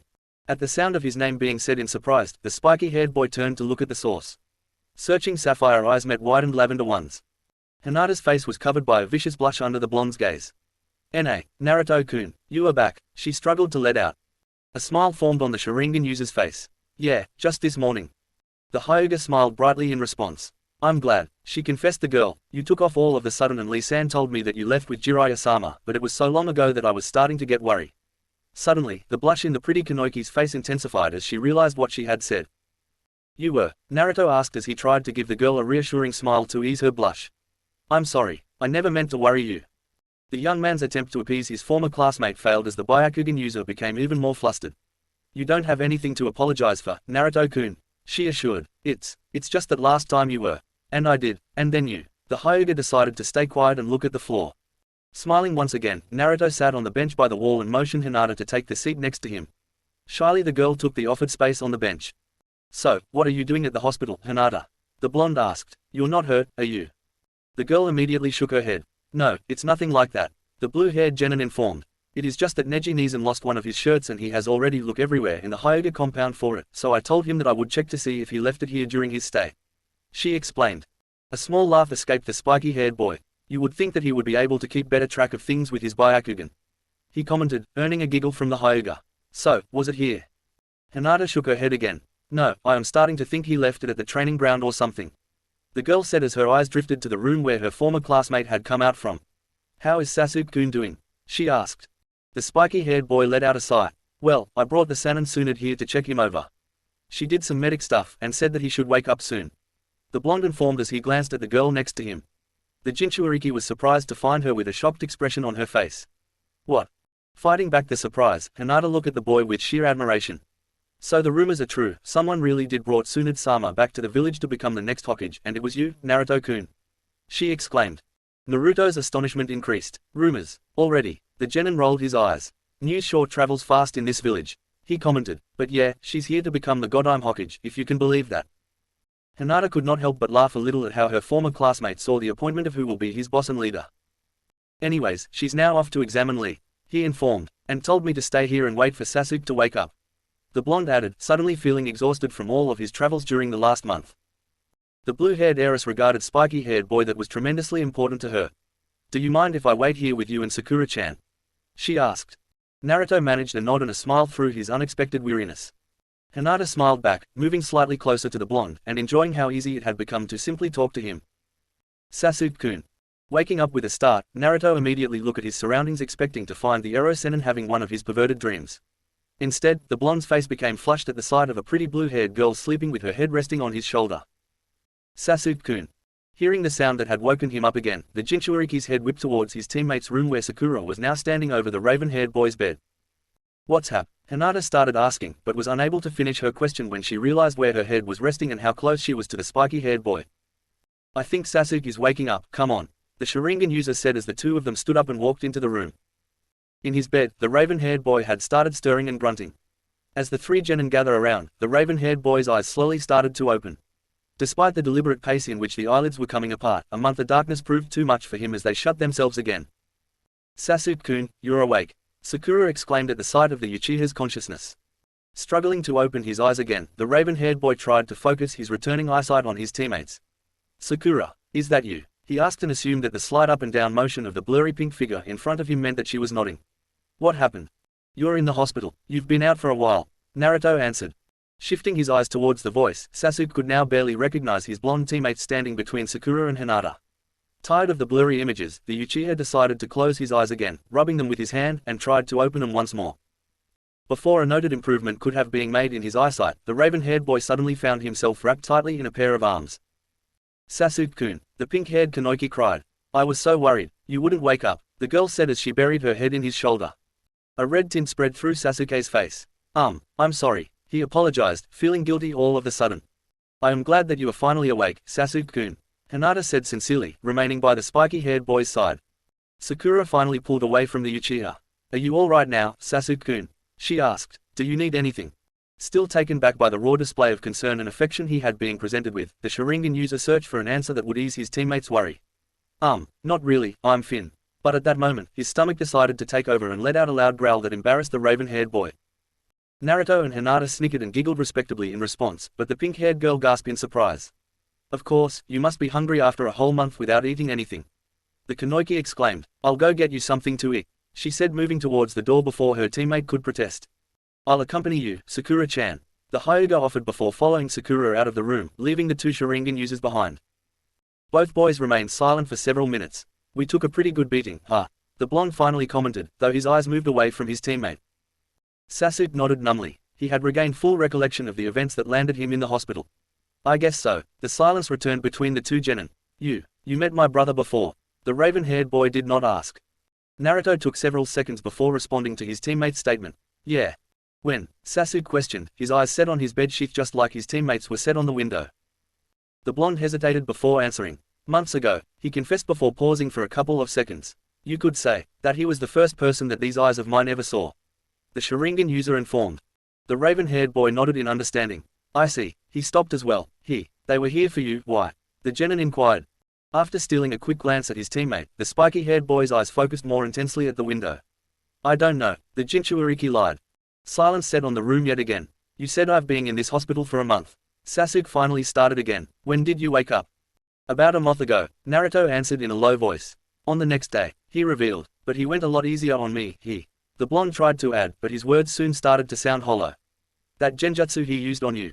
The Sharingan user tried again. Tsukuyomi, what did he show you in it? He asked.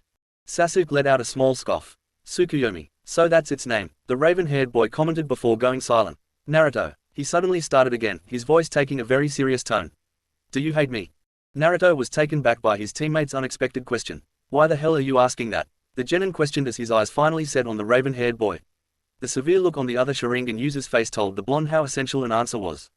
No, the Jinchuriki said firmly. I do not hate you. The raven-haired shinobi continued to observe his teammate for a few seconds before finally looking down. And what about you? The blonde asked, his eyes still not leaving the young man sitting on the bed. Do you hate me, Sasuke? The recovering Uchiha did not answer. The only sign of acknowledge that the question was heard was a faint grit of teeth in the boy's fist closing tightly on his bedsheath. We're back, Sakura announced as she and Hinata walked into the room, both carrying several different products from the hospital's cafeteria. Sensing the heavy air in the room, her green eyes looked from one teammate to the other. What happened? What's wrong? She asked with dread evident in her tone. None of the boys answered. So then I used the Oiroke no Jutsu just as Iruka-sensei was about to realize that I was cheating in the test. Two boys burst out in laughter in the middle of the training ground. He was mad and gave me 1 week of detention, but I laughed because at least it was less than the 4 weeks I would have gotten if I had been caught. So he gave me 2 more weeks for laughing, Konohamaru commented as he scratched the back of his head. Naruto's laughter was renewed. Haha, I did the same thing, the blonde confessed. A grin formed in the younger boy's face. Yeah, he mentioned that. He informed, I think he's considering convincing the Hokage to label the Oiroke no Jutsu as a kinjutsu. The Sarutobi added with a proud smile. The spiky-haired boy was finally able to get his laughter under control. So, you're finally okay with Tsunade being the new Hokage? Naruto asked. When they got back to Konoha, the blonde had been worried what the younger boy's reaction at seeing his grandfather's replacement was going to be. The Sharingan user's worries had been confirmed after his friend barricaded himself inside the Hokage's office. Konohamaru sighed as his gaze dropped slightly. Well, I'm not jumping in joy for it, he admitted, but I know that the village needs a leader and she was one of Ji-san's students. So I guess I can accept her as God I'm Hokage. The boy added. The blonde snorted. Then you're more accepting than me. The genin commented. I still don't see her as Hokage material, he added, making both him and the young boy burst into laughter once more. Naruto felt happy. After not having a chance to laugh like this in over a month, it was good to be a little carefree. The Jinchuuriki could not remember when was the last time he simply sat down to talk with Konohamaru, and now he realized that he missed it. It had been a week since the blonde's return to the Hidden Leaf. Tsunade's induction as Hokage had already taken place, preparations for Lee's surgery were already underway, and after the delicate episode in Sasuke's hospital room, they had decided to give his teammate some space, but Naruto knew the raven-haired boy was due to be discharged anytime soon and they could not avoid each other forever. In the meantime, it was nice to relax sitting under the shade of a tree in the middle of the training ground conversing with Konohamaru and pretend that the world was not full of problems.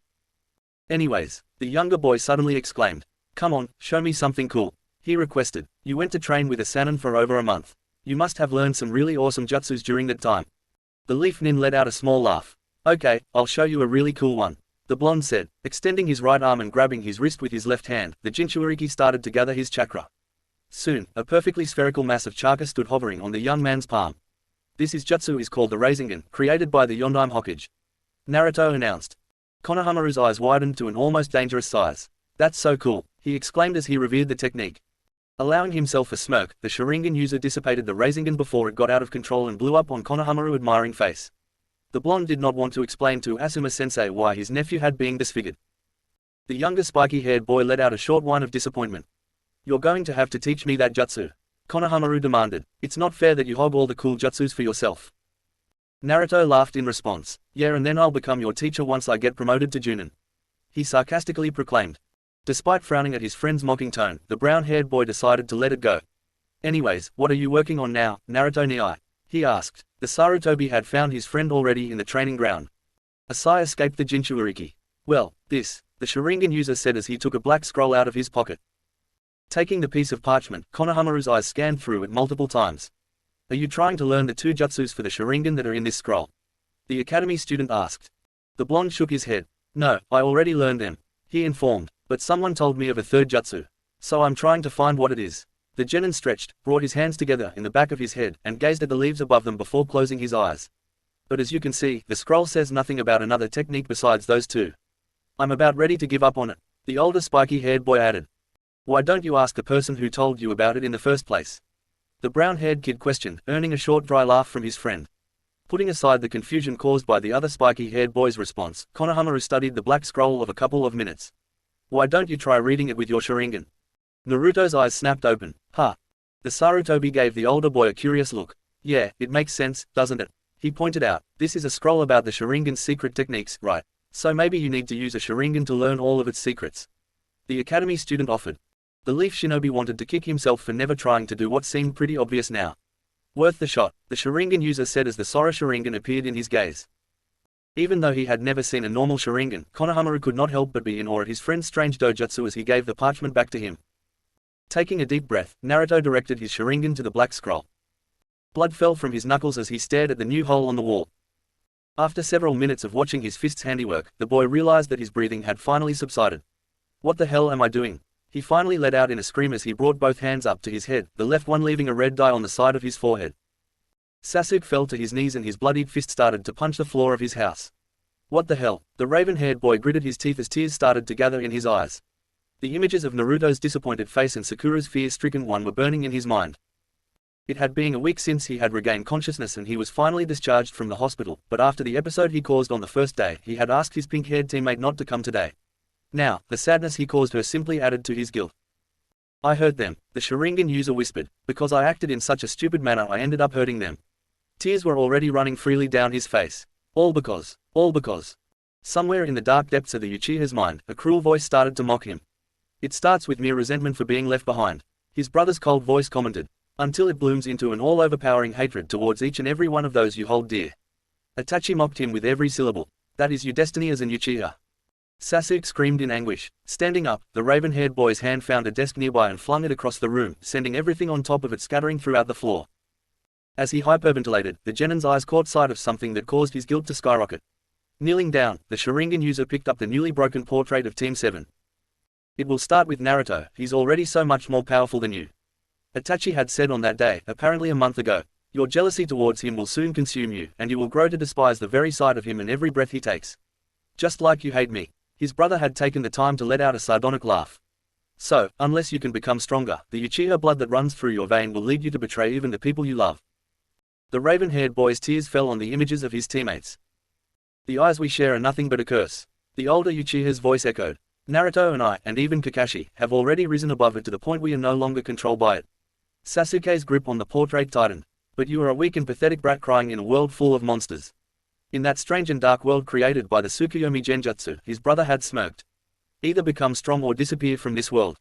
In the Leaf Nin's hand, what was left of his team's portrait was shattered into hundreds of little pieces. The prodigy watched in horror as the picture fell to the floor as two separate pieces. Naruto, Sakura, and Kakashi in one, and his image on the other, having been ripped out of Team 7 by his own hands. Sasuke's knees gave up and they found themselves on the floor. Itachi was right, his gaze was lost in the emptiness of his house as tears continued to run down freely. He's right, I'm too weak. The Uchiha's eyes drifted down and ended up on a piece of paper that had been on the now destroyed table. With a trembling and bloodied hand, the boy reached for the paper he acquired a month ago, a shinobi change of address request form for one Uzumaki Naruto. If I stay here, I'm going to end up hating Naruto. She knew it was not wise, even for a Kanoki, to wander around the park at night, but after the emotionally heavy week she had experienced, the fresh and cool night air was doing wonder to the girl's nerves. The memories from 1 week ago still gripped Sakura's heart with painful force. The moment she and Hinata had walked back into the room, the pink-haired girl immediately noticed the tension between her two teammates. Sasuke's eyes were set downcast on his bedsheet while Naruto glared out the window.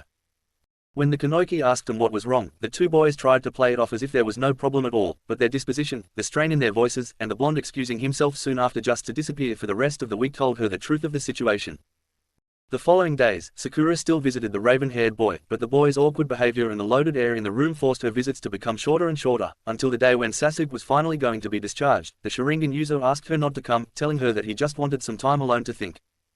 Sakura did not know what to do now. Should she try to talk to the raven-haired boy, even though she had been unsuccessful all throughout the week, or should she locate and confront Naruto, albeit she still had troubles even addressing her changed teammate? Sighing in concern, the Kanoki once again asked whoever was listening to please keep Team 7 together. A sound drew the girl's attention back to the path ahead of her. Slowly but surely, Sasuke's figure became visible just a couple of feet away from her. The raven-haired boy's eyes were downcast as he gradually moved forward, apparently lost in thought. Sasuke-kun, Sakura called out as she hurried up to meet him. A shocked look appeared on the Uchiha's face as he caught sight of his teammate. Sakura, what are you doing here? He asked. The girl gave the Sharingan user a curious look. I could ask you the same thing, Sasuke-kun. She offered him a smile. Didn't the doctors say that you should take it easy for the next couple of days? Looking away from the pink-haired Kanoki, a pained expression appeared in raven-haired boy's face. Her teammate's odd behavior did not go unnoticed by the girl. Looking over his figure, Sakura saw the boy's backpack strapped to his shoulder, immediately raising some red flags in her head. Sasuke-kun, she began, why do you have your... The girl could not finish her question as she was caught off guard when the boy suddenly hugged her. Shash, Sasuke-kun, the Kanoki yelped in surprise as her head. Sakura, the slightly taller Genin said. His voice and breath fell down onto the pink-haired girl's ear. Thank you. Trying to control her racing heart, Sakura found the rest of her body frozen in place. Why, Sasuke-kun, she managed to ask. The embrace around the girl's body became tighter. For everything, the raven-haired Genin responded. For staying by my side even when I didn't deserve it and never giving up on me. Slowly, Sakura awkwardly brought her hands to her teammate's back. You don't have to thank me for that, Sasuke-kun. I will always. The girl's sentence was cut short when she felt tears fall on her shoulder. She could not help but be reminded of trees burning in black flames during a rainy day. I don't want to hurt you. Sasuke, near desperate voice, snapped the girl out of her thoughts. Sakura wanted to ease the boy's worries and tell him that he could never hurt her, but she was cut off before staring by his breaking voice. I'm sorry. Chapter 22. As all of you have been informed, Uchiha Sasuke left the village last night around midnight. There are no clues as to where he might be headed, and an official statement of the reasons behind his actions has yet to be made. Shikamaru said in an uncharacteristically serious tone as he regarded the group in front of him with equally solemn eyes. A snorting sound escaped Kiba. Great, the one day that they close the gates late and that idiot picks it to run away from home. The Inuzuka whined. Just our luck, he added, receiving a bark of agreement from Akamaru, who lied on top of his head. Besides the brown-haired boy, a particularly pensive Neji stood. Sasuke had just been released from the hospital, so I doubt that he could have gotten very far in only 10 hours with his condition. He pointed out. The Nara nodded at the older boy's words. Yes, that is why the Godime Hokage, Tsunade-sama, has allowed the formation of this 4-man team in order to search for Sasuke and return him here. Shikamaru's eyes moved towards the spiky-haired blonde who had yet to say a word. No matter what, we will bring Sasuke back, the usually languid shinobi firmly said, his voice filled with determination as he tried to assure his silent friend. Naruto's hands were already hurting due to the force he was using to tighten his fist. God damn it, Sasuke. The boy's mind raged. What the hell were you thinking? He thought as he gritted his teeth. Knowing how the Uchiha are, he probably wasn't thinking at all. Kyuubi commented with a hint of amusement. A frown formed on the Jinchuriki's face at his tenant's words. Not now, you damn fox. The blonde said with as much disdain as he could manage. The anger in the Sharingan user's voice sent the Biju into a fit of laughter. Ha ha, that's some intimidating temper you have there, it almost make you seem fit to be my host. It seemed as though blood was going to start running down Naruto's hands at any moment as his fist tightened. I told you to shut it, Kyuubi. I will deal with your bullshit some other day, but now. The Genin's train of thought suddenly stopped. As though a switch was turned, the patronizing tone completely disappeared from the fox's voice and was replaced by a more serious, yet understanding one. All of this just because of her, huh? The Biju commented. Naruto simply remained silent as his eyes drifted towards the ground. You can try to ignore me all you want, but I know everything that is going on in your head and your heart. Kyuubi stated with an almost solemn voice. You have been restless ever since you found out, and I know for a fact that the cause is not that your little teammate ran away, but because of how much his departure has hurt her. A sigh escaped the Jinchuriki as the weight of his tenant's words piled on top of him, but the young shinobi still refused to respond to any of the fox's comment. Yet, despite himself, Naruto's mind drifted back to a couple of hours prior. Flashback. The urgent knocks on the door echoed through his apartment once again, with no sign of letting out soon. Sluggishly, Naruto forced his body out of his bedroom in direction towards the door. The young shinobi cursed in a tired breath. After spending most of the previous day training until late at night, the blonde had planned on sleeping in this morning and worry about hitting the training field later in the day, or simply take the whole day off and hang out with Shikamaru and the others. The Genin wasn't sure yet. The increase in the knocks snapped the Sharingan user out of his thoughts, causing him to sigh. The blonde swore under his breath that if once he opened the door he were to find Chuji wanting him as a partner for an eating competition again, he would look for all the potato chip bags that the Akamaki had thrown away in the past week and shove them down the boy's throat. Unless it was a ramen eating contest, in which case he would shove the potato chip bags from 2 weeks down his former classmate's throat for not telling him sooner. On the other side of the door, the knocks were getting frantic. It must be a meat eating contest if he's this anxious, the Jinchuriki thought. Suddenly, a chocked voice called out from outside the blonde's apartment. Naruto. It took a second for the young man to recognize the voice of the person that was about to leave a dent on his door, and it took him less than a second to register the distraught tone that Sakura's call carried as it reached his ears, completely shaking the drowsiness off the spiky-haired boy. Rushing towards the door, the Leaf Nin flung open the entrance of his apartment, startling the pink-haired girl and making her take a step back. Sakura, what's wrong? Naruto immediately asked her as his eyes scanned her features. It was evident to the young shinobi that she had been crying. It's Sasuke-kun. The Kunoichi struggled to get out as the tears returned to her eyes. The Jinchuriki's eyes widened in alarm, not at the girl's words but at the fragile tone in which they were said. What happened? He asked, trying to be reassuring. Sakura tried to calm her nerves as her jade-colored eyes stared into her teammate's sapphire ones. Sasuke-kun, last night he left the village, she finally exclaimed. What? Naruto shouted at the revelation. What do you mean he left? He questioned. The pink-haired girl seemed to recoil slightly at the blonde's outburst. The girl tripped over her own words. I saw him walking through the park last night. And when I asked him what he was doing there, and she choked. Acting on instinct, the spiky-haired boy placed his hands on Sakura's shoulders. It's all right, he tried to appease the distraught girl. Calm down and tell me what happened, the young man requested. The Kunoichi took several deep breaths in an attempt to calm her nerves. I asked Sasuke-kun what he was doing walking through the park at such a late hour, especially after just being released from the hospital, but instead of answering my question, he started to apologize for all the trouble he has caused, she informed. Naruto tilted his head to the side in confusion at his newly astray teammate's behavior. Then, he started saying that he didn't want to hurt either of us and the blonde noticed that Sakura's lips started to quiver as she spoke. He said that he needed to leave the village before he did something terrible. Naruto could already see what was coming next, but even if he had all the time in the world, there was nothing he could do to help his friend. And then he apologized before Sakura crumbled at the moment, her body falling helplessly into her teammate's chest as tears ran freely down her cheeks. He knew, the Jinchuriki knew what had occurred without the girl telling him. All of these events that he was being informed on had happened last night, and if Sakura was just dealing with it meant that Sasuke had. Pulling her head off the young man's chest, the pink-haired Kunoichi gazed at her teammate with tear-stained eyes. He knocked me out. Sasuke-kun knocked me unconscious so that I couldn't do anything to stop him from leaving, she exclaimed, her voice filled with desperation. Not amount of preparation would have prevented Naruto from being left dumbfounded and angry at the revelation. I woke up in a park bench this morning, and Sasuke-kun, the tears were causing the Kunoichi's words to become incoherent. Naruto, I don't know what to do, she admitted as she looked pleadingly at the boy's sapphire eyes, searching for an answer to her cataclysmic problem. Something seemed to snap within the blonde, or perhaps something fell into place.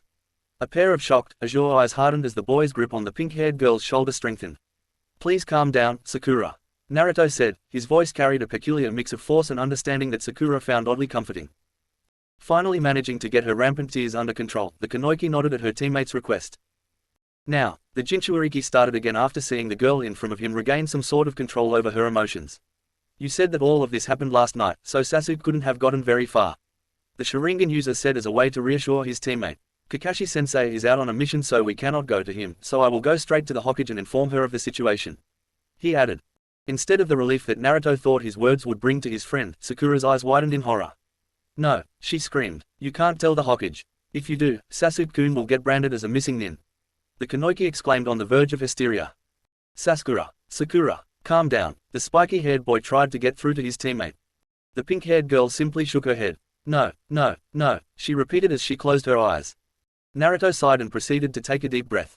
Sakura, the sudden outburst successfully stopped the girl's panic attack. Sakura, I want you to listen to me. Sapphire eyes bored into emerald orbs. No matter what happens, I will never let Sasuke become missing nin. Grip tightened while eyes narrowed. I promise you, Sakura, with all my heart and soul, that I will bring him back to you, the young man vowed. Astonished at her teammate's words, all that Sakura could do was nod like a small child. Letting go of a heavy breath, the blonde released the Kunoichi's shoulder. Now, I want you to come in and lie down so that you can calm your nerves while I go talk to the Hokage, okay? He said. The pink-haired girl nodded once more and stepped into the Sharingan user's apartment. The Jinchuriki watched the still distraught girl disappear into his room before he turned around and stepped out of his apartment. Closing the door gently, Naruto swore under his breath. His fists were dying to punch something, but the young man managed to refrain himself and instead started off towards the Hokage's office. End flashback. Realizing that Shikamaru had begun talking once more snapped Naruto out of his memories. So those are the official terms of our mission, the Nara informed as he regarded his newly appointed teammates. Any questions? Instantly, Kiba's hand shot into the air, gaining the attention from the others. Yeah, I want to know just how the hell they made you a chunin, the Inuzuka inquired. The appointed leader of the makeshift squad sighed. I mean questions pertaining to our mission, he said with a hint of annoyance. The hooded boy brought his hands to the back of his head as a grin formed on his face. What's there to ask about? Kiba countered. The mission is simple to understand. We're going to find Sasuke and then drag his sorry ass right back to the village, he said with overflowing confidence, receiving a bark of support from Akamaru. The Inuzuka's words caused the word troublesome to be uttered by Shikamaru, though it lacked any sign of annoyance. Neji shook his head in an attempt to fight off the tug he felt at the corner of his mouth, and Naruto looked up from the ground, the blonde's fist finally relaxing. After releasing a sigh, the Nara decided to take back command of the team meeting. Well, if everyone understands, the black-haired boy addressed the group. I want the three of you ready by the village entrance in 45 minutes. The Genins nodded. I will say this once more, officially this is only a training exercise for the four of us, and so no one is to know about the true purpose of this mission, especially about Sasuke running away, Shikamaru stated, receiving one more sign of acknowledgement from his new teammates before the group broke apart. Sakura, Naruto called out as he opened the door to his apartment. Immediately, the Kunoichi sitting on the blonde's dining table stood up and rushed to the Sharingan user's side. Naruto, what happened? What did the Hokage say? Sakura asked right away. The spiky-haired boy tried to put on the most comforting face he could muster. It's alright Sakura, Tsunade-san it's not going to brand Sasuke as a missing nin, Naruto assured the pink-haired girl. So what are we going to do? The Haruno asked anxiously. Sasuke-kun is still out there, getting farther and farther away from the village and if he crosses the frontier of Fire Country. The Jinchuuriki placed his hands on his teammate's shoulders once more. Didn't I say that everything was fine? He questioned and waited for the girl's emerald eyes to set firmly on him. The Hokage has commissioned a search party for Sasuke, the young man announced. Sakura tilted her head to the side. A search party? Naruto nodded. Yes, Shikamaru, Kiba, Hyuga Neji, and me, we are setting out in half an hour. The blonde informed.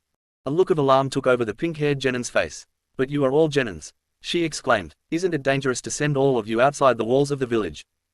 Sighing, the Sharingan user tried to give his teammate a comforting smile. You know how the village is right now. Almost all of the Junins and Chunins are out on mission or supervising the reconstruction efforts. The spiky-haired boy pointed out. Besides, we are not all Genins. Shikamaru was promoted to Chunin recently, if you can believe that. Naruto attempted to joke, but the humor was lost on his still worried teammate. Also, Tsunade-san said that as soon as any of our Junin instructors returned, she will send him to help us. He added to calm the girl down. The Kuniki's still troubled eyes dropped to the apartment floor. I guess is okay then, she said, receiving a nod from the young man before he walked past her and started to gather his gear. Sakura's eyes drifted carefully around the small apartment. Despite having been there for a couple of hours, the girl had not taken the time to actually observe the place in which her teammate lived. Catching sight of a particular object, the Kunoichi walked towards a small table where a small picture frame contained Naruto's copy of Team 7's photo stood. Looking over his shoulder, the blonde saw his teammate gently caress the small picture. Do you think that we will ever be able to return to this? Sakura suddenly asked. To how we were back then. Naruto remained quiet for a while. We have all changed a lot since that picture was taken. The spiky-haired boy went back to silence. Sakura picked the photo up and regarded her own smiling face, her teacher-masked grin, and her teammates' aggravated looks that were depicted on the picture before hugging the small frame. Naruto, I'm sorry, the pink-haired girl said softly. Slowly turning around, the blonde's eyes fixed on his teammate. Why? He questioned. That day on the bridge. The young woman started as her eyes went back to the picture. I should have said something, done something. Had I known that would be the last time that. She choked. The spiky-haired boy's eyes narrowed. Last time for what? The Sharingan user asked with a hint of anger. Last time I made a fool of myself in front of everyone. He said with accusatory words. The Kunoichi shook her head fervently. No, she answered gently. That was the last time I felt you emanate the warmth that until that day I had taken for granted. Sakura said as her eyes set on her teammate. And I'm sorry I did nothing to help you protect it, she said before giving the spiky-haired boy a small bow. Naruto managed to keep his sight on the pink-haired Genin for a couple of seconds before turning around and returning to his gear. You have nothing to apologize for, he said with a defeated tone. The two members of Team 7 remained silent for the next couple of minutes until the blonde's hand gripped the doorknob. Naruto, Sakura called out, please be careful. The apartment door opened slowly. You don't have to worry about me, the spiky-haired boy said. I told you that I will bring Sasuke back for you and I will never back down from a promise. He added, catching his teammate off guard with an old familiar smile before setting off. Shikamaru cleared his throat. I am going to assign everyone's position and role, so pay attention because I do not want to repeat myself in 5 minutes when we leave the village. Kiba, the black-haired boy accusingly said. Whatever. The Inuzuka shrugged the Chunin's words off. After muttering, troublesome, the Nara continued. We will be moving in a line. First off Akiba and Akamaru tracking Sasuke's scent. I will follow behind so that I will be a good position to give directions. More like barking out orders, Kiba said as he leaned towards Neji. The Hyuga simply nudged the hooded boy's attention back to their team leader. Naruto, I want you following behind me surveying our surroundings with your Sharingan and ready to spring into action in my command. The Chunin said, receiving a nod of understanding from his former classmate. And Neji, you will be in the rear watching our backs with your Byakugan. The Hyuga acknowledged. Consider it done. Shikamaru nodded. One more thing before we set out. We will be acting on the mindset that Sasuke has been traveling non-stop for the past 12 hours, so do not expect any 5-minute breaks during this mission since we will not be able to follow him past the Fire Country borders. The seriousness in the Nara's eyes rivaled those of any veteran shinobi. Now, I'm saying this not as a Chunin, not as your team leader, but as Nara Shikamaru, this is a mission that we cannot fail. The young man stated. Probably because otherwise Ino will be riding his ass for the next couple of years. The Inuzuka told Neji under his breath. Though, now that I think about it, that's not such a bad idea. He added, receiving a far stronger push from the Hyuga to snap his attention back. Aware of his teammate's comment, the Nara shook his head. No, it is because this is the first time we undertake a mission concerning someone we know, a comrade, a friend. He looked at each of his teammates. If we fail and lose Sasuke, we will spend the next years unable to let this mission or our failure go. The Chunin's words silenced the hooded boy. We will not have to worry about that, Neji interrupted, because you said it yourself, this is something in which we cannot fail. The way I see it, that only leaves one possible outcome for this mission. He pointed out. Smirking at the Hyuga's words, Shikamaru looked at Naruto, giving his blonde friend a reassuring nod. Well, if that is settled, let's go. The black-haired shinobi said. The sooner we catch up to Sasuke, the sooner we can beat some sense into him. He commented as the four-leaf nins crossed the village gate. Sasuke panted with his back against a tree. How long had it been since he left the village? Just a couple of hours. 12 hours. Or had it been days already since he committed the atrocity of knocking Sakura out before leaving Konohamaku? All that the Uchiha was sure of was that it had been about an hour since he found himself in this predicament. Come out, wherever you are. A joking voice called out through the foliage of the forest. Immediately, another voice was heard, this one several degrees angrier. God damn it, Kidomaru, just find that bastard already. A female exclaimed. Let's get this over with, I want to go back already. No way, the first voice whined. I got all wound up thinking about breaking into Konoha once more and now we don't have to, so I have to find a way to spend this pent-up energy before going back. The man called Kidomaru proclaimed. A new voice joined the other two. You sound as if you were complaining about our good fortune. The third person said. This individual sounded a lot calmer than his companions, but his voice still carried an air of superiority with it. Days of planning and our target comes waltzing out of the protective walls of his village. Now we don't have to get into a pointless climatic battle in which Jirobo gets killed. The person commented. The female voice laughed. Well, if Kidomaru doesn't hurry out, Fatso here is going to die of starvation anyways. She said, earning a laugh from the first voice. Very funny, Tayuya. A deep fourth voice said sarcastically. Bite me, fat ass. The woman called Tayuya shouted.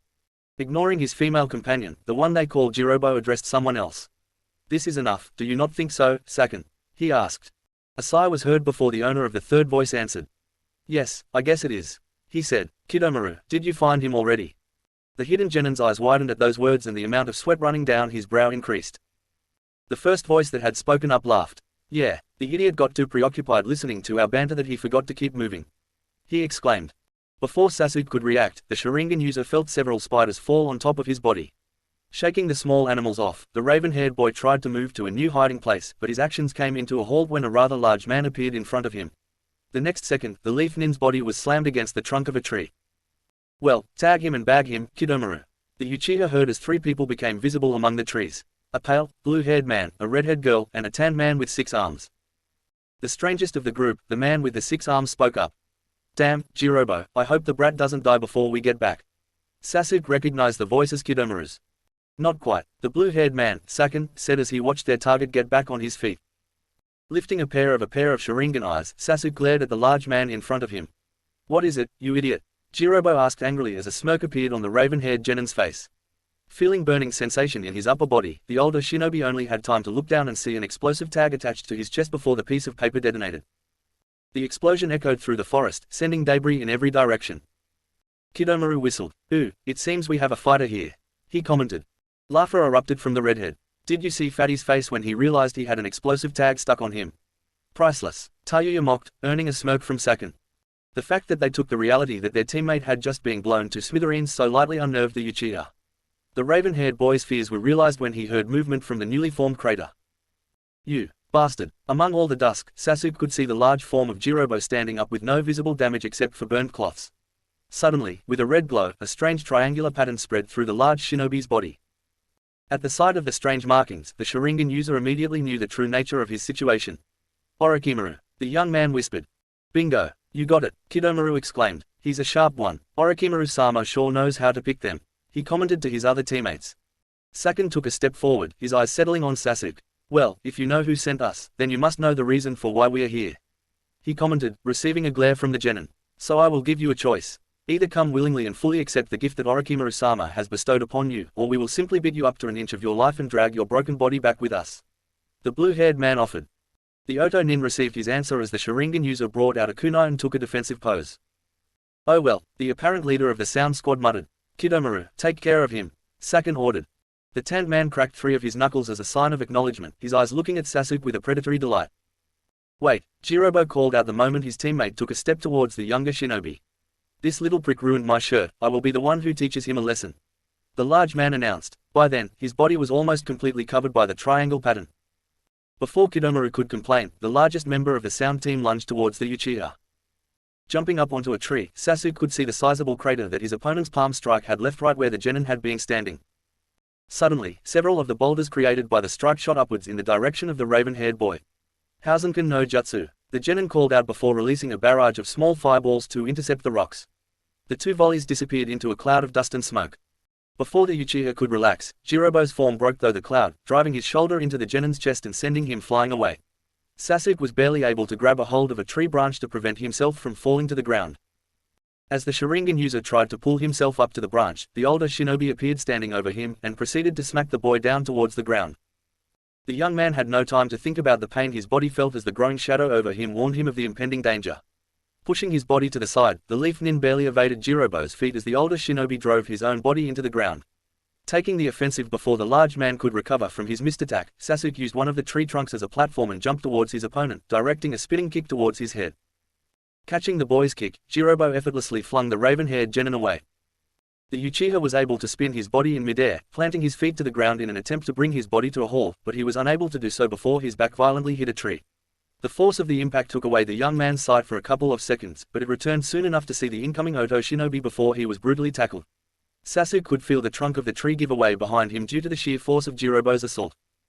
"Well, I think this is over," Kidomaru muttered disappointed as he watched the Sharingan user's body go through the tree and across the clearing like a rag doll. "Jirobo really took the brat to the cleaners," he commented. Saken was about to nod in response to his teammate's remark when an internal nudge brought his attention back to their target. Slowly and struggling with every move, Sasuke forced himself back onto his feet. "Is the prospect of serving Orochimaru-sama so unappealing to you that you would rather die than submit to him?" Jirobo asked his seemingly lifeless opponent as he prepared to continue his attack, but did not wait for any sort of answer. "Unfortunately, that decision is not up to you," he exclaimed as he dashed towards the half-dead genin. In a quick and fluid moment, Sasuke jumped over the large sound nin, successfully dodging the incoming attack, and gracefully landed behind the older shinobi. As soon as his lunge failed, Jirobo tried to turn around to face his opponent, but his moves were suddenly hindered. Are these wires?" the large man questioned as he found himself wrapped around a long metal wire that led right towards the Uchiha. A smirk appeared on the young man's face as he turned around. "It never occurred to you that all this time you were walking into my trap?" Sasuke wondered through his teeth that clenched onto the metal wire. "Why you little?" Jirobo grunted as they tried to rush towards the younger nin. Skillfully, the Sharingan user's hand went through the series of necessary hand seals. "Ryuka no Jutsu," he called out before a burst of flames in the shape of a dragon shot from the leaf genin's mouth, ran through the metal wire and hit the man from sound with devastating force. The explosion that ensued lighted the forest up. After what had happened with the explosive tag, Sasuke did not take his eyes off the large cloud of smoke and dust. "Damn you!" the young shinobi heard through the debris as a form resembling Jirobo's stood up amongst all the wreckage. "You bastard! You bastard! You bastard!" The Uchiha's eyes widened as the large man in front of him started to change. The sound nin's eyes darkened, his skin turned brownish red, and his hair grew longer. "I am going to destroy you!" Jirobo shouted. Tayuya laughed from her position. "Ha! Fat ass is on the fritz now," she remarked. Smiling devilishly, Kidomaru addressed the leaf genin. "Well, Sasuke-chan, you managed to get to the boss fight, don't choke on us now." The tanned man taunted. Despite staring down a monstrous figure, the Uchiha's voice came out even and composed. "You think that I'm afraid of you?" he asked the entire group from Otogakure. "I have already gazed upon the eyes of a true monster," the young man announced as an image of a strange, wheel-shaped Sharingan flowed into his mind. "So none of you are able to scare me now." Jirobo snorted. "Strong words for a brat who's backed against a corner. You have guts, boy, I will give you that," the man commented, "but as long as you have that disgustingly defiant look on your face, you are useless to Orochimaru-sama, so I might as well rid you from this world." "Doryu Dango," the large enraged shinobi exclaimed as brought his hands to the ground and ripped a colossal boulder from the earth itself, raising it over the Uchiha. Saken's eyes widened in alarm. "You were going overboard, you idiot," he called out, but was ignored by his teammate. Still, the raven-haired boy remained unnerved at the sight of the gigantic lump of earth. "I left my teammates because I was weak," the Uchiha muttered. "I wanted to become stronger before this hatred that is dwelling inside of me consumed me." The young man's hand started on a set of already familiar hand seals. "And if I am ever to be to return to my friends, I cannot lose to the likes of you," the leaf nin stated as lighting sparked in his palm and covered most of his arm. "For my sake, for Team 7's sake, I will defeat you." A third koma appeared on each of Sasuke's Sharingan eyes. Housken no Jutsu, Mythical Fire Phoenix Jutsu. Ryuka no Jutsu, Dragon Fire Jutsu, Anime version. Doryu Dango, Mausoleum Earth Dumpling. Chapter 23. The raven-haired boy remained unnerved at the sight of the gigantic lump of earth. "I left my teammates because I was weak," the Uchiha muttered. "I wanted to become stronger before this hatred that is dwelling inside of me consumed me." The young man's hand started on a set of already familiar hand seals. "And if I am ever to return to my friends, I cannot lose to the likes of you," the leaf nin stated as lighting sparked in his palm and covered most of his arm. "For my sake, for Team 7's sake, I will defeat you." A third koma appeared on each of Sasuke's Sharingan eyes. Jirobo gritted his teeth at the Uchiha's glare. Those eyes, he muttered angrily. It is only because of those blasted eyes that Orochimaru-sama has invested so deeply in you. The sound shinobi roared and tightened his grip so much that a crack appeared on the giant boulder. I will squash your body and rip those damn eyes off, then I simply present it to Orochimaru-sama, he declared before heaving the colossal rock toward the leaf genin. The determination in the eyes of the raven-haired boy did not waver as the boulder came crashing down on him. Damn it, Jirobo, Saken screamed. What are we going to do now? Orochimaru-sama is going to kill us. Don't you ever think, the blue-haired man angrily exclaimed. The largest of the sound team simply shrugged his leader's outburst off. Don't worry, Saken, we just need to find his corpse and take the bastard's eyes out, then we. The transformed man's sentence was cut short as a chirping sound spread through the forest. What the hell is that? 4 pairs of Oto shinobi eyes directed their gazes to the giant boulder as a cracking noise joined the chirping. Jirobo's face became a mix of shock and anger. No, there is no way, he exclaimed. Suddenly, the chirping was replaced by a thunderous roar as a streak of lightning broke through the boulder and shot into the sky. The sound nins looked up as the electricity started to mold into the shape of a dragon and proceed to dive toward the largest shinobi. Shaking his bewilderment off, Jirobo was barely able to jump out of the electric dragon's way and was left once again dumbfounded gazing at the cloud of destruction that followed the deafening blast that went off right where he had been standing. After the dust settled, the monstrous man jumped back in a bout of fear as he was met by the piercing glare of the lightning dragon. Let me say it one more time. Sasuke's voice was heard behind the electric behemoth. I will not lose to you. The boy affirmed as the dragon disappeared with a final roar, leaving the Uchiha and the sound nin to glare at each other once more. Jirobo's transformed body started to shake as anger overtook him. You cocky bastard, he muttered. Next time I'm going to break every single limb in your body. The orange-haired monsters roared. Kidomaru scratched his head as he let out a sigh of relief. For a second there I thought we're done for. The black-haired man admitted. Good thing that Uchiha is made up of some tough stuff and had a couple of extra lives stashed away, he commented as he turned to look at his teammates. Gritting her teeth, Tayuya glared at the 2 combatant nins. That fat bastard, he could have gotten us killed by Orochimaru-sama by pulling off stunts like that. The Kanoiki shouted. Saken narrowed his eyes as he watched the mixture of frustration and anger that occupied Jirobo's face. Kidomaru, the sound leaders called out. Make sure that the Uchiha is not killed no matter what, even if you have to take Jirobo out. The archer gazed at his blue-haired teammate before smirking and shaking his head. Acknowledged, he responded. Grah, Jirobo suddenly roared before lunging towards the leaf nin. Die already, you little bastard. Sasuke stood his ground and watched as the Oto shinobi drew his fist back in mid-flight. At the last possible second, the Sharingan user simply moved his body to the side, successfully evading the incoming punch completely. Frowning in frustration, the orange-haired man swept his left leg in the attempt of driving a devastating kick into the Uchiha's side. The monstrous shinobi anger and annoyance grew when his young opponent not only was able to easily jump out of the kick's way, but was able to land one of his own, sending the larger man tumbling back. The raven-haired boy was amazed by his own prowess. Somehow, it seems like he has gotten slower. Or at least I can track his movements better. He reasoned. I can even predict what he's going to do next. Could it be that my Sharingan has matured? The genin realized as he looked around to find that even the leaves appeared to be falling in slow motion. You bastard, don't look away from me. Jirobo raged before charging towards the smaller shinobi once again. Still, no matter how much the large man strained his cursed seal level 2 body, the young Sharingan user seemed to be able to dodge all of his attacks with ease, almost as if the raven-haired boy knew exactly what his opponent was going to do. Deciding to go in the offensive, Sasuke blocked one more kick from the Oto nin and took the opening to drive his elbow into the transformed man's stomach, effectively stunning the larger shinobi and leaving his defenseless for the leaf genin to uppercut him and proceeded to kick his airborne body violently and sent the orange-haired man flying away. Jirobo fell as the bark of a tree was nothing but paper when it effortlessly gave up as his back made contact with it, going through it with tremendous force. Damn it, the monstrous shinobi grunted as he pushed himself up using what remained of the tree's trunk as support.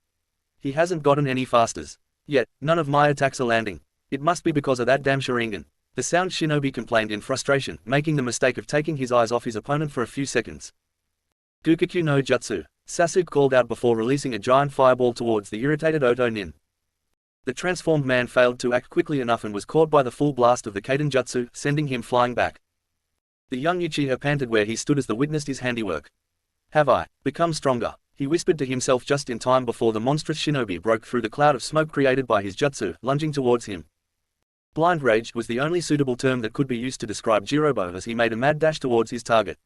The large man thrust his hands forward again and again, but to no avail as the leaf genin simple sidestepped, ducked, and jumped away from his grabs. Suddenly, the orange-haired man felt something hindering his movement. Immediately he realized that his body was wrapped in metal wire once again. To add to the man's horror, the sound of 1,000 birds chirping filled his ears once again. Taking advantage of the moment, Sasuke dashed forward with a Chidori charging in his left hand. Without thinking twice, the sound nin quickly formed the necessary hand seals to raise a wall of rock between him and the raven-haired boy.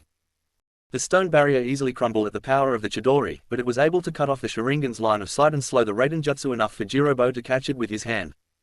The Oto shinobi flinched as the lighting chakra seared the skin on his hand, but the pain soon subsided as the chakra Kyuan Jutsu started to take effect. The man's mouth formed a smirk at the look of bewilderment in the Leaf Genin's face after his attack was successfully stopped. Closing his hand into a fist, the transformed man punched the raven-haired boy right in his face, sending him flying back. Not wasting any time, Sasuke jumped back to his feet the moment his back touched the dirt. Good, I thought this was getting a little too one-sided. The Genin taunted his opponent while his Sharingan sent deadly glares at the larger man's direction. But I promise you, you will not catch the next one. The Uchiha exclaimed as he swiftly produced another Chidori and dashed forward. Jirobo stood calmly unaffected by the younger shinobi's declaration and, instead, his hands were busy going through a set of hand seals. Doru Dumu, he called out. Instantly, the ground around the Sharingan user burst upwards, encasing the Genin into a dome made up of rock and dirt. Hey, I don't need to catch it, the sound nin commented as he walked towards the newly formed stone prison. Standing before his creation, Jirobo was about to place both of his palms on the dome to use the chakra Kyuan technique when an already familiar sound was heard. By the sound of chirping birds, the Chidori broke through the rock as the dome started to crumble. You should keep in mind that earth techniques are weak against Raiden Jutsus. Sasuke commented as he directed his electrically charged hand towards the larger nin. Suddenly, just as the lightning jutsu was only a hair away from the target, it stopped. Sasuke's scream filled the forest as an unbearable pain shot through his body, originating from the left side of his neck. The Oto shinobi watched with smug satisfaction as the Genin crumbled in front of him. Ha, I was wondering when it would kick in, Jirobo casually said. Sharingan eyes filled with anger, surprise, and increasing fear looked up at the monstrous man before gazing at the left side of the Leaf Nin's body. Shock and dread grew inside of Sasuke at the sight of a dark flame pattern already covering his left shoulder. It seems that you have been letting Orochimaru-sama's gift go to waste. The sound nin pointed out. And for not embracing what was so graciously offered to you, you were going to lose. He proclaimed before kicking the downed boy in the stomach and sending him flying away in an arc. The Uchiha landed back on the dirt with a thud that barely registered, just like the kick itself had been nothing but an afterthought as both cases failed in comparison to the pain that he felt emanate from his blasted cursed seal. Parts of Sasuke's body were already starting to go numb due to the pain. The young man was faintly aware of the larger shinobi approaching as the pain continued to overwhelm him and his mind slowly wandered back to the village.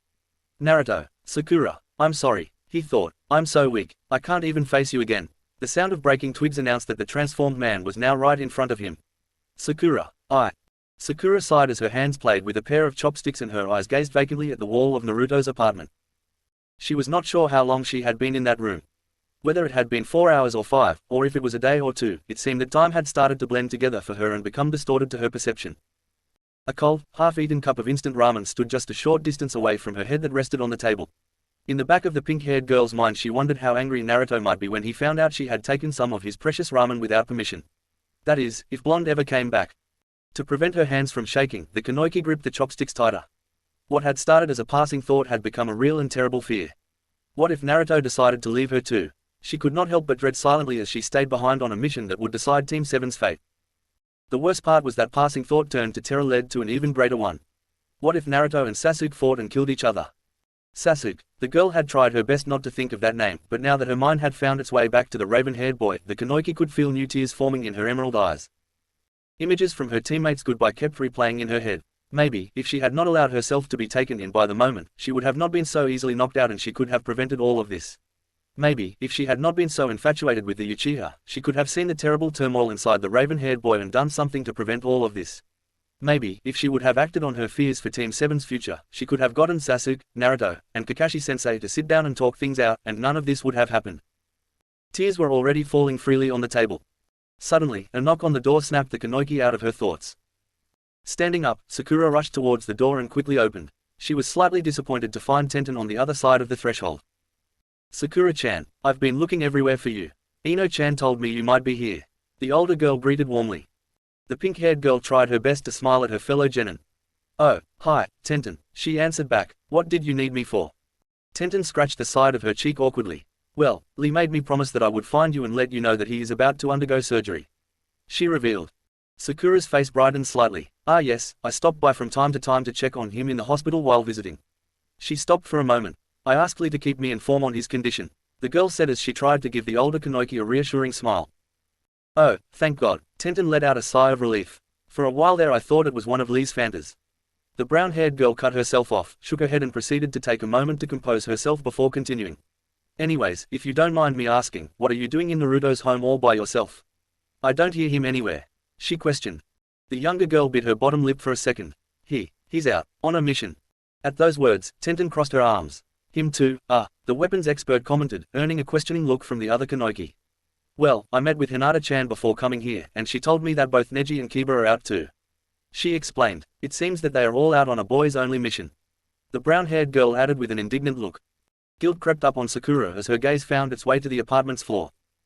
Though Hinata-chan did say that Neji had a very serious look on his face, more serious than usual, and that Kiba was acting uncharacteristically solemn.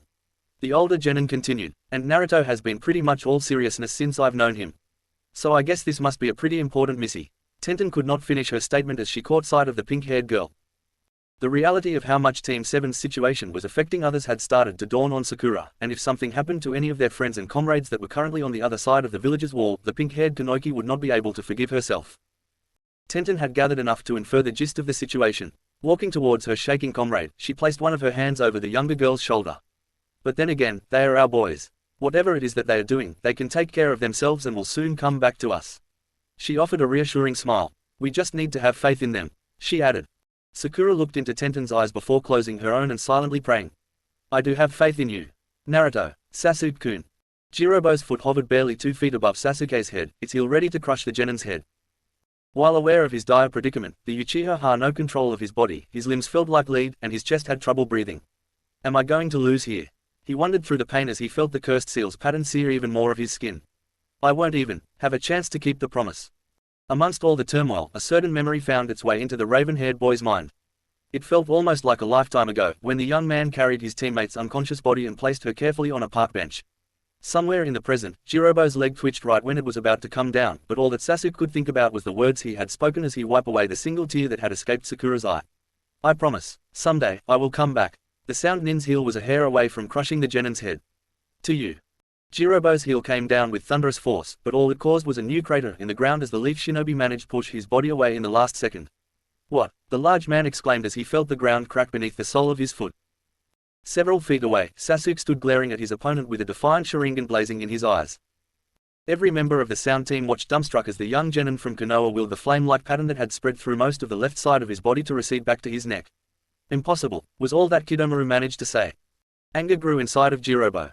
Did you see that, Saken? He called out. He completely rejected the cursed seal. He is useless to Orochimaru-sama already. The monstrous shinobi added as he got into a fighting stance. How many times do I have to repeat myself? Sasuke said in a low, yet clear, voice. I will not lose to you. I will defeat you. The Sharingan user proclaimed as he reached into his already battered bag and pulled out a Fuma Shuriken. Now, behold my power. The young man shouted as he held the Shuriken open and the weapon started to glow. The power of the Uchiha. No, the power of Team 7. He called out before sending the metal instrument flying towards the enemy. The Oto Nin stood strong, completely unfazed by the incoming weapon. This is nothing, he stated as he sidestepped the sharpened blades and let the shuriken fly past him. Immediately, the large man felt something was wrong. Despite Jirobo's certainty of having fully evaded the Fuma Shuriken, a cut had appeared on the side of his body, but, as the orange-haired shinobi soon found out, that was not the real problem. What is going on? The sound Nin grunted as he felt jolts of electricity running up and down his spine, paralyzing his transformed body. This is lightning chakra. The sound of branches being torn apart alerted Jirobo that the shuriken was still in mid-flight. Managing to turn his head around, the monstrous man could see as the metal instrument arced upwards, past the trees, until it stood right on above of him. He could now see a small wire tied to the weapon that led all the way down to its owner. It's not done yet, the Uchiha said in a menacing voice as his hands formed seals and the Fuma Shuriken dived downward. Ryuka no Jutsu, Sasuke called out before sending a streak of flames upwards along the metal wire. To the sound Shinboi's horror, the moment the fire reached the shuriken, the 4 blades of the weapons came apart and the flames that covered each of them took the shape of dragons. In a monstrous explosion, the 4 dragons rained down on the transformed man, consuming him in a massive fireball and drowning out his screams. Sasuke was left panting before the cloud of smoke and dust that had risen. Most of the Sharingan user's body still ached in pain, so the young man knew that he needed to get a hold of himself as soon as possible, especially since he knew that there were 3 other sound nins about to attack him at any given moment. Suddenly, and with a mad roar, a crazed Jirobo burst out of the dust and lunged towards the genin. The Uchiha had enough time to see his opponent's gravely wounded body, with an arm missing and one of the shuriken's blade impaled on the upper part of one of his legs, before the sound nin's remaining hand closed around the raven-haired boy's neck and slammed his back against a tree. I'm going to kill you. I'm going to kill you. All reason seemed to have abandoned the transformed man. I'm going to kill you. Attempts to lessen the hold on his neck were futile for Konoha Shinobi as his opponent's strength seemed to increase the further he drifted into madness. A wicked and distorted smile formed in Jirobo's face at the expression of helplessness that his target showed. I'm going to kill you, he repeated, and his grip strengthened. Damn it, Saken cursed at the situation. Kidomaru, he called out and turned to look at his teammate.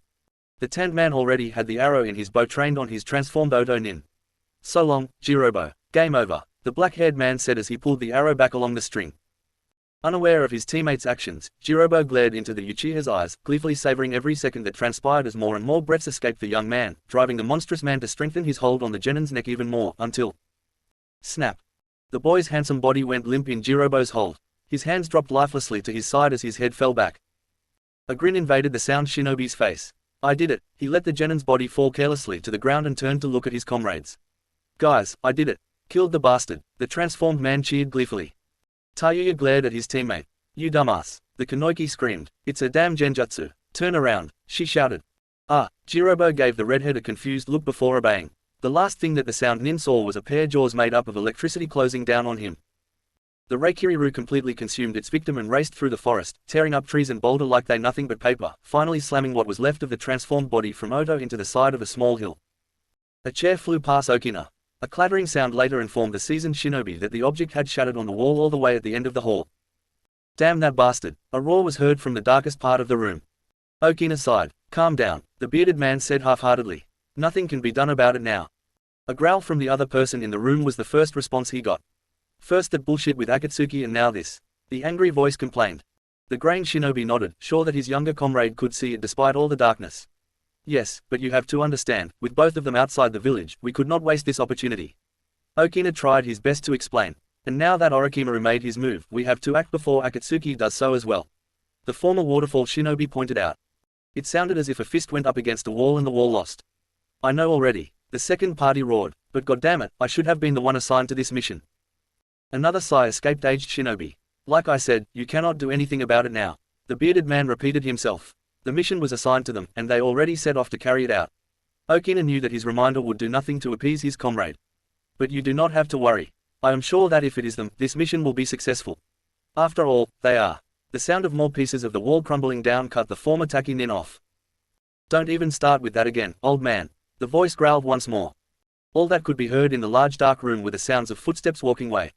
For a moment, Okina could have swore that he saw the glint of a sword being sheathed in the darkness, and it left the seasoned shinobi wondering that maybe his young teammate was angrier than he had predicted. Sasuke stood panting with his left arm extended and his Sharingan fading from his eyes, his body suffering the backlash of unleashing two Reikiri Ryu, on top of everything else that had happened on that day. Pushing his body to the limit, the Uchiha forced himself to start moving forward. Well, Fatso did bite the dust after all.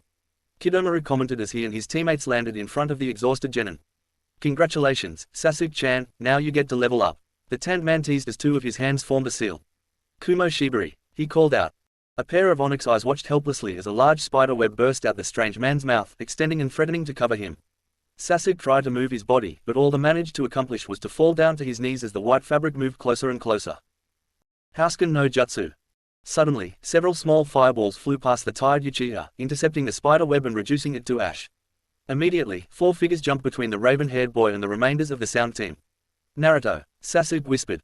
Naruto, Shikamaru, Neji, and Kiba, the latter with a Kamaru lying on top of his head, stood imposingly in front of the wayward Leaf Nin. You sure are troublesome, Sasuke. The Nara commented, looking back at his former classmate and smirking. Yeah, Kiba exclaimed energetically, though there were some signs of fatigue in his voice. And Shikamaru is a slave driver. We've been running non-stop for Kami knows how long to catch up with your sorry ass, the Inuzuka complained, earning a smack on the backside of his head by Neji for his troubles. The blonde in the group remained quiet for a couple of seconds more before breaking his silence. You left Sakura crying, was the only thing that the spiky-haired boy said, all without looking back at his teammate. Instead his eyes remained trained on the Oto Nins. Tayuya gritted her teeth. Great, now we have to take care of these brats. This is all that dead Fatso's fault. She angrily cursed. A grin graced Kidomaru's face. I'm not complaining, this just makes the game more interesting for me, the man gleefully proclaimed. Do not forget our mission. Saken intervened, his sight moving past the newcomers and settling on his target. We have to take the Uchiha to Orochimaru-sama. Kiba took a step forward right away. Like hell you are, the brown-haired boy said. Sasuke might be an idiot, an asshole, and a jerk, but he's still one of our comrades and we will never let you have him. The hooded boy's declaration was accentuated by a bark from Akamaru at the end. Also, Sasuke leaving the village all of a sudden pissed off a lot of people. Shikamaru commented, so we'll be dragging him back with us and let Ino and the other village girls inflict their punishment on him. The Nara casually stated. So, if you want him, Neji finally spoke, you will have to go through us. The Byakugan user firmly declared. A light snicker escaped Saken's lips. We do not need to. The blue-haired man nonchalantly turned his head to look at his female teammate. Tayuya, bind them, he commanded. Smirking, the Kanoiki brought her flute to her mouth. Mateki, Mugen Onsa, she called out before starting to emit sound from her instrument. Kiba and Akamaru were the first ones to feel the effects of the attack. Gah, my body, the Inuzuka screamed as the small white dog yelped in pain. Before the others could react to their friend's predicament, the remaining leaf nins found themselves with their limbs bound by an unseen force as pain ran rampant through their bodies. Out of sheer force of will, Naruto managed to bring his hands up to his ears in an unsuccessful attempt to drown out the sound.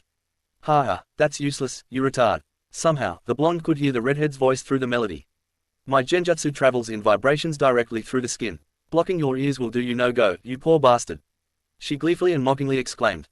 A wonderful melody, Saken praised as he smirked wickedly at the struggling Konoha shinobi. Now, Kidomaru, if you please.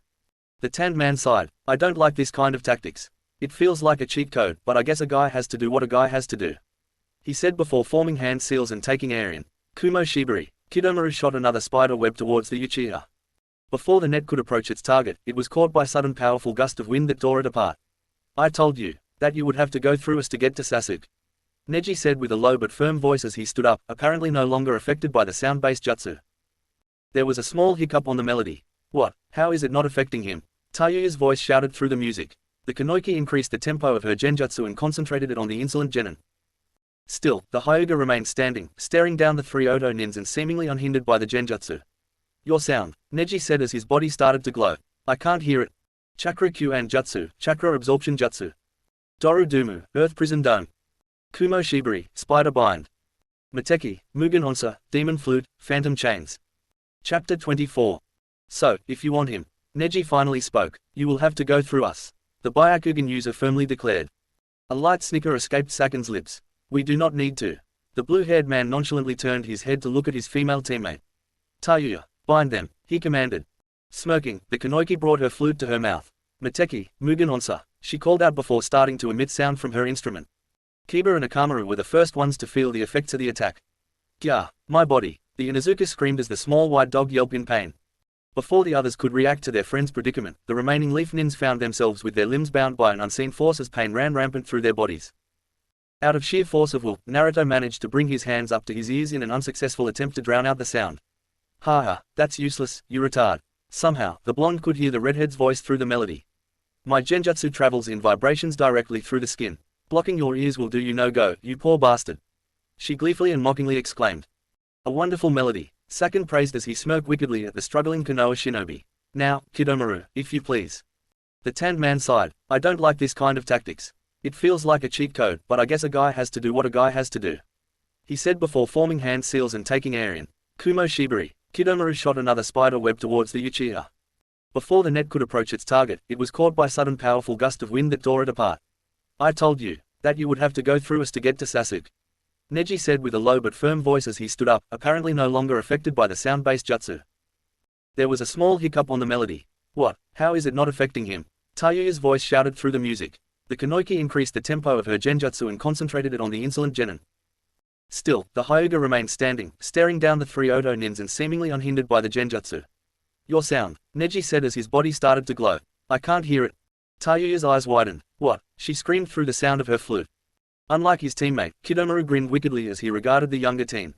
Hey, someone seems to be leveling up as we speak. He commented. But how? The tanned man asked as he looked at his leader. Saken's eyes narrowed. Though it was extremely faint, he could sense something coming from the leaf genin. Incredible, the blue-haired teen muttered. Not only was he able to fully discern the rhythm of Tayuya's song, but he's also able to emanate chakra from every part of his body at the exact same rate. The pale man explained. That bastard, the redhead shouted without ever stopping to play her instrument.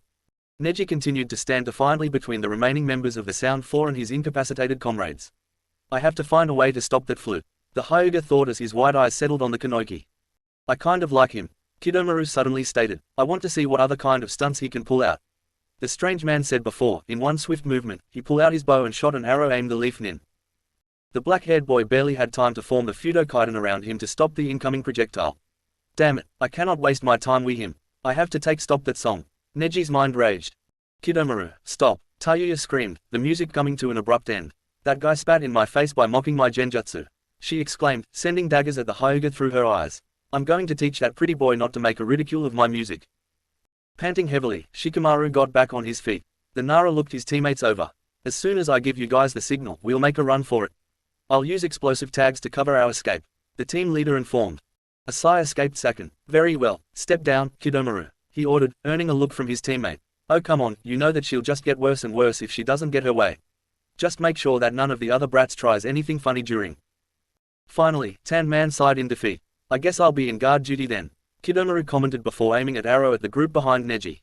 It's just you and me, white eyes, Tayuya shouted as she moved several branches forward, standing right over her opponent. Neji, you don't have to do this, Kiba stated as Akamaru barked in agreement. We can just take them all on at once. There are 5 of us and only 3 of them.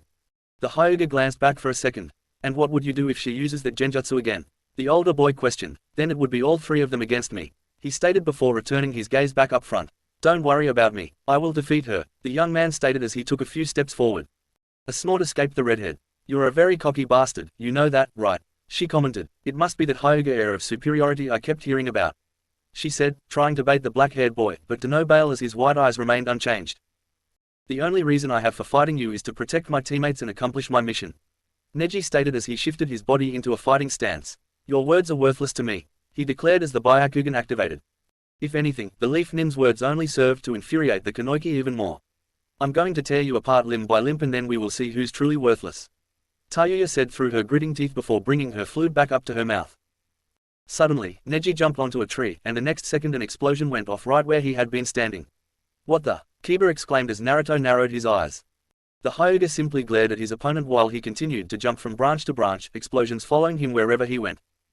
What is she doing? Sasuke asked as he strained his ears to try and hear if the sound Kanoiki was playing something on her flute that was causing all those explosions. The Uchiha could not hear anything. It's just like back during the Chunin exam, Shikamaru commented, the guy with the air cannons in the palm of his hands. She's using her flute to control the air presses and reproduce the same attack, the team leader stated as he continued to watch his oldest comrade dodge air blasts one after the other. Through the Byakugan, Neji could how the redhead's chakra extended from her instrument and shifted the air pressure between them to create those explosions. Had it not been for his Kekkei Genkai, the black-haired boy was sure that he would have been splattered all over the ground by now. Tayuya glared at the genin. How long can you keep this up, you asshole? She questioned before increasing the rate at which the air blasts were being released. In order to compensate, the Hyuga increased the chakra around his feet, making him jump both faster and higher. Little by little, the Leaf Nin was shortening the distance between himself and the sound Kanoiki. Tayuya's eye widened slightly when the black-haired boy suddenly landed in front of her. The next second, Neji's extended, chakra-covered fingers were traveling towards the redhead's chakra points. Sasuke suddenly cringed as he could finally hear something. The girl's flute play a particularly strenuous note as barrier of high pressure formed around her body. Neji's Juukan strike was immediately stopped by the barrier around the Oto Nin. Before the Hyuga could think what to do the next, the barrier exploded, sending him flying back until his back hit a tree with vicious force. Hey, serves you right, Tayuya commented. Did you not think I wouldn't catch on to what you were trying to do? She questioned. Not everyone is as moronic as the 5 of you, the young woman taunted. The Hyuga panted as he got back on his feet, his Byakugan sending a glare at the redhead.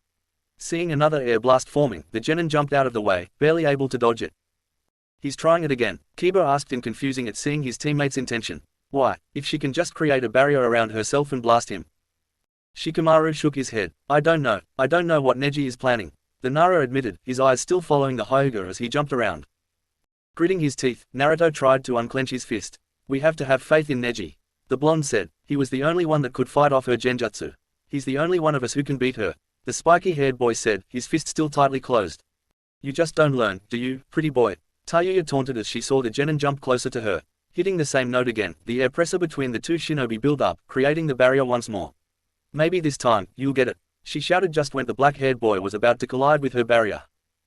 At the very last second, the Hyuga's Kaidan formed. Ah! Neji shouted as his chakra clashed with the barrier. The flute almost fell from the Oto Nin's hand at the sight in front of her. Wah! What the hell is he doing? She questioned as her skin could feel the friction emanating from the colliding forces.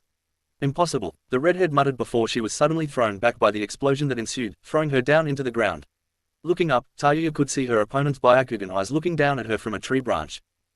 Not wanting to lose his opening, the Leaf Nin pumped chakra into feet and shot forward, appearing right in front of the sound Kanoki. Before Tayuya knew what hit her, her opponent had already delivered several Juoken strikes on her chakra points. Just barely, the redhead was able to block the black-haired boy's attack and immediately jump as far away from him as possible. Damn, you, she muttered, trying to catch her breath. Neji remained silent as he simply returned to his fighting stance and continued to watch his opponent with the Byakugan. The genin's silence only served to infuriate Tayuya even more as she glared back at his white eyes. You're still mocking me, you bastard, she exclaimed. I'll teach you to respect me. No, to fear me, the young woman stated in anger as a dark, crack-like pattern spread across her pale skin. Sasuke immediately recognized the markings on the Kanoiki's body as a cursed seal. Neji, be careful, he advised as he reactivated his Sharingan and looked at the redhead. Her power has tremendously increased, the Uchiha informed, his eyes confirming the rise of the girl's chakra. Byakugan eyes narrowed at the sight of the young woman's chakra pathway going haywire.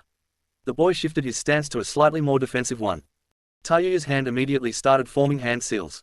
Kuchio's no jutsu, she called out before slamming her hand on the tree branch beneath her feet. Back on the ground, just a short distance from the Hyuga, 3 monsters appeared in a cloud of smoke. What the hell are those? The Inuzuka exclaimed in shock as Akamaru retreated into his jacket with a whimper. The 3 creatures look human enough at first glance, but they had enough oddities in their appearance to be thought as anything else besides monsters. The largest one was bald and shirtless, with his eyes covered and 2 thorns tied to his arms. The second one had a green, full-body suit, hair that seemed to completely hide his face, and carried a large metal club. The last one, and perhaps the weirdest, had the upper part of his body almost completely covered with bandages, and his head was twisted upwards and filled with needles. As far as the Leaf Genins could tell, all 3 monsters had their mouths so shut. Now I'm going to enjoy watching you squirm as the Doki tear your body apart, Tayuya stated as she brought her flute up to her mouth and started playing. The 3 demons immediately reacted to the music and shot towards the Leaf Genin. Neji jumped just as the large metal club came down right where he had been standing. The largest Doki followed him, swinging the claws on his arm at the black-haired boy. Acting quickly, the Hyuga kicked the monster, both to keep it away from him and to use it as a platform to propel himself even higher up. Through his Byakugan, Neji saw the 3rd monster try to sneak up on him, a kick already traveling towards the back of his head. Forced to act quickly, the black-haired boy created the Fudo Kaiden around his body, effectively propelling the bandaged creature away from him. The Leaf Nin landed safely on top of a branch, but his respite was cut short as the 3 monsters were already within striking distance from him. The Genin was forced to jump around from branch to branch yet again, trying to stay as far away from the monsters as possible. Tayuya continued to control the Doki with her flute, coordinating their attack patterns in an attempt to catch the Hyuga off guard. Neji found himself surrounded as the 3 monsters all came at him from different sides. Activating his Kaiden, the black-haired boy was able to fight the creatures off and jump away. Unfortunately for the Genin, the monsters recover faster than he expected, and by the time that the Leaf Nin saw the large club coming down on his Byakugan, it was too late to dodge it, and the young man was slammed hard down into the ground. There you go, Tayuya cheered for a second before continuing playing. Pushing himself off the ground, the Hyuga had less than a second to catch his breath, before he had to jump out the way as the largest of the 3 monsters came crashing down, its claws trained on the Genin. The Byakugan user was able to move out of the way just in time to only have a graze on his shoulder from the attack. When Neji looked up, he saw all 3 monsters closing in on him. Gritting his teeth, the Hyuga planted his feet on the ground. Hak Rokujuyon Sho, the black-haired boy called out. Through his Byakugan, the young man could see the Doki step into his divination field. The first 2 strikes hit the green and the bandaged monsters, the second 2 hit the shirtless one. The next 4 strikes were spread throughout, with the green one receiving 2 of them, but it only received 2 while the other had 3 in the next set of 8 strikes. However, Neji was halfway through the 16 strikes of the 5th step, when he felt the already too familiar feel of the metal club going against his skin, sending the young boy flying to the side. Neji, Kiba and Shikamaru cried out in unison as the 2 took a step forward. The sound of a string being pulled back almost to its breaking point stopped the pair on their tracks.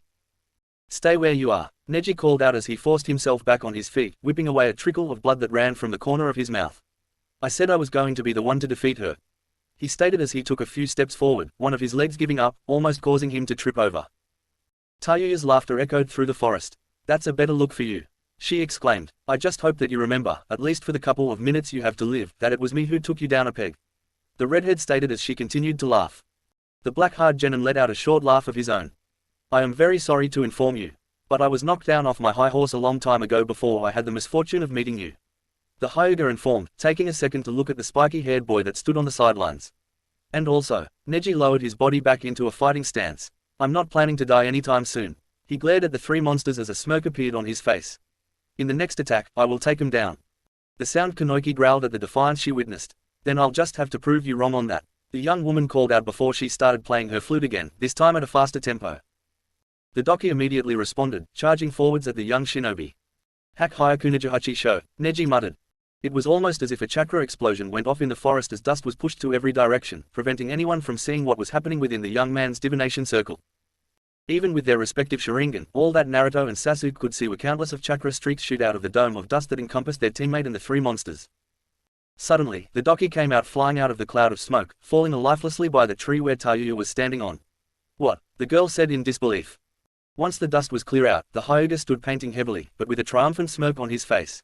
You can play your flute all you want, but I doubt that their bodies will respond to it anymore, he stated. The redhead started shaking in anger. How dare you? The Kanoki struggled to say through their building rage. A sigh escaped Saken. Here we go again, the blue-haired teen muttered. I'm going to kill you. You bastard. Tayuya screamed as the dark pattern started to grow and spread until it covered her entire body. The Kanoki's skin turned dark brown as several horns sprouted from her head. This again, Sasuke said as he observed the transformation, his hand subconsciously moving to the seal on his left side of his neck. Neji saw how far the changes went with his Byakugan. Her chakra went through the roof and became darker and more menacing. Let me play for you. A most wicked melody, the redhead said as she brought the flute back to her mouth. Maku no Ran, she exclaimed before starting to play a whole new song. The Doki's bodies started to convulse on the ground. Suddenly the seam over their mouth came undone. Out of each of the monster's body, a cloud of smoke started to come out, but what really surprised the leaf nins were the multiple mouths that started to open on the clouds of smoke. Tayuya glared at the black-haired boy. This demon will not stop until they finish devouring your flesh, she called out through her song, right before the three monsters shot forward to attack. Hinata walked through the streets of Konoha, admiring all the effort that it was still being put on its rebuilding. I'm sure that they will be done in no time, the girl cheerfully said to herself. Hinata-chan, Hinata-chan. At the sound of her name being called, the blue-haired girl turned around to find Tenten walking excitedly towards her, with Sakura following quietly behind her. Hey, the brown-haired girl called out as she got nearer. The Hyuga gave her fellow Kanoki a courteous bow. Tenten-san, Sakura, she greeted them. The older girl smiled. It's surprising to bump into you twice in one day, she commented. Nodding, Hinata returned a smile. Well, since Kiba-kun and Shino-kun are both out on missions of their own, I did not feel right staying the entire day at the Hyuga compound, the girl informed, so I decided to take a walk through the village. I have not done so since before the attack, she added. Oh, I see, Tenten said in response. Ah, now that you mentioned it, she suddenly exclaimed. Remember that you told me that Neji went off with Kiba on the mission? Well, according to Sakura, Naruto and Shikamaru accompanied them as well, the older girl informed. A pair of wide eyes widened. Naruto-kun and Shikamaru as well, the girl repeated, receiving a nod of confirmation from the other Kanoki. Then it must be something really important if that many were sent, the Byakugan user pointed out. It seems that way, Tenten commented as she crossed her arms. A boy from each of our teams was chosen.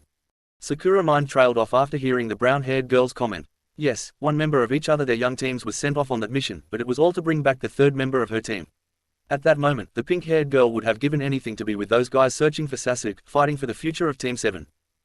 What type of challenges was the makeshift team of 4 young men going to face? Would they get along? Would Sasuke resist? What if they were attacked by someone else after they found the Uchiha? What if they were attacked before? The biggest problem for those idiots will probably be finding their way back home. At the sound of Tenten's words, Sakura snapped out of her train of thought. Looking at the 2 girls next to her, Sakura realized that they had probably seen her dazed and worried face from a moment ago because Hinata had a worried look of her own and Tenten tried to smile reassuringly. The Haruno tried to smile back, but all that she could do was nod. Yes, most likely, the girl tried to agree. You know, Neji Nizan has been training a lot more this last couple of weeks, Hinata commented, trying to deviate the conversation even if by a bit. Tenten nodded in agreement. Yes, I think he has already put in more hours than he did back during the Chunin exam, the older girl informed. He has taken advantage that our team missions are on hold until Lee recovers. All he has been doing lately is training, she exclaimed, throwing her hands into the air for emphasis. The Hyuga giggled at the brown-haired girl's antics. Yes, Kiba-kun has gotten a lot more serious about his training after the attack as well, saying that he's not going to be saved by anyone ever again. Whatever that means, she said, but when I said he was starting to look like Shino-kun, he got all red and stormed off. The girl giggled. Some people just get flustered too easily, she commented as she giggled. Sakura and Tenten tried her best not to roll their eyes at the blue-haired girl's words. Anyways, the brown-haired girl suddenly started again. It seems that all of our boys are getting stronger and stronger at an alarming rate, soon they are going to leave us behind. She stated, so we should start training ourselves and show those idiots we're just as strong as they are. If not better, the older Kanoiki exclaimed. Before the other two could say anything about the matter, Tenten grabbed them both by the hand and started pulling them along. Hold on a second, Tenten-san, Hinata called out, trying her best not to get caught up in the moment. No time, the brown-haired called back. We have to find Ino-chan and start training right away, she exclaimed. At that moment, all that Sakura and Hinata could think about was that, while Neji was training, perhaps Tenten had been spending too much time with Lee and their sensei. Even with his Byakugan activated, Neji's vision was still getting blurry as he jumped around the forest trying to get away from the demons. In the last couple of minutes, the battle had taken a turn for the worse for the genin. His cloths were already stained by blood due to the flesh-eating monster's onslaught. In their current form, the Doki were immune to any of the Hyuga's Juoken strike and were able to fight off his Kaiden with more ease. Feeling a sudden jolt of pain from his leg, Neji looked down at his leg and cursed.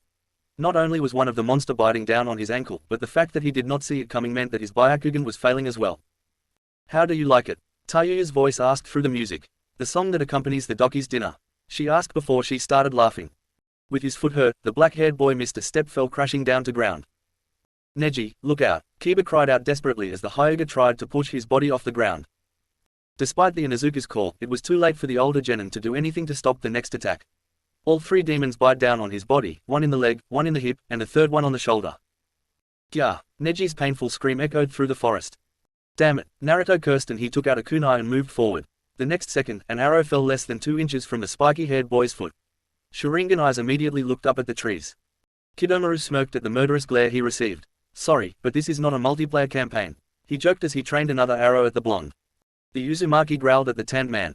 He was more than ready to take on the strange-looking shinobi, but he was not sure if he would be able to burn that bow away before the Oto Nin could shoot at one of his comrades. Before Naruto could act, another shout redirected his attention. Ah! Neji cried out. There was no pain in this scream, just sheer force of will as the next second chakra exploded out of the Hyuga's body, pushing the Doki back. One of the black-haired genin's leg gave up and he fell to one knee in the middle of the forest. The monster that had bitten on his shoulder had ripped out the sleeve and part of the shirt's collar. Everyone was surprised at the sight in front of them. Now that part of his body was in clear view, they all could see the many scars scattered all over the Hyuga's alabaster skin, some that appeared to have healed only a few hours ago. What's this? Tayuya asked. Ever since they started their fight, she had thought that her opponent was the typical stuck-up member of an elite clan. She believed she was fighting the type of person that never had to work hard for anything in his life, but now, looking at his body, maybe she was mistaken. Please ignore the scars, Neji calmly said, snapping everyone out of their similar trains of thought. Let's just say that I went a little too far with my training. The redhead growled at the return of the genin's nonchalant attitude. It doesn't matter anymore. Your body is going to be mincemeat pretty soon, she exclaimed before continuing playing her flute. As the Doki rushed towards him, the Hyuga simply closed his eyes. No, he muttered. I told you that I will be the victor. The black-haired said as the rate of chakra that his body was emanation skyrocketed. With their Sharingan, Naruto and Sasuke could see the chakra spilling out of the older boy and how it started to concentrate on his back. Hack, Neji said as he embraced his own arms and hunched over. Naruto, take a good look. These are the wings that you and Hinata-sama have given me. He thought as he forced chakra on his back to start to gather more tightly together. Tenhoshu, the young man called out. Just as the Doki were about to bite back down on the Hyuga's body, the chakra on his back became visible to everyone else in the forest as 2 shining pairs of swords appeared hovering over the genin's back, almost as if they were wings. Suddenly, one of the blades started shining brighter than the rest. Neji straightened back up and swung one arm forward. The brightest blade immediately followed the motion, slashing one of the Doki in 2, causing both the monster and it disappear, and sending out a shockwave that pushed the remaining 2 away. What? Tayuya screamed incredulously. Shikamaru's eyes were as wide as they could be. Incredible, each of those wings is like a reshaped Kaiden. The Nara said, all that chakra compressed into that shape. It must really pack a punch. The Byakugan user took a few steps forward, the 3 remaining blades following his every move. Like I said before, no sound that you produce with that instrument of yours can hurt me, the black-haired boy declared. The monstrous girl shook with anger. Shut up, she cried out before ordering the 2 Doki to attack. Neji was not even fazed by the 2 incoming demons. Instead, the young man simply extended his arm to the side and immediately another wing started to shine. Beckoning the blade to swing forward, the chakra weapon slashed the 2 fanged monsters clean through before disappearing. Stop already. Your actions are futile, the Leaf Nin stated, 2 wings still on each side of his back. Shaking uncontrollably in fury, Tayuya gripped her flute. I hate you, she muttered. I hate you, I hate you, I hate you. The redhead started screaming before starting to play something that no one could hear on the flute. I'm going to kill you even if it's the last thing I do. Sensing something was off, Shikamaru looked up at the trees and gasped in surprise. To the Nara, it appeared as if something invisible was growing among the trees, pushing leaves and branches out of the way as it expanded. Air pressure, the black-haired boy said as he realized that a giant wall of pressure was being built up in the trees. She's planning to drop that thing down on herself and Neji, he exclaimed. The Hyuga looked up and the only sign of acknowledgement he gave to the building air pressure was a narrowing of his eyes. Wordlessly, the Byakugan user jumped onto a tree and rushed towards the sound Kanoki. Die! Tayuya cried out as the wall of air above their head started to come down. Now closer to the redhead, the last two wings on Neji's back began to glow. Just as he started to feel the air pressure above him, the black-haired teen brought both of his hands together in front of him, causing the blades to follow suit and combined into a single concentrated mass of chakra. Neji swung his arms downward, releasing a potent blast of chakra that hit the Oto Nin across her body. The air pressure disappeared as Tayuya was propelled through the forest, flying trough branches and tree trunks, until her body fell limply onto the dirt. Back on the ground, the younger Leaf Genins breathed sighs of relief as the panting Hyuga straightened back up, turned to face them, and presented a knowing smirk.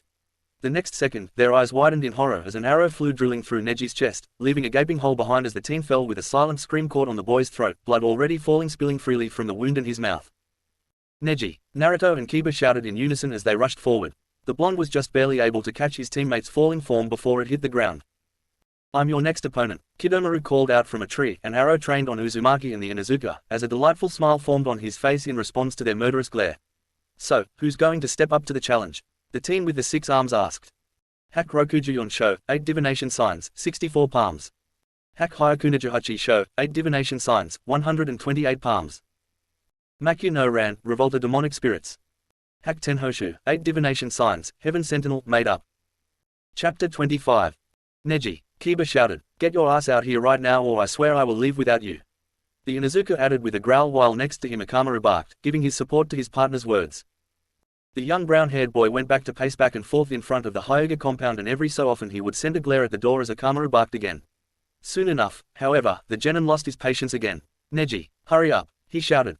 Kiba-kun, the Inuzuka suddenly heard a soft voice called out to him, causing him to immediately tense up and a blush to spread all over his face.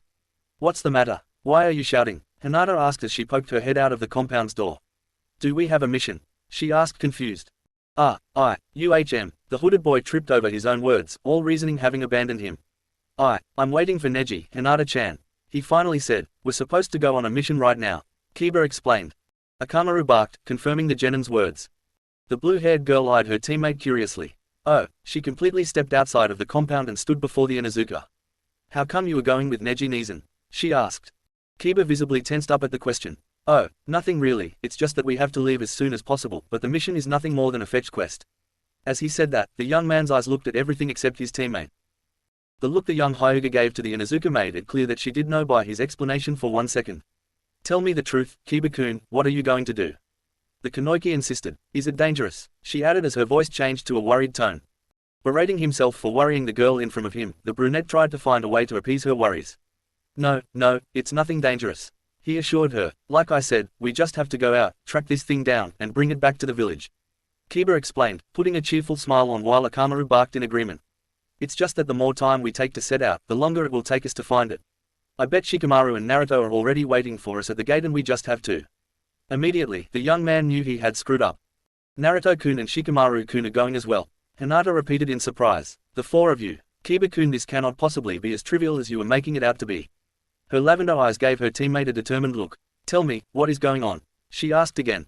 The Inuzuka took a couple of steps back, completely at a loss of words for what to say to the young Hyuga. Shikamaru had told him to keep the matter as discreet as possible and he knew that Naruto would not be too pleased if he started divulging things about his team. Looking for help, the hooded boy looked down at his partner. Akamaru gave him a helpless look that he was sure matched his own. Hinata was about to take a step forwards and ask again, but was interrupted as a new, strong voice joined in. Kiba, Neji said as he stepped out of the Hyuga compound, all of his gear packed and ready. My apologies. I had to inform Hayashi-sama that I will be leaving for a mission. The older genin explained. Both Kiba and Akamaru let out a sigh of relief at the sight of their new, temporary, teammate as Hinata's attention was drawn away from him and toward the long-haired boy. Neji Nizan, what is going on? What are you doing with Naruto-kun and Shikamaru-kun? She asked. Unlike the Inuzuka, the older genin remained unfazed by the girl's questions. Sorry, Hinata-sama, but that is something we are not to talk about at the moment. Neji calmly explained, his eyes moving from his cousin to the hooded boy. In fact, Kiba was not even supposed to mention anything. He said as his lavender eyes narrowed slightly into a glare. The brunette scratched his head and let out an uneasy laugh while Akamaru's ears dropped in embarrassment. Neji Neeson, please. Hinata instead, looking at the older Hyuga's eyes pleadingly. Ever since the formation of Team 8, Kiba had known about the tense relationship between Hinata and her relatives, so seeing Neji giving the girl a reassuring look and softly placing a hand on her shoulder shocked the Inuzuka. Please, do not worry about it, Hinata-sama. Everyone will be back before you know it, he said before stepping back, giving a slight bow and starting to walk off. Akamaru's bark snapped Kiba out of his trance. That's right, Hinata, you don't have to worry, the boy said, managing to produce a large and bright grin as he gave his teammate the thumbs up. Because I will be there to protect everyone, he stated before turning around and going after Neji with Akamaru in tow. End flashback. Neji. Naruto was barely able to reach in time to catch his teammate's body before he hit the ground. Looking down, the pair of sapphire eyes widened as they took notice of how much paler the older genin had already become. You bastard. The blonde's eyes were tore away from Neji when he heard someone let out a furious roar next to him. Looking at his side, the spiky-haired teen saw Kiba suddenly lunge himself at the sound nin. The Inuzuka felt his hand become clawed as he swiped forward with all of his strength at the Tanteen. Kidomaru simply smirked before effortlessly jumping back and evading the strike intended for him. Instead, the Leaf Genin's attack hit the branch that the Oto Nin had been standing on, obliterating it into tiny splinters. Ooh, you have some fangs, don't you? Kidomaru teased as he landed safely away from his attacker. Several branches away, Kiba was heaving as he glared at the six-armed teen. Damn you, the brunette growled as he flexed his clawed hands. I'm going to make you pay for what you did to Neji. He shouted before charging forward once more, swinging his claws at the sound shinobi again and again. Letting out an amused laugh, Kidomaru continued dodge the younger boy's attacks. Well, it seems we have a new player, he announced as he jumped back and drew an arrow on his bow. Let's test the skills of yours, the strange teen proposed as he let go of the arrow. The Leaf Genin saw the arrow coming towards him and immediately started to turn his body in mid-air in an attempt to dodge it. Unfortunately, however, the projectile was coming too fast and the hooded boy could not get out of the way quickly enough. Kiba had no choice but to close his eyes and brace for the piercing impact. Suddenly, the Inuzuka felt something soft hit him on one of his cheeks. Kiba's eyes snapped open and he saw Akamaru tackling him out of the way. With impressive strength, the small dog was able to clear his partner out of the arrow's path, letting the projectile simply fly through and hit a tree behind them, destroying its trunk on impact. Landing on a branch, the Konoha Genin tried to catch his breath. Looking at the side, he saw Akamaru land safely and giving him a worried look. Thanks, partner, Kiba said, earning a bark from the small dog. Yeah, you're right, I have to calm down, he commented as he strengthened back up. Kidomaru. An irritated Sakin screamed, stop messing around, get the Uchiha and let's go. The blue-haired boy called out. Sakin tightened his fist as he surveyed the situation. Both Jirobo and Tayuya were taken out, their mark still had 3 leaf nins around to protect him and they were running out of time. The young man cursed himself under his breath for letting such a simply capture mission get out of control like this. His only consolation was the Kimimaro was nowhere in sight to punish him for it. The tanned young man let out of scuff. No way in hell, Kidomaru exclaimed. Both the fatso and the bitch got to have their fun. It's my turn now and I chose this guy and his dog to be my opponent, he announced in glee as he pointed another arrow at the Inuzaka pair. Kiba narrowed his eyes and bore his fangs at the Oto Nin. A few branch from him, Akamaru mimicked his actions. Let's go, partner, the brunette said as he and his dog crouched down, ready to launch another attack. Kiba, Naruto called out from his position on the ground with Neji. Behind him Shikamaru and Sasuke were running towards him. The hooded boy glanced down at his teammates for a second. Stay out of this, guys. The Genin growled, his mind replaying the promise he had made before leaving the village again and again, the promise that now lay broken. He's ours, he stated before charging forwards with Akamaru. The smile on Kidomaru's face widened. That's the way, he exclaimed before letting another arrow fly towards his opponents. Without having to think about it twice, Kiba made a hand seal as Akamaru let out a bark and, with a puff of smoke, the small dog transformed into an exact copy of his partner. The two Kiba then used the sole of each other's shoe to push themselves out of the arrow's weight and started circling around the sound nin. Kidomaru followed one hooded boy and the switch to the other. Smiling, the 6-armed teen jumped up just as both the Genin and his dog came down with their claws on the branch he had been standing on. You will have to craftier than that, the Oto shinobi commented before taking in a deep breath. Kumo Shibari, he called out, spewing a large spider web on top of his opponents. The two Kiba bore their fangs up at their enemy as the net descended towards them. Gachuga, the real Kiba called out before him and Akamaru starting spinning and shot upwards, tearing through the spider web and tree branches on their way towards the tanned boy. Oh, a special attack, Kidomaru asked excitedly as the two small tornadoes approaching him. Kumo Nenkin, he called out before spiting a golden liquid onto each of his 6 hands that immediately hardened into 6 clubs as strong as metal. The sound nin brought his new weapons up in defense just as the spinning attacks were about to hit him, effectively blocking them. Sorry, but not strong enough, the young man commented as he pushed back, stopping the spinning attacks and leaving Kiba and the transformed Akamaru hanging defenseless in mid-air. The Oto shinobi was about to launch his own attack, but he was stopped on his tracks when he saw both of his opponents smoking. Before Kidomaru could do anything, the Inuzuka quickly ate a small black pill and threw another one at his partner. Akamaru caught it with his mouth, his fur immediately turning red before he transformed into his partner once more. Gatsuga! Kiba shouted again before the two of them started spinning with restore vigor and pushed up. Bringing his club forward again, the Sound Nin tried to block the incoming attack once more, but when the spinning vortexes made contact with his weapons, he realized how much stronger the attack was this time. Wah, what the hell, is this a cheat? He questioned just before all 6 clubs broke apart, allowing the 2 tornadoes to push on upwards, impaling him right in the chest. Gaya! Kidomaru screamed as his body was pushed by the pair from Konoha through tree after tree. Kiba and Akamaru finally landed safely on a branch as the momentum of their attack continued to send Kidomaru forward until his back ultimately hit a tree. The 6-armed team used the tree trunk behind him as leverage to stand back up. Ha, well, that was unexpected, he said through pants. I guess, I have no other choice up the ante, he added, suddenly regaining his composure as a vine-like pattern spread throughout his body. This guy has one too, the Inuzaka exclaimed as Akamaru whimpered and cowered slightly. Heha, Kidomaru laughed, all signs of exhaustion from the attack he had received having disappeared. Since you have your little mutt helping you, why don't we make things fair? He proposed before starting to make hand seals. Kuchio's no jutsu, he called out, slamming his palm on the branch. Immediately a cloud of smoke covered the tan boy. Akamaru let out a louder whimper as he took a hesitant step back, meanwhile, Kiba simply gulped. As the smoke dissipated, a strange and terrifying sound, somewhere between a screech and a growl, was heard. Let me present you to my partner, Kidomaru said as the smoke finally cleared, revealing the young man standing on top on a gigantic spider. Say hi, the 6-armed shinobi instructed, addressing the spider. Immediately, the giant arachnid shot a stream of web at the astonished brunette. Kiba and Akamaru barely had enough time to snap out of their trance and jump to the side to dodge the incoming attack. The giant spider continued shooting its web at the two, forcing them to continue jumping from branch to branch dodge the web streams. Kidomaru watched in amusement as his opponents exhausted themselves trying to dodge the spider's attack. Seeing an opening too good to pass, the Oto Nin spat out several golden clumps, sending them flying towards the hooded boy. As they flew through the air, the golden masses hardened into razor-sharp blades that caught the preoccupied Inuzuka off guard. Ah! The leaf nin screamed as he fell onto a large branch. The spider saw its opening and instantly shot a stream of web at its downed prey. The Konoha genin was trying to get the blades out of his body when he looked up and saw the approaching attack. He tried to push his body back up, but the blade impaled on his legs prevented him from it. Waff! Akamaru barked as he jumped in the way of the web, getting carried away by it and hitting a tree behind his partner. The web immediately started to harden, sticking the small dug to the tree trunk as his fur returned to its normal color. Akamaru! Kiba exclaimed, yanking the blade out of his leg and turning around to face his trapped partner. The genin was about to jump to his dog's aid when his back was hit a new stream of web. Kidomaru smiled wickedly. Gotcha! The 6-armed teen shouted in glee. Guys, dinner is ready, he added. Immediately, Kiba turned his head to look back, his eyes widened at what he saw.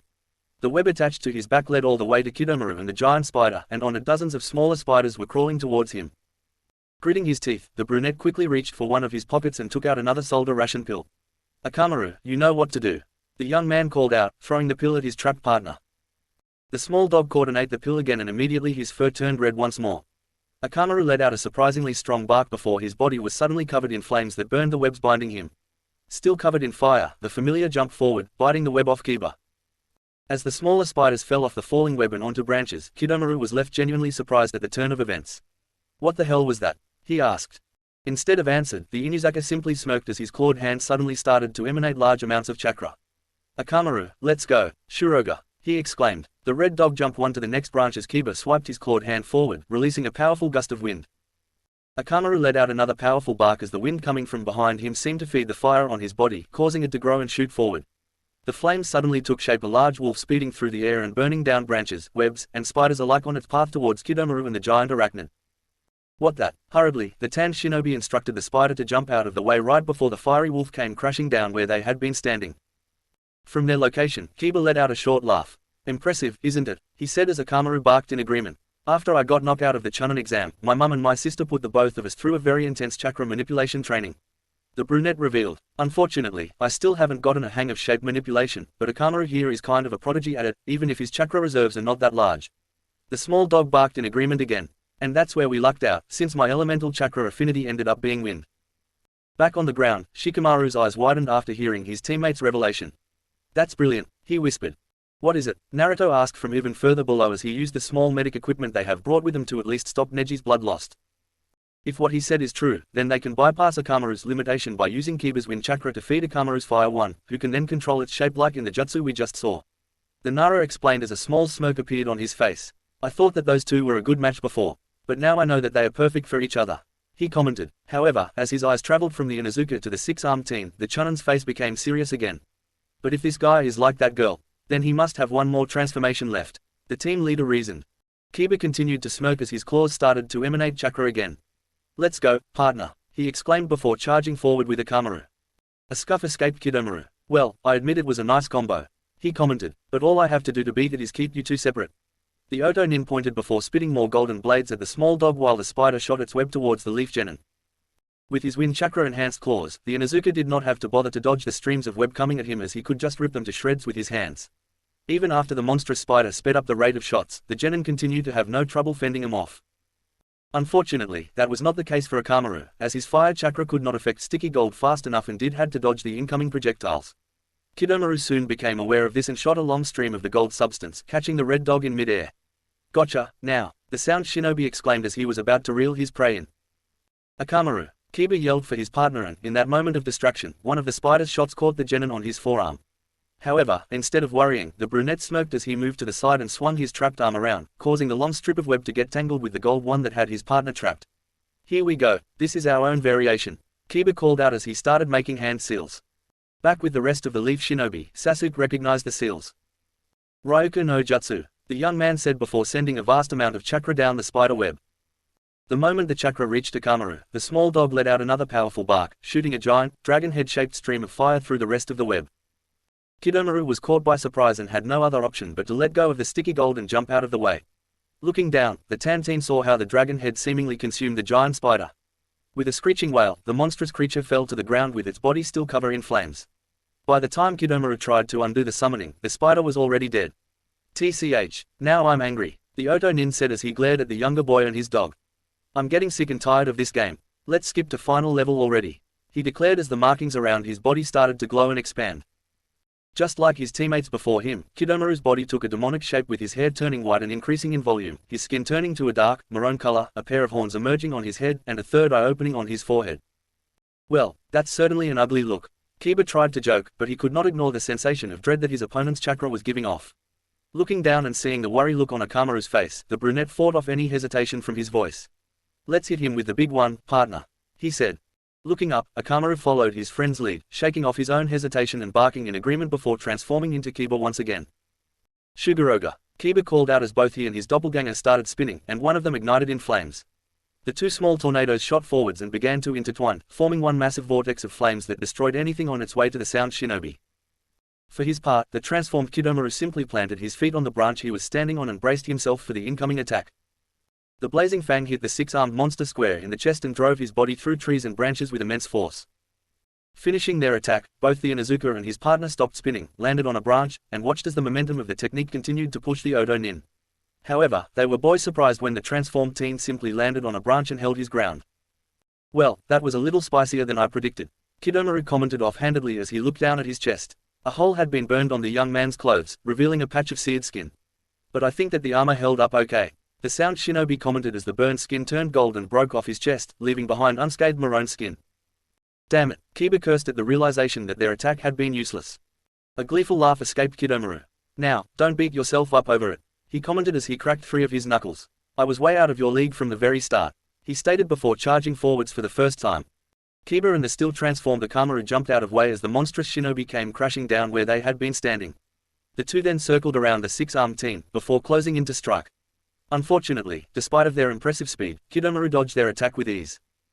It's my turn now, the sound nin commented. Before the Inuzuka could react, 3 fists connected with his body, sending him flying through branches. Out of the corner of his eye, the genin could see Akamaru being sent flying as well. Naruto and the others watched their teammates struggle against his opponent. Kiba and Akamaru tried to offset Kidomaru's sheer strength with their speed, but the transformed teen seemed to have no problems dodging all of their attacks, and even the few that managed to land appeared to have no effect on monstrous shinobi. The Sora Sharingan appeared on the blonde's eyes, as he prepared to jump in at a moment's notice. The Konoha genin watched in growing dread as his enemy seemingly phased out of existence just as his claw was about to hit him. The next thing he knew, a powerful kick connected with the back of his head, sending him flying straight at Akamaru with enough force that both of them fell down to the ground. We can't keep going like this, Kiba muttered as he pushed himself off the ground. Glancing at his side, he saw Akamaru also trying to get back up. What do you say, partner, are you up for one more? the young man asked. The transformed dog looked up and weakly gave a nod. Gathering chakra, the leaf genin and his dog stared down at their smirking opponent. Shugaroga. Once again the two started spinning and converged into a giant vortex of flames as they charged towards their target. If you want to play it like that, then let's settle this. Kidomaru shouted before spewing the golden substance onto one of his right arms, which hardened in the shape of a large spiked gauntlet. Come on, he called out as he reeled his fist back and pumped chakra into it. As the fang approached, the six-armed teen punched forward. The attacks met on a stalemate that sent a powerful shockwave through the forest. Kidomaru glanced down and was somewhat surprised to find out that his golden gauntlet had started cracking. Well, this has been fun, he admitted before the friction of the attack caused an explosion that swallowed all three of them. Geez, I already told you, Tenten, I can't go with you today. An annoyed Ino exclaimed at the older girl from behind the counter of her family's flower shop. For her part, Tenten simply crossed her arms. Just tell your mother to let you leave early today and let's go. The brunette insisted. The blonde sighed as she busied herself by rearranging things on the shop. It's not only that, the truth is that I just don't feel like going to train today. She finally admitted. How can you say that? Tenten asked alarmed. That behavior is the reason why most of the boys are out in some sort of secret mission while us Kanoiki were left behind. The older genin exclaimed in indignation. Ino let herself fall on her seat in exhaustion. It's not like I'm saying that I'm not serious about my training. The Yamanaka said, in fact just yesterday I spent most of the day training with my dad. I had planned to take it easy today but I had to come here and help run the shop. She tried to explain, and that's why I don't want to go training, I just want to relax today. Tenten did not back off and instead moved closer to the counter. That's not good enough, she exclaimed. The guys don't care about consecutive days of training and neither should we. She pointed out. The two Kanoiki continued their argument back and forth inside the shop, despite having been it for almost 2 hours. Meanwhile, just outside, Hinata sat patiently and could not help but smile at her friend's antics. I'm sorry, Sakura said weakly as she walked up to Hinata and sat next to her. The Hyuga gave her former classmate a confused look. What do you mean, Sakura-chan? She asked. What do you have to apologize for? Sighing, the pink-haired girl simply stared into space. For dragging you out here, for Tenten suddenly channeling Lee, for the guys being sent out. Basically for this whole situation. She finally said. The Byakugan user started at the girl for a couple of seconds. Neji Nizan did not want to tell me what their mission was about. The Kanoiki said, are you saying that? Sakura nodded at the blue-haired girl's question. Yes, it has to do with Team 7. The Haruno answered. Immediately, an alarmed look appeared on Hinata's face. Is something wrong with Naruto-kun? She asked worriedly. When her former classmate shook her head weakly, she relaxed a bit, but remained concerned. So, it is about Sasuke-kun. The Hyuga realized. The pink-haired genin merely nodded dumbly. Seeing tears threaten to fall off her friend's emerald eyes, the Byakugan user placed a comforting hand over hers. Do not worry about it, Sakura-chan. The girl instructed. Everything is going to turn out fine. She said, Naruto-kun and Neji Nizan are very strong, and Shikamaru-kun was always the smartest one among us. Hinata offered a warm smile to her fellow Kanoiki. Also, Kiba-kun promised that everyone will be safe. She informed, and he did it with such confidence that I have no other choice but to believe him. Back at home, I was always overshadowed by my sister. She was so good with our clan's techniques that Mum could not help to compare all I did with her. The forest's ground was really uncomfortable to lie on. Things didn't get better in school. Sasuke immediately took the title of best student while Shikamaru was the smartest. I even tried to be the class clown. But I couldn't compete with Naruto. The burning smell around him was irritating his nose. Even in my team, Shino had all the skills and Hinata-chan had the potential. I was left behind again. In the smoke-covered forest, Kiba slowly opened his eyes. Seeing Akamaru, back to his usual, white-furred self, struggling to stand up on shaky legs, the Inuzuka tried to push his body off the ground as well. Once up, the brunette looked at himself. He had several burns and bruises all over his body, even his trusty jacket was all tore up after the explosion. There were several trees on the ground around him while dust and smoke still lingered on the air, but Kidomaru was nowhere to be found. Hinata-chan, I was unable to protect Neji. The leaf nin lamented, but at the very least, I beat. His train of thought was interrupted when he heard a strange sound. Suddenly, the sight of a weird-shaped arrow appeared through the smoke spinning towards them. Kiba was too transfixed to move out of the projectile's way, but felt something soft push him to the side. Once again, Akamaru had leapt to the aid of his partner and pushed him out of harm's way. Unfortunately for the small dog, he was not so lucky this time and the drilling managed to graze him pretty badly. Akamaru, the Inuzuka screamed as he caught the little dog on the air. A red patch was already growing on the animal's back. That's some pretty loyal partner you have there. Kidomaru's voice reached the genin's ear, causing him to turn around. To the brunette's horror, the monstrous teenager landed on a branch above him, virtually unharmed. The Oto nin smirked down at his opponent as he threw away the bow he was holding. I have to admit that last attack was stronger than the first one, he said, showing how the hand he had used to challenge the attack was now completely burned up to the forearm.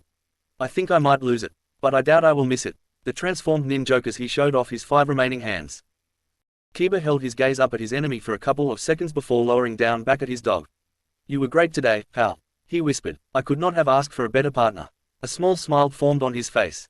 Thanks for everything, he said before suddenly throwing a Kamaru in the direction of his teammates. Shikamaru was taken aback by Kiba's actions but was able to compose himself in time to catch the small dog. Kiba, what are you doing? Instead of answering the question, the Inuzuka smiled. Take care of him, he called out before turning to face the sound shinobi. Oh, Kidomaru said amused. Are you going to continue this fight all by yourself? He asked mockingly. Kiba sent a glare up.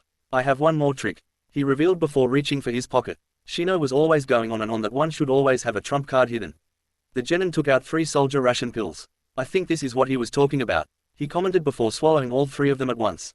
What the hell are you doing? Shikamaru repeated his question with more urgency this time. The Nara and the rest of his team could only look as the Inuzuka seemed to gag on the pills for one moment before composing himself. Their eyes widened as large amounts of chakra started to pour out their teammate's body. Closing his eyes, the Inuzuka started to concentrate, changing his chakra into wind chakra as leaves started to circle around him. Let's go, Kiba said, opening his eyes. Hey, Kidomaru smirked as he prepared for an attack. The Oto Nin was surprised at the speed of his opponent. One moment the younger boy was standing below him and the next he was right in front of him. The transformed teen sent a powerful punch forward, but all he hit was air as the leaf nin disappeared. Suddenly, Kidomaru felt something grab him under his shoulders from behind. What the hell, he exclaimed. Looking back, all that the sound nin could see was Kiba glowing with chakra and smoking. Zetsuga, Kiba said as the wind around them suddenly picked up, violently spinning the 2 of shinobi and propelling them up into the air. The Oto Nin struggled to break free. What the hell are you doing, you bastard? He asked. The transformed teen tried to mold his chakra to get himself out, but the massive concentration of his opponent's chakra was preventing him from doing so. Why are you doing this, you miserable wreck? Kidomaru asked as he felt the wind chakra cutting through his armored skin as it spun. It was Kiba's turn to laugh. What, you don't like my last combo? He mocked as they continued to move high up in the air. The trees, the ground, and their teammates were already a long way down. What are you planning on doing? The Oto Nin asked, dread starting to seep into his voice. You'll see, was all that the genin said right before the tornado they had formed suddenly arced downward. Kidomaru's eyes widened in realization as he found himself speeding towards the ground. What are you doing? He asked, not bothering to mask his fear anymore. You're going to kill us both. The leaf nin's only response was tightening his hold. I have never been able to stand out among my friends. I wasn't even able to keep my promise. He confessed, but at least, I can do this much. Kiba stated right before his jutsu drove him and Kidomaru into the ground with a thunderous impact. Kiba, Naruto shouted. The blonde had been rendered perplexed during his friend's technique, but finally snapping out his stupor he stood up and rushed towards the crash site. Sakin cursed under his breath. The mission that Orochimaru had assigned to them with the utmost importance had completely gone off rails. Kidomaru had pretty much asked for this outcome, and now that he was taken out, Sakin had to deal with this mess himself. Seeing the blonde separate from the group, the pale teen decided that it was now time to act. Out of all the Konoha shinobi that had interfered, the spiky-haired one was the one that Sakin had been the most worried about, and now this was his chance to take the younger boy out as he was distracted. The remaining sound nin jumped off his branch to the ground and dashed after his target, a kunai already in hand. However, Sakin only managed a couple of steps before his body came to a complete halt. What the hell is going on? He asked as he looked around. I'm not letting you attack him from behind. A serious voice caused Sakin to turn look behind. There stood the only leaf nin from the group wearing a chunin jacket. The sound shinobi could see that their shadows were connected. You're a Nara, the Oto nin commented offhandedly. Suddenly, the blue-haired teen realized that one of his hands was shaking. What the hell is this? He pondered. I'm not afraid of this guy, he thought as he glanced at the Konoha shinobi. Shikamaru's fist was shaking out of sheer anger and the same action was being forced on Sakin through the chunin main technique. I will be your opponent, the Nara stated as his eyes narrowed menacingly. Kumo Shibari, Spider Bind. Gatsuga, Jewel Piercing Fang. Kumo Nenkin, Spider Sticky Gold. Shuroga, Burning Wolf Fang made up. Ryuka no Jutsu, Dragon Fire Jutsu. Shugaroga, Burning Jewel Wolf Fang made up. Zetsuga, Final Piercing Fang made up. Chapter 26. Sakin cursed under his breath. The mission that Orochimaru had assigned to them with the utmost importance had completely gone off rails. Kidomaru had pretty much asked for this outcome, and now that he was taken out, Sakin had to deal with this mess himself. Seeing the blonde separate from the group, the pale teen decided that it was now time to act. Out of all the Konoha shinobi that had interfered, the spiky-haired one was the one that Sakin had been the most worried about, and now this was his chance to take the younger boy out as he was distracted. The remaining sound nin jumped off his branch to the ground and dashed after his target, a kunai already in hand. However, Sakin only managed a couple of steps before his body came to a complete halt. What the hell is going on? He asked as he looked around. I'm not letting you attack him from behind. A serious voice caused Saken to turn and look behind. There stood the only leaf nin from the group wearing a chunin jacket. The sound shinobi could see that their shadows were connected. "You're a Nara," the Oto nin commented offhandedly. Suddenly, the blue-haired teen realized that one of his hands was shaking.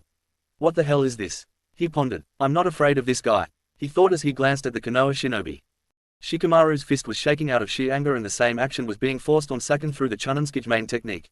"I will be your opponent," the Nara stated as his eyes narrowed menacingly. Saken gritted his teeth in frustration. "Back off, kid, I've had just about enough of you and your little friends," he warned as he glared at the leaf nin. "Really?" Shikamaru responded, "because I've been sick and tired of your little group for a long while now," the brunette stated in a firm voice. A scoff escaped the Oto nin. "I have studied your stupid village and I know that Nara do not specialize in direct combat," the blue-haired teen pointed out. "You are more suitable for stalling. Just one big clan full of hindrances," he taunted, trying to get a rise out the chunin so that he would break his concentration, allowing Saken to free himself from the Kijmain jutsu. Shikamaru for his part simply shrugged off the comment with a smirk. "You let me worry about that. But first," the young man said as he raised one of his fists, forcing the sound nin to do the same. Suddenly, the Konoha shinobi drove his fist right towards his face with tremendous force. "There," Shikamaru said with the smirk still in place as he watched Saken recoil back from his own self-inflicted attack. "If I didn't punch you in the face soon I wouldn't be able to think clearly." "Damn you," the humiliated Saken growled at his opponent as a trickle of blood ran down the side of his mouth. Smirking a little wider, the leaf nin charged. The Kijmain technique forced Saken to do the same. The young man tried to fight off the control of the jutsu but to not avail. As the two shinobi got closer, Shikamaru made a thrusting motion with his left hand, causing the blue-haired teen to send the kunai he had been carrying flying forward but with very little strength. The Nara kept his arm extended as he compelled his opponent to move towards him, grabbing onto the traveling kunai as it flew close to him. At the very last moment when the two ninjas were about to collide with each other, Shikamaru ended his shadow jutsu and swiftly spun his body around the Oto nin, getting a clear shot to drive the kunai right into Saken's spine. "Gotcha," the chunin said as he directed the blade to its target. Suddenly, a pair of arms shot out of Saken's back and stopped the kunai just before its tip could puncture the blue-haired teen's back. What? It was all that Shikamaru could let out before the hands holding his arm threw him across the field with surprising force. The brunette's flight continued until his back hit a tree and his body fell to the dirt. Trying to recompose himself, the young man glanced at his opponent. The sight that greeted him caused his eyes to widen in a mixture of shock and horror. A second, identical body was sprouting out of Saken's back. Well, my dear Saken. It seems that you have some problems dealing with the trash," the second body said as it twisted around and to look at the leaf nin. A low growl escaped the main body. "I had everything under control, Yukon," he said as he glanced at the perfect replica of his face that peered over his shoulder. "Not from where I was standing, little brother, which is right where you are," Yukon said in a mocking tone as he patted the main body on the head. "If you had listened to me from the beginning, we would have been done with this mission. But no, instead you end up getting captured by a Nara's technique," the older brother complained. "He got lucky, that's all," Saken muttered in a strained voice. "He won't do it again." A smirk appeared in Yukon's face. "Yeah, and I will make sure of that," he said before his expression suddenly turned serious. "We cannot fail this mission. Orochimaru-sama does not tolerate failure," he added. The younger brother nodded. "You're right, let's finish this," he declared as a black, spotty pattern spread throughout his and his brother body. As Shikamaru got back on his feet, his eyes were glued on the figure in front of him as it split into two separate but completely identical forms. The Konoha nin had not finished processing what he was seeing when the two sound shinobi charged forward. The young chunin was unable to fend off the attacks from two fronts. The moment he blocked Saken, his brother would attack him from his blind side, and vice versa. It seemed that the Oto siblings had in fact studied up on the Nara clan, since the pair spent most of their time jumping around the brunette, which made it impossible for the leaf nin to capture even one of them in his Kijmain jutsu again. The assaults continued for a while as the Nara was punched around by the brothers, until finally Saken delivered a powerful kick to young man's stomach, sending the chunin flying into a tree with so much force that the tree snapped in two as Shikamaru's body flew through it. Lying on the ground, the brunette weakly glanced up at the smirking pair approaching him. "Arg," Ino groaned as she let her tired body fall down onto the grass. "Tell me, Hinata, is everyone in your cousin's team this damn hyperactive?" the blonde asked as she glanced at the blue-haired girl sitting next to her. A small giggle escaped the Hyuga before answering. "No, Neji Nizan is pretty calm. He can be quite intense at times, but he is mostly calm," the Kunoichi answered, "though he also complains from time to time about the same thing you did," she added with another short, little laugh. For her part, the Yamanaka merely sighed and turned to look at the source of her frustration. After what seemed to be hours of arguing, Ino had caved and gone along with Tenten's ridiculous plan for a girls-only intensive training session. The older Kunoichi was now making short work of Sakura after having beaten both her and Hinata. The Yamanaka hated to admit it, but the weapon mistress was far more skilled than her and her two former classmates combined. I prefer teammates that are a bit more relaxed, the blonde languidly commented. Like Shikamaru-kun, the Byakugan users asked in curiosity. Suddenly, a rather strong blush appeared on Ino's face. What, Shikamaru? No, nothing like Shikamaru, the young woman stalwartly insisted. That guy is too extreme when it comes to being laid back. She hurriedly commented, it's troublesome to have someone so lazy as a teammate. Hinata gave her friend a concerned look. Really, is it truly that bad? She asked. Having taken a moment to calm down, the Yamanaka composed herself. Well, it's not all bad, she admitted. Despite everything, Shikamaru does have a few good points. No, nothing like Sasuke-kun of course. But still, she added. The worried look in the blue-haired girl's eyes vanished and was replaced by one of interest again. Like what? She urged her former classmate to continue.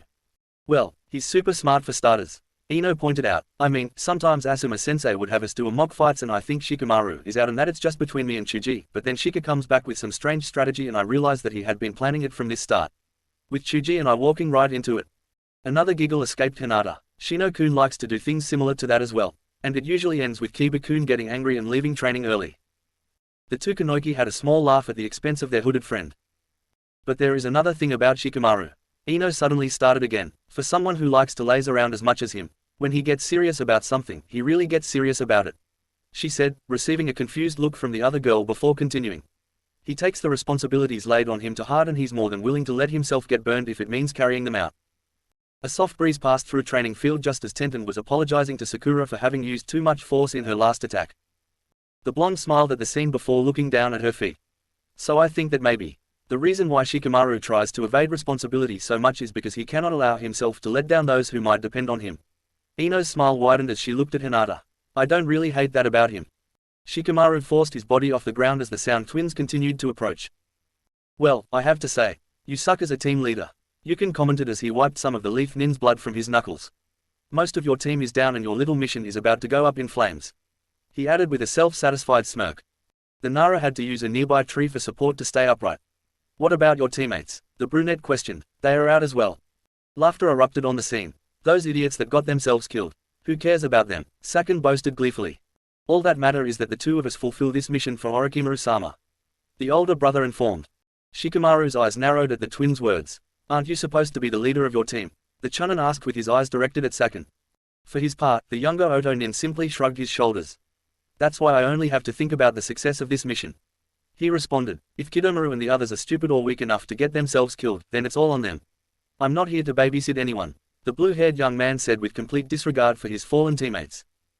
It started out slow, but Shikamaru's laughter grew stronger and stronger until it was echoing among the trees. It looks like this guy finally snapped. Yukin commented as he eyed the Konoha shinobi curiously. Still in a fit of laughter, the Nara shook his head at his opponent's remark. No, nothing like that, he responded. It's just that, here I was thinking how much I had messed up on this mission. But now I know that, no matter how bad things had turned out, I'm nowhere near as pathetic as this guy over here. The Chunin said while signaling at Sakin. The twins growled at the brunette's comment, which earned another chuckle out of the Leaf Nin. Yeah, it's true that the team leader is ultimately responsible for making sure the mission successfully is carried out. But that's only part of the deal. Any mirth disappeared from Shikamaru's voice. The leader is also responsible for the lives of the teammates he is in charge of. And if those lives are lost, then he is not supposed to simply shrug that off. His fist closed tightly. He has to remember them. Let those losers weigh on his soul. Because those are his true failures. A snort escaped Sakin. That's a quick way to get yourself overwhelmed and your judgment clouded. Shikamaru gave the blue-haired teen a hardened look. It's not about mindsets, but about growth. He declared, Neji's Byakugan has a blind spot on the back and his techniques require a lot of energy. This creates a problem in drawn-out battle. Kiba on the other hand fights with completely disregard of his own body, which means he should not fight by himself against a long-range opponent. The Leaf Nin said as if he was reciting it out a report. I will never forget that. Even if it's too late to do anything for them, I would never forget that if I had taken this information under consideration, I could have prevented this. The Sound twins narrowed their eyes. I am Nara Shikamaru, Chunin of the village hidden in the leaf and leader of this team. The young man announced as he brought his hands together.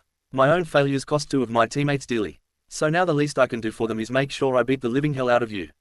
He declared before his shadow suddenly shot towards the two Sound ninjas. Sakin and Yukin reacted immediately, jumping away from the incoming shadow, making sure it stayed away from theirs. You talk really big for someone who is about to be finished off. The older brother exclaimed as the two charged forward. A smirk formed in Shikamaru's lips. Did it ever occur to you that I might have been guiding the course of this fight up until now? He asked in a amused tone. By the time the Leaf Nin's words registered in the brother's ears, it was too late. Branches from the trees all around them suddenly sprung to life and wrapped themselves around the Oto ninja's body, completely restricting them. What the hell is this? Saken asked alarmed. The Nara's smoke widened. Well, you studied Konoha. You tell me, the brunette mocked. No, it can't be. You cannot possibly be a Mokuden user. Yukin shouted as he struggled against the branch's hold on his body. For a response, the Konoha shinobi simply closed his fist, which caused branches to wrap tightly around the twins' necks. Saken gasped for air. Impossible. Only the first Hokage could do this. He struggled to let out. Shikamaru simply shrugged his shoulder. He had to learn it from somewhere. I simply figure out his secret. The twins continued to fight a losing battle against the branches. Damn, Yukin growled. I don't care about the wood release. Saken glared at the Chunin. I'm going to kill you, he declared as the spatter marks on his body started to burn and spread throughout the rest of his body. Seeing this, Yukin followed his younger brother's lead and activated the second level of his curse seal. As the transformation finished, the branches that held the twins seemingly exploded into tiny little splinters. Now, two goblins, half of their body covered in some sort of armor, stood in front of the young leaf nin in perfect symmetry, glaring at him with murderous intent. Despite everything, Shikamaru held their ground. Do you think that little show is enough to take on what's considered to be one of the most powerful abilities in the shinobi world? The Chunin asked. Instead of answering, the monstrous brothers charged forward with tremendous speed. For his part, the Nara brought his hand together and immediately a new set of thicker branches sprung towards the sound nins. Saken and Yukin clawed at the waves of branches that came at them. However, no matter how much they destroyed, more branches moved in to attack them. Eventually, the two had to jump back. This isn't working, the older twin pointed out. Then let's focus on one point and force our way through, the other teen suggested, receiving a nod of approval from his brother. Shikamaru was a little taken back when he witnessed how the lower side of Yukin's body merged again with Saken. From the brunette's perspective, it looked like the grossest piggyback ride in the entire world. Tarinkan, the Chunin had no time to process when the grotesque monster shot forward with renewed ferocity. The branches moved in to meet the Oto nins, but this time, the two pairs of hands were able to start gaining ground. Pretty soon, the brothers had punched their way through the foliage and were standing right in front of Leaf Shinobi, forcing the Nara to jump back to a safe distance.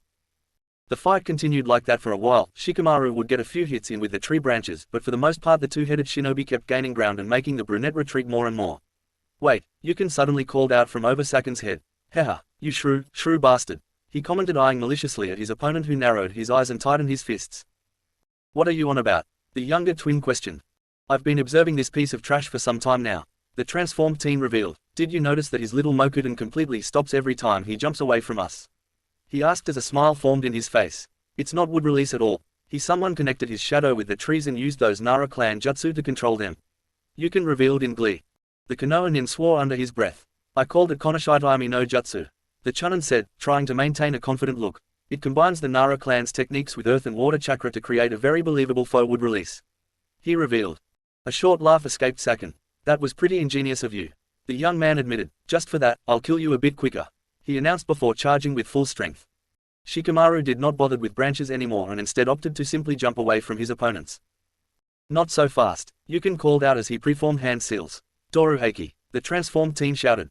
Suddenly, a large stone walk rose right behind the Nara, blocking the brunette's retreat as he hit it with his back in midair.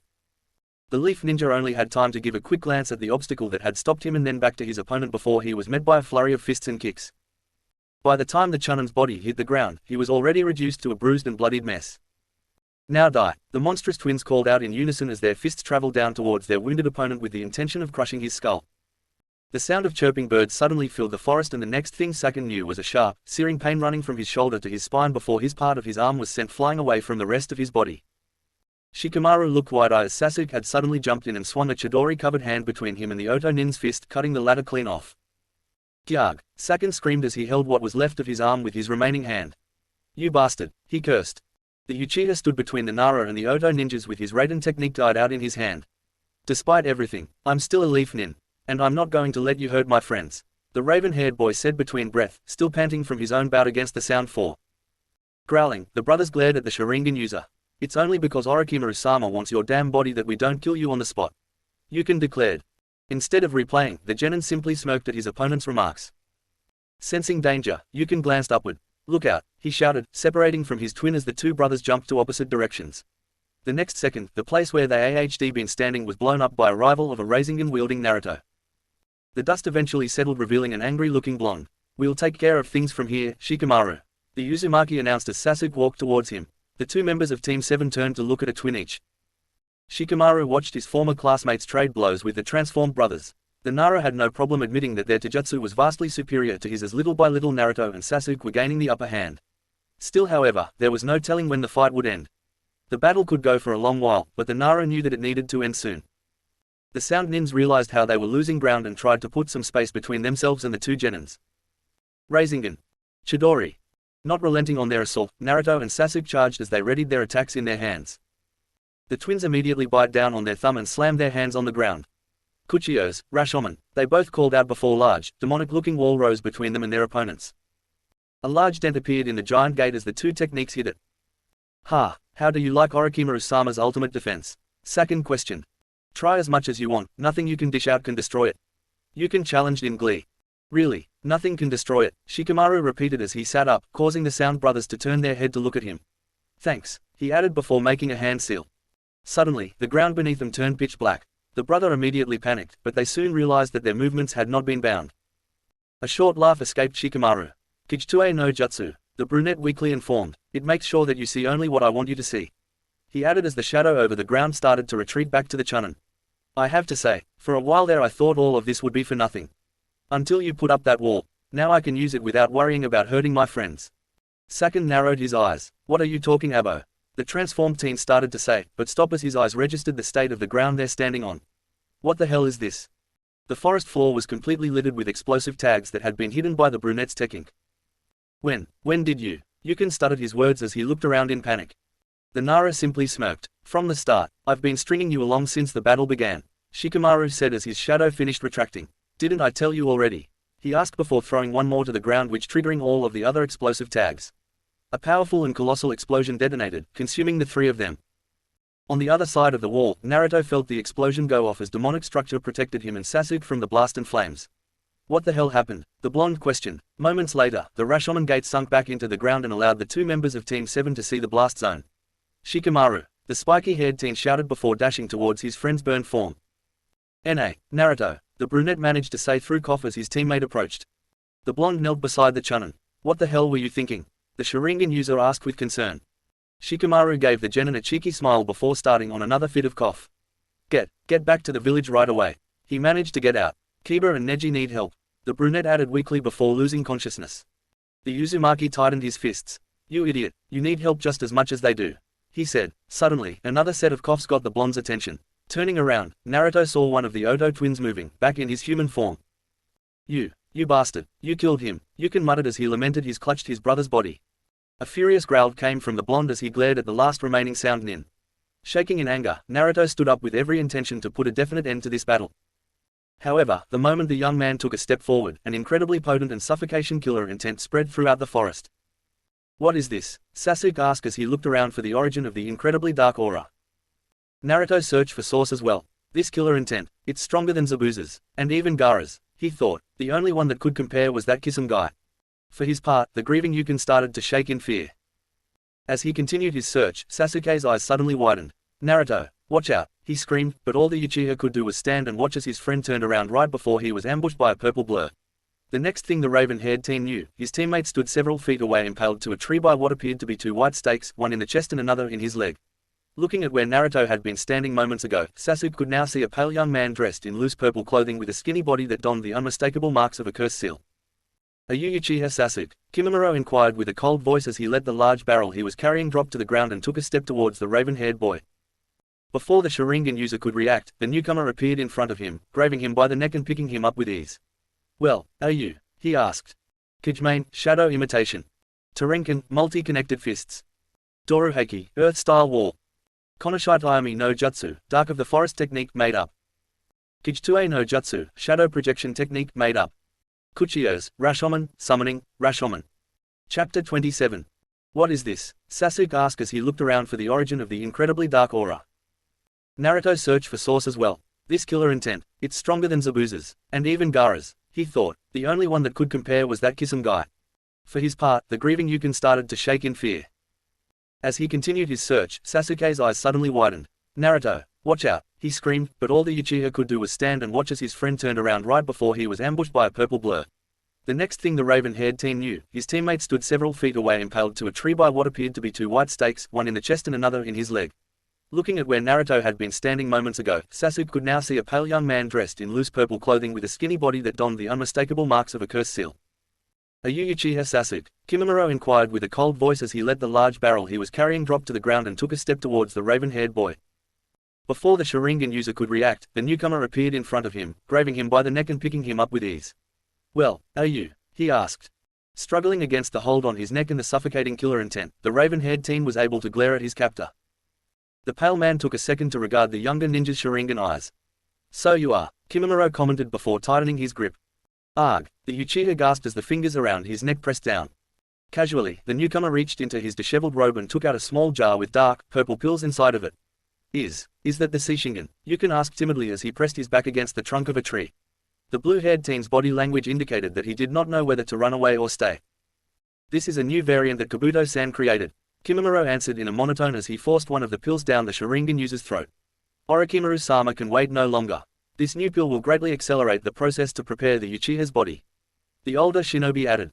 Sasuke struggled, but try as he might, he was unable to spit the tablet out due to his current predicament. The effects of the pill were almost immediate. A dark aura suddenly enveloped the Uchiha as the young man screamed in pain. That's not supposed to happen," a startled Yukon commented.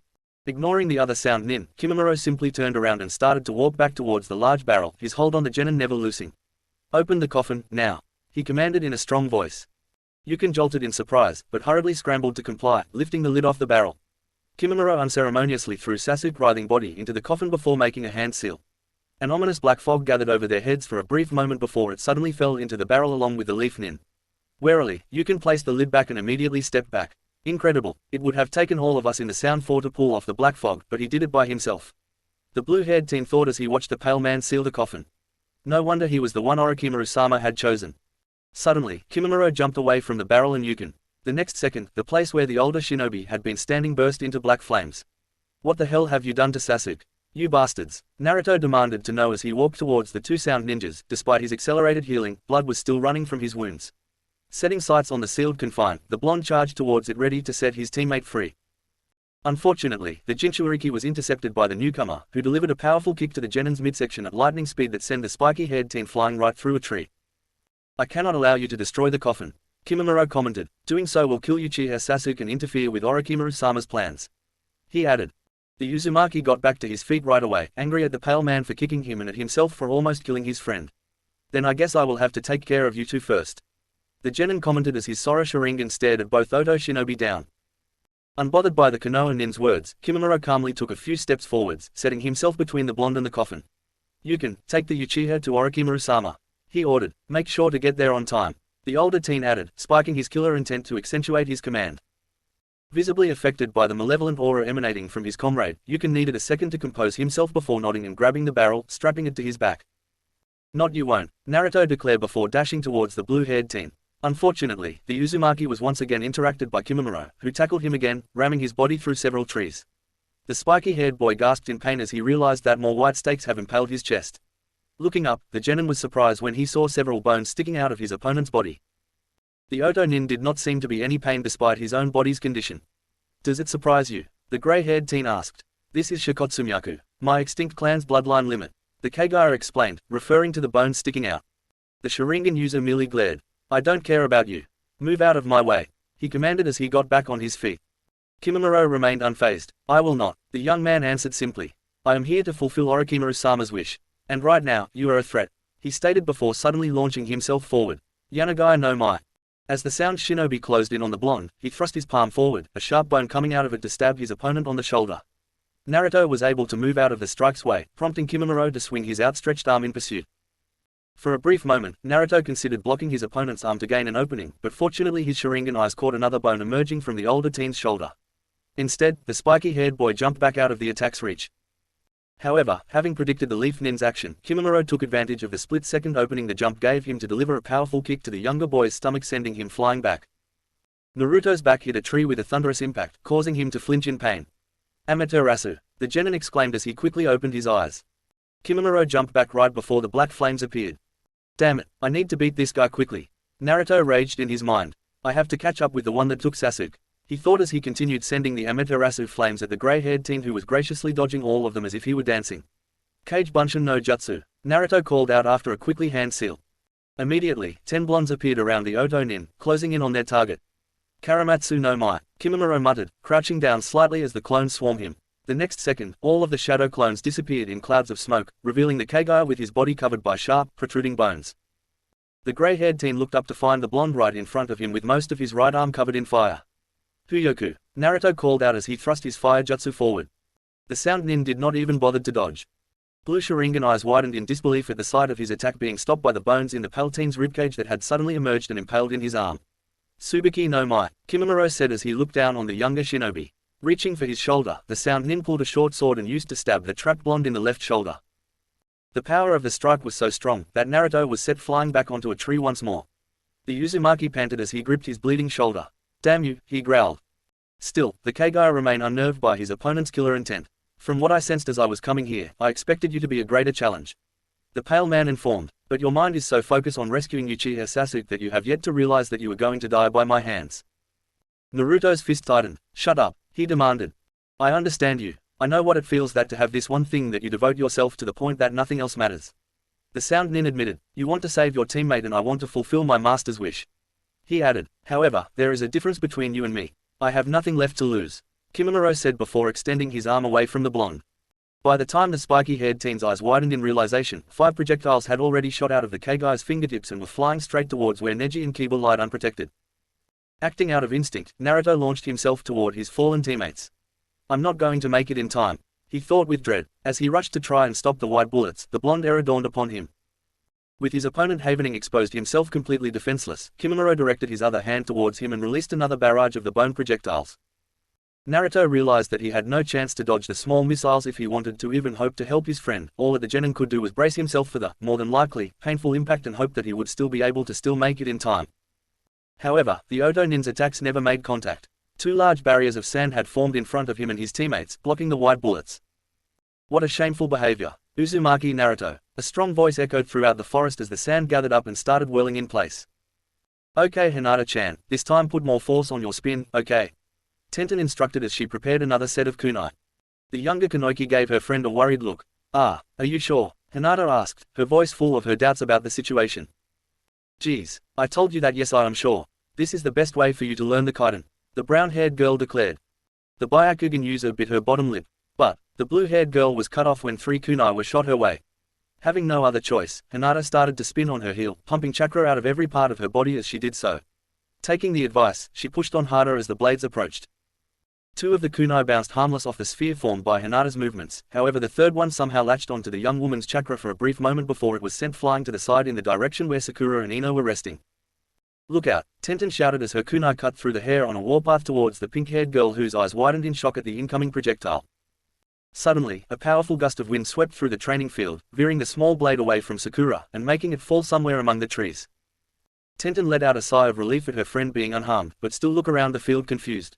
Where did that strong wind came from? It's almost as if the weapon mistress stopped mid-sentence as she caught sight of familiar person approaching. Her hold on her weapons tightened. "You," she shouted. Sakura and the other 2 Kanoiki turned to where the older girl was glaring at and gasped. Temari from the hidden sand walked casually towards them as she closed her fan. "What are you doing here?" Ino asked as she took a defensive stance. The blonde girl took a moment to glare at the group of tense Kanoiki in front of her before her expression softened. "Relax, I have not come here to pick a fight," she revealed, however her words went heated as 4 girls refused to lower their guards. "My brothers and I were sent back to the Leaf as a peace envoy." "Here," Temari added as she threw her fan far away from her reach and raised her hand as a show that she meant no harm. The younger Kanoiki relaxed a bit, but Tenten remained in full alert. "What do you want with us?" she asked, narrowing her eyes. Looking at the brown-haired girl, Temari shook her head in disbelief. "I asked the Hokage point me where you were because, shocking everyone, the older girl suddenly bowed down.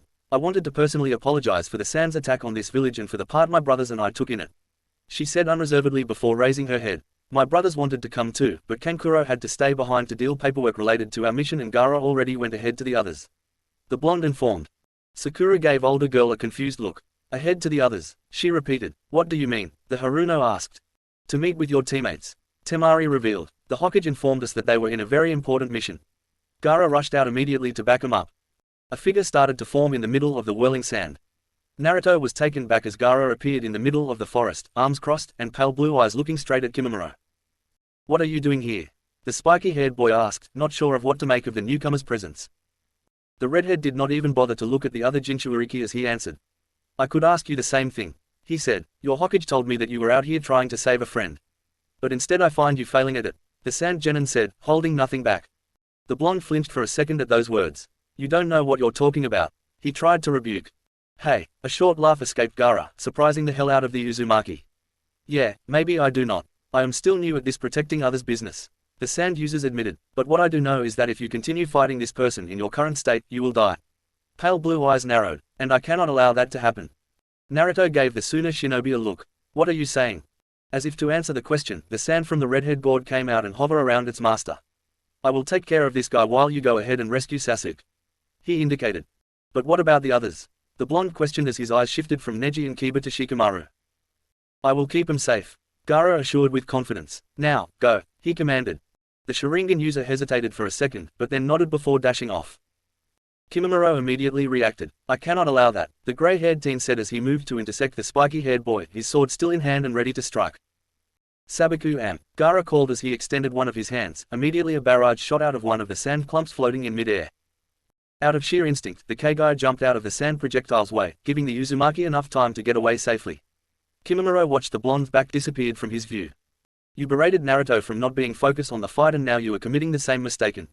The redhead's words reached the Odo Nin's ear. Turning around, the grey-haired teen barely had enough time to jump out of the way. A large stream of sand flew past where he was standing. Despite having missed its apparent target, the sand continued going until it reached Shikamaru's unconscious body, picking it up and taking it to where his teammates lied. The large gourd on Gaara's back dissolved into sand, moving toward the three fallen ninjas and enveloping them in a large sand sphere for protection. How will you fight me if you are using the sand to protect them? Kimimaro inquired as he glared at the Jinchuuriki. In response, Gaara unfolded his arms and narrowed his eyes. I have something more, feral stored for you, he said as the dark lines around his eyes suddenly became more pronounced. The sound shinobi watched as his opponent bore his fang teeth at him and an orange chakra started to cover his body. The chakra coat around the genin's body seemed to be boiling as it took an animal-like shape. Gaara's eyes were replaced by Shukaku's black and yellow ones as he crouched down and his hands turned into claws. A large tail made up of the same boiling chakra swung behind the young man. I see, Kimimaro said in an unperturbed voice. You are the type of guy who does not hold back. Very well, the pale teen let his robe fall off his shoulders and hang around his waist. The rip-like pattern on his body started to burn and spread, giving his skin a dark tone as a large set of bones sprouted from his back. Let's go. The two transformed shinobi charged at each other at blinding speed, both readying their fists. The clash between the two young men was so strong it sent a shockwave throughout the forest. The backlash of their collision pushed the two teens back. Gaara wasted no time to thrust one of his arms forward. Immediately, the bubbling chakra arm extended, flying straight at the Odo Nin and destroying every branch on its path. Kimimaro jumped out of the way. Tessenka no mai, Suru.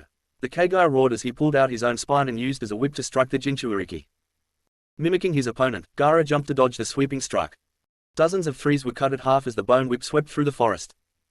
Taking advantage that his opponent was in midair, Kimimaro raised his free hand and sent out a barrage of razor-sharp bones. The Jinchuuriki saw the projectiles coming. Taking in a deep breath, Gaara let out a powerful roar that not only blew the bones away, but caught the sound ninja by surprise as it pushed him back down to the ground with tremendous force. Before the Kagei could recover, the Suna Genin landed back on a tree and sent another chakra arm at his enemy. The transformed teen managed to dodge the incoming attack, but failed to see the chakra hand grabbing on a tree behind him. Using the extended hold as a slingshot to quickly shorten the distance between them, the redhead delivered a powerful punch on the sound nin, sending him flying far back, going through trees and rocks like they were nothing. By the time Kimimaro regained his composure and stood up, the sand nin was already in front of him ready to strike again. Tessenka no mai, henna. The grey-haired teen quickly called out before large bones came twisting out of his left arm, forming a large drill-shaped structure. The Kagei brought his left arm up, using the large bone cone as a shield to block the Jinchuuriki's fist. Kimimaro took the chance and wrapped the whip around the redhead's ankle. With his hold on his enemy, the sound nin immediately flailed the redhead's body, trying to slam him onto the ground. However, just as Gaara's body was coming down, the chakra limbs extended downwards, slowing him down and letting him land safely. Not wasting any time, Kimimaro took a page out his opponent's book and propelled himself at the Suna Genin with his whip. Despite his enhanced senses, the Jinchuuriki was only able to partially dodge the older teen's drill-like weapon that managed to catch the side of his stomach with enough form that to send him crashing back several feet. Gaara got back on his feet as he held his bleeding midsection. Physical pain, he panted. I have not been acquainted with this concept for too long, the young man admitted. Kimimaro regarded his adversary for a second. I, on the other hand, have known it all my life. he said before a small trickle of blood ran down the side of his mouth without any notice from the tanned monster. Tell me, you are a shinobi for the hidden sand, why are you involving yourself with this matter? The kagaya questioned. The official word is that I am doing this a show of cooperation from my village's way of apologizing for our involvement in the attack your master orchestrated.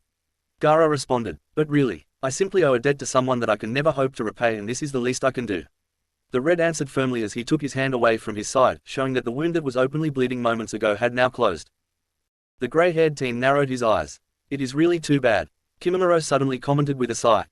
The redhead was slightly taken back. What is? He inquired. You and I both fight for the sake of someone who we owe far too much to. The Oto Nin started. I wish that you would have been the last opponent I ever got to face.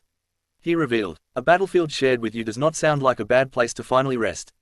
Unfortunately, you let that guy get away from me. Gaara could feel as a new sudden wave of killer intent swept through the forest. I still have to track him and kill him lest he continues to interfere with Orochimaru-sama's plans. Kimimaro said as he took a much more aggressive stance. So I have to kill you quickly first. The Jinchuuriki remained quiet for a couple of seconds. You can try, he said in a grave tone. Suddenly, the bubbling chakra around his body started to boil violently.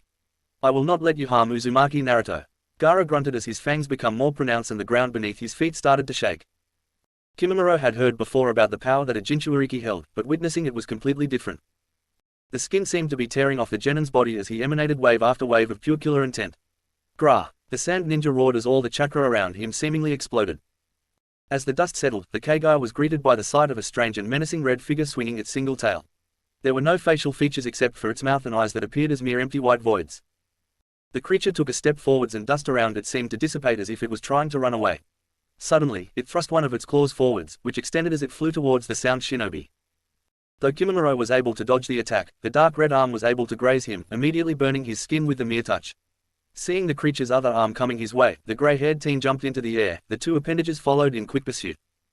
Swinging his whip, the Oto Nin cut down the two incoming limbs, but his efforts were useless as they instantly grew back and continued their chase. The grey-haired teen was forced to jump between branches as the red limbs pursued him. No matter how many times he cut them down, they would return as if it were nothing. Eventually, the creature's arms got a hold of their prey, wrapping themselves around the dark-skinned monsters, searing his skin.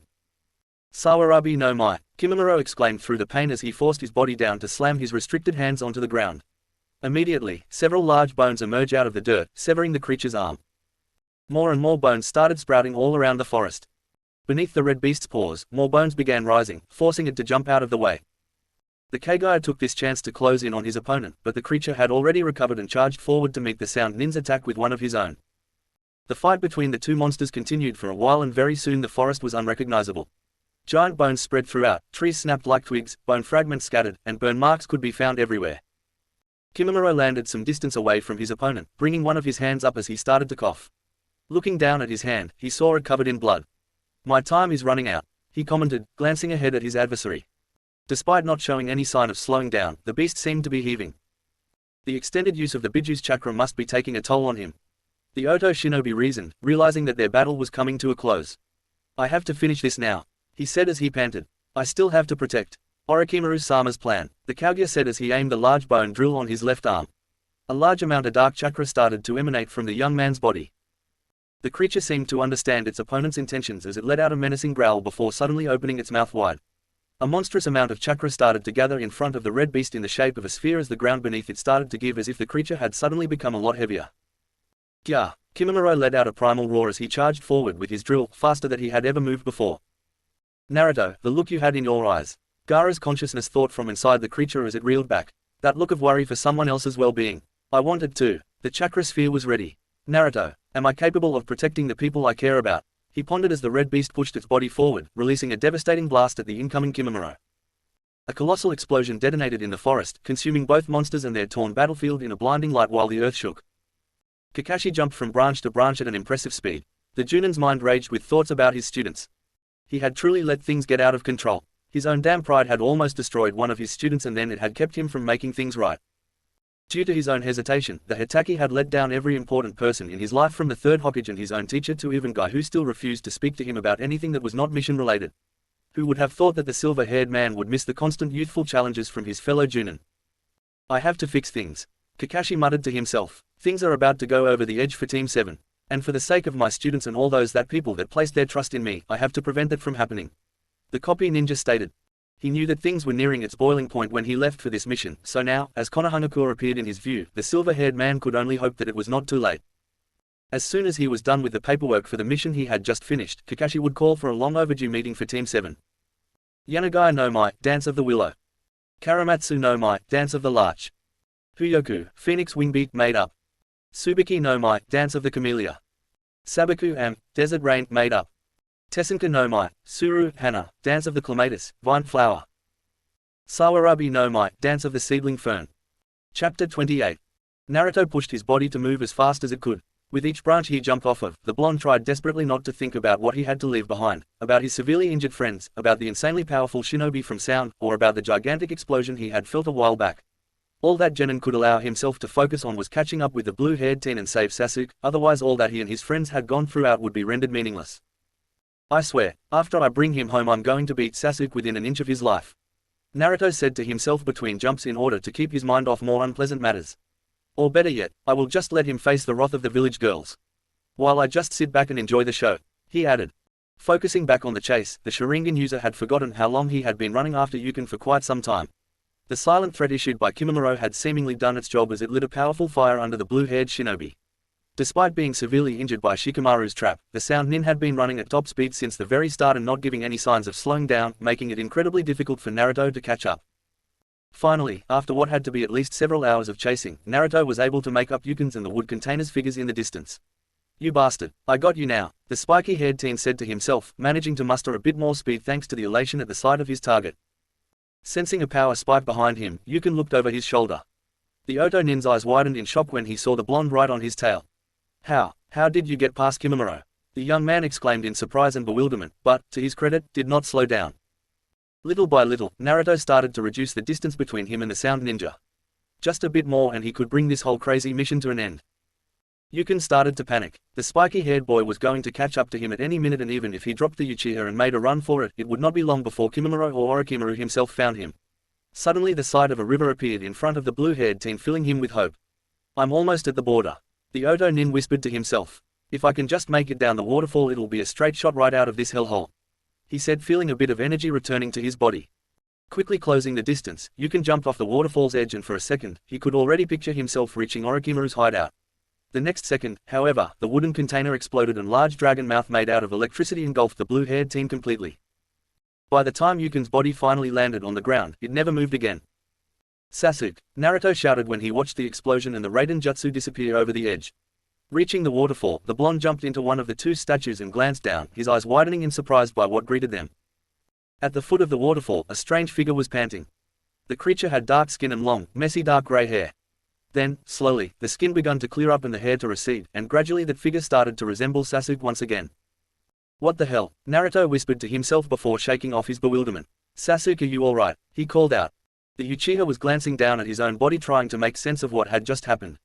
It had been like his first experience with the cursed seal back in the Forest of Death, only about 1,000 times stronger. He had felt incredibly powerful and eager to take on the world once again. The only difference then and now, though, was that the raven-haired teen knew better this time. His teammate's voice snapped the genin out of his thoughts. I think I am, he responded. Sighing in relief, Naruto decided that it would be better to deal with whatever had just happened once they were both back in the village. That's great, let's go. If we hurry we can make it back before Ichiraku's closes. The blonde stated. Also, Shikamaru and the others probably need medical attention. He added with a small hint of humor as he was about to turn around and set out back to Konoha. No, Sasuke responded in a low voice just barely audible by the blonde on top of the waterfall. What? The Jinchuuriki asked incredulously as he turned back around and looked down at his teammate. The Uchiha held his gaze at the spiky-haired teen. I'm not planning to go back to the village. He clarified. Sure, whatever the Sound Ninjas had done to him did make the raven-haired genin feel stronger than he ever felt before, but Sasuke knew too well that his newfound power would be meaningless.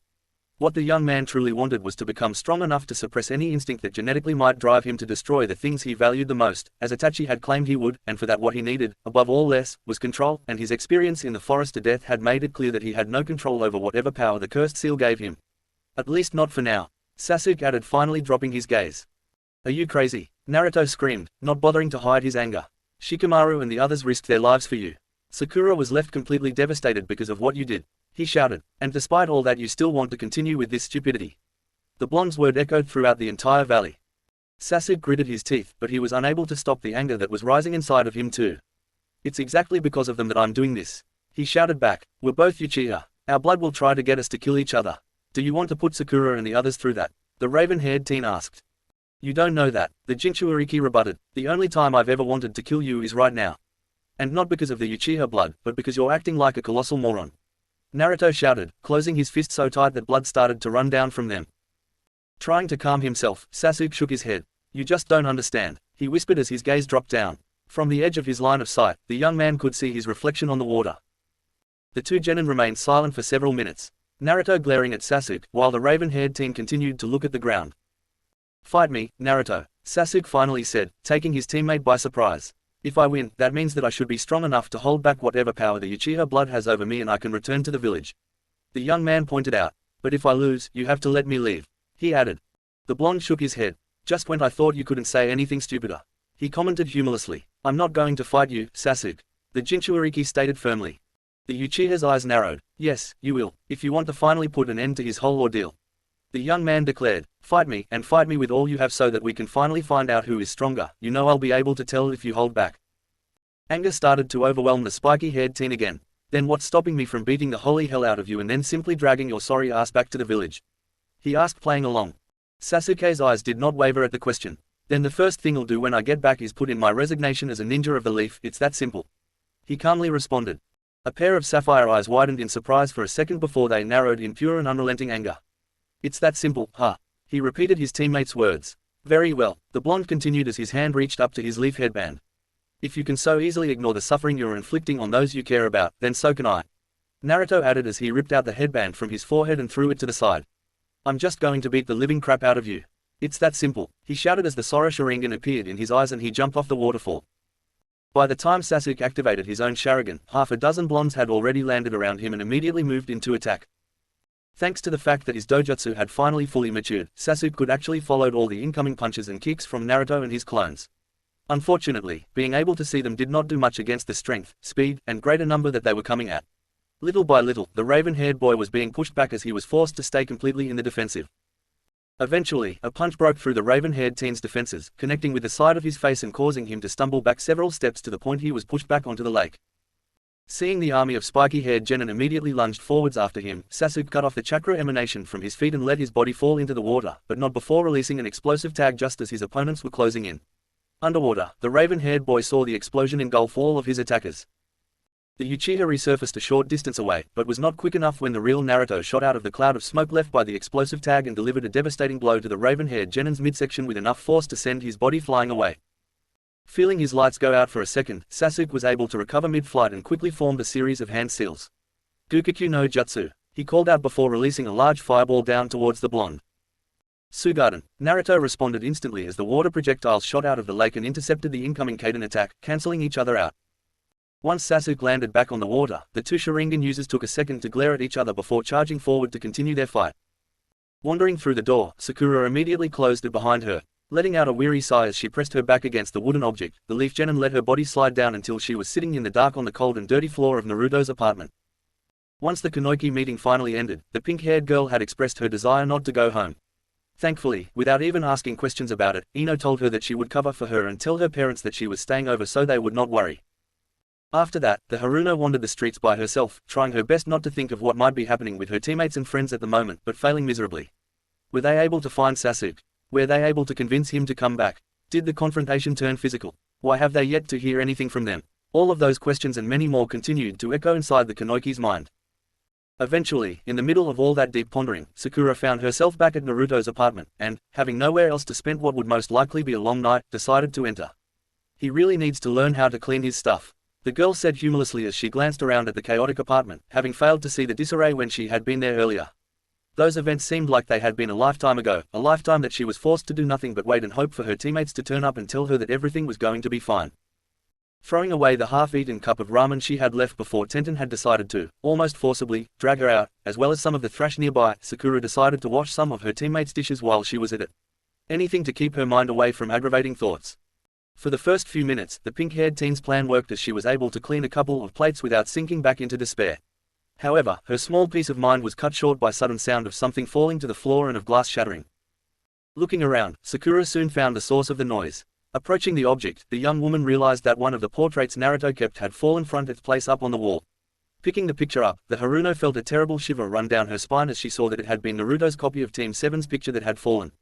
The genin was so shocked that she accidentally cut one of her fingers with a shard of broken glass, a few drops of blood falling directly on the unprotected picture. Immediately, the suffocating sense of dread returned at full force. Please, let this just be a mere coincidence. Sakura prayed to whatever god would listen and hoped that the fall of the picture frame would not be some sort of bad omen, that it would not be the world's way of telling her that Team 7 was done for. Sasuke-kun, Naruto, please come back. The girl broke down as the weight of the entire situation became too much for her to bear. Her tears washed away the blood that had fallen on the portrait. Rasengan. Chidori. Things had escalated in the fight between the two leaf genin. Punches and kicks gave way to kunai and shuriken, which in turn were replaced by ninjutsu, leading to the clash between the two powerful techniques right at the foot of the waterfall.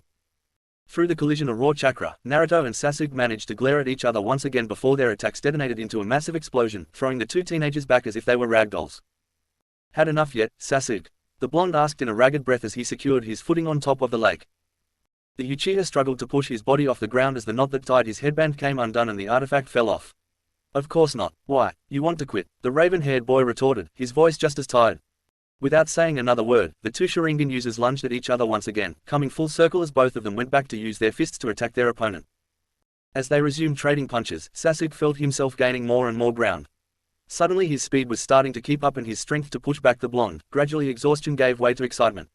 Managing to completely dodge the punch that was aimed at his head, the Uchiha had a clear shot to deliver a powerful kick onto Naruto's stomach with enough force to push him back all the way to the stone wall at the edge of the valley.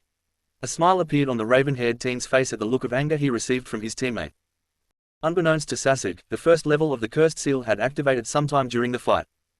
Naruto quickly performed hand seals. Gukikyu no Jutsu. He breathed out a fireball towards his teammate. Not bothering to challenge the attack, the raven-haired genin simply jumped high into the air to avoid the incoming Kaiden Jutsu. Taking out a pair of kunai, the Uchiha threw them in succession towards the blonde. Sidestepping the first projectile, the Jinchuuriki evaded the second blade as he jumped after the raven-haired teen. However, being too focused on his target caused Naruto to fail to notice the two cables tied to both kunai. Sasuke brought the ends of the threads up to his mouth. Ryuku no Jutsu. He called out before breathing fire into the cables and sending a pair of fire dragons speeding down towards the spiky-haired boy. Cursing under his breath at the realization that he did not have enough time for hand seals that would take him out of his current predicament, Naruto had no other option but to send chakra into his eyes. Amaterasu. Instantly, a surge of black flames stopped the two dragons right on their tracks, consuming both of them in a matter of seconds. However, surprising both genin, the black flames did not stop there as they quickly traveled up towards Sasuke on the pair of threads that had carried the Uchiha's jutsu. Realizing the danger, Sasuke let go of the cables before the flames could get to him. Unfortunately, the leaf nin was too slow as a single ember managed to reach him, immediately setting his entire left sleeve on fire. The searing pain was instant, causing the raven-haired teen to fall down limply on the ground. Trying not to let panic overwhelm him, the Uchiha searched until he found somewhere to grab a hold of his cloths that was not on fire and ripped out the fabric that was ablaze. Immediately, the severe pain that the Sharingan users was feeling was replaced by intense dread at the sight of the cursed seal's marking spread to most of his body's left side. What? Sasuke whispered in surprise. When did it? The boy's inquiry was cut short as the seals suddenly started to throb, sending wave after wave of searing pain throughout his entire being. Naruto watched stunned as his teammate toppled over and the black marks on his body started to glow burning red. Slowly, the seals continued to spread, transforming Sasuke into the figure that the blonde had seen from atop of the waterfall with the darkened skin and long grey hair. Ah! The Uchiha screamed in pain as a pair of large, wing-like appendages sprout from his back. Opening his eyes, the genin revealed a pair of large, blackened eyes with a fear-filled Sharingan in the middle of it. Let's stop this, Sasuke, Naruto suggested once the initial shock wore off, worry taking the place of the anger that had been controlling him. You need help, he added. Still trying to shake the terror of his sudden transformation off, the raven-haired teen shook his head. No, we will finish this, he said as he struggled to stand up. Even though all the pain his body was in had been replaced by more energy and strength that the young man had ever felt, Sasuke still felt extremely unsure of himself as the shock had yet to wear off. You just want to quit. Because I was starting to gain the upper hand, the genin said, trying to still his nerves. Damn it, the Jinchuuriki exclaimed as the anger started to return. Would you quit acting so stupid? Things are getting way out of hand already and yet you still want to continue. The blonde raged as he gripped his fist tightly. Sasuke shook his head. I have to keep going. We have to. The transformed teen's body wavered the slightest. We have to settle this one and for all, he stated before charging forward. Cursing once more, Naruto lunged forward to meet his teammate head-on, pumping chakra into his arms to keep up with his opponent's transformed state. The collision between the two genin was strong enough to cause a small wave to ripple through the lake. Both Sharingan users were pushed back by the backlash of their attack, and as soon as they landed, the two started making hand seals immediately. Sugaden. Housken no Jutsu. A pair of water twists arose out of the lake from the blonde's jutsu, but they were immediately ripped into droplets of water by the barrage of small fireballs released by the raven-haired team. Naruto was forced to jump back to dodge the incoming attack. Sasuke took advantage of the split second that his opponent was preoccupied with dodging to charge forward at top speed, a Chidori soon chirping in his left hand. Moving on instinct, the Jinchuriki made a series of seals. Kakugen Kangoku no Jutsu. He quickly declared before several stone walls rose between him and the incoming, Raiden-wielding Uchiha. The Chidori smashed through all the barriers easily, but it was still enough time for Naruto not only to make a clean getaway, but also position himself behind his opponent to counter with a roundhouse kick. Seeing his teammate's leg approach, the raven-haired boy moved one of his wing appendages up to block it. Though the wing managed to absorb most of the impact, the kick still carried enough force to push the transformed teen back. The two Sharingan users caught each other's eyes for a single second before instantly charging at each other again, their fists colliding with each other once more before they both jumped back to put some distance between them. Looking at each other, both members silently came to an agreement to go all out in their next attack, and each started to pull massive amounts of chakra. Soon, one genin was surrounded by a dragon made out of pure electricity while the other was covered in flames, which rose to form a single wing on his right-hand side. Fuyoku. Reikiri Ru. Almost in synchronized precision, the two boys shot towards each other with their respective jutsus burning in the palm of their hands as they thrust them forward. The pair of powerful ninjutsu collided, pushing water and rubble out of their way. The chakra in the two attacks resonated with one another, trapping the two genin in a sphere of pure light as each tried to push the other one back. Despite the blinding brilliance of their surrounding, the two Sharingan users could still see each other clearly. Neither of them knew the reason why. Maybe it was because of the rivalry they had held against the other for so long, or maybe because of the hold their Uchiha blood had over them, but at that moment they both felt a sense of contentment. Suddenly, any feeling of ease was stripped away from Naruto as he felt a bout of massive pain spread throughout his body. The Jinchuriki had to deal with brief attacks of pain ever since he absorbed the fox's chakra, but they had all been quite short, lasting only enough to be a mild bother. This one, however, was not like that. The spiky-haired boy felt as if he had eaten an explosive tag and now his insides were burning up. The pain reached such a high level that for a single moment, the young man completely blacked out, causing the Kaden Jutsu to extinguish from his hand. With nothing to clash again all of a sudden, Sasuke's lightning-covered hand continued forward and, before the raven-haired teen could do anything about, plunged straight into his teammate's chest. The shock in Naruto's eyes was only matched by Sasuke's as the two looked straight at each other, the light fading away and leaving the two genin standing silently in the middle of the lake. Ever so slowly and without uttering a single sound, Naruto's body started to fall back. The Uchiha hand getting dislodged out of his chest as the blonde fell into the water. Sasuke's mind refused to make sense of what has just occurred, instead his eyes simply followed his teammate as he disappeared into the blood-stained waters of the lake. The Uchiha dropped to his knees as the water began to clear of the spiky-haired boy's blood and his reflection started to become visible. In it, the Uchiha could see the cursed seal's transformation fading away and his body returning to normal, but then something else caught his attention. Cold dread washed over the raven-haired genin as his brother's words about the Mangekyo Sharingan echoed inside his head. In his reflection on the water, Sasuke witnessed as his own Sharingan started to change. The three komas had melded into the circle in the center, which was now sprouting small spikes around its perimeter, making it look like a six-point star, and was still in the process of changing, of evolving. Naruto felt strange. His descent into the depths of the lake had suddenly halted, leaving him suspended motionlessly in the water. "Ha, so you finally got yourself killed, kid." The Kyuubi's voice boomed into his ear. "Well, I guess it wasn't completely your fault this time," he added. A pair of sapphire eyes snapped open, finding themselves in absolute darkness. "What do you mean?" he asked, noticing that the water did not rush in when he opened his mouth. The young Jinchuriki was starting to doubt he was still in the lake. A short chuckle escaped the Biju. "Those bouts of pain, it seems that your body is far too young for the amount of chakra you took from me, so my chakra has been trying to forcibly integrate with your own chakra pathways." The demon explained, "and today it just happened to occur at the worst possible time," he pointed out, his voice carrying an amused tone. "You knew about this. Why the hell didn't you say anything?" Naruto demanded to know as anger started to rise inside of him. "I was too curious about what would happen, I guess," Kyuubi said with disinterest. The blonde gritted his teeth at the response he received. "And now we're both going to die because of it," the blonde commented bitterly. Another chuckle echoed through the darkness. "Not necessarily," the fox started. "If you don't fight me off, I could help the integration of my chakra with yours. I'm sure that my chakra will be able to heal that nice little wound your friend opened in your chest." Naruto narrowed his eyes. "You'll help me just like that? Am I supposed to believe you don't want anything in exchange?" he asked, not bothering to hide his distrust. Full-on laughter was the initial answer to the boy's question. "Now you are starting to actually think, kid," the Biju commented. "By helping you, I'm ensuring that you don't drag along on your way to hell. And, like I said, I'm curious to see what will happen next." The fox explained, the amusement thick in his voice. The Uzumaki remained silent for a few seconds contemplating the proposition. Fine, you furball, do your thing, the genin finally decided. Very well, kid, QB responded, but do me and yourself a favor. Don't lose yourself in it. Something tells me that a weak mind like you would not handle guilt very well. The fox added ominously. What? Naruto tried to ask what the biju meant, but, before he could finish, all the water around him suddenly started to boil and became agitated. Back on top of the lake, the still stunned Sasuke continued to look dumbly into the water, tears running silently down his cheeks. The Uchiha was snapped out of his trance when the water around him started to become turbulent. The genin searched his surrounding for whatever was causing it and received an answer in the form of the image of a large ethereal-looking fox rising from the depths of the lake. Before the raven-haired genin could even think about how to react to what he was seeing, a flash of orange blinded him and, the next thing he knew, a fist suddenly emerged from the water and connected with his chin, sending him flying into the air. Another flash of light and Sasuke's eyes widened as Naruto appeared in front of him in midair. At first glance, the blonde seemed to be on fire, but with his evolving Sharingan the Uchiha could see that it was raw chakra covering his body, with strange black marking all throughout. The blue Sharingan had been replaced by a pair of orange, animalistic slit eyes. The raven-haired genin barely had enough time to assess his teammate's new appearance when the spiky-haired teen delivered a powerful punch to the side of his face, sending Sasuke flying with so much force that his body skipped in the water.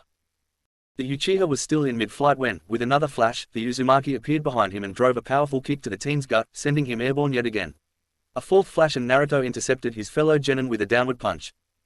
Sasuke was thrown around the entire valley like a ragdoll. The young leaf nin could not even land anywhere as the transformed blonde would appear before that and simply kick him or punch him in another direction. Finally, Naruto directed a powerful punch into his teammate's midsection, sending him crashing down to the side of the cliff right next to the waterfall. Being completely controlled by savage instincts, the Jinchuriki pumped out even more chakra before charging forward to deliver the finishing blow, his fist already pulled back. An image suddenly appeared in the spiky-haired teen's mind. It was a scene of an unconscious Sasuke being held against a tree by his own hand, while Sakura pressed her head against his back and cried. No, Naruto shouted in his mind just as his charged fist was about to crush his teammate's skull. At the last second, the genin was able to redirect his punch to barely miss the Uchiha and instead drive it into the side of the waterfall, creating a large hole in it. The Jinchuriki panted in exhaustion as the chakra started to fade from his body and he returned to normal. Weakly, the raven-haired genin opened his eyes and looked at the other leaf shinobi. Naruto. He was barely able to mutter. It's over, the blonde stated. It's over now, the Uzumaki said wearily as he pulled his fist out of the rock. Sasuke continued to look at his teammate and struggling to remain conscious. Suddenly, the Uchiha's eyes widened as he pushed his body forward. Look out, he exclaimed before pushing Naruto out of the way. The spiky-haired teen was caught by surprise and all he could do was watch in horror as Sasuke was impaled by a barrage of bone-like projectiles that was meant for him. Sasuke, Naruto shouted. Gukikyu no Jutsu, Great Fireball Jutsu. Sugaden, Water Fang Projectile. Ryuka no Jutsu, Dragon Fire Jutsu. Housken no Jutsu, Mythical Phoenix Fire Jutsu. Kakugen Kangoku no Jutsu, Granite Prison Jutsu, made up. Fuyoku, Phoenix Wing Beat, made up. Reikiri Ru, Lightning Edge Dragon, made up. Chapter 29. Wet footsteps echoed in the semi-flooded hallway. Well, this was an unexpected turn, a deep voice said into the empty space. In the darkness, a pair of red, canine eyes scanned the walls around them. The old and poorly lit hallway seemed even more battered and dark than it had ever been. It was almost as if a destructive explosion had gone off in it. It seems that the spike of chakra was too much for the kid. The voice reasoned. The power surge caused severe damage to this place. Who knows what it did to his chakra pathways? He added with just the smallest hint of concern in his tone. A clawed, furry hand reached out to something under the water. I guess this is all the remains of that bastard seal. It was finally destroyed completely. The voice said as he brought up the broken wooden plank. Not that I can do anything with that anymore. QB commented as he continued to look at what remained of his former jail. This particular part of Naruto's psyche seemed to have received the brunt of the backlash caused by the forceful introduction of the fox's chakra into the young human's pathways and was thrown so deep into his consciousness that QB could no longer sense him or the world outside. Okay, kid, you're on your own for a while. The Biju said, wishing that his host would hear him. Try not to get yourself killed again, he added. Weakly, the raven-haired genin opened his eyes and looked at the other leaf shinobi. Naruto. He was barely able to mutter. It's over, the blonde stated. It's over now, the Uzumaki said wearily as he pulled his fist out of the rock. Sasuke continued to look at his teammate and struggling to remain conscious. Suddenly, the Uchiha's eyes widened as he pushed his body forward. Look out, he exclaimed before pushing Naruto out of the way. The spiky-haired teen was caught by surprise and all he could do was watch in horror as Sasuke was impaled by a barrage of bone-like projectiles that was meant for him. Sasuke, Naruto shouted in disbelief before catching his teammate as he fell back. My, this simply will not do. A vaguely familiar voice reached the Jinchuriki's ear causing him to look up at its source. On the other side of the lake, an older shinobi with grey hair and glasses stood watching the two-leaf genin with a smirk on his face. I can have Sasuke-kun dying on me right now, so could you please hand him over to me, Naruto-kun? After all, it is your fault that he is so gravely wounded since that attack was meant for you. He stated. The blonde gritted his teeth. Kabuto, the Sharingan user spat out. Glaring at the sound shinobi from across the lake, the boy noticed the loose bandages wrapped around Kabuto's left arm. Naruto's eyes widened as he saw bones sticking out of the missing nin's forearm. Noticing what the blonde was looking at, Kabuto's smirk widened. Oh, you noticed, didn't you? He said, raising his left arm. I take it you met Kimimaro early, so you must know about his bloodline limit.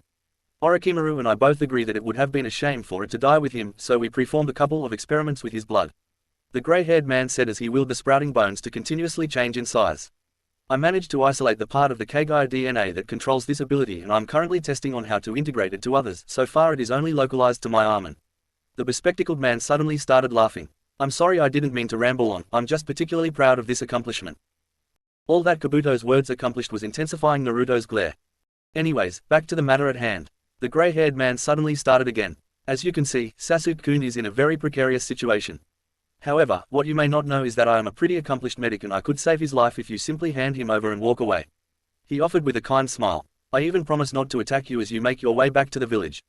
The smile widened. Naruto tightened his hold on his friend. I'll never let you, or that bastard Orochimaru, take Sasuke.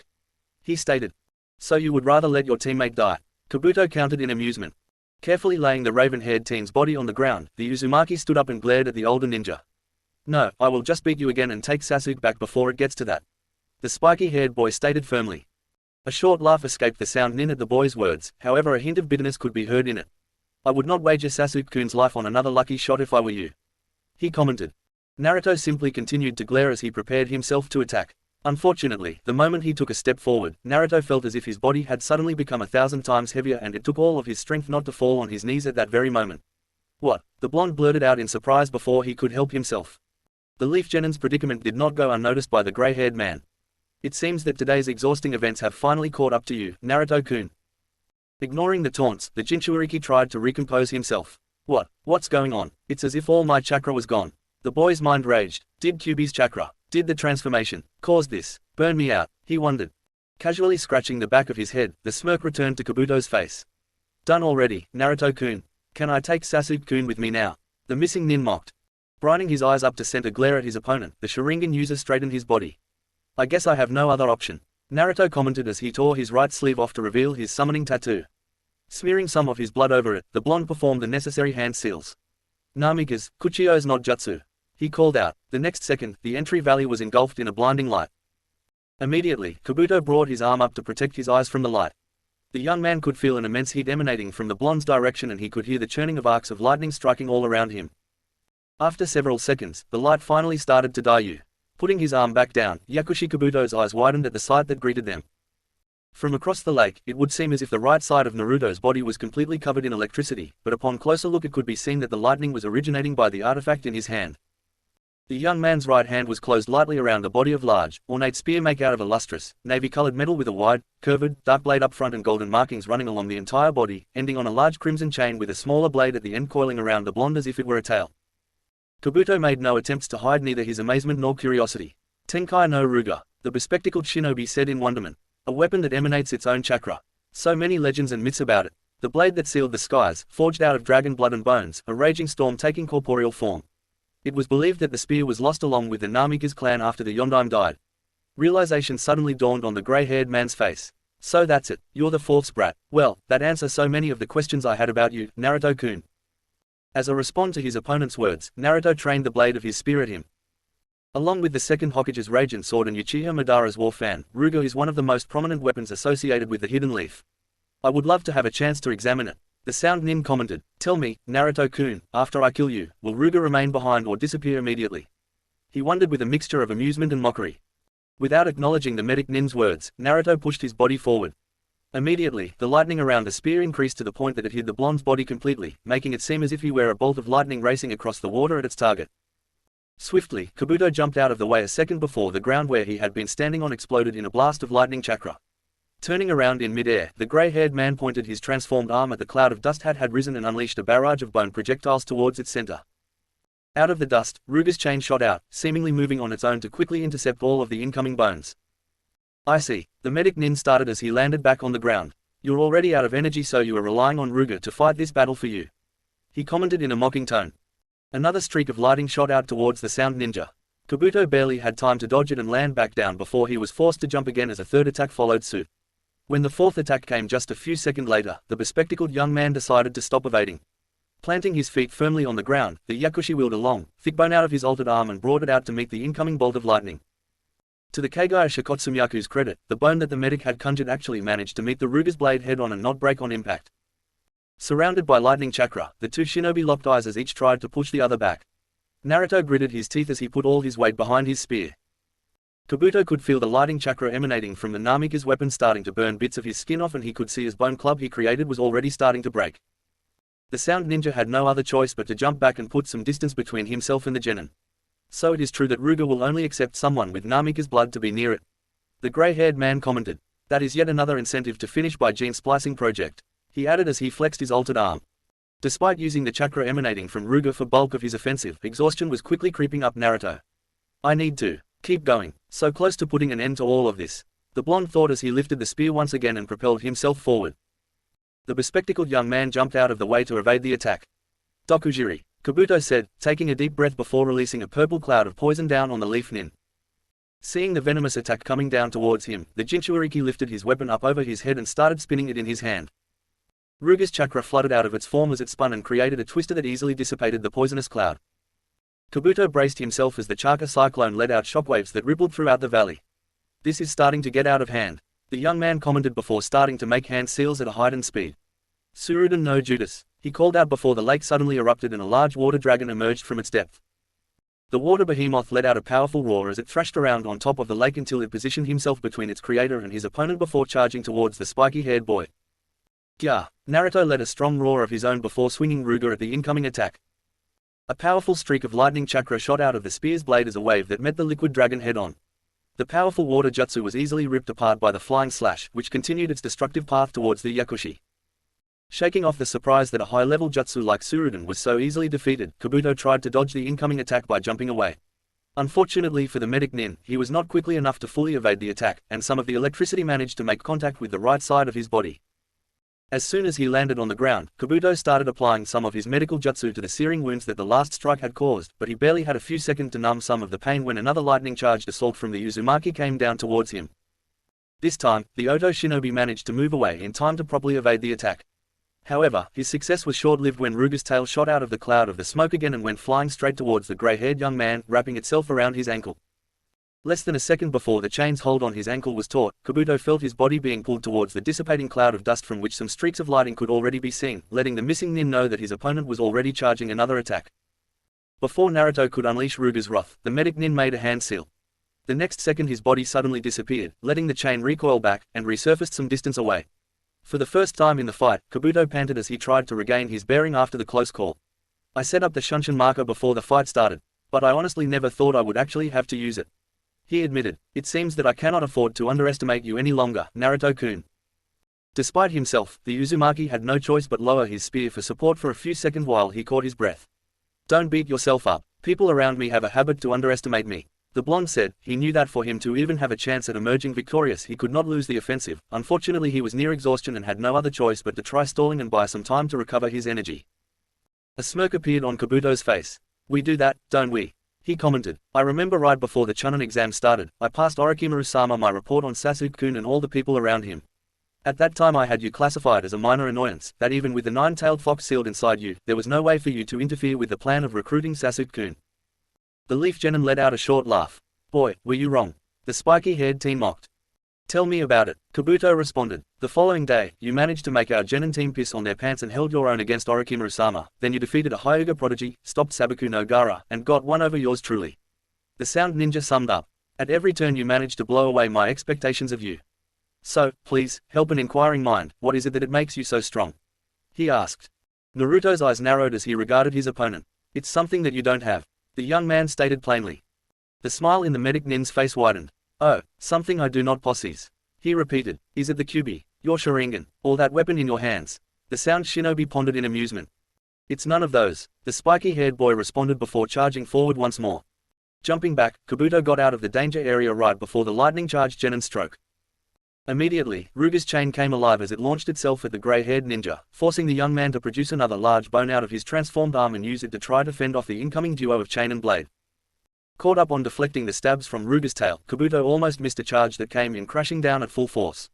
The Oto Nin was able to get out of the way and avoid the bulk of the impact, but some of the lightning chakra managed to reach him, scorching his cloths and quite a bit of the skin underneath it. This time, the older shinobi did not even have time to numb his burns before the chained end of the blonde spear was back on the assault, furiously stabbing at the young man, forcing him to fight it off again. Slowly but surely, Kabuto started to lose ground against the Namika's weapon. Even creating a second bone sword did little against the lightning-charged strikes, and soon the medic nin was backed against a wall at the end of the valley. Predicting what was coming next, the Oto nin used the wall behind him to jump out of the way of the attack that followed a second later. "Okay, Naruto-kun. You forced my hand," Kabuto commented as he landed, smiling at his own pun. A pair of sapphire eyes widened when they saw his opponent's already monstrous arms suddenly being covered by a dark rip-like pattern. The blonde barely had time to register that the markings were identical to the one he saw on Kimamuro's body before the rip-like pattern started to glow and expand, turning Kabuto's arm into a dark, tan color. The sound ninja took a couple more jumps back to increase the distance between himself and the genin. "Sawarabi no mai," Kabuto called out before slamming his left palm onto the ground. Immediately, the ground started shaking. Acting on instinct, Naruto jumped into the air just in time to evade the hundreds of giant, sharp bones that sprouted out of the ground that would have completely ripped him to shreds. "Not so fast, Naruto-kun," the sound nin commented with a smirk. The next second, a barrage of bones shot out of the ground at a high speed, all aiming at the genin. Despite the efforts of Ruger's tail in blocking the incoming projectiles, many of the bones managed to land several cuts on the airborne Jinchuuriki. "There's no other way out," Naruto murmured to himself at realizing how helpless his situation was. Trying to block out of the pain inflicting on him by the ongoing barrage, the spiky-haired boy placed both hands on his spear and pumped his remaining chakra into it.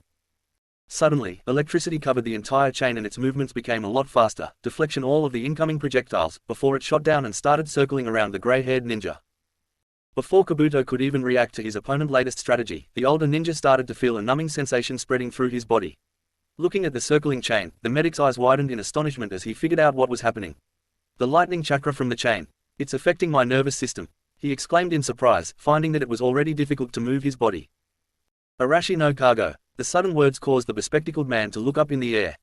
Naruto was right over him with the Namika's weapon trained straight down.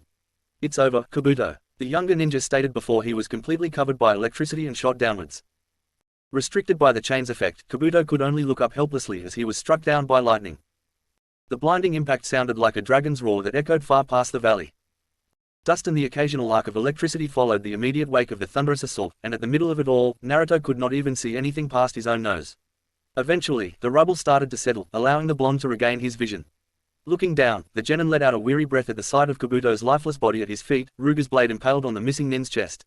"It's finally the young man stopped at might-sentence when something caught his eye. Suddenly, all physical traits started to disappear from Kabuto's body until all that was left behind was a human-sized mud doll. The surprised genin immediately removed his weapon from the earth figure. Unfortunately, this only caused his eyes to widen even more since the crack left behind on the figure revealed an explosive tag hidden inside. The spiky-haired teen did not even have a second to react before the mud clone exploded. Naruto's body was sent flying away like rag doll, skipping on the ground as he landed harshly. "I have to hand to you, Naruto-kun," the blonde heard as he struggled to get back up. "That was a really nice try. I sensed no hesitation as you delivered the killing blow," Kabuto added as he emerged from underneath the earth just a few feet away from the Uzumaki. Damn you," the genin spat out as he used Ruger to help himself get back on his feet. Suddenly, an intense, searing pain shot through the leaf nin's body. Looking down at his hands, Naruto saw the weapon's chakra sparking wildly. "No, not now, damn it," he cursed.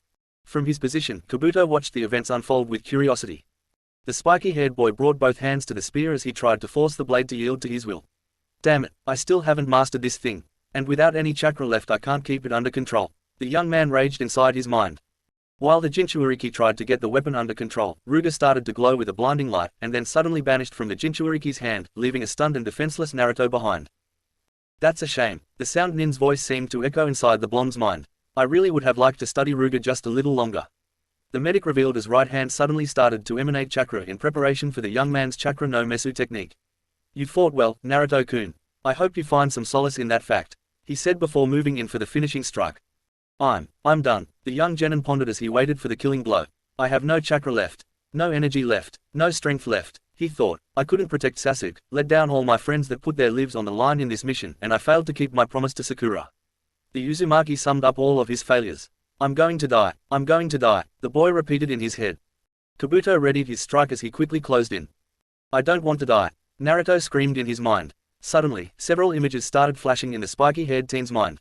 Iruka inviting him to ramen, Kakashi announcing that Team 7 passed their test, Sasuke protecting him from Haku, playing chess with Shikamaru, Sakura comforting him after the sound invasion, falling asleep next to Hinata in the hospital, traveling with Jiraiya, receiving the first Hokage's necklace from Tsunade. Those, and many other memories flooded back into the young man's conscious. I can't die, the Sharingan user shouted just as Kabuto thrust his chakra scalpel forward. The medic Nin's eyes widened at the side before him. Just a few inches from its target, his strike had been stopped by what appeared to be a large, ribcage covered in dark blue flames that encased the spiky-haired genin. Naruto was just as surprised as he looked at the strange, fiery construct that protected him. At the limits of the sun and the moon, a storm will rise. The Leaf Ninja absent-mindedly found himself reciting the words he had seen on the mangakyu scroll with his Sharingan. The grey-haired man took a couple of steps back as he was unable to shake off his astonishment. Right in front of him, the spectral ribcage started to widen and take a more humanoid look as bones for the shoulders and the beginning of the neck started to manifest. Realization of what was going on dawned on the blonde, and all of a sudden the young man felt his energy returning, making him feel elated and strong. This is, he started as he looked down at his right hand. As if reacting to blonde's actions, more bones started to appear on the construct's right side, forming its gigantic right arm and hand. Naruto glared at Kabuto with a look full of determination, closing his fist as the manifestation over him copied his action. Susanoo, the Sharingan users exclaimed as he punched forward, willing the monstrous apparition to do the same. The medic Nin was still stunned as the colossal fist came crashing down on him. Tenkai no Ruga, Dragon Fang of the Heavens made up. Dokujiri, Poison Mist. Tsuruden no Jutsu, Water Dragon Jutsu. Sawarabi no Mai, Dance of the Seedling Fern. Arashi no Kago, Tempest's Cage made up. Chapter 30. The grey-haired man took a couple of steps back as he was unable to shake off his astonishment. Right in front of him, the spectral ribcage started to widen and take a more humanoid look as bones for the shoulders and the beginning of the neck started to manifest. Realization of what was going on dawned on the blonde, and all of a sudden the young man felt his energy returning, making him feel elated and strong. This is, he started as he looked down at his right hand. As if reacting to blonde's actions, more bones started to appear on the construct's right side, forming its gigantic right arm and hand. Naruto glared at Kabuto with a look full of determination, closing his fist as the manifestation over him copied his action. Susanoo, the Sharingan users exclaimed as he punched forward, willing the monstrous apparition to do the same. The medic Nin was still stunned as the colossal fist came crashing down on him. The sickening impact echoed throughout the valley as Kabuto's was thrown back to the wall at the edge like a ragdoll. Gah! The grey-haired man screamed in pain. At least a couple of bones on his right arm were broken, but, to their credit, the genetically spliced Kagaya bones on his left side managed to hold on as the sound Nin pushed himself to stand back up. This is the third techniques granted by the Mangakyu Sharingan. Naruto started to explain as he took a couple of steps forward, the specter form over him following along. The god of storms, Susanoo. The blonde exclaimed, his voice filled with newfound energy and confidence. The moment Susanoo activated, the genin immediately felt a sudden rush of chakra back into his system. Now, Kabuto, for betraying the leaf, for hurting Sasuke, I'm going to kill you, the young man shouted before charging off. Kabuto only had a second to widen his eyes before he was forced to jump away as a large, blue spectral fist came crashing down on where he had been standing. Naruto willed Susanoo to swing its gigantic arm before the Yakushi was out of range. All that the grey-haired Nin could do to defend himself was to produce another large bone from his left arm and bring it up to absorb some of the incoming attack. The bone club only managed to hold off the avatar's hand for a couple of seconds before it snapped in two and Kabuto was sent flying high into the air by another devastating blow.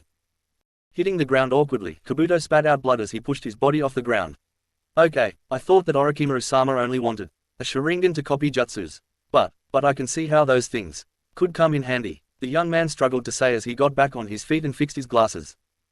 Make all the jokes you want. I'm not one to judge how people prefer to spend their last moments. Naruto commented as he turned to face his opponent, all the while flexing his right hand as Susanoo mimicked his actions. Sending chakra to his hands, Kabuto snapped back into place some of his bones that had gotten dislocated during the last attack. I came here expecting to clean up a mess and end up caught right in the thick of it. The medic Nin said as he dusted his already torn clothes. You never cease to amaze me, Naruto-kun, he added before suddenly slamming his left hand into the ground. Immediately, a torrent of large bones sprouted all around the blonde. Naruto swung his right arm across his shoulder, willing the chakra manifestation over him into a defensive stance. The flurry of bones either snapped or bounced off the protective construct around the Jinchuriki, and then the headless avatar swung its colossal arm again, clearing away the rest of the bones. Taking advantage of the spiky-haired boy's distraction, Kabuto shortened the distance between himself and the younger shinobi. As his opponent looked up, the gray-haired man hurled a pair of kunai. The blades simply bounced off Susanu's bones without any visible harm. Shrugging the attack off, the Sharingan user willed his construct to reach out to grab the medic nin. Immediately, the sound ninja started to jump back out of the avatar's reach, throwing a couple of kunai more at the incoming limb as he did so. "Are you out of ideas already?" Naruto mocked as he charged forward, readying another powerful strike to finally put an end to the battle. Despite the large mass of chakra that was about to fall over him, Kabuto stood his ground, focusing most of his attention in trying to hide the smoke that was fighting to form in his face. Once the young genin was within range, the medic threw 3 kunai at him. Just like the other blades, the metal tools simply bounced off Susanu's ribcage as if they were nothing. Unaware, Naruto wheeled the spectral hand forward. Gah! The Jinchuuriki let out a powerful roar as the giant closed in on the traitor.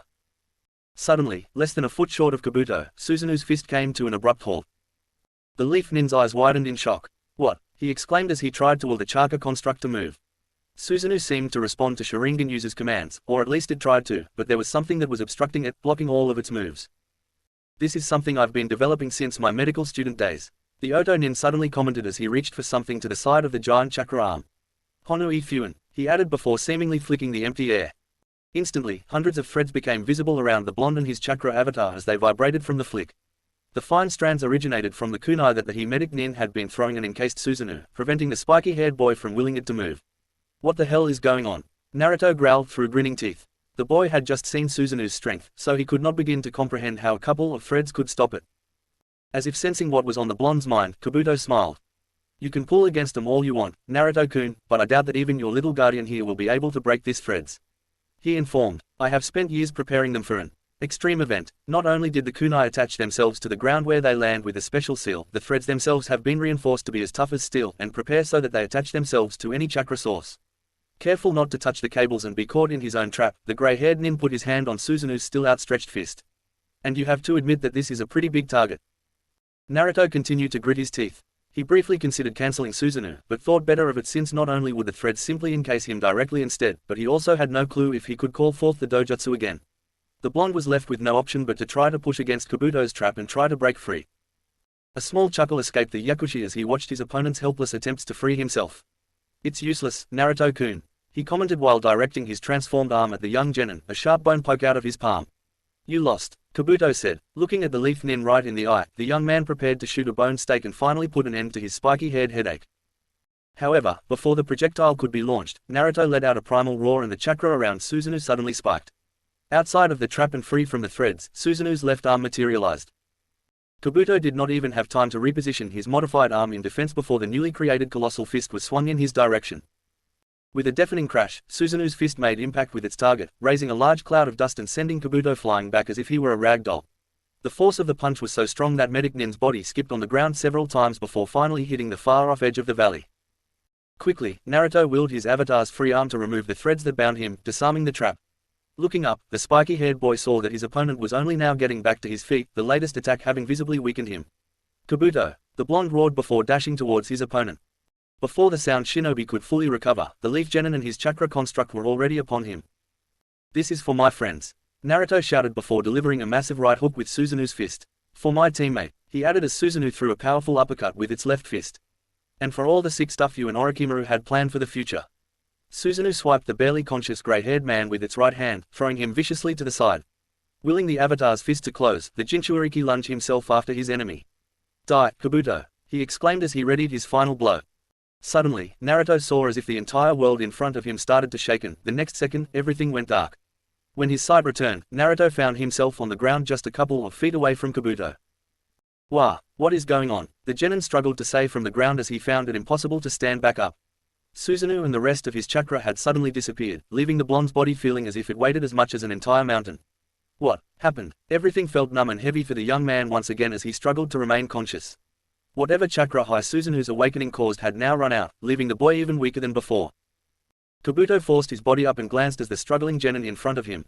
With great effort, the medic limped towards his opponent. "Finally run out of energy, you bastard," the older shinobi bitterly pointed out as he stood before the fallen blonde. All humor had long since left Kabuto's voice, leaving behind a mixture of exhaustion and anger. There was no longer any victory possible for the grey-haired man. What he had suffered in the Valley of the End had been nothing short than humiliation. This was no longer part of the plan had been thrown out, stomped on, set on fire, and scattered by the wind the moment the strange chakra construct appeared over the spiky-haired boy. Only by sheer luck did the sound nin manage not to pummel by Susanoo. Another large, sharp bone was produced by the medic's left palm and the rest of his body protested because of it. Kabuto did not even know how he was going to take Sasuke back to Orochimaru's lair with him since most of his bones have been either broken or completely shattered. The only reason why he was even standing was thanks to all the experimental drugs he had introduced into his body. However, none of that mattered at present time, because the only thing Kabuto cared about at the moment was finally put an end to Uzumaki Naruto's pathetic, miserable, and incredibly frustrating existence. Just die already, the missing nin said as he used the last remnants of his strength to drive the large bone stake towards the helpless genin. The sound of blood splattering on the ground echoed eerily through the valley. It took a couple of seconds for the pain to finally register. Gah! Kabuto screamed in pain as his right hand shot towards his left arm, only to find nothing there beyond his elbow. Looking down at himself, the grey-haired man saw his feet standing on a pool of his own blood and his genetically modified left arm lying a couple of feet away from him still holding the stake. Wah! What? The young man tried to comprehend what had just happened. All that the medic had seen when he was driving the stake towards the blonde was grey blur passing so quickly in front of him that he barely registered at the time. Looking to the side where the blur had gone to, Kabuto's eyes widened as he saw a new arrival straightening up from a crouched position with his back to the sound and leaf ninjas. Who are you? He asked in a mixture of surprise and anger as he clutched what remained of his left arm. The newcomer looked back over his shoulder. He looked about a year or two younger than Kabuto, with grey, almost pale blue, hair that reached just past his shoulders, equally pale eyes, and almost sickly white skin clad on a tattered white shirt and dark pants. The Yakushi could not help but think he reminded him of someone else. Yakushi Kabuto, your mission is over, and you have failed. The pale teenager said with a surprisingly grave voice. I am Masamune Shirogen, and I was sent here to make sure that Orochimaru's plans do not come into fruition today. He declared as he finally turned around, revealing a hidden rock headband with the village insignia scratched with an X hanging around his neck. The sound nin's eye widened. Masamune from Iwagakure, he questioned before something clicked in his mind. That was the clan formed by those who branched off the Keigai during the Warring State era. The former leaf nin pointed out. It was supposed to have been wiped out during the Third Shinobi War. He added. For an answer to the Oto ninja's words, Shirogen simply brought his right hand up to the side. Kabuto's eye widened once again as something emerged out of the pale teen's palm. Unlike the bones Kimimaro and Kabuto himself could sprout, Shirogen's was smooth, thin, sharp, and metallic. So, it was true, Kabuto said, more to himself than to anyone else. During their travels after branching off, the Keigai's bloodline limit mutated. The young man realized. Kyokokotsumiyaku, Shirogen stated as he directed his newly formed blade at the medic, as if daring him to make a move. Even through the intense pain he was currently in, a bout of laughter at the way things had turned out almost escaped the sound ninja. On the same day that the world loses its last Keigai, Kabuto ends up meeting, what most likely was, the last member of the Masamune clan, and to top everything up, it was very possible that he was about to be killed by him. In risk of sounding cynical, the medic did not see how his situation could get any worse. As if on cue, a soft thud alerted the two ninjas of yet another arrival. Just on the side of the waterfall, Kakashi straightened it up. His single visible eye scanned the valley, taking note of the traitor Kabuto and the other shinobi. The moment the Junin's eye fell on his two wounded students, a powerful killer intent immediately permeated the valley. Ha, it figures, Kabuto murmured to himself as his body took a step back out of reflex in response to the dangerous aura emanated by the older shinobi. Taking advantage that even the Masamune seemed distracted at the new intrusion, the Yakushi took out a pair of black marbles and threw them on the ground. The moment the pellets touched the ground, they exploded into a large, thick cloud of smoke. Kabuto, Kakashi shouted, but the former leaf nin had already fled the scene before anyone could properly react. As the smoke dissipated, the copy ninja turned to look at the only other remaining shinobi standing. Tell me, what happened to my students? The older man asked in a lower menacing voice. Shirogen remained quiet for a brief second. I can assure you Hitaki Kakashi, that I did not harm Uzumaki Naruto or Uchiha Sasuke. He firmly stated, narrowing his eyes as if to challenge the Junin to contradict him. In fact, without my intervention Yakushi Kabuto would have managed to kill Uzumaki and capture the Uchiha. The long-haired man added. Kakashi's visible eye narrowed. He remembered having seen his face once in passing on a bingo book from Iwagakure. He had been ranked in the lowest priority because there was no records of any crimes committed after defecting the village, so the Hitaki never spared it a second thought. I don't want to sound ungrateful, but why did you intervene? Kakashi asked cautiously. Something about the younger ninja's demeanor seemed somewhat aggressive. Once again, the former Iwa nin stood in silence. It was my mission, he finally answered dryly. I was to ensure that Uchiha Sasuke was not captured by sound forces and that Uzumaki Naruto returned safely to the hidden leaf. The Masamune added. Alarms went off in the leaf ninja's head. He did not like how specific the young man's answer had been. Well, I am here now and there is a team of Junin right behind me, so your mission is pretty much accomplished. The silver-haired man stated. Without saying anything or acknowledging the Hitaki's words in any way, Shirogen simply started walking, silently passing the copy ninja. Though it is a shame, he suddenly said, passing up a chance to take down a legend. Kakashi never saw the younger man reach for a weapon, but out of instinct, the Junin ducked right before a sharp blade swung right through where his neck had been. In one fluid motion, the crouched Konoha ninja delivered a kick to the younger man's midsection and, though the pale teen managed to put up an arm to absorb most of the impact, the kick was strong enough to send him back and put some distance between the two. With a gripless sword in hand, the former Iwanin charged forward the moment his feet touched the ground. "I don't have time to waste on this," Kakashi exclaimed as he quickly formed hand seals. "Reikiri," he roared as he lunged forward and his right hand was covered in electricity. As Shirogen's blade was swung down, Kakashi swiftly stretched his arm to grab the younger ninja's wrist, stopping the sword and leaving the rock nin defenseless as the Hitaki thrust his Raiden Jutsu forward. The Junin's eye widened when the pale boy simply caught the Reikiri in his free hand, the electricity harmlessly flowing into the Iwa ninja's body and running all the way down to his feet and then into the ground. "I am sorry," he said with the barest hint of condescension, "but I cannot be harmed by lightning release." Before he could react to the new development, Kakashi felt something stab him in the hand that the Iwa nin had caught. Wrenching his hand free, the Junin was just in time to prevent it from being priced through by the large blade that came out of the younger ninja's palm. Immediately, the Hitaki jumped back, buying himself just enough time to bring out a pair of kunai to parry his opponent's attack. "Shirogen, stop!" A new voice suddenly boomed throughout the valley as the two ninjas locked blades. "This deviates too far from the scope of the mission, disengage and back off now," it added. The voice seemed to be that of a young woman, but Kakashi could not tell from which direction it originated since it appeared as if it was coming from every side. Shirogen made a disgruntled noise. "Tch, stay out of this, Hibiki," he muttered. "Nothing good can come out of you fighting Hitaki Kakashi." The copy ninja was surprised that whoever the voice belonged to had managed to hear what the pale teenager had said. "There are only two possible outcomes. Either he kills you and we lost a valuable member, or you somehow manage to kill him and we end up with the full force of the Hidden Leaf coming after us," the voice stated point blank. A short, dry laugh escaped the young man. "Very well, have it your way," he said before suddenly jumping back, away from the Junin. Kakashi kept his guard up, ready to uncover his Sharingan, even as the two blades retracted back into the former Iwanin's palms. "My name's is Masamune Shirogen," the younger shinobi stated calmly. "Make sure that you and your village do a better job of keeping Uzumaki and the Uchiha safe," he added before jumping away, quickly exiting the valley and disappearing, leaving the leaf ninjas behind. The first thought that went through his head was to wonder at what point he had lost consciousness. Slowly opening his eyes, Naruto saw trees quickly passing him by. His body was still so numb that the blonde had not realized that he was being moved. "Are you okay, Naruto?" Kakashi's voice suddenly reached the genin. The spiky-haired boy did not have enough strength to turn his head and look at the man that was carrying him on his back. "Sensei," he muttered. Sasuke," the boy struggled to ask. Jumping from branch to branch, the silver-haired ninja moved towards Konoha as fast as he could without further injuring his student. "Don't worry, Guy is taking him to the village," the copy ninja revealed. "He is a lot faster than me, so I wouldn't be surprised if they're already there," he added. They continue along the tree branches in silence for a few moments. And the others?" Naruto managed to ask. "Gaara took them back to the village," the Junin answered. "They are critical, but the medics would have gotten to them on time." The younger nin let out a sigh of relief at hearing that his friend were getting help. Now that the weight on his mind was somewhat alleviated, the genin felt unconsciousness trying to overwhelm him again. "Naruto," Kakashi's voice snapped the boy out of his stupor. "I know that a lot of time has passed. That I have left pass. Since the incident," the man started to say. "I know that I am solely to blame for what happened to you. And that instead of owning up to it and try to make things right, I ran away like a coward."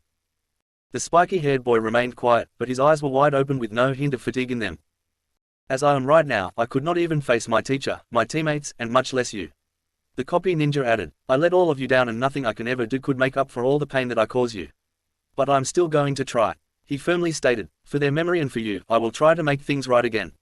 So let me start by saying, I am sorry, Naruto." Silence overtook the two leaf ninjas once again. For a couple of minutes the only sounds heard were the Junin's foot as he jumped off the brakes and the rustle of leaves that it caused. Sapphire Eyes quietly watched the leaves pass by in a green blur. Slowly, Naruto lifted his head off his teacher's shoulder. "You're late," the boy simply said before settling his head back down and letting unconsciousness slowly seep in once more. Kakashi's visible eye widened at the blonde's words. For a moment dread almost overtook the Junin at the idea that he could not gain his student's forgiveness, but then, something about the spiky-haired boy's tone made him rethink the meaning behind it. A short laugh almost escaped the silver-haired man. As soon as Tsunade had informed him about the situation, the Junin immediately set off after his students, not even bothering to wait for anyone else that the Hokage would have sent to accompany him.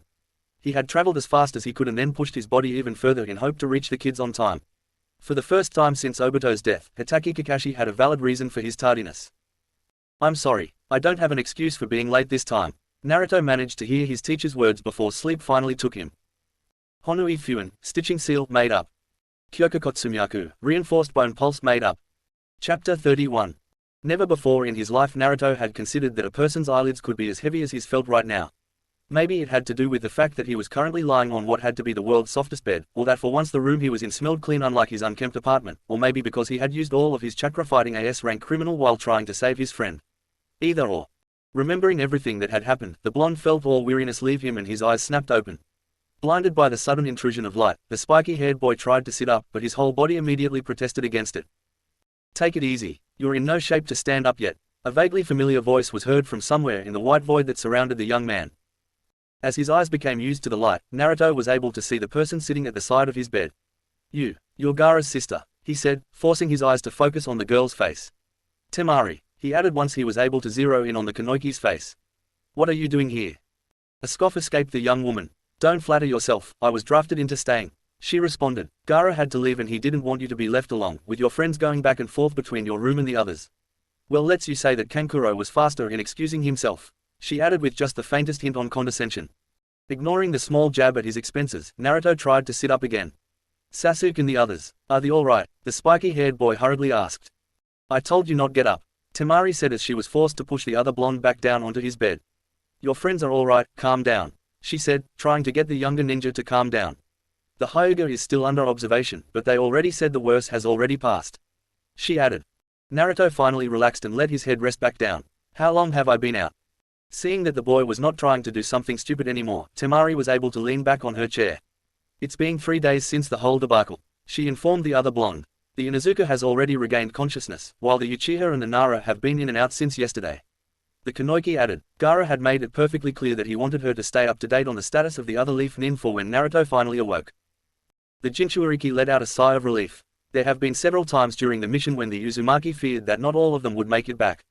The young man had to watch his friends fall one by one and he himself had to stare death in the face, but now, after all their efforts, it was finally over.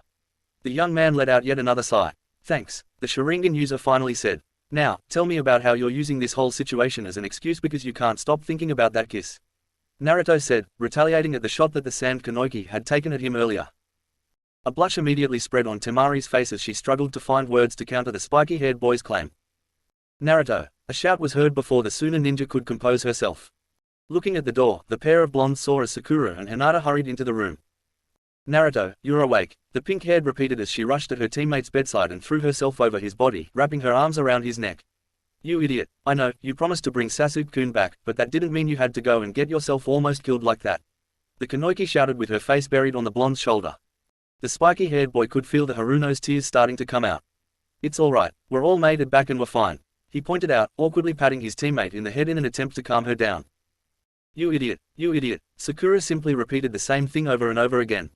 Standing by the side, Hinata looked at the two Team 7 members. It took all of the girl's self-control not join Sakura and throw herself over the Uzumaki as well. Looking at Hinata, the spiky-haired boy gave the girl a small, apologetic smile. Hinata, I'm sorry for all the trouble we must have caused you. Naruto apologized. Because of us, both Kiba and Neji got seriously hurt. The Hyuga's lavender eyes started to moisten as she shook her head. You do not have anything to apologize for. I am just glad that everyone is fine now, she said, smiling warmly at the spiky-haired boy. Naruto's own smile widened while Sakura finally started to calm down and Temari relaxed back on her chair. Please tell me you're drunk, Tsunade said as she rubbed her temple, trying to subdue her growing headache. Well, I am not completely sober, Jiraiya responded as he smiled sheepishly. But that doesn't mean I am not serious about this. I've been thinking over the situation for the last couple of days and this is the solution that I came up with. The Toad Summoner explained. A vein started to throb in the Hokage's forehead. Solution? You call this a solution? She questioned incredulously. The white-haired man raised his hands in defense just in case his former teammate turned violent. Calm down, he said, all the while pushing his chair back just in case. Just think about it, with all that just happened this is best course of action. The Godam took a couple of deep breaths in her attempts to relax. It's because I'm considering the situation that I do not believe that what you want to do is a wise idea, she said slowly. With the threat of the Akatsuki group and Kakashi's report of this Iwa missing nin, we have to be very cautious in our decisions regarding those two. Leaning a bit forward, Jiraiya's eyes became serious. Give me a little more credit, Tsunade-chan. Don't you think I had already taken those facts under consideration? The legendary ninja said. Akatsuki has seemingly gone off radar. And I'm not saying that they're trying to be secretive, that's their modus operandi, but no, this is different. They disappeared as if they had never existed. Not quite sure what their reasons are, but they're clearly playing the waiting game right now. The Sannin's eyes narrowed. I'm not going to lie, I'm planning to use this chance to dig up more information about them. Tsunade's eyes matched her former teammates. And what of the other factor? She asked. Well, we don't have too much to go on with that. Jiraiya admitted. All we have is that they're most likely a group, with Masamune Shirogen of Iwagakure and a girl that could manipulate her voice somehow, and that they're interested in both boys. The white-haired man listed what he had read from Kakashi's report. I will check with my hidden rock sources since that's the best lead we have, but in all honesty, I'm not too worried about them right now. One of the Hokage's eyebrows rose as a response to the man's words. A sigh escaped the Toad Summoner. If they wanted to take him, they couldn't have asked for a better opportunity than what just happened. He started to explain. So after passing that up, I don't see them doing it while he has one of the 3 Sannin protecting him. The mature ninja said with a hint of pride in his voice. It took a considerable amount of effort for Tsunade not to immediately shot him down. So, now that your worries have been put to rest, Jiraiya said, earning a scoff from the Hokage. I assume that I can leave you to start the paperwork needed while I go talk to the kid. He stated with a large, goofy grin.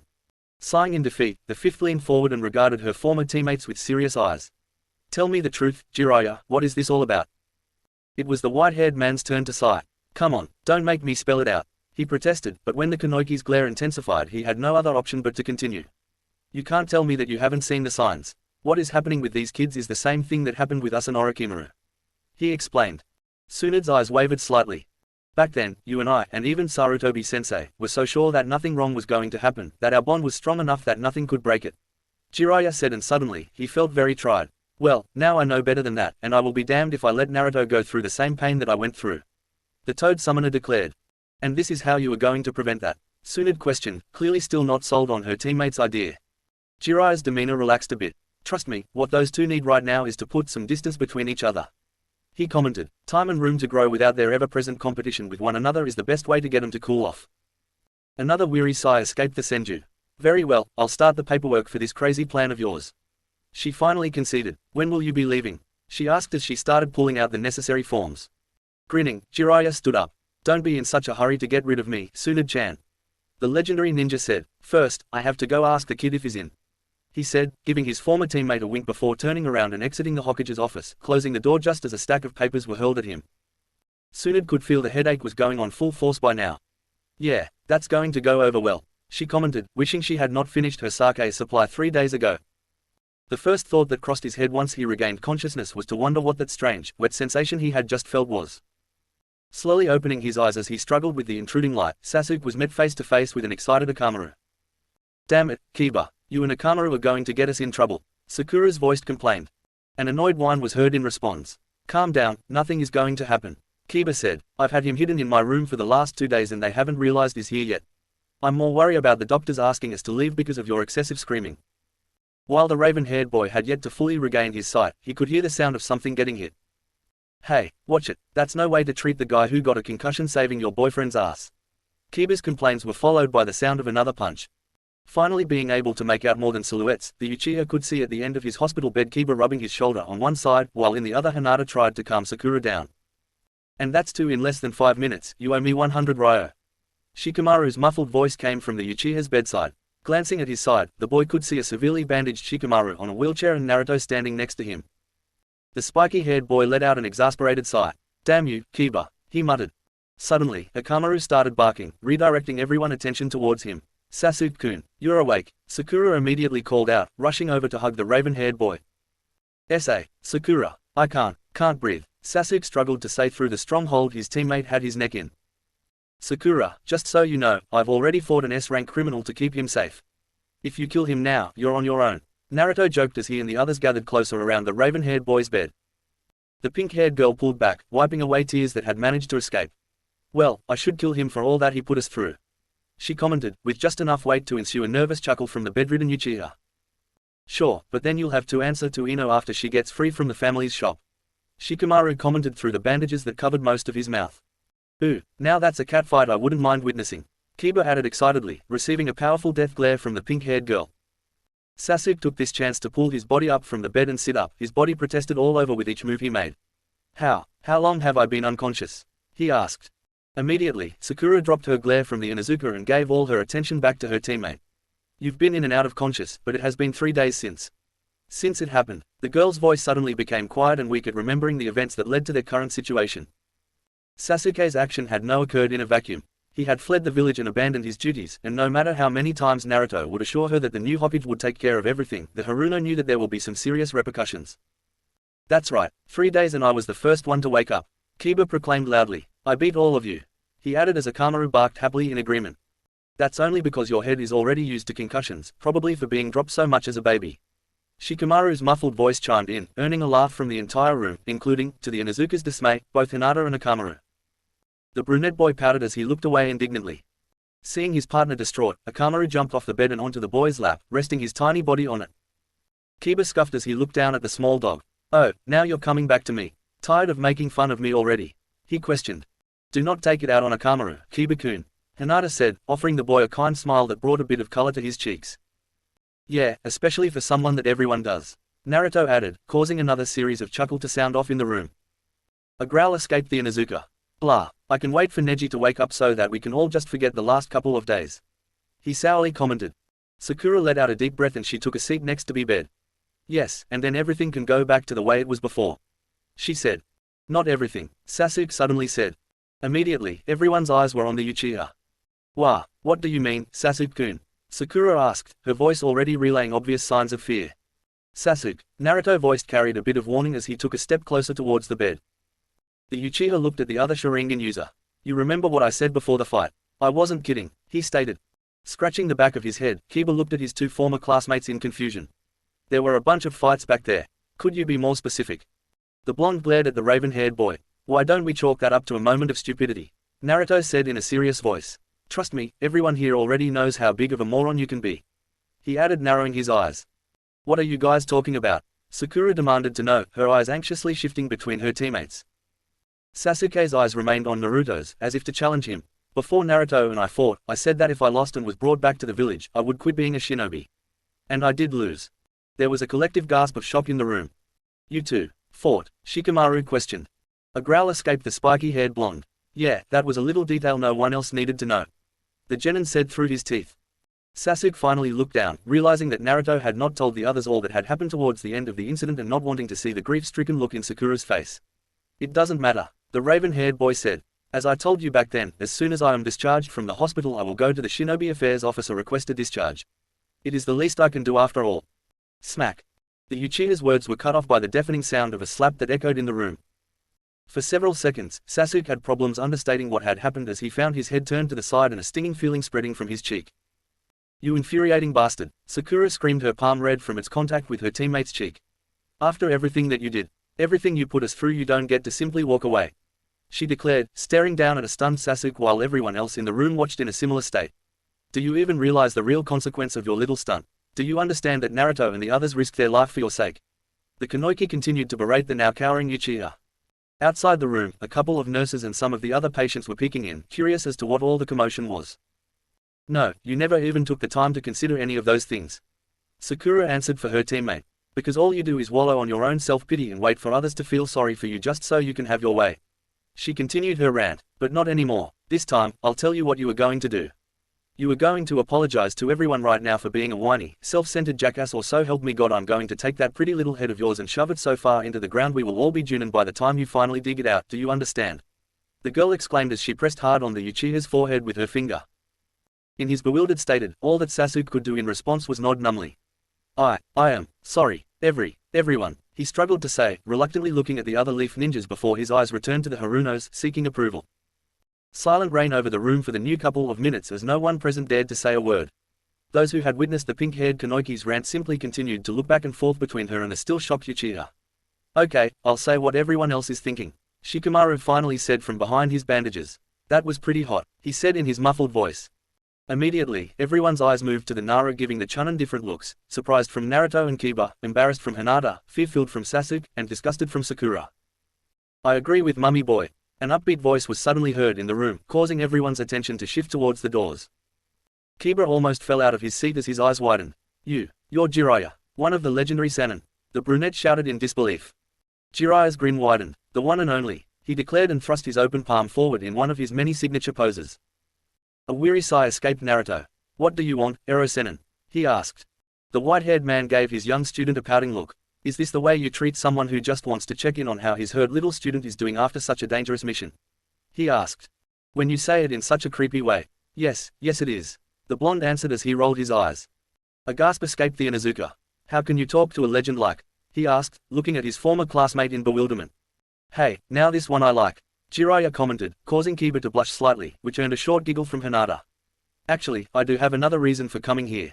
I'm going on a little research trip, and of course by little I mean an extended mission outside of the village. He revealed, getting everyone's undivided attention. And I was thinking that I might like some company during it. Naruto let out another sigh knowing what was coming next. Jiraiya's smile widened mischievously and his eye glinted the same way they did during one of his pranks back when he was a kid. So, how about it, Sasuke-kun? Everyone in the room had the exact same response to the Sannin's words. What? Is not fair. There was a bark of agreement. It's just not fair. A low growl escaped Ino. For Kami's sake, Kiba, would you stop saying that? It's been over a week already. Get over it, the Yamanaka exclaimed, finally losing her cool. But it's not fair. Smack. Hey, that hurt, Kiba whined as he rubbed the back of his head. I've been serious here. I need someone to explain to me how Sasuke throws a hissy fit and runs away from the village, but instead of being punished he gets rewarded by being trained by one of the Sannin. The boy exclaimed. Everybody present let out an exasperated sigh. That's it, tomorrow I'm running away, the brunette finally declared. Go ahead, Shikamaru chimed in. I bet not even Akamaru goes out to look for you, he commented, causing another bark of agreement from the small white dog. Partner, Kiba cried out in disbelief as the whole group laughed. The Rookie 9 and Team Guy stood by the village gate as they waited for Jiraiya to finish the last bit of paperwork required for Sasuke to accompany him. The majority of the bandages had been taken off Shikamaru, though most of his face was still covered, and Neji needed crutches to help him stand. You have everything you'll need, right? Sakura asked her raven-hard teammate. Yes, but I'm not sure why I'll need to bring a pair of earmuffs. The Uchiha responded. A scoff escaped Naruto. Trust me, they'll come in handy, he said with a knowing smirk. Sasuke shifted in place a bit. I'm still not sure about this. As much as it pains me to say it, I think Kiba is right. This is unfair, he commented. Tell me about it, Neji responded. I still need help going to the bathroom, he said with enough sarcasm not to make the situation awkward. Scratching the back of his head, Sasuke gave a sheepish smile. Once more, I'm sorry about that. I'm sorry about all the trouble I caused. The genin apologized again. Damn straight you are, Sakura commented with a smirk, earning another hesitant smile from the Uchiha.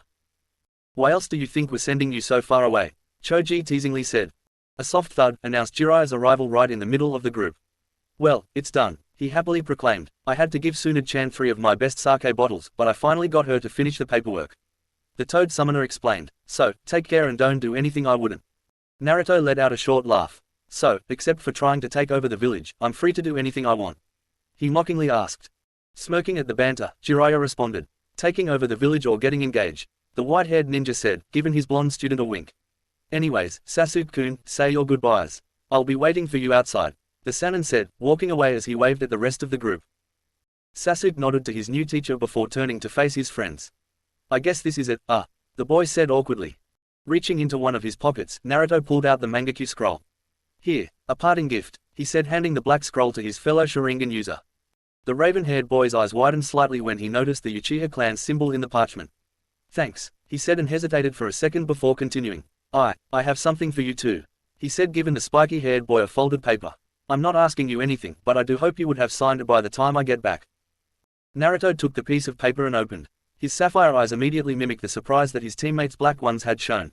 The paper was an almost fully filled up shinobi change of address request form in which the blonde would be officially changing his address to the Uchiha compound. Thank you, the spiky-haired boy said with all honesty. A small sob redirected to two Sharingan users' attention towards their other teammate. You'll be back, right, Sasuke-kun? You promise that you will be back? Sakura asked, tears threatening to fall from her eyes. The raven-haired boy offered the warmest smile he could muster. Do I have a place to return to? He asked. Fighting back her tears, the Haruno nodded. Always, she assured him. Sasuke's smile broadened a bit. Then I promise I will come back, he stated before saying goodbye to the rest of his comrades and walking out. As he stepped past the gates, Sasuke looked over his shoulder at the village he will one day return to and smiled. Chapter 32. Dust and dirt rushed into her lungs as she gasped, causing her to cough violently while she struggled for air. Trying to regain some composure, the girl found herself lying on the floor on her side. The cloud of dust that had risen up prevented the girl from being able to discern her surroundings, but once the debris started to settle back down, purple-colored eyes caught sight of heaps upon heaps of broken pieces of wood and twisted metal poles. A grunting sound caught the girl's attention, making her look up. Purple eyes widened at the sight of crimson red. No, she whispered. Are you all right? A pained voice echoed in her ear. The girl heard the words, but her mind did not register them. Instead it focused only on the thick steel pipe and its pointy end stuck out of the chest hovering over her. Blood ran freely down the metal shaft and fell onto the girl, staining her dress. Hey, the voice struggled to call out.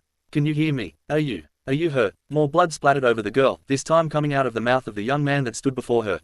Behind him, piles of debris were being kept at bay, his battered body being the only thing that stopped them from crushing the girl. Finally snapping out her stupor, the girl lifted one of her hands up towards the boy. Yes, I mean no. Her response is abruptly stopped when the boy's strength gives up and fell to his knees, shocking the girl as the debris threatened to crush them. She immediately froze up again. Gritting his teeth, the boy forced his knees off the ground. You have to get out of here. Quick, he barked as more blood sprinkled down. Before I. Purple eyes once again looked up at the boy's face. The back of his head must have been busted open since streaks of blood were running through the spiky blonde hair and down his face, framing a pair of sapphire blue eyes. She had seen blood and gore before, far more than anyone would expect a girl in her position would, but something about this boy dying in front of her terrified her beyond belief and stunned the girl in her place. Angry noises came out of the blonde as he extended one of his hands. He grabbed a hold of the girl's kimono and brought her closer towards him, to the point where all she could see were her purple eyes reflected in his blue ones. I said, go, he roared. In a sudden show of strength, the girl felt her body being flung backwards, and all that she could do was watch as the young man disappeared in front of her eyes when the rest of the debris finally caved in on top of him. No, she screamed as he jolted up from her futon. Breathing heavily, the priestess of Demon Country scanned her surroundings. She was alone in her room in the temple, her mother's charm bell lying protectively next to her futon. It was the dead of night and the compound seemed completely at peace, no lethal steel pipes, fatal heaps of debris, or dying boys in sight. After several minutes of labored breathing, the blonde girl finally calmed down. Taking the little bell in her hand, the priestess eased her body back onto the futon. That vision again, she whispered. That boy, she muttered right before she fell asleep once again. Training Ground 17 shook with thunderous force as Naruto planted his feet firmly on the dirt to prevent his body from being pushed further back. I'm sorry, Naruto-san. The toad, Gamaken, shouted out hurriedly from the other side of the clearing as he lowered his spike pole. The blonde sighed in exasperation. I told you not to call me that, Ken. Also stop worry so much all the time, he commented as the teenage toad in front of him started apologizing again, earning another sigh from the boy. The magenta-colored toad was already over 4 times the genin's height, already at the verge of another growth spurt that would leave him at equal size to the likes of Gamabunta and Gamashiro, and, despite his younger age, Gamaken was already considered one of the best fighters in Mount Myoboku. Sadly, his self-esteem was even worse than Hinata's. Are you sure you would not prefer another training partner, Naruto-sa? I mean, Naruto, the toad offered, correcting himself at the last second. Naruto shook his head. We've already been over this, you are the best one for this. He answered. Now let's go again, the Sharingan users added as he concentrated. Dark blue chakra started to emanate from the Uzumaki's body and shaping itself into a humanoid form. 3 months had passed since the hectic mission and since Sasuke left with Jiraiya. During that time, Naruto and all of his friends had devoted all of their free time to training, and as a result the young man had learned to summon Susanoo at will. By now, the chakra construct had been developed enough that musculature covered the skeleton structure completely, and even some features were starting to appear on its head, such as hair, which, according to Gamaken, resembled the 4th Hokage's. The clash between Toad and Avatar sent another shockwave through the training ground.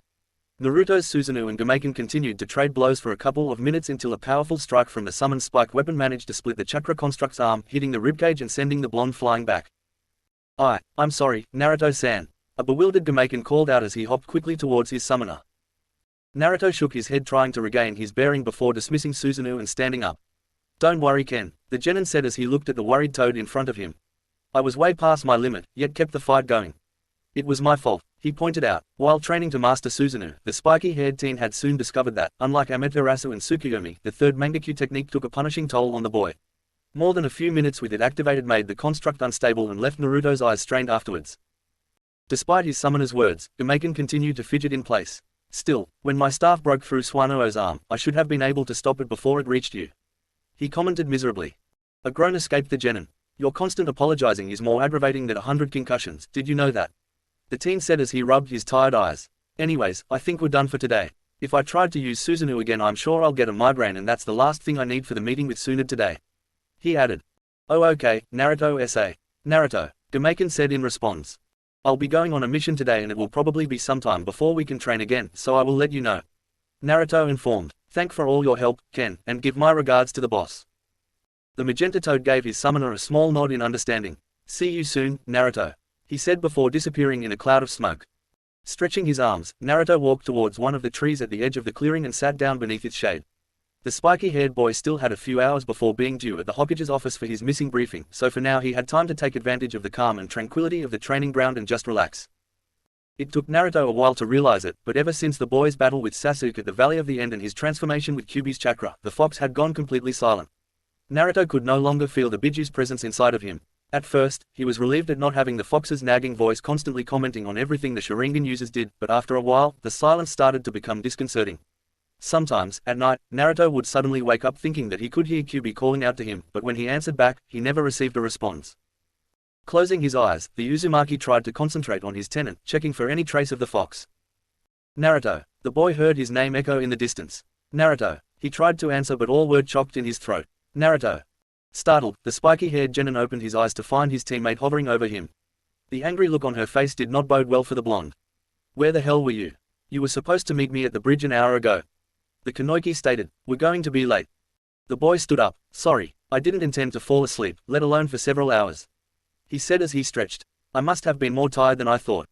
Sakura shook her head in disapproval. I've told you 100 times that you were overdoing it, she reminded her teammate, but since clearly you won't listen, I won't waste my breath anymore. Come on, we are going to be late, the pink-haired girl stated before she turned around and started to walk away. A sigh escaped the Jinchuuriki as he began to follow his teammate. I already said I'm sorry, the boy commented in defeat. The two members of Team 7 walked silently for a couple of minutes. By the time they left the training ground, most of the Kunoichi's anger had already dissipated. You need to take better care of your body, Naruto, she stated. Training all day and only stopping to eat 10 bowls of ramen is not healthy.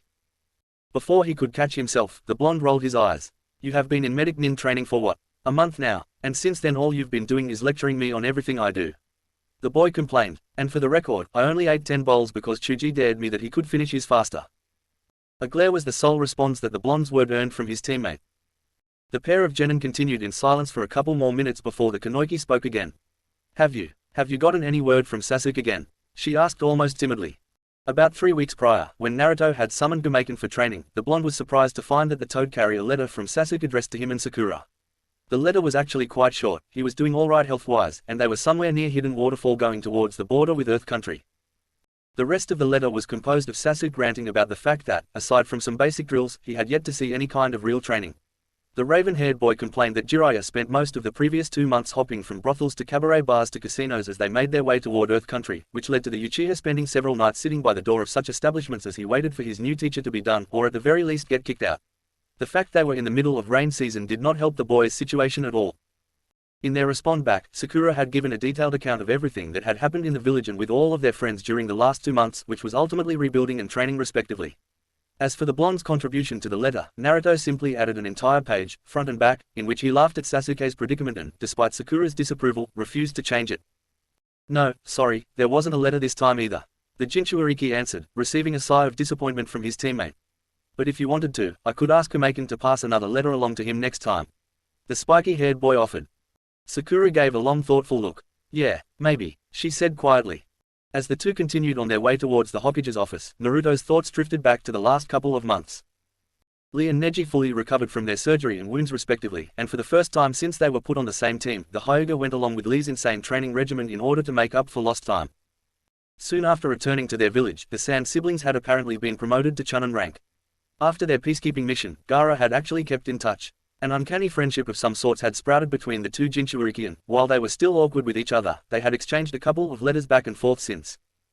Sakura herself had decided to start training to become a medic nin, not wanting to stand helplessly at the side while her teammates endangered their lives anymore.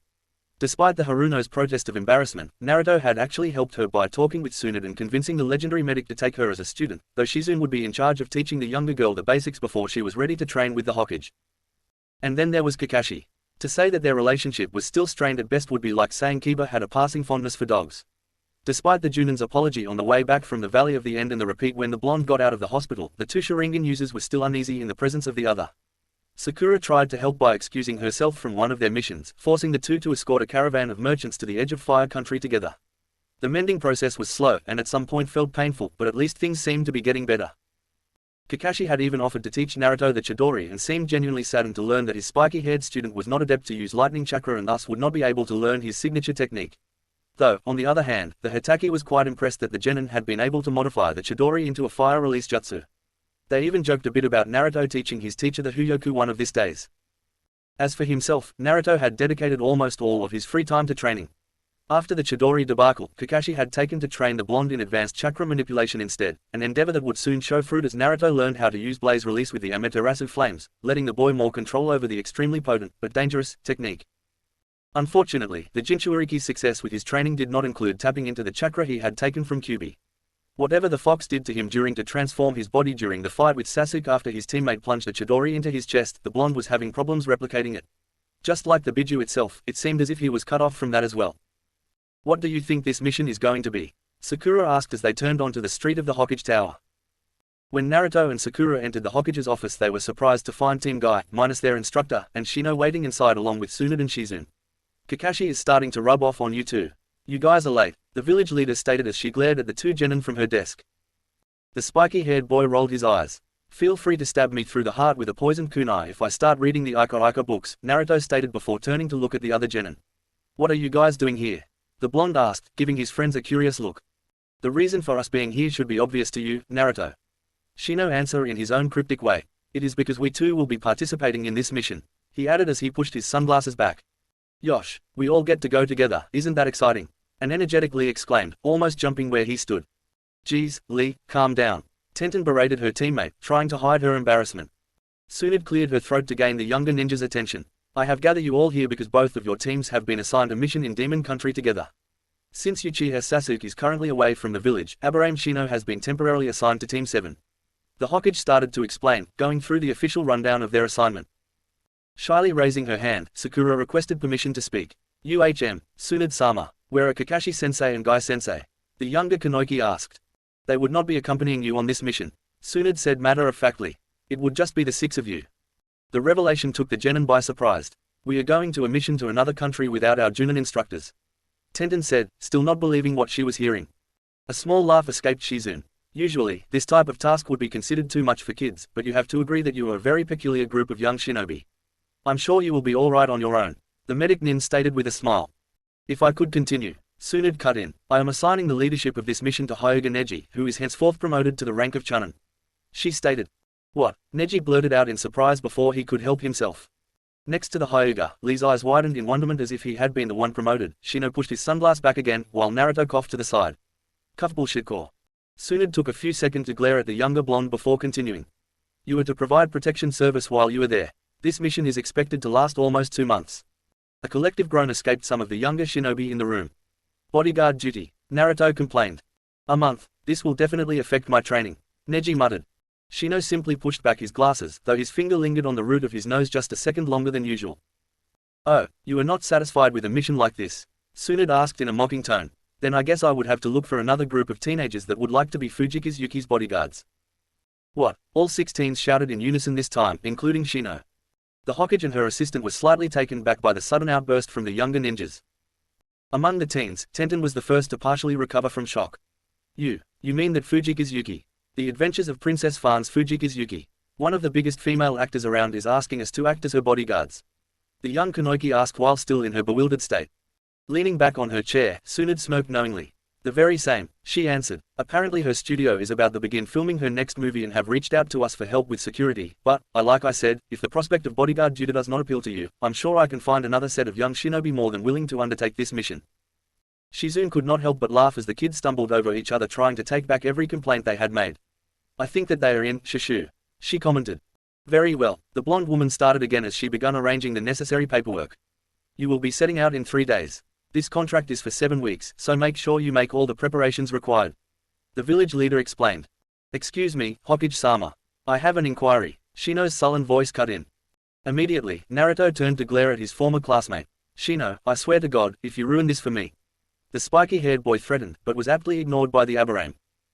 While I do understand that a famous celebrity like Fujika's Yuki requires professionals to see to her safety, it does appear abnormal to me that 2 ninja teams are being deployed on this mission. Shino revealed as he fixed his sunglasses in place. Tsunade regarded the brunette boy for a few seconds. That is actually a good point. The blonde finally stated, I'm sending 6 of you because the high priestess of the demon country seems to be a big fan of Fujika's as well. It seems that the priestess stubbornly decided she wanted to attend the filming, so her safety will be among your duties. At those words, Naruto, Neji, and Shino instantly glanced at each other. The faintest shred of fear crept up on the young men. The spiky-haired boy's eyes moved towards his boss. Meaning, he hesitantly questioned. Meaning that I will separate your squad in two. One will be tasked with keeping Princess FANFICTION safe, while the other will be in charge of looking out after Demon Country's little priestess. Watching her subordinate tense out brought an almost perverse smile to the Hokage's face. But do not worry, the teams have been selected at random, she said as she handed them their deployment orders. At random, my ass. Naruto gritted to his teeth for the umpteenth time in the last 10 days as he glared at Neji and Shino from across the field and through all the set lights and cameras scattered around. The two boys and the two girls in their team were standing just a few feet away from where Fujika's Yuki was sitting as her assistant applied her makeup. A soft pat on the Jinchuriki's back took him out of his train of thought. Oh, don't be sour, Naruto-kun, Lee said with a big smile on his face. Protecting a high priestess is just as noble and youthful as guardian a famous movie star. Perhaps even more so, he cheerfully pointed out. The blonde simply stared at his friend for a couple of seconds. Lee, we've been over this. There is nothing you can say that can help me right now, because your words do not get me any closer to Princess FANFICTION. He said, in fact, my problem is not that I'm not in Yuki's group, or that Neji and Shino are. My problem is that I'm stuck with her for the next month and some change. The Sharingan user exclaimed. In all truth, according to Sakura, being Yuki's bodyguard was not all that it was cracked up to be. Apparently the celebrity was the personification of snobbish, demeaning and insulting everyone around her from her assistant, to her manager, her producer, and even the shinobi assigned to keep her safe. Whatever fantasy the Haruno had about the movie star was shattered within the first few minutes of meeting her in person when Princess FANFICTION revealed herself to be a genuine bitch. However, as far as Naruto was concerned, as unpleasant as Fujika's Yuki may have turned out to be, when it came to spitefulness she was trumped by the Demon Country priestess, Shion. Not only was Shion as every bit of arrogant and demanding as Yuki, but the girl seemed to have a personal grudge against the spiky-haired leaf nin. During the entire week, the priestess had spent their time together glaring at him, insulting him at every turn, and complaining about his mere presence at her side. The priestess attendant, Taruho, had told Naruto and Lee that Shion could be a little difficult to work with, but even he was taken aback by her treatment of the blonde genin and her unwarranted hatred of him. It was as if the Uzumaki's every breath offended the blonde girl and the very sight of him angered her to the very core, so in turn she would do the utmost possible to make her protector's life a living hell while in this mission. For starters, Shion refused to use Naruto's name. Coming out of her, it was always you, whiskers, urchin hair, or, Naruto's personal favorite, bastard with a stupid face. She would also ignore every precaution she was given if it came from the blonde boy, and she would go on a full-blown rant if they so much as brushed shoulders by accident. Yet, despite all that, the Sharingan users soon noticed that every time he left her line of sight for whatever reason, she would soon start searching for him frantically, just to insult him yet again the moment she found him. There you are. A shrill voice caught the blonde's attention right before Shion came stomping towards him and Lee. I've been looking everywhere for you too. I'm thirsty, so go and find me a soda, she ordered. Naruto could feel the veins in his forehead throbbing. Sure, as soon as I become the water daimyo I'll get right on it, the genin said without looking at his charge. Violet-colored eyes glared at the other blonde. Arg, you leaf ninjas are the worst attendants I've ever had, the young woman complained as she stomped the ground. For the last time, we are not your servants, Naruto responded loudly. A small crowd from the production staff had already stopped working in order to look at the pair of blondes. We were hired to simply make sure you don't get yourself killed, so unless this soda is going to prevent you from dying from thirst, I honestly do not care. By the look in Shion's face, any newcomer would think that the spiky-haired nin had physically struck her. The priestess stood there in stunned silence for several seconds and Naruto was actually staring to worry that she was about to cry. Then suddenly, in a surprisingly feat of speed by a civilian, the girl drove one of her feet down onto one of the boys, putting all of her weight on top of it. Arg! Naruto cried out at the sudden attack as he jerked back. What the hell are you? The Sharingan user began to say, but the priestess was already running away from the scene as fast as her feet could take her. You need to be more delicate with girls, Naruto-kun, Lee offered as he patted him in the back again. The brunette's words earned another glare from his blonde teammate. I'm not going to make it a month, Lee, Naruto revealed in defeat. Tell me, do you think you can take me on? He asked. Lee cocked his head to the side. What do you mean, Naruto-kun? Do you want to spar?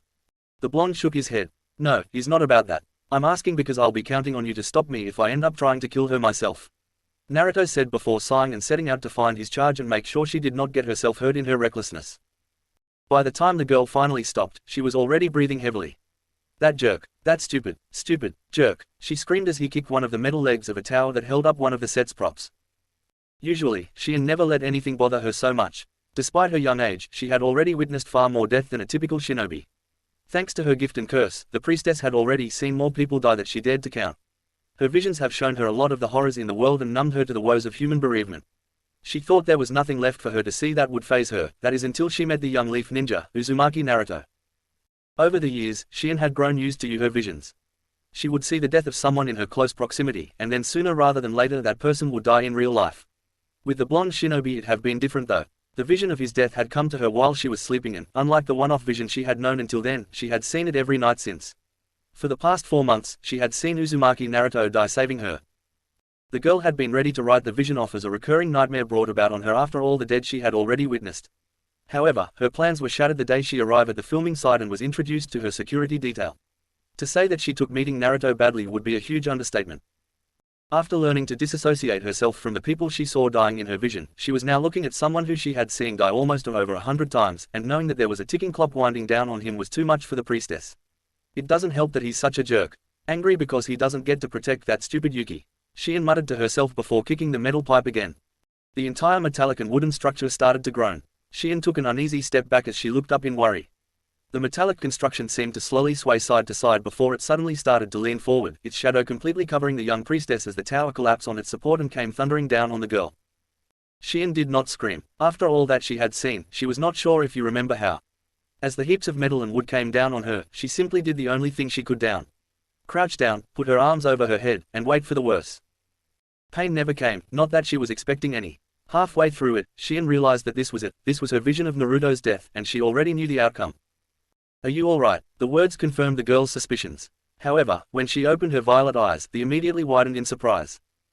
Instead of the blonde standing over her holding the rubble back, she found a large skeletal-looking arm glowing with dark blue chakra, and Naruto standing a few feet away, safe and sound inside an equally blue ribcage from which the arm originated. With one fell swoop, the skeleton heaved all the debris away and disappeared. Geez, can you go 15 minutes without causing trouble? Naruto asked as he walked towards her. Are you hurt? He asked. Shion stood in her place almost petrified, her eyes fixed on the young shinobi.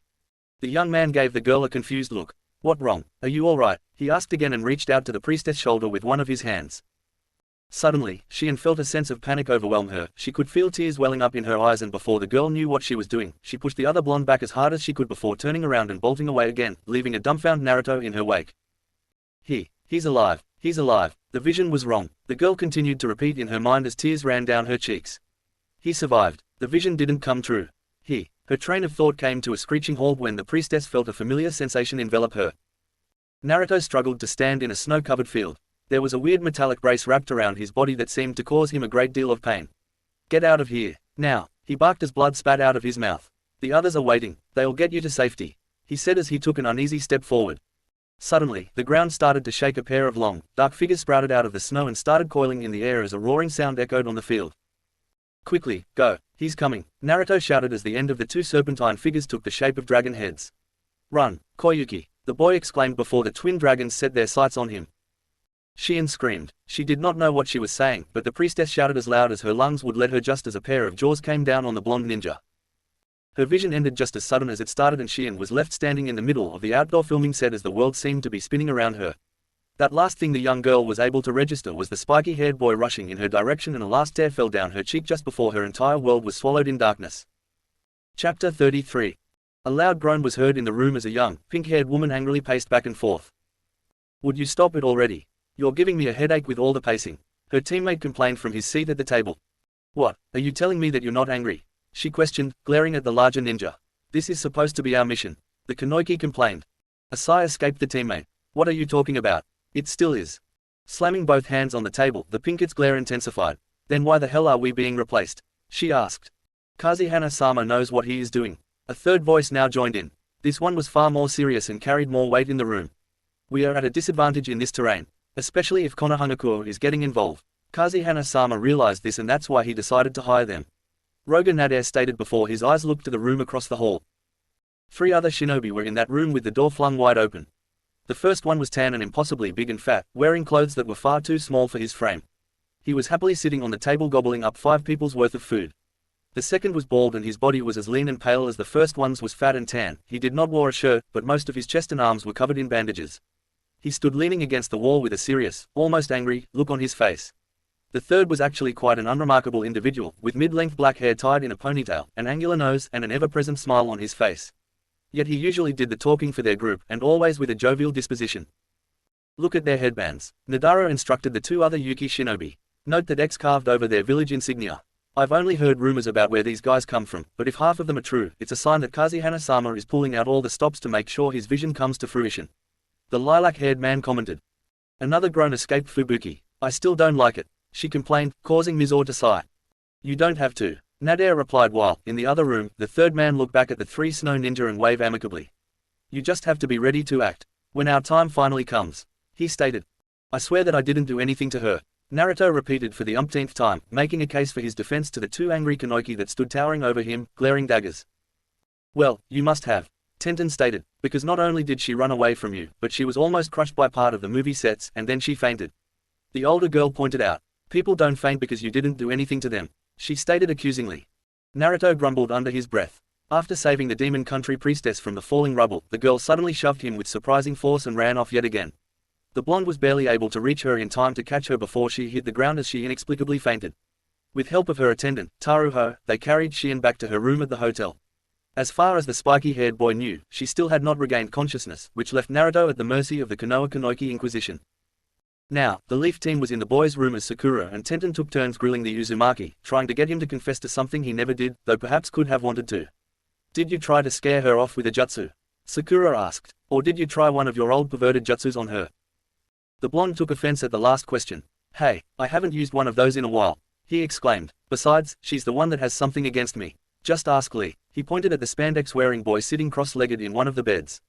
Just today she kicked me in the shin because I wouldn't get her a soda and then pushed me after I saved her. That girl is crazy, Naruto shouted. From his seat, Lee simply nodded.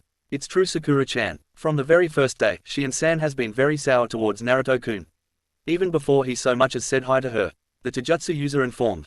See, Naruto exclaimed. I have been nothing but nice to the girl. Shut up, Lee, I have. The boy said, glaring at his teammate before he could interject. Meanwhile, she has been nothing but a bitch to me and tried to make my life a living hell since day one. In fact, I'm not completely convinced that she is not faking it just to get me in trouble. A short laugh escaped the pink-haired girl. Oh, please, Naruto. No one is that petty, she said offhandedly. Is that any different from someone pretending to have heat stroke so that Sasuke would escort her to the nurse's office? Naruto wondered out loud as he gave his teammate a knowing look. Blushing, Sakura struggled to find a retort. That has nothing to do with this, she exclaimed. Let's just forget about it, the Kanoki added as she looked away from all of her teammates. I would have carried you to the nurse's office like a princess, Sakura-chan. Lee chimed in, causing the pinkhead to groan in exasperation. The blonde chuckled a bit before continuing. As I was saying, that priestess seems to have a bone to pick with me, and all throughout the day she had been acting even stranger than usual. I think the best course of action is that I trade assignments with one of you guys, the boy proposed. Immediately, Tenten's glare intensified. How can we be sure this isn't just a scheme of yours to try to be placed on Fujikazuki's team? The older girl questioned as she studied her spiky-haired teammate. Naruto scoffed. No, it isn't, he exclaimed indignantly. Not so sure, I believe you, Sakura commented as she folded her arms and gave the blonde a knowing look. Why would I come up with a plan in which I get my foot crushed and then I'm shoved on my ass? Naruto shot back. From his place, leaning against the wall in the corner of the room, Neji cleared his throat in order to gain his team's attention. At any case, this leaves us in a bit of a delicate situation, the Chunin said, and I kind of agree with Naruto on this one, the Hyuga revealed. Unbelievable, the two Kanoki exclaimed in unison. Neji cleared his throat again before resuming. I've decided that, before things get even more out of hand, we are going to have to switch assignments around and put someone else in the priestess protective detail, the team leader declared with a commanding voice. Thank Kami, Naruto exclaimed in approval from his seat, earning another glare from Sakura and Tenten. Neji sighed before continuing. Let's see if Shion-sama responds better with another girl by her side. Sakura, you are going to take Naruto's place tomorrow, the Hyuga decided as he turned his gaze at the pink-haired girl. What, me? Sakura blurted in surprise. Yosh, great decision, Neji. I knew you would be a wise team leader, Lee excitedly exclaimed before jumping onto his feet and turning to his crush. Don't worry, Sakura-chan. We are going to have lots of fun taking care of Shion-san together, he said before striking his signature nice guy pose. Naruto could not help but chuckle at the sunken expression Sakura made at the sudden turn of events just as Tenten moved to comfort her fellow Kanoki, telling her that it would not be as bad and that she would eventually learn to drown out Lee's youthful speech. Leaning back in his chair, Naruto smiled smugly to himself. Despite all of its problems, the day was ending in a very positive note. He was finally free of Shion's bitchiness and he will be able to stay in close proximity to his idol, Fujikazuki. Sure, according to his teammates, she was not the most jovial person to be around, but, as far as the blonde thought, there was no way that the actress could be more unpleasant than Demon Country's priestess. Halfway through his first day in Yuki's bodyguard team, and Naruto did not think she was as bad as Shion, but she was certainly giving the younger girl a run for her money. While not as hateful towards the blonde genin as the demon country priestess, Yuki had her very own brand of spite. When Neji informed her and the production staff about the change in their team, the actress had made a face as if she had just smelled the foulest odor in the world, barely sparing Naruto a half-a-second glare before losing complete interest in anything to do with him or his teammates. As the day progressed, the spiky-haired genin saw his idol belittle, criticize, and insult everyone and anyone around her. From the filming crew, to the set attendants, to her fellow actors, no one was safe from Fujikazu's sharp tongue. Her assistant had been reduced to tears after Yuki went off on her from bringing her water in the wrong plastic cup, and one of the extras quit after she chewed his ear off from having an allergic reaction and sneezing during one of her scenes. The famous actress was nothing like Naruto pictured in his dreams, where the two of them took a bath in a giant ramen bowl. On the other hand, as far as Naruto could tell, Princess FUNN's disdain seemed to be directed at everyone, which made it a refreshing change of pace from Shion's special hatred of the spiky-haired boy in particular. At that thought, the Sharingan user directed his gaze at the other blonde across the movie set. Earlier that morning, the priestess had been in an angry and loud fury when she was informed that Sakura would be taking Naruto's place as her bodyguard. Since then, every time the Jinchuriki glanced at her direction, he found a pair of purple eyes glaring daggers at him. The Uzumaki sighed before thanking Kami that the demon country priestess eyes could not kill like his did. What they say is true, huh? Never meet your idols, Neji commented as he walked towards the blonde, the Hyuga's wide eyes looking at Princess FUNN as she acted out her scene. Snapping out of his thoughts, the blonde turned to look at his team leader. What? Naruto asked. Oh, yeah, Yuki is dream-shattering vile, but I was actually sighing over that, the spiky-haired boy said as he pointed at the other side of the movie set where Shion sat still glaring at him. She has been doing that for hours now, Shino suddenly commented, seemingly entering the conversation out of nowhere. You seem to have left quite a strong impression on her, Naruto. The brunette added. That's what I'm worried about, Tenten chimed in as she walked towards the group of boys. Naruto glared at the Kanoki. Don't start with that again. I'm sure Sakura is going to go off on me about it tonight and I don't need a sneak preview now, the young man stated. Whatever Tenten's response was going to be was drowned out by a loud sound from the set. What, are you telling me that Daisuke won't be able to shoot today either? The movie's director exclaimed to one of his assistants. The nervous employee tried his best not to trip over his own words. Actually, the doctor said that Daisuke-san will not be fit to film for about a month, he finally said after much effort. What? The director screamed. We are already far behind schedule with Hiroshi's scenes as it is, he stated before starting to pace back and forth. Sure, we can use stunt doubles for some of out-of-focus stuff and we could shoot most of the rest later. But we need him to be physically in set with Princess FUNN now for the kissing scene before we move on to the next location, the man said. Why not use his stunt double for that scene too? The assistant offered. By now the scene had drawn the attention from the entire set. The director shook his head. It won't work, that scene is a close-up. It has to be Daisuke or at the very least his twin double. All of a sudden, the director stopped pacing and his eyes turned towards the group of ninja. Naruto and his teammates gave confused looks at one another as the director quickly walked towards them. You, young shinobi, you guys are able to take someone else's appearance, right? The director asked. Tenten cocked her head to the side. Yes, she answered hesitantly. Perfect, the director exclaimed. Then you will play Hiroshi in the kiss scene, the man declared as he grabbed Naruto by the shoulder and pulled him forward. What? Naruto blurted out in a mixture of shock, disbelief, and fear. What? Both Sakura and Shion cried out loudly in unison from the other side of the set. Crack. Back on Konoha, Hyuga Hanabi found herself in a very unfamiliar situation. During a routine sparring match with her older sister, the younger Hyuga was taken by surprise when one of Hinata's strike came with so much force that it sent her flying out of the room and through the paper walls of the dojo. Pushing all the fabrics and pieces of wood off her, the shocked Hanabi looked back inside the room she had been standing on a few seconds ago. The equally bewildered looks of her sister and father were the only response she received. After a couple of seconds, Hinata was the first one to snap back to reality. I am sorry, Hanabi-chan, the older girl exclaimed as she rushed to her sister's side. I don't know what came over me, she added as she helped younger girl up. It was like this rage suddenly well up inside of me. I don't know why, but I'm sorry for pushing you like that. The young Kanoki apologized over and over again. From his sitting position at edge of the room, the still stunned Hayashi decided to sweep the Hyuga compound for any trace of genjutsu. All the way in Suna, a cheerful Kankuro made his way from the kitchen to the dining room with a large tray in hand. All in all, it had been a good morning for the Sand Ninja so far. The lumber for his new puppet had finally arrived from Kumo. Baki had informed him that their Chunin promotion was in the works, and the boy could have sworn that he had actually seen Gaara smiling. Now, he was just a few seconds away from enjoying his favorite spicy curry for lunch. Opening the door to the dining hall, Kankuro was only mildly surprised to find his sister lazily reading a magazine at the end of the table. Smiling brightly, the puppet user prepared to ask her to join him for lunch. Why do I suddenly feel like punching something? Temari muttered to herself as she turned the page of the article she was reading. Without missing a beat, Kankuro turned around and started to walk back to the kitchen. After all, it was a great day. To eat his lunch in the kitchen where he would be safe and sound. A soft hand caressed a pale cheek as tears streamed down her face and explosion went off all around. We have to go. We have to leave now. Someone was heard shouting. The girl shook her head vigorously. He gave his life for us. For me, she whispered while continuing to stroke the cheek of the blue-haired young man lying in her arms.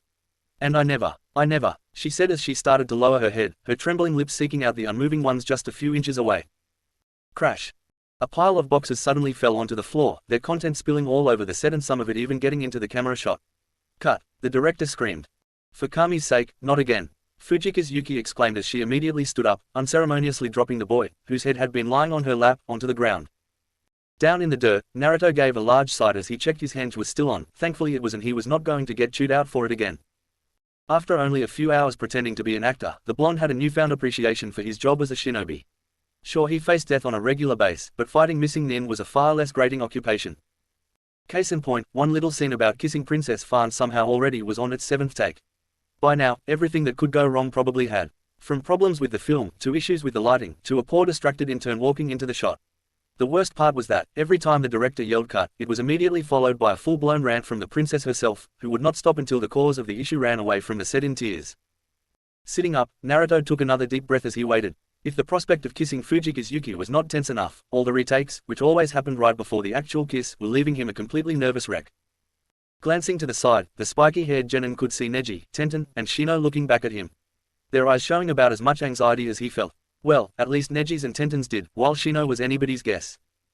On the other hand, on the other side of the set, Sakura and Shien continued to glare angrily at the transformed blonde, while a slightly scared Lee stood a safe distance away from the two girls. And I can promise you, by the time my agency is done with you, it would take a miracle for even your children to get jobs pulling out weeds at minimum wage. Yuki's rant caught the young genin's attention. Turning to the source, Naruto could see the beautiful actress in full rage mode and the poor staff member was already reduced to a trembling mess. Sorry, he kept repeating almost in a trance. Come on, Fujika-san, why don't you leave the poor guy alone? You already traumatize him. Naruto did not know what possessed him to involve himself with this matter, but the silence that enveloped the entire movie set immediately told him that he made a terrible mistake. Princess FUNN slowly turned to glare at the leaf ninja and after a few seconds made a beeline to her new target. Just who do you think you are? She questioned as she stood over the boy. You're just some no-name kid. Just because you are a ninja you think you can tell me what to do. Naruto finally got up from his sitting position. In his transformed state, the Sharingan users stood at eye level with the actress. What's with the people in this mission and their entitlement issues? The young man wondered out loud. You're the one who blows a gasket every time someone makes a little mistake. I mean, you went off for 20 minutes when someone corrected you earlier today. Even though you were the one who messed up. He exclaimed.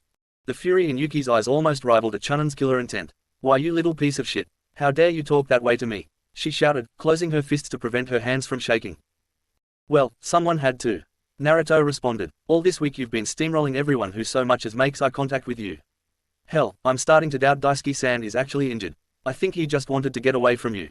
The comment immediately caused a myriad of response from the audience present, ranging from gasp of disbelief to barely suppressed chuckles. You. Now it was Yuki's turn at being stuck repeating the same word. So please, for the sake of your movie, my mission, and whatever remains of my original impression of Princess FUNN, calm the hell down, Naruto declared loudly. The entire set went quiet after that, everyone waiting for Fujika's Yuki's answer. Unexpectedly, without saying a word, the young woman simply ran away, pushing past the Uzumaki and making her way through the dumbfounded staff. Naruto was left in the middle of the set, with his teammates and the rest of the movie crew on a perimeter around him. Suddenly, someone in the crowd started clapping and before long everyone seemed to have joined in. Undoing the henge and walking dumbly out of the literal spotlight as people continued to cheer, Naruto was greeted by the confused look of his teammates. What the hell just happened? A noticeably confused Neji asked. I have no idea, Naruto honestly responded. A scoff escaped Tenten as she folded her arms. All I'm seeing is that this is the second girl that runs away from you in 2 days, Naruto. She commented, glaring at her younger teammate. I guess I might have gone a bit too far. The blonde admitted before letting out a heavy sigh. I guess I have to go look for her now, since no one else in here seems to be in any hurry to do so. He said before turning and walking in the direction the actress had ran off to. Back among the movie crew, the director quietly leaned towards his assistant. Was the camera running during all of that? He asked, receiving a shy nod in reply. Good, I don't know how yet, but I want to use it. It took Naruto several minutes to find Fujika's Yuki. Once again, the blonde was surprised with how quick a civilian could run since, just like she and the day before, Yuki had managed to cover quite a large distance, getting herself deep into the woods in a considerable small amount of time. As the genin got closer, his ears picked up a distinct sound.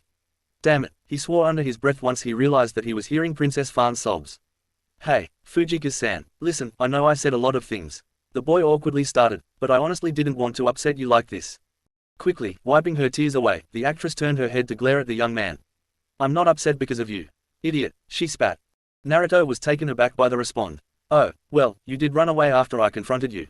It's easy to see how someone could assume you're crying because of that.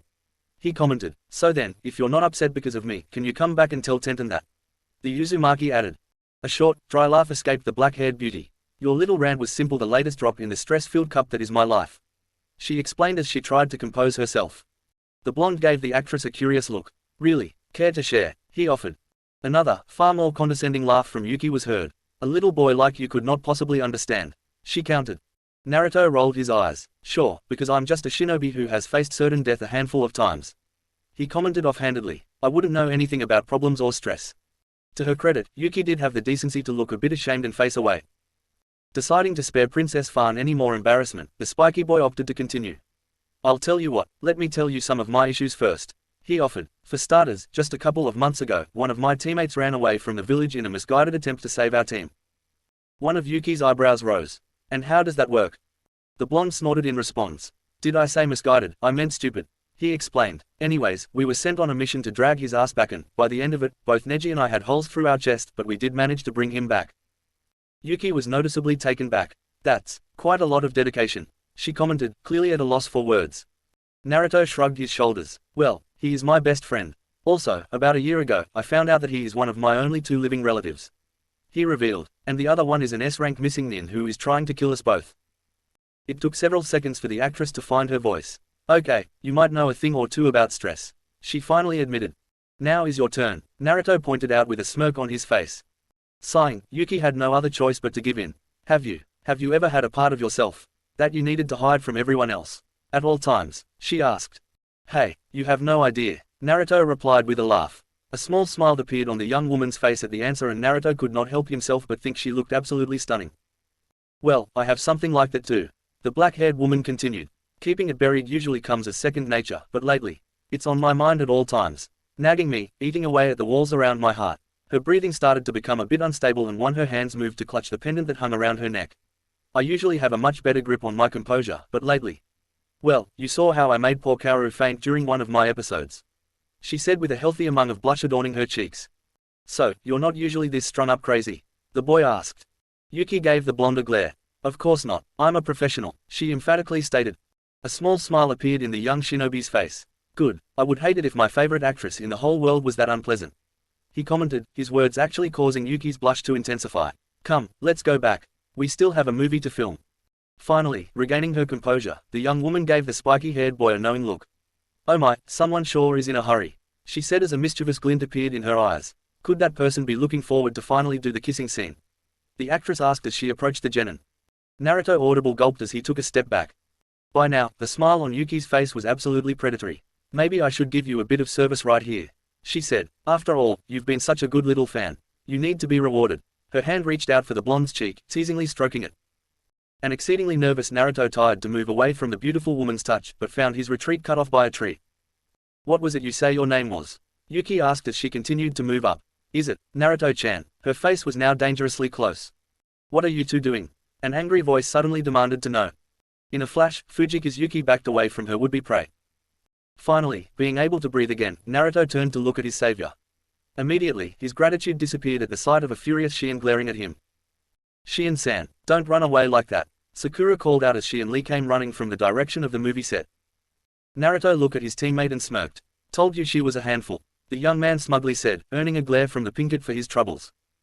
The priestess stomped her way to the other blonde. So, what, you guys staged that whole little scene back there so that you could come out here for some secret rendezvous, she asked, jabbing her index finger on the spiky-haired boy's chest all the while. The Uzumaki gave his previous charge an incredulous look. What the hell are you talking about? He asked with a mixture of confusion and aggravation. Oh no, Naruto-chan, it seems we've been found out, Yuki suddenly said as she came up behind the blonde genin, hooking her arms underneath his and leaning her chin on his shoulder. Naruto noticeably jumped at the actress' action while Shion and Sakura eyes widened in complete shock and Lee turned beet red. What are you doing? The spiky-haired boy asked in a panic, only receiving a sly smile from Yuki in response. Ru. 2. Sakura said through gritted teeth and her hands close into fist. Next to her, Shion's purple eyes looked almost as terrifying as Itachi's Sharingan. Untangling himself from Princess FUNN, Naruto struggled to explain himself. She's lying, he hurriedly said. I just came here to make sure she was alright and then she. The boy stopped talking when he saw the Kanoiki's hand moving closer to her weapons pouch. Fortunately for the Uzumaki, instead of going for a kunai, Sakura's hand went for his collard, bringing the spiky-haired boy closer to her. Naruto, I swear, if you. Whatever the Haruno's threat was, it was left unsaid when a huge explosion thundered through the forest, strong enough to cause the ground to shake.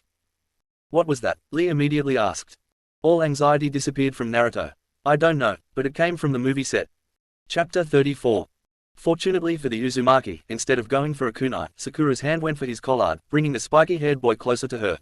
Naruto, I swear, if you. Whatever the Haruno's threat was, it was left unsaid when a huge explosion thundered through the forest, strong enough to cause the ground to shake. What was that? Lee immediately asked. All anxiety disappeared from Naruto.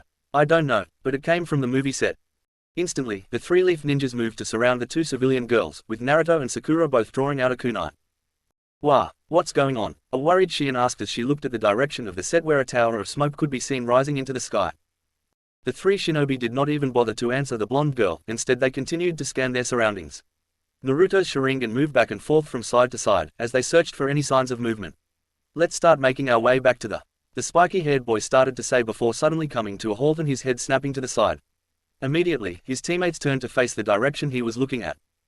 A long figure among the trees walked calmly towards them. As it got closer, the genin could see it was a bald man with most of his lean body covered in bandages. Wrapped around his shoulder was a hidden rock headband with an X carved across the village's insignia. Arg, there are 3 of them, the man complained in a rough voice as he stepped into the clearing. Damn it, I told Genten to set it off sooner. He swore under his teeth. Naruto cautiously glanced back at his teammates. You guys take the girls and step back. I'll distract him while you go around us, he said under his breath. After a couple of seconds of hesitation, the other 2 Konoha nins nodded in approval. I don't suppose you kids want to step aside and let me take girl, do you? The bandaged man asked half-heartedly, receiving a glare from the younger ninjas. Arg, I'm not into the mood to entertain a bunch of brats. He complained before, in one quick and sudden movement, sending a pair of kunai flying at Leaf Genin. Naruto readied himself to block the projectiles with his own kunai when his Sharingan caught sight of the pieces of paper tied to the blades. Explosive tags. He immediately called out before grabbing Yuki and jumping out of the way while the others followed suit with Lee grabbing Shion. A second later, 2 sizable explosions went off where they had been standing. Once back on the ground, Yuki gave her protector a look full of fear and worry. What's going on? She asked. Instead of answering the young woman, the blonde boy looked up at his enemy just in time to see another set of kunai flying towards him. Not wanting to leave it to chance, the Uzumaki focused on the blades with his Sharingan. Amaterasu, he whispered, and the kunai were instantly covered in black flames that detonated the tags at a safe distance. The rock nin was taken aback. Oh, so you are Uzumaki Naruto, he said as he looked at the blonde boy and noticing his peculiar Sharingan. Well, that changes thing, he added with a noticeably more jovial tone as he cracked his knuckles. Remember the plan, Naruto said to his teammates before suddenly dashing towards the rock nin, his kunai still in hand. What are you doing? The Uzumaki could hear Shion shout as Lee started to pull her away. The bald man grinned before doing a quick set of hand seals and slamming his palm on the ground. Teikoku niwa no jutsu, he called out. Naruto barely had time to see that crimson-colored scriptures appeared on the man's bandages before the ground exploded underneath him. The boy was flung into the air, but managed to spin himself right side up and land safely. However, he immediately noticed there was something wrong. The large rocks thrown into the air by the explosion had not fallen back to the ground, and instead they stayed hovering in the air. The same marks on the rock ninja's bandages were glowing on them. Suddenly, the rocks shot towards the blonde, forcing the genin to jump away to evade them as they came crashing down all around him. The glowing rubble continued its barrage as Naruto danced his way through them. It did not matter whether the boulders crashed on the ground or the spiky-haired teen deflected them with his kunai or with a kick, the rocks would simply rise up again and resume their assault. Eventually, the boy got tired of the onslaught and jumping around. Kakugan Kengoku no Jutsu, he shouted before 3 triangular granite walls rose in front of him, blocking the rocks. Suddenly, the ground right behind the leaf nin exploded and a large rock shot straight towards the blonde from the rear. Naruto turned around, but he could only watch as the boulder flew towards him. The Sharingan user was about to summon Susanoo, hoping that the avatar's ribcage could materialize fast enough to protect him, when suddenly the rock exploded and Lee landed right in front of him. You need to be more mindful of your surroundings, Naruto-kun, Lee said amicably. And you were supposed to stay with the girls. The spiky-haired boy shot back. Sakura and I were worried about you. This man knows who you are, so we thought it would be best not to leave you with him. The Taijutsu user explained, giving the younger nin a smile and thumbs up. Sighing in defeat, Naruto simply turned to face their opponent. The rock nin smirked as his army of floating boulders arranged itself around him. I guess two of you should put up more of a challenge. He stated, I am Idu Garaki, formerly of Iwagakure, try not to disappoint me. The man said before thrusting one of his arms forward. Immediately, the group of rocks shot towards the two genin. Neji struggled to breathe among the dust and smoke as he continued to help the movie crew out of the wreckage caused by the sudden explosion. In his peripheral vision, the Hyuga could see Tenten providing first aid to some of the injured and Shino directing his bug to break down some of the larger pieces of rubble. This is just like the set of Bloody and the Nukenin all over again. The movie's director was complaining as members of the staff pulled him out from underneath a pile of lumber and steel pipes. Despite some bruises and cuts, the man had fared miraculously well and was virtually unharmed. The black-haired boy gave a weary sigh and went back to his rescue efforts as his mind went over what had happened. It had not been a single explosion, but several charges had gone off in succession throughout the set with devastating effect. What bothered the Chunin the most is that he had scanned the surroundings that very same morning and he had not seen anything, neither bombs buried nor signs of dirt having been displaced, meaning whoever said the explosive did it throughout the day and right under their noses without him or any of his teammates realizing it. Everything led to one conclusion: they were dealing with an enemy shinobi. Neji cursed himself. He was supposed to be the leader on this mission, yet he had gotten complacent and had failed to prevent this catastrophe. Sure, Naruto suddenly getting drafted into the movie had not helped the Hyuga's focus, but, at the end of the day, he should not have let his guard down the way he did. After a couple more minutes of clearing rubble, Shino walked up Neji. I have taken care of all the large pieces. The Aburame informed in his monotone. Nodding at the information, the older boy activated his Byakugan to make sure no one else from the film crew was trapped underneath it. Once he was satisfied with his findings, the Chunin turned to his teammates. I'm going to go check on Lee and the others. He stated, you guys stay here and make sure that everyone is. Neji suddenly halted as his dojutsu caught something coming down from above them. Suddenly, a large mass came crashing down onto the middle of the destroyed movie set with enough force to make the ground shake. The shockwave caused by the impact pushed back most of the dust and smoke left behind by the explosions, thus leaving the newcomer in full view of all those present. It was a man several heads taller than a regular person and revoltingly fat. He had tan skin and wore cloths that were obviously way too small for his impossibly large frame. Neji immediately noticed two things about the stranger. There was a hidden mist headband with an X carved over the insignia wrapped around the man's thick wrist, and there was a malicious grin on his face. Oh my, it seems many roaches managed to survive my little goodies. The man commented with a gleeful tone as he surveyed the destroyed movie set with a hungry look in his eyes. Glaring at the stranger, the Hyuga prepared his fighting stance. Shino, get everyone out here. Use your bugs to help those that can't move by themselves. He ordered with authority in his voice, and the younger boy immediately followed. Tenten, you'll be my support. Neji added, and through his Byakugan he could see his teammate reading her scrolls. The man's grin almost looked crazed as he set his eyes on the Leaf Chunin. Are you going to play with me, little boy? He asked. Instead of answering, Neji simply lowered his stance, extended his arms, and sent chakra to the tip of his fingers. The next second, the Hyuga shot towards his opponent at blinding speed. Kage Bunshin no Jutsu. A dozen copies of Naruto appeared from a cloud of smoke and launched themselves against the floating rocks, smashing them left and right. Garaki directed the boulders by moving his hands. The rocks encircled the clones and smashed themselves against them, dispelling the copies in another cloud of smoke. However, the Iwa ninja's victory was short-lived as a green blur shot through the cloud. Lee appeared before the older man with one of his legs raised over his head. Konoha Otoshi, the Taijutsu user exclaimed as he lowered his legs with tremendous force.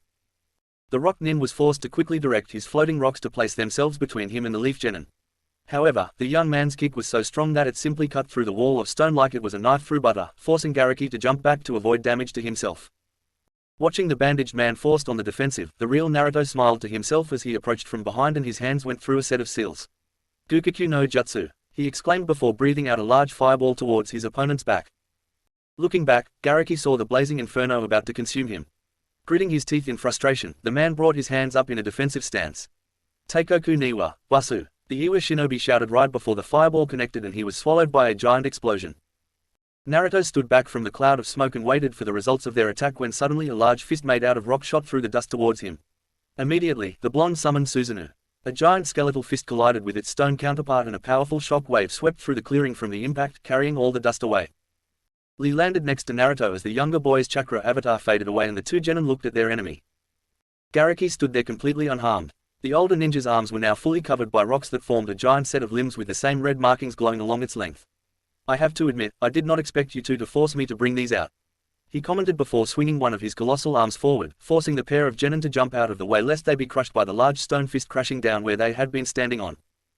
The earth trembled and Naruto saw how the impact had been so strong that the stone fist crumbled into rubble. Unfortunately, to the spiky-haired teen's dismay, the limb immediately reformed itself like nothing had happened.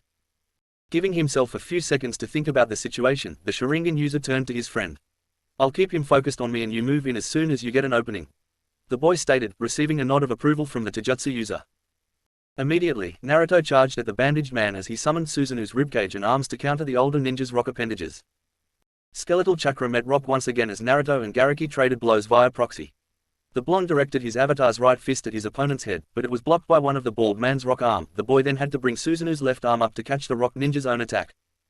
Seeing a chance, Naruto quickly wheeled the chakra construct's right hand to grab Garaki's free arm before the Iwa shinobi could pull it back. With both of the older man's stone arms captured, the Sharingan users simply had to wait for Lee to make his move. On cue, a green blur appeared behind Garaki.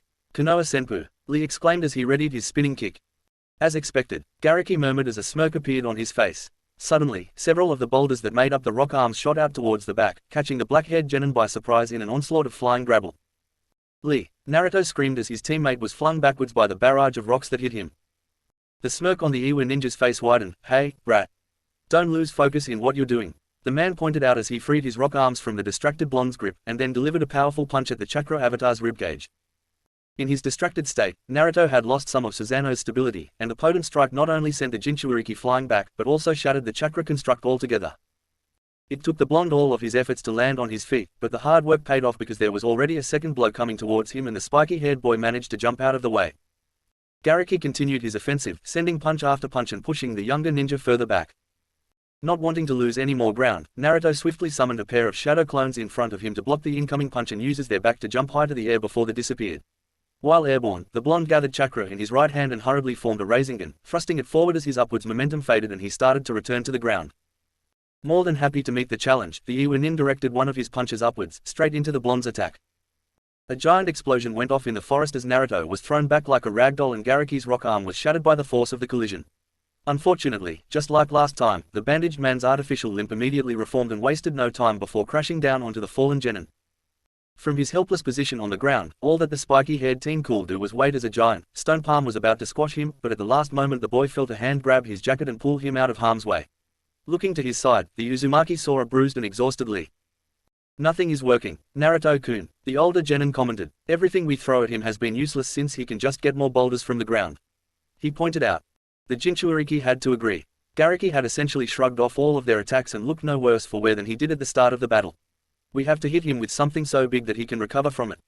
But it has to be all in one fell swoop," the younger boy said. "Do you have a technique like that?" Lee asked as he looked at his friend.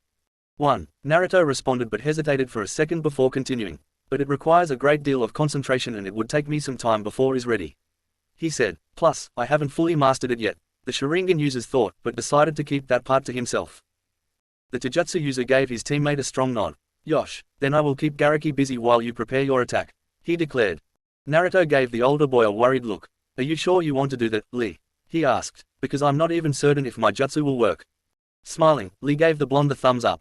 "Don't worry, Naruto-kun, I have complete faith in you," he stated as a small twinkle accentuated his smile. "Just have a little faith in me," the young man added before turning around and charging at the rock nin. Left behind, the spiky-haired teen took a deep breath to prepare himself. Closing his eyes for a second, Naruto summoned Susanoo, drawing forth as much of the construct as he could. Bones were covered by musculature, which was in turn covered by wood-like skin. Once Susanoo was ready and stable, the blonde started to gather chakra into his hand and formed another rasengan, this one far more refined than the one he had created earlier.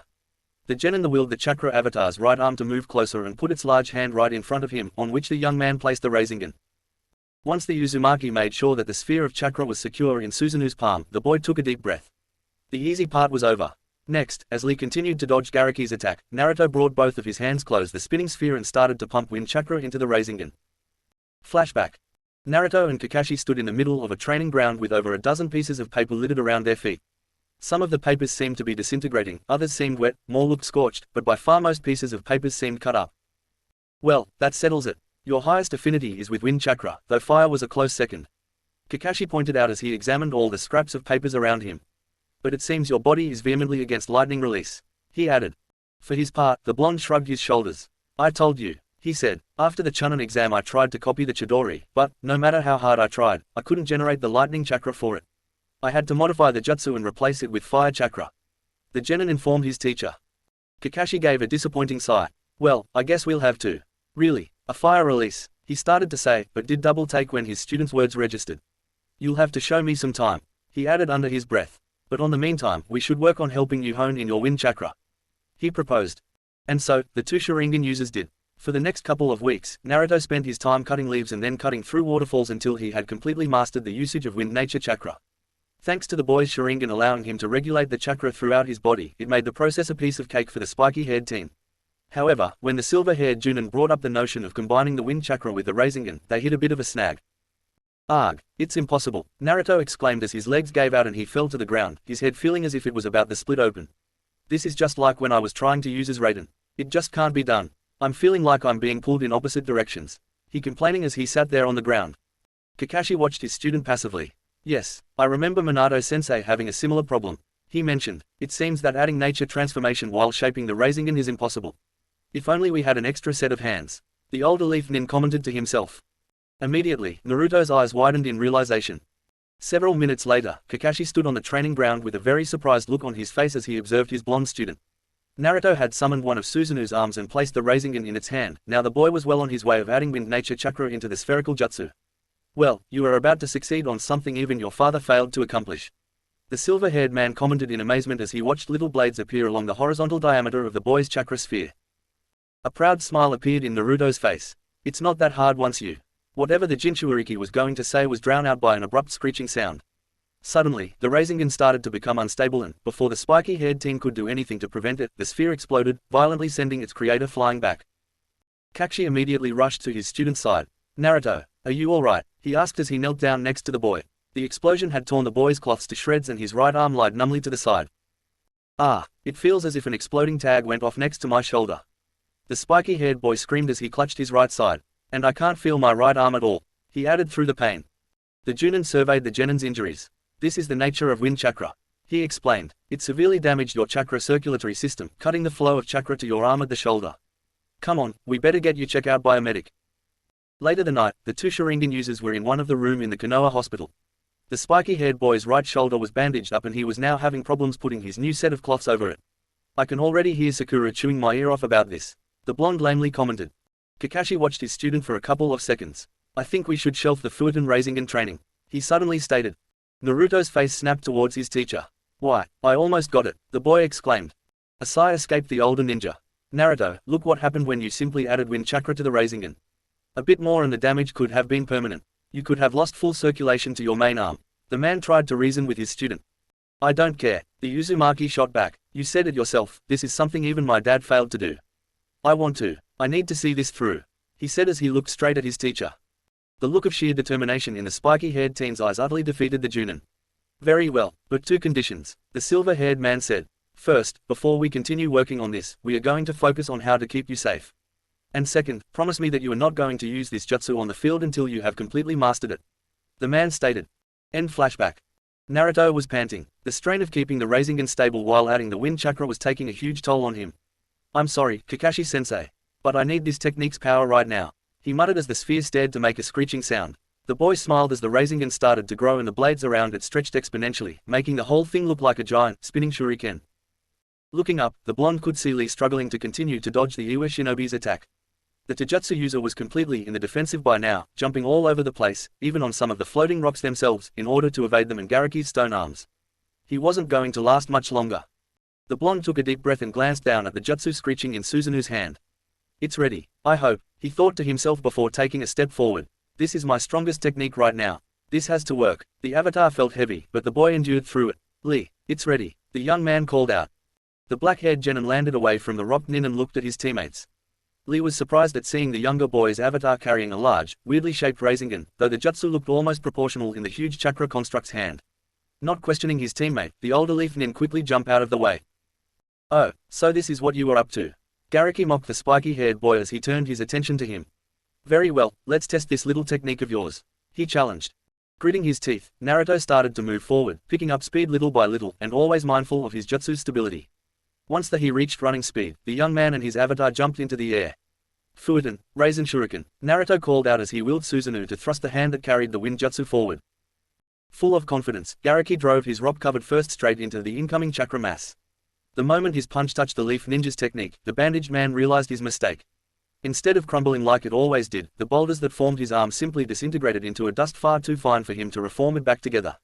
Terror filled the older man's eyes as the FUNN jutsu continued its warpath undeterred by his punch and hit former Rock Nin square in the chest. Lee watched from a safe distance as his teammate, the Avatar, and Rock Nin disappeared in a colossal chakra explosion. The Taijutsu user had to brace himself in order not to get blown away by the shockwaves coming off Blonde's technique. Looking at the dome of chakra that had formed where his friend had been, Lee was amazed by the attack that Naruto had created, but he could not help but feel worried for the spiky-haired boy's safety. In the mass of chakra, Naruto was safe inside Susanoo, but he could see that the wind release was ripping the chakra construct apart. Nevertheless, the blonde could not let up and willed his avatar to continue to press through. Eventually, the chakra mass gave out a large, final explosion and the spiky-haired boy was expelled out with a tremendous force. All that was left of Susanoo by then was its ribcage, and even that was severely damaged. However, as Naruto crashed down onto the ground, he virtually unharmed. "Naruto-kun, are you okay?" Lee called out as he rushed towards his friend. Panting in exhaustion, the blonde struggled to his feet. Yeah, I'm just winded," he barely managed to say as he accepted the Taijutsu user's help to stand up. Looking at the huge cloud of dust that his attack had left behind, the spiky-haired teen smiled. "Well, I would say that was a success," he commented. Lee returned a smile and nodded. "Yosh, that was a very youthful display," he commented and gave his teammate another thumbs up. Still trying to catch his breath, Naruto straightened up. "Come on," he mentioned a teammate. The Sharingan users pointed out. "We have to go check on the others," the boy said before turning around. Lee following right behind him. Teikoku Niwa no Jutsu, Imperial Grounds Jutsu, made up. Kakugan Kangoku no Jutsu, Granite Prison Jutsu, made up. Konoha Otoshi, Leaf Drop. Gukikyu no Jutsu, Great Fireball Jutsu. Teikoku Niwa, Wasu, Imperial Grounds, Armament, made up. Konoha Senpu, Leaf Whirlwind. Chapter 35. Still trying to catch his breath, Naruto straightened up. "Come on," he mentioned a teammate. The Sharingan users pointed out. "We have to go check on the others," the boy said before turning around. Lee following right behind him. The two genin only managed to take a couple of steps when a rumbling sound coming from the cloud of dust caught their attention. Looking back, the boys saw several boulders suddenly explode from the ground and they barely had time to jump out of the way to dodge the incoming debris. Damn you." Garaki's grunting voice was heard as the dust started to dissipate. The bandages around the missing nin's body were ragged and disheveled, while most of his right arm was gone and blood dripped from what was left of it, but his eyes held an intense fury directed at the Leaf Ninjas. Lee was visibly taken back. How did he survive a jutsu like that? The Taijutsu user asked in bewilderment. For his part, Naruto was rendered speechless. He had hit the former Iwa Nin with his strongest technique and he had failed to take him out. Using some of his bandages, Garaki cut off the blood circulating to his stump, stopping the bleed. "To think that a pair of brats would force me to use the second Tsuchikage's Bunritsu no Jutsu," he growled. "Half of my chakra is now gone forever." The man continued as he started to slowly move towards the two genin. "I couldn't even activate the technique in time to save my right arm," he cursed. The blonde looked at his friend. "Lee, do you have any idea what he's talking about?" he asked. I might," the older genin said after a few seconds of pondering. "I remember a lecture from the academy about how one of the old cages was developing a technique to duplicate himself as a way to escape very dangerous situations." The Taijutsu user explained, "But the cage died in battle before he could solve one major flaw in the technique, so it was labeled as an incomplete jutsu. I think this might have been it."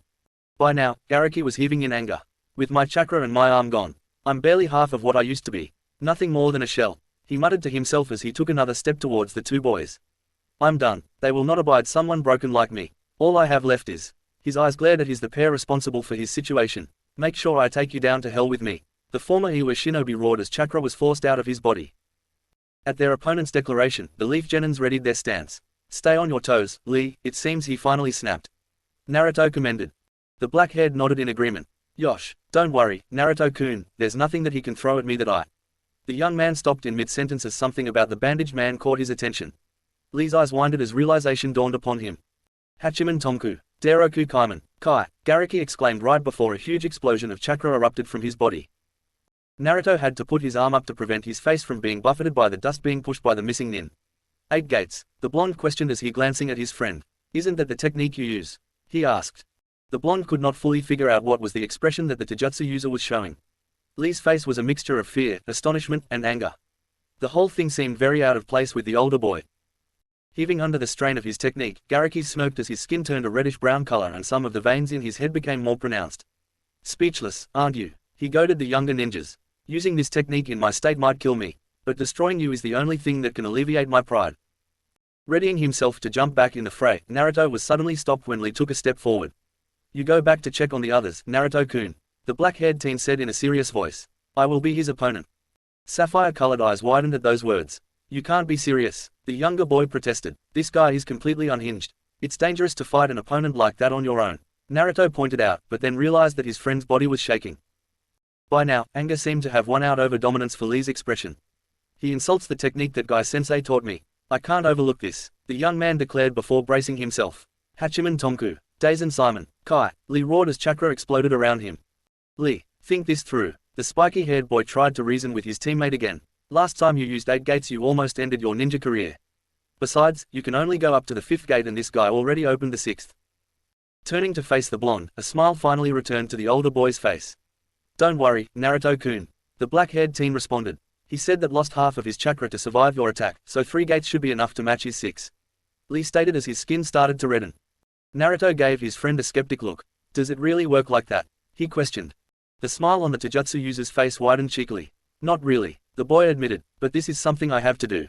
For someone like me who can't use either ninjutsu or genjutsu, the 8 gates represents all the effort I have made to get to where I am now. He said with a serious tone again. Seeing it being used in such a petty way boils my blood in a way not even the flames of youth can. The genin declared with a voice full of conviction. Sighing, the Sharingan user accepted defeat. Okay, Lee, you win this time. He relented, but you better not get yourself killed here or I will go the afterlife myself and drag you back just so I can beat the living hell out of you. He warned his teammate, or better yet, I'll turn you over to Tenten and let her decide your punishment. The spiky-haired boy added before turning around. With another smile on his face, Lee gave his friend a quick glance. Don't worry, I promise, the older teen said as he gave his friend a thumbs up. Having let the pair of genin talked out, Garaki decided to finally speak up. Now, why do you think that I would let one of you simple walk? The man's sentence was cut short when the black-haired boy suddenly appeared right in front of him with his fist already flying towards the former Iwanin's face, forcing Garaki to block it with his remaining arm. The force of the blow was strong enough to push the missing nin back despite his block. Garaki gritted his teeth. That was stronger than I expected. He muttered to himself. Suddenly, the bandaged man's eyes saw the leaf nin throw a pair of strange objects at him. Upon further observation, he realized it was a set of ankle weights. Acting on instinct, the former Iwa ninja jumped away from the weights. The impact that the exercise equipments caused when they touched the ground looked as if they had been a pair of explosive tags. Dynamic entry. Lee's voice was heard less than a second before a green blur shot out of the cloud of dust raised by the weights. The missing nin brought his arm up again to block the new attack, but was taken aback when the blur suddenly disappeared right in front of him. However, the bald man had no time to think about what his opponent was planning, since a powerful kick was connected with his back, violently sending him flying forward. Planting his hand on the ground in mid-flight, Garaki rectified his body and managed to land on his feet. Looking up, he saw the young shinobi already charging forward. I can't believe that he can keep up with only 3 gates. He complained as he was forced on the defensive, continuously dodging the Taijutsu user's attack. Have I really sunk this low after using the Bunritsu? Dainana Kuman Kai, the older man roared as another explosion of chakra erupted from his body. At the same time, Lee's fist was traveling towards his opponent's face when suddenly it was caught by the bandaged man's hand. That's quite enough, Garaki declared before hurling the genin's body away from him with so much force that the teen's body went through several trees. Ignoring the pain his body was in, Lee stood up and glared at his enemy for several seconds. It's been a while since I used this. But this time is going to be different, the boy finally said as the veins in his head started to become more pronounced. Daigo Toman, Kai, he shouted as chakra erupted all around him and his body was covered with a green aura. Garaki growled. 5th ha, he muttered, let's put it to the test. The man shouted before punching the ground, causing everything in front of him crumble. Swiftly, Lee jumped into the air. Konoha Otoshi, the young man shouted as he brought the heel of his foot down at blurring speed.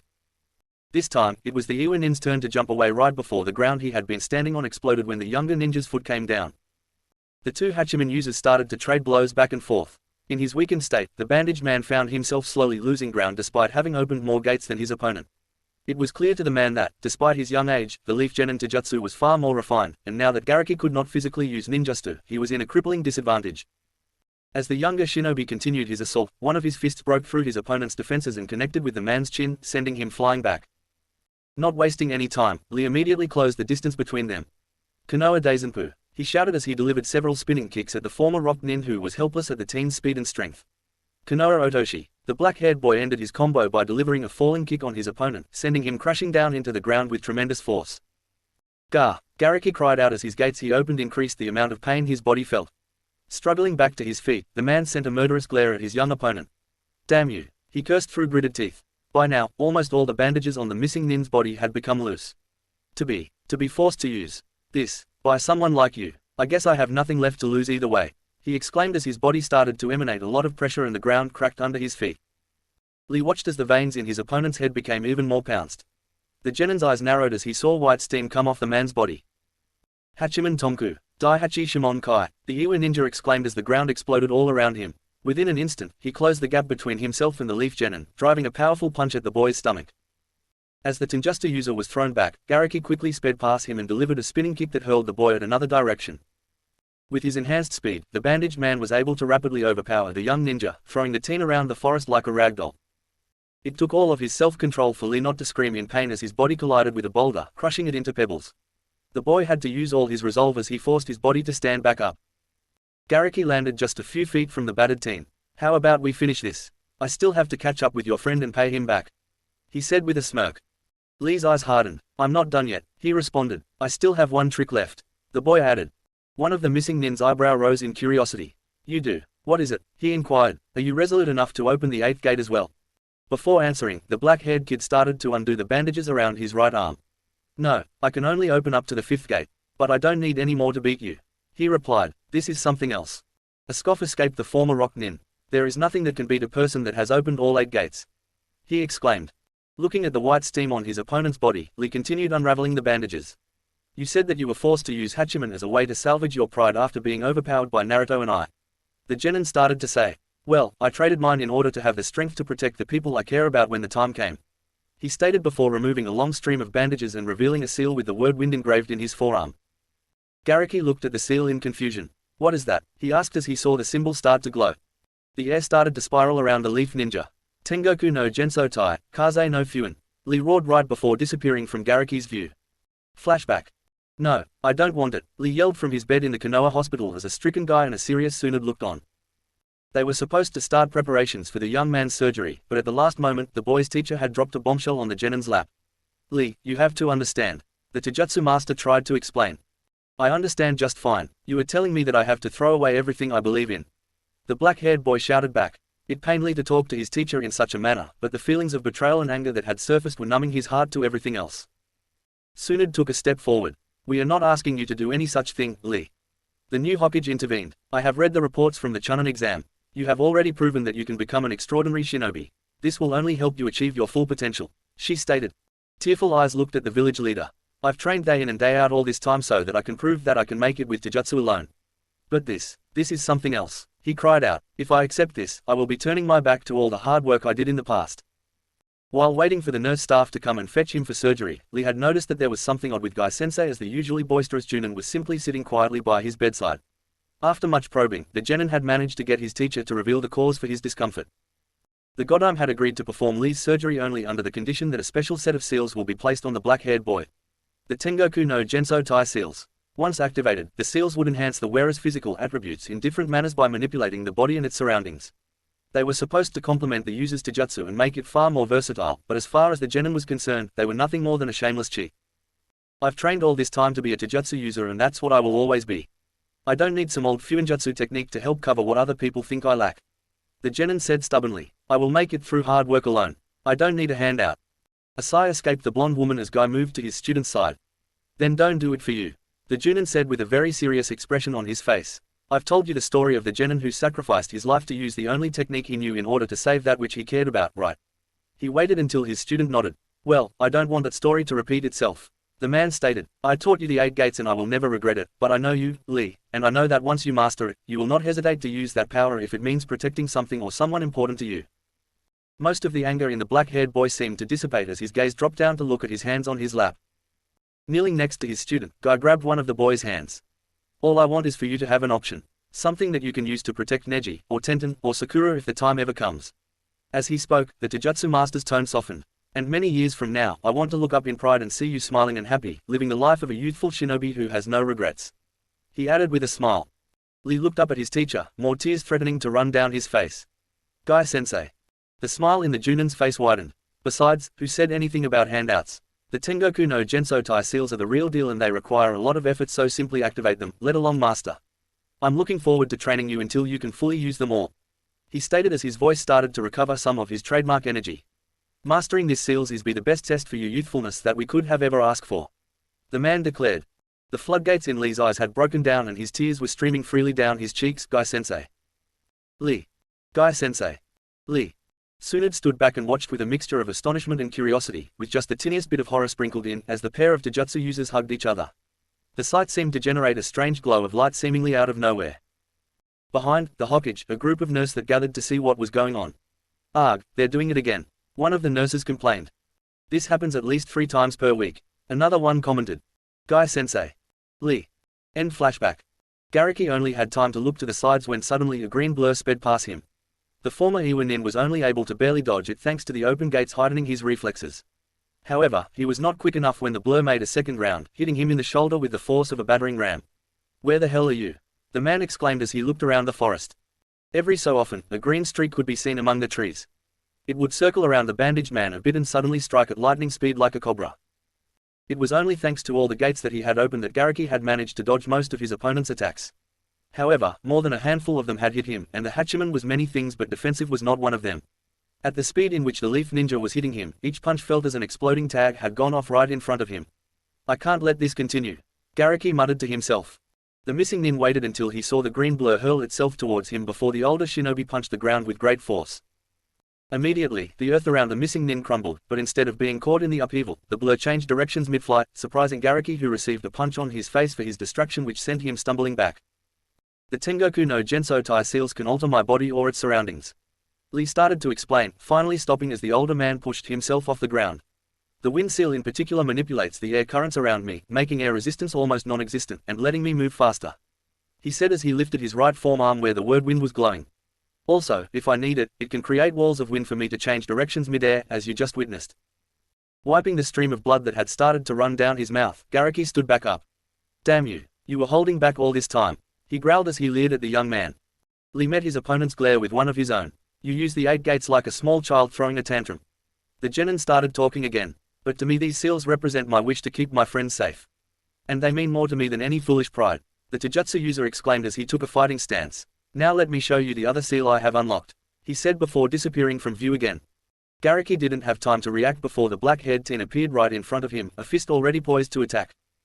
Tsuchi no FUNN, Lee shouted right as the wind seal stopped glowing and the bandages around his right arm unraveled further, revealing the symbol for Earth right before it started to shine. The Leaf Genin drove his punch into his opponent's gut with such strength that the ground around them crumbled as the older man was hurled back, flying through tree after tree like they were not even there. Once the missing nin crashed down, the Konoha ninja moved forward until they stood within earshot of the older man. The Earth seal is simpler to understand. It acts upon my body, making my skin and muscle tougher and increasing my physical strength. He explained. Coughing up blood after the devastating blow, the former rock nin could barely get back on his feet. You bastard, I'm going to kill you, he screamed, even if it's the last thing I do. In a blind rage, the bandaged man charged at the younger ninja. Immediately, Lee dashed to meet his enemy. However, the fight that ensued was an extremely one-sided one. In his enraged state, Gariki's attacks were wild and ineffective, and Lee quickly gained the upper hand as he switched back and forth between the wind and earth seals. Soon, the older ninja was left reeling back from another earth seal-powered punch to his stomach. The man tried to reassume his attack but his leg finally gave up on him and he fell to his knees. Why are you stronger than me? He screamed in frustration. I opened all 8 gates. I should have the power of a god. The man stated. Nothing is supposed to beat it. Lee watched his opponent for a couple of seconds. You are right, he finally said. Nothing can beat a fully released Hachiman. With it, even a genin can stand up to a group of legendary ninjas. The boy stated with a serious tone. But you did not open all of the 8 gates. Gariki's eyes immediately widened. What? The young man remained unfazed by the man's outburst. For starters, had you opened all of them, I would not have been able to overpower you, even with the seals. He stated, but if you want more proof, just look at yourself. You were missing the red mist. The Taijutsu user said. The older shinobi was taken aback and as he looked around he confirmed that the streams of steam that were coming off his body were all white. I don't know if you knew this, but opening the 8th gate causes the user's own blood to evaporate, enveloping that person in a red mist. Lee informed. In fact, opening the 7th gate will generate a blue mist. I know, I've seen it. All of this leads me to believe that you never actually made it past the 6th gate. Shock had completely overwhelmed the former rock nin. What? He could not form a coherent sentence. Realizing that his opponent's conviction had crumbled, Lee decided to put an end to the fight once and for all. Activating the wind seal, the boy charged forward.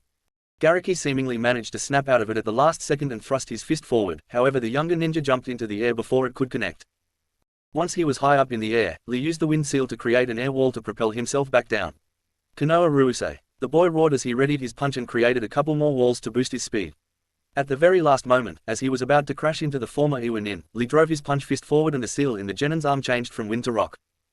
The huge impact sent tremors throughout the forest and raised a cloud of rubble and dust that stood high above the trees. From the debris, Lee limped away from the dust and into clear air. The young man's body ached all over as the backlash from opening the fifth gate washed over him. Heaving and trying to stay on his feet, the young man looked over his shoulder. "You were the first opponent that I ever hated," the boy stated, though he knew there was no one left to hear him. "And I want you to know that I am sorry for that," he said as he looked down at his right arm. Despite everything, the sight of the Tengoku seals sent a wave of sadness and disappointment over the Taijutsu user. As Lee started his way back towards the movie set, the young man tried his best to ignore those feelings. Hiding behind a tree, Shion stood there as her body trembled uncontrollably and her throat dried out, preventing her from making any sound as she watched the scene in front of her. "Ha, ha," Naruto heaved in pain as he fell to his knees and clutched his head tightly. "Come on, Naruto-san. This cannot be the best you can do," a black-haired man with a ponytail and a narrow nose said as a smile appeared on his face. "There are a lot of people that are expecting great things from you. I would be extremely disappointed if this was all that there was to your abilities," he added, managing to almost sound jovial. The blonde genin tried to compose himself, but his entire body was in pain. His feet felt as if they were standing on needles, his stomach as if something was wrapping around it, and his hand felt as if they were on fire, but by far the most pain was in his head. The Jinchuuriki could feel it pulsating, as if it were going to explode at any moment, and his eyes. His eyes. Shion tried to say something, she tried to call out to the boy hurting in front of her, but nothing came out. "No, this is wrong, this is not like it was in my vision," the priestess thought as she saw blood start to stream down Naruto's eyes. Hash hash hash. Bunritsu no Jutsu, Fission Technique. Hachiman Tonku, 8 gates release. Daroku Kaiman Kai, 6th gate of view open. Daisen Simon Kai, 3rd gate of life open. Dainana Kuman Kai, 7th gate of wonder open. Daigo Toman Kai, 5th gate of limit open. Konoha Daisenpu, Leaf Great Whirlwind. Daihachi Shimon Kai, 8th gate of death open. Tengoku no Genso Tai, Kaze no Fuin, Heavenly Elemental Body, Wind Seal, made up. Tsuchi no Fuin, Earth Seal, made up. Konoha Ryusei, Leaf Meteor, made up. Chapter 36. Sighing, the Sharingan user accepted defeat. "Okay, Lee, you win this time," he relented, "but you better not get yourself killed here or I will go the afterlife myself and drag you back just so I can beat the living hell out of you," he warned his teammate. "Or better yet, I'll turn you over to Tenten and let her decide your punishment," the spiky-haired boy added before turning around. With another smile on his face, Lee gave his friend a quick glance. "Don't worry, I promise," the older teen said as he gave his friend a thumbs up. Naruto started running back towards the movie set as Lee and the former Iwa shinobi resumed the fight. It took every last bit of the blonde's self-control to ignore the sounds of battle coming from behind him and keep his focus in the path ahead. "I'm serious, Lee, you better win," the Sharingan user thought as he ran through the trees. Eventually, the sounds of Lee's fight faded out, but unfortunately they were soon replaced by new sounds of struggle. Realizing that there was a battle going on back in the movie set, Naruto sped up his pace. Yuki had gotten pretty far when she originally ran off, and the fight with Garaki had taken the Leaf Genin even further away than he had originally realized. As he approached his destination, cold sweat started to run down the back of the blonde's neck. "The fight is over," he said to himself after his surroundings had gone silent. The young man gritted his teeth and prepared himself for what could be waiting for him just beyond the tree line. Destruction, that was the simplest way to describe the state of the movie set Naruto had returned to. Broken sets, twisted steel pipes, smoking mountains of rubble. It was hard for the blonde to tell what had been caused by the original explosion and what had been from the fight he had heard. Eventually, the Genin's sapphire eyes found the lifeless body of an impossibly fat man lying inside a perfectly round crater and surrounded by over dozens of kunai and shuriken, clear indication that he had been defeated by Neji and Tenten. "I told him to be careful, but he refused to listen," a voice suddenly said from behind the Leaf Ninja. Immediately, the spiky-haired boy wiped around towards the source of the voice, a kunai ready in his hand. A young man with black hair tied up in a ponytail walked calmly from the edge of the movie set. "I tried to warn Genten that he had never faced a gentle fist user before, but I guess he though all the fat on his body would protect him. If he had only heeded my words he would not have died so pathetically. So sad, he was always very entertaining," the newcomer said in an almost amiable tone despite talking about a dead acquaintance. "And from what I could hear from here, Garaki did not fare any better against you, Uzumaki-san." Naruto's eyes narrowed as they focused on the hidden mist headband with an X carved on it that hung from the man's shirt and made note that, just like Garaki, this man knew his name as well. Who are you and where is everybody? The boy asked. Smiling, the man focused on the younger ninja. My name is Kikaku Honda. I guess you can think of me as Garaki's superior. He responded plainly. As for the movie crew, I do believe that the Aberame boy is leading them back to the hotel. However, unfortunately for the Hyuga and the Kanoiki, the moment they defeated Genten, my associates descended upon them. The two of them put up an impressive fight, but they were eventually overpowered. The man commented.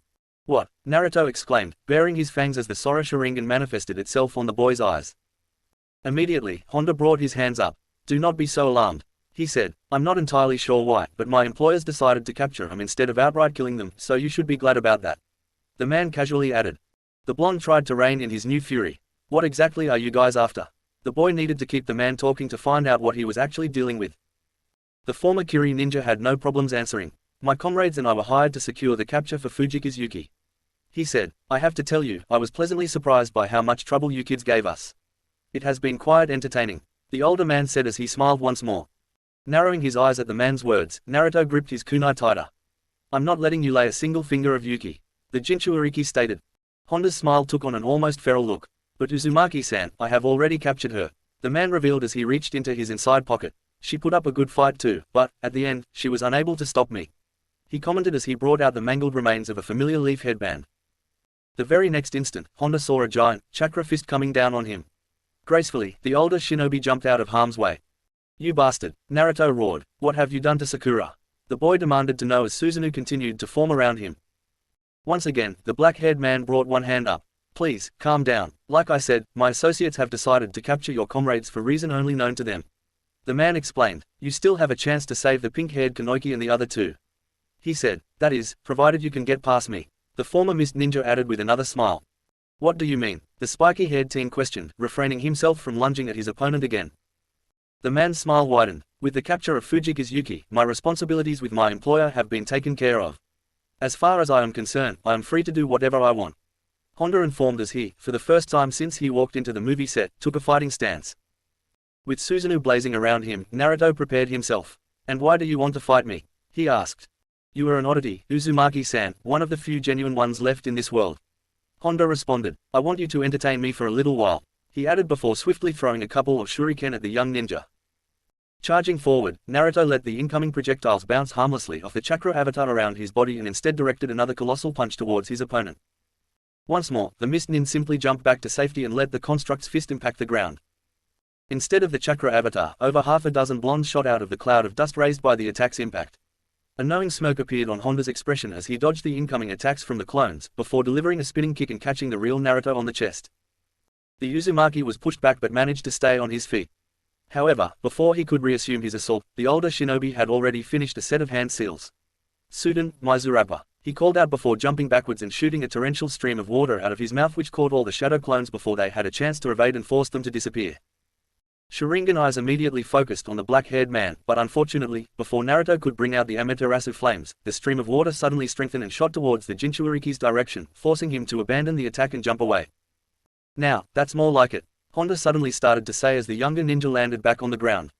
That's the pattern I've come to expect from you, he commented. Naruto narrowed his eyes at his opponent's words. What are you talking about? Another smile appeared on Honda's face. I've studied you. Do you have any idea how many times you start your attacks with a team of shadow clones? He asked. And you always join them, you never stay behind. Then, if that approach fails, you tend to follow with a long-range attack, usually a fire release. The man pointed out as if he were giving a lesson at the academy. For a second, Naruto felt as if he was fighting Shikamaru or perhaps Kakashi.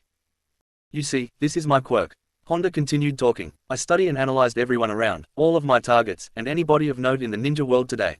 He revealed. Uchiha Itachi, Yugito Nii, Kitsuchi, Chio, Terumi Mei. I know how all of the greats fight, even if I cannot beat them all yet. The black-haired man said as he opened his arms to show the grandeur of his words and his voice become more and more excited. And you know what that has made me, Uzumaki-san. Suddenly, the Sharingan user noted that the missing nin's smile took a sour look. Bored, Honda finished his statement. All the energy that his words had been building up had abruptly disappeared. There are no more wonders in this world. Gone are the monsters like Uchiha Madara and Senju Hashirama. Gone are the gods like the Sage of Six Paths. I curse the fact that I was born in such a mundane time when even our best ninjas can be measured and predicted to the point they can be broken down into statistics and pattern. The man ranted. But you, Uzumaki-san, have the potential to shatter this overwhelming dullness, and that's what I will have you show me. He stated before swiftly forming hand seals. Daibakufu no Jutsu. A powerful torrent of water spewed out of the older ninja's mouth, forming a vortex that charged forwards towards the blonde, steamrolling everything on its path. Quickly, Naruto jumped into the air to dodge the incoming deluge and started on a set of hand seals of his own. Sugaden, he called out before the water that had been left behind by Honda's technique suddenly sprung to life, forming a pair of piercing water twisters that shot towards the older man. Honda dodged the blonde's attack by jumping away, but the moment he landed back on the ground, the younger ninja was right front of him finishing a new set of seals. Gokaku no Jutsu. Naruto shouted before breathing a colossal fireball at his opponent. Daibakufu no Jutsu. Honda responded by spewing another cascade of water. The fire and water techniques collided with each other in a violent explosion of steam that covered the entire movie set. Naruto looked around trying to see anything through the thick curtain of steam.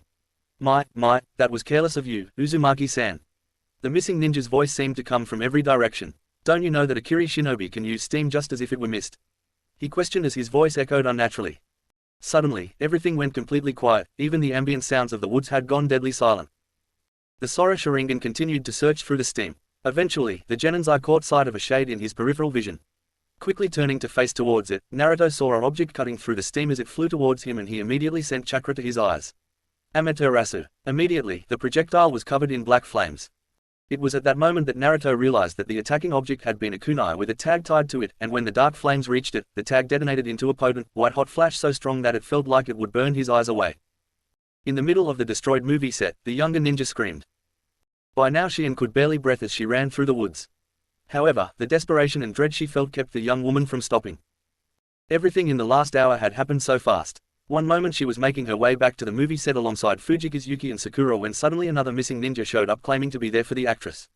The pink-haired girl told them to hide while she tried to fight the black-haired man, but it soon became clear that she was no match for him. It was at that point when Fujika's turned to Shion and told her to run. The older girl announced her wish to turn herself into the enemy ninja in hopes that it would save the Kunoichi that was trying to protect them and put an end to this chaotic situation they found themselves in as a whole. Shion was not proud of herself for it, but she decided to follow through with the actress' plans and make a run for it by herself. As she left the older girl behind, the blonde kept reminding herself that she had not seen any visions for either Yuki's or Sakura's deaths, and maybe that meant that they will be fine after all. Eventually, the priestess found a hiding spot deep into the woods and she simply waited there, hoping that everything would be alright and that Taruho or Naruto would come for her soon. After several minutes of silence, the young girl's hopes for an end to the conflict were destroyed when she heard the sounds of fighting start again. The girl jumped when she suddenly heard an angry roar that she recognized to be Naruto's. Immediately, the demon country priestess decided that she could not longer just simply wait and hide anymore, so, arming herself with as much courage as she could muster, she stood up and started her way back towards the movie set where the sounds of Naruto's fight seemed to be coming from. Shion willed her body to continue running past exhaustion as the noises from the battle intensified, even when the entire forest was suddenly covered by a curtain of steam. All of a sudden, a violently bright flash went off just up ahead.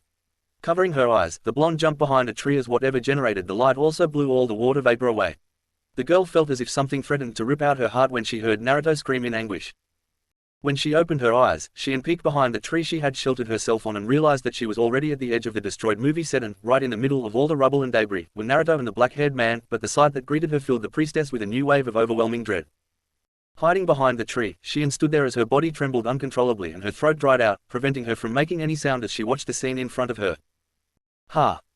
Naruto heaved in pain as he fell to his knees and clutched his head tightly. Come on, Uzumaki-san.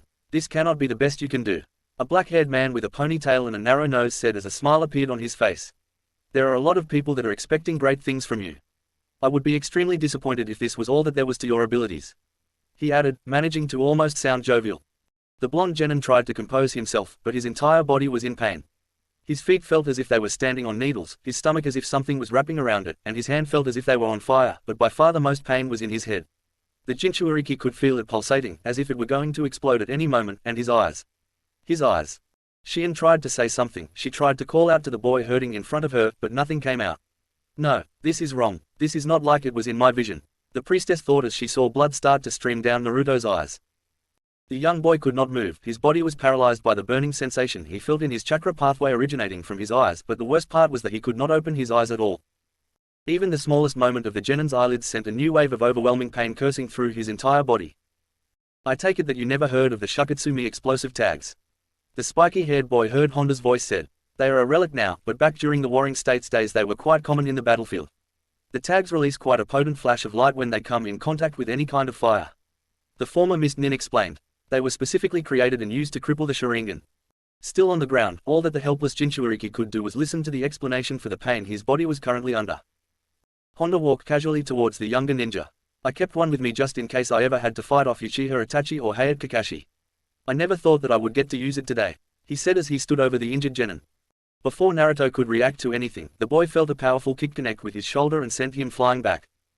It's quite disappointing, Uzumaki-san, the missing nin stated. The spiky-haired boy struggled to get back on his feet and tried to discern where his opponent's voice was coming from. You walked right into my trap, Honda added. It was almost too easy. The man's voice seemed to come from a random direction every time, preventing the blonde from finding him. Suddenly, the genin felt the blade of a kunai slash at his back.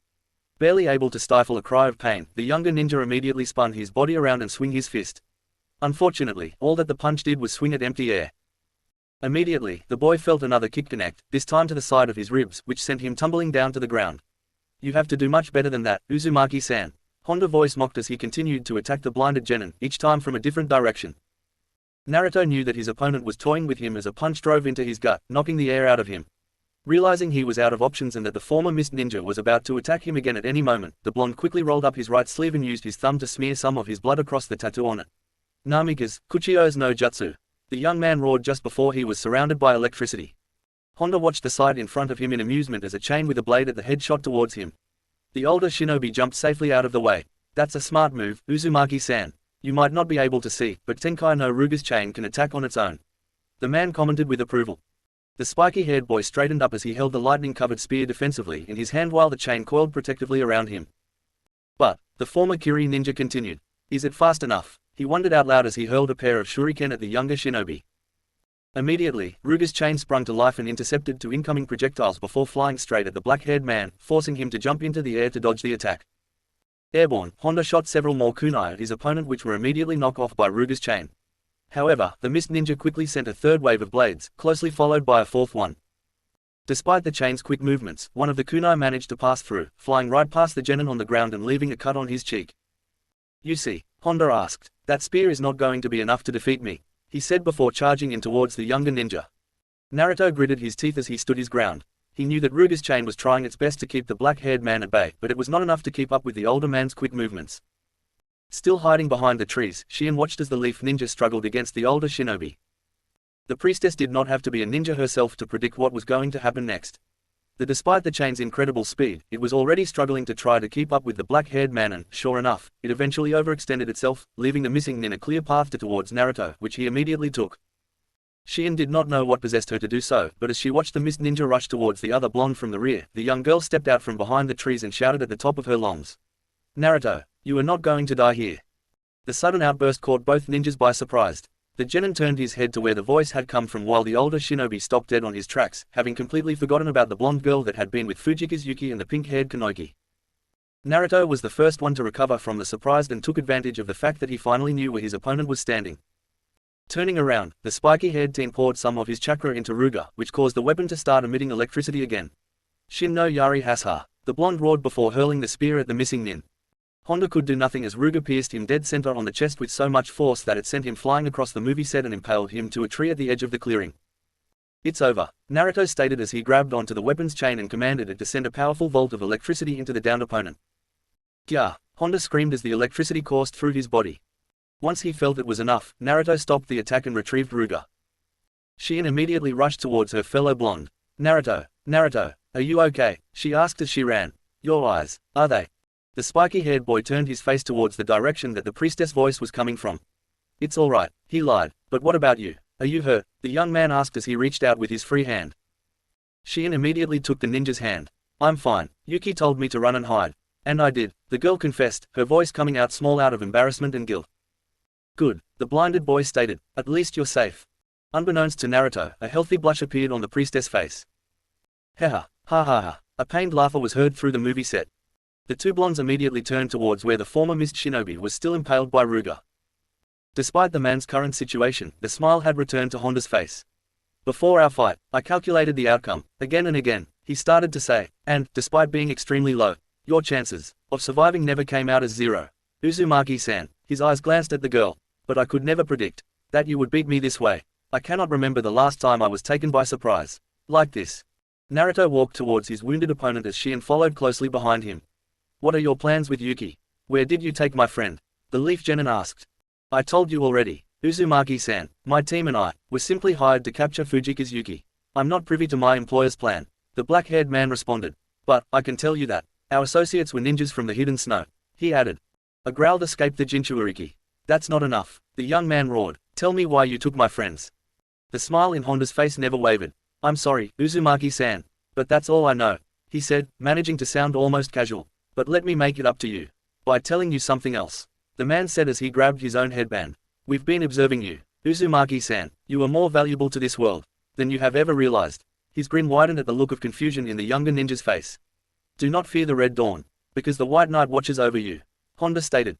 Shion gasped in shock when the black-haired man's entire body suddenly turned into mud and then crumbled to ground, leaving the Leaf Ninja's spear stuck on the tree. He was a clone this entire time, Naruto bitterly said as he knelt down to examine the mud left behind. He did not need his eyesight to know what had happened. What the hell did he meant with all of that? He wondered out loud. The priestess looked at the other blonde. What do we do now? Naruto turned his face towards the young woman for a few seconds before standing up straight.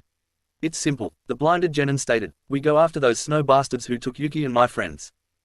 Mizurappa, Wild Water Wave. Daibakufu no Jutsu, Giant Vortex Jutsu. Sugaden, Water Fang Bullet. Gokukyu no Jutsu, Great Fireball Jutsu. Shukatsumi, Bleeding Eye made up. Shin no Yari Hasuha, True Spear Shot made up. Chapter 37. Naruto's only experience with the sea had been during the short trip to Wave Country over a year ago, but the blonde could not recall the smell of sea salt being this intoxicating or the rocking of the ship being this unsettling. I guess, my other senses are already becoming heightened. He joked to himself as he brought one of his hands to his face, his fingers tracing one of the seams of the bandages that wrapped around his head, covering his eyes. After being blinded during his fight with Honda, Naruto had been examined over by the doctor working for the filming crew. Fortunately for the Genin, the man had been a retired medic nin, who had actually seen similar cases during his days in the field. According to the former ninja, the flashbang that he missing nin had used was meant to burn both the retinas as well as the chakra pathways that led up to boy's eyes, taking away not only his Sharingan, but also his sight. In that regard, the doctor said that Naruto had been lucky, as his eyes were still somewhat responsive to visual stimuli, indicating that his sight should come back over time. However, the Leaf Genin knew it was not really luck, but instead it was his accelerated healing, courtesy of the fox's chakra, that had prevented the damage from being permanent. Now, all that the young man could do was wait for his sight to return and pray that his healing abilities will also help him regain his Sharingan, since the doctor had said that there was no way for him to tell what kind of injuries his chakra pathways had suffered. Walking towards the edge of the ship's deck, Naruto placed one of his hands on the rail and simply listened to the sound of the sea as their ship cut its way through its waters.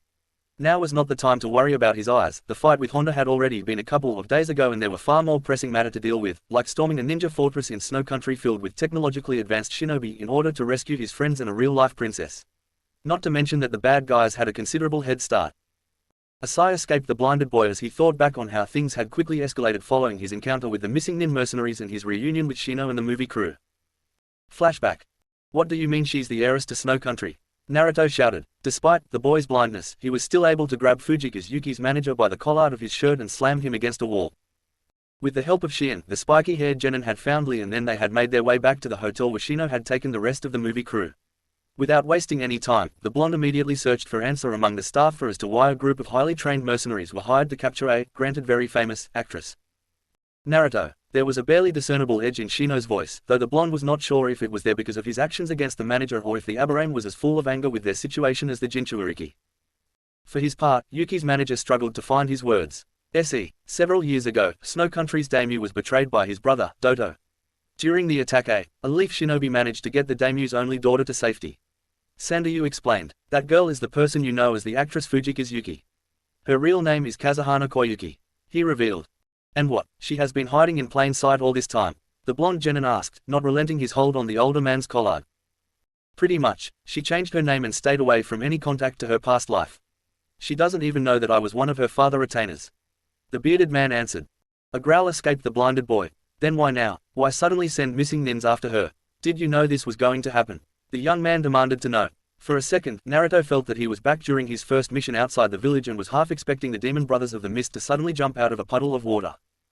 No, of course I didn't know anything about this. Sandayu immediately exclaimed. I admit, I was planning to eventually reveal myself to Kazuhana-sama and convince her to return home and reclaim her birthright. But like I said, she doesn't even know who I really am. He said, we really did just hire you for a routine security job. Finally, Shino stepped in. So there were no clues that Snow Country forces may have found her out and were moving to capture her? The brunette asked. The bearded man shook his head vigorously. No, of course not. Sure, she received some hate mail just like any other celebrity, but nothing that warranted suspicion, and I never received any warning from my contacts back home. Begrudgingly, Naruto let the old man go. Then what about my friends? Why would this dodo have them captured as well? He asked. That is certainly a peculiar decision. Shino injected. It's one thing capturing a civilian, even if she is a diplomat in disguise, but capturing ninjas from a foreign village could be considered a declaration of war. Sandy pondered over the matter for a few seconds. I do not really know why your teammates were taken, he admitted, but the only thing I can imagine is that Dodo wants them as his test subjects. The man said gravely. The three-leaf ninjas immediately tensed up at the man's words. Test subjects, Lee exclaimed. What are you talking about, Sandayu-san? He asked. Before his insurrection, Dodo was always pushing for a stronger focus on Snow Country's technology and weapons divisions. The manager explained, Snow ninjas might not be as well known as those from the 5 great nations, but you would be hard-pressed to find other shinobi that are better equipped. If I had to guess, I would say Dodo wants your teammates to try out whatever new toy his science division has cooked up. Another growl escaped the spiky-haired teen after hearing the older man's words. We have to go get him back, the blinded boy stated. Shino took a step forward. I hate to be the one who says this, but you have to remain calm, Naruto. The Aburame stated, in a situation like this, we should inform the village of what happened first. Naruto immediately turned his head towards his fellow genin. We don't have time for that. It would take us days just to make it back to the village. The boy shouted. The brunette remained unfazed by the volume of the blonde's voice. So what, are you suggesting we simply go after them, just the 3 of us? He asked. First off, Lee is injured and you are blind. Any effectiveness the 2 of you would have on the battlefield has been severely reduced. Second, Snow Country is across the sea. How do you expect us to follow them? The sound of someone clearing his throat caught the leaf ninja's attention. I believe I can help with that regard, the movie's director suddenly said as he stepped forward. Our production company's ships is anchored at the harbor. Give us a day, 2 at the most, and it will be ready to pursue these villains. He declared. Lee was taken aback by the man's offer. Seriously, you're willing to volunteer your ship? He asked. A wide grin appeared on the director's face. But of course, he exclaimed, this is the kind of real-life drama every director dreams of witnessing. The movies that this adventure will inspire will be the stuff of legends. The man dramatically proclaimed, receiving a round of applause from the rest of his crew. For their part, the 3-leaf genin sweat dropped. I still think it is foolish of us to go after them in our state. And even worse, without informing the Hokage. Shino restated his issues with their apparent plan. Sighing in exasperation, Naruto made a series of hand seals and bit down on his thumb, drawing a bit of blood. Kuchio's no jutsu, he called out as he slammed his palm on the floor, creating a puff of smoke. Soon enough, the smoke cleared, revealing a small, orange toad wearing a vest. Yo, Naruto, what do you want? You're cutting into my snack time, Gamakichi complained as he hopped onto a table and took a better look at his summoner. What's wrong with your eyes? He asked. There's no time for that, Gamakichi, I have a very important mission for you. The blinded boy stated. The small toad grimaced. A mission, he whined. I thought you called me to hand out or to train like how you do with Gamaken. The amphibian added as he folded his arms and looked away. Letting out another sigh, the spiky-haired boy shook his head. Oh well, I guess I'm going to have to summon Gamatatsu instead. He commented. I'm sure he'll be happy to help me out and, besides, he is far more reliable. Naruto added, certain of what was going to happen next. What, Gamatatsu? The orange toad exclaimed. You can't call my little brother. He'll just screw your mission up. He said in alarm. Fine, fine. If you're so desperate, I'll do your stupid mission. A knowing smirk appeared on Naruto's face. I knew I could count on you. The young man said before explaining what the mission was about. We are going to need you to deliver a very important message to Konoha. It's a long journey and you have to travel faster than you ever have before, but I know you can do it. He said as he gave the orange animal a smile. Gamakichi grinned. Of course I can. Don't forget who you were talking to. He proudly stated. Now it was Shino's turn to sigh as he started to write down the message they were going to give the toad. Having taken care of that problem, Naruto turned his head towards the direction Taruho was standing. Taruho-san, I trust that you'll be able to see Shion safely back to her temple. He said. The attendant immediately nodded. Of course, Naruto-san, I would ensure that. However, his words were abruptly cut short. What, you are sending me home? Demon Country's priestess shouted as she started to make her way towards the blinded boy. Lee moved to intercept the young woman. Shion-san, you have to realize that things have gotten serious and the situation is probably going to become more dangerous. The Taijutsu user tried to explain. The girl shook her head. I have to go, she repeated. Wasn't your mission to be my bodyguards? I have to stay with you. The girl exclaimed. I have to go too, otherwise. A loud sound silenced the girl and immediately, everyone turned their attention towards the spiky-haired boy who had just put his first through the wall. We don't have time for your temper tantrums. Naruto snapped, leaving the girl completely speechless. Taruho-san, would you please? He addressed the older boy again. Gently, the priestess attendants guided the young girl out, Shion being too shocked to fight back this time. End flashback. It had already been a couple of days since the reveal of Fujika's Yuki's real identity, and they should be arriving at Snow Country's coast sometime tomorrow. Naruto took a deep breath of the sea air. Despite the strong front the blonde kept up, the reality was that he was a mess of nerves and worry at the moment. Sure, the mission to rescue Sasuke had been just as dangerous, but being in constant peril then had come with an unexpected benefit of not allowing the blonde any downtime to think over his circumstances. Now, on the other hand, the Jinchuriki had nothing but time to think. Not only was the young man confined to the ship, but his lack of eyesight further trapped him within his own mind, forcing him to face the situation. By convincing Shino and Lee to chase after the snow nins, Naruto had placed himself as the de facto leader of their group. Not only was he responsible for his teammates' safety, but he was also responsible for their captured friends as well as the lives of the movie crew that was helping him out, and there was no Kakashi-sensei, Shikamaru, or Neji to fall back on. The weight of it all seemed to pile on top of the genin. I did used to say that I wanted to be Hokage, Naruto muttered to himself with a half-smile. Suddenly, Naruto sensed a presence behind him. You can come out from there. The blonde called out, there's no point in eavesdropping on a blind person, he added. Hesitantly, Shion stepped out of a group of barrels and shyly made her way towards the genin until she was standing next to him by the rails. Couldn't sleep? The spiky-haired teen asked. The demon country priestess started to shake her head in response, but caught herself as she remembered the boy's condition. I was just thinking, she said. About what a colossal idiot you are. Naruto questioned further with, perhaps, more edge than he had intended. On the other hand, the blonde girl deserved that and far worse. The production company's crew found her hidden in their cargo hold during their second day out to sea. Apparently, Shion had managed to give Taruho the slip and gotten on board the ship without anyone noticing. To make matters worse, a huge storm had hit Demon Country's coast as soon as they had set sail, preventing them from turning back to drop the girl off. Now, Naruto had no other choice but to add Shion's name to the list of people he was responsible of. The girl flinched at the Leaf Ninja's words. Again, I'm sorry about sneaking in on board, the blonde said meekly. At this moment there was not even a small trace of the firecracker priestess that Jinchuriki had met at the start of the mission. Despite himself, Naruto sighed as he felt a sense of guilt welling up within him. It doesn't really matter now, he commented. After all, you did promise to obey what I say until we can take you back to your home, right? Shion nodded before answering. Yes, I will, she said. So then, what are you doing awake? The boy asked again. Tomorrow is going to be a long day. You should make sure you are well rested while you still can. The Leaf Nin pointed out. The priestess wrapped her arms around herself. It's too cool. I'm finding it hard to fall asleep when I fear I'm going to freeze to death, she commented. A short laugh escaped the spiky-haired teen. Well, that tends to happen when you are sailing towards a place called Snow Country. The temperature tends to drop, he joked. Shion's cheeks puffed at the other blonde's teasing. And what about you? What are you still doing up? She asked after a while. Naruto turned his head back towards the sea. I'm not going to lie. The nerves are keeping me up, the blinded boy admitted. As I said, tomorrow is going to be a hectic day and, even if I still had my eyesight, I doubt things are going to be easy. I'm going well into the deep end. The two blondes remained quiet for a couple of minutes. I'm sure that everything is going to work up. Shion eventually broke the silence. I'm sure you are going to do great, she added. Yeah, Naruto responded. Thanks, he added in a low voice before suddenly turning around, startling the priestess. Come on, we have to at least get some sleep, he said as he started making his way back towards the cabins. And if you're having so much trouble with the cold, I could always stay next to you and keep you warm, he added with a smirk. A violent blush appeared on the young woman's face. What? I would never. How dare you even? The girl was so flustered she tripped over her own words and failed to produce one coherent sentence. Naruto simply laughed at the other blonde's predicament. Let's go, you are going to be left all alone on the deck, he said. What? Wait, don't leave me here all by myself, Shion called out, finally out of her stupor, as she chased after the young man. Her body felt heavier than it ever had, her limbs were so rigid that she could not even move them, and she must have fallen off the bed since the girl found herself lying on a freezing floor. Slowly opening her eyes, Sakura saw the inside of a dark cell. Immediately, the pinket's eyes widened in alarm and she tried to stand up. However, she soon realized that she had some sort of rope wrapped around her body, restraining her movements. Sakura. At the sound of Tenten's voice, the younger girl turned her head around to find her fellow Kanoki at the other side of the cell, a metallic bracket tied around her body as well.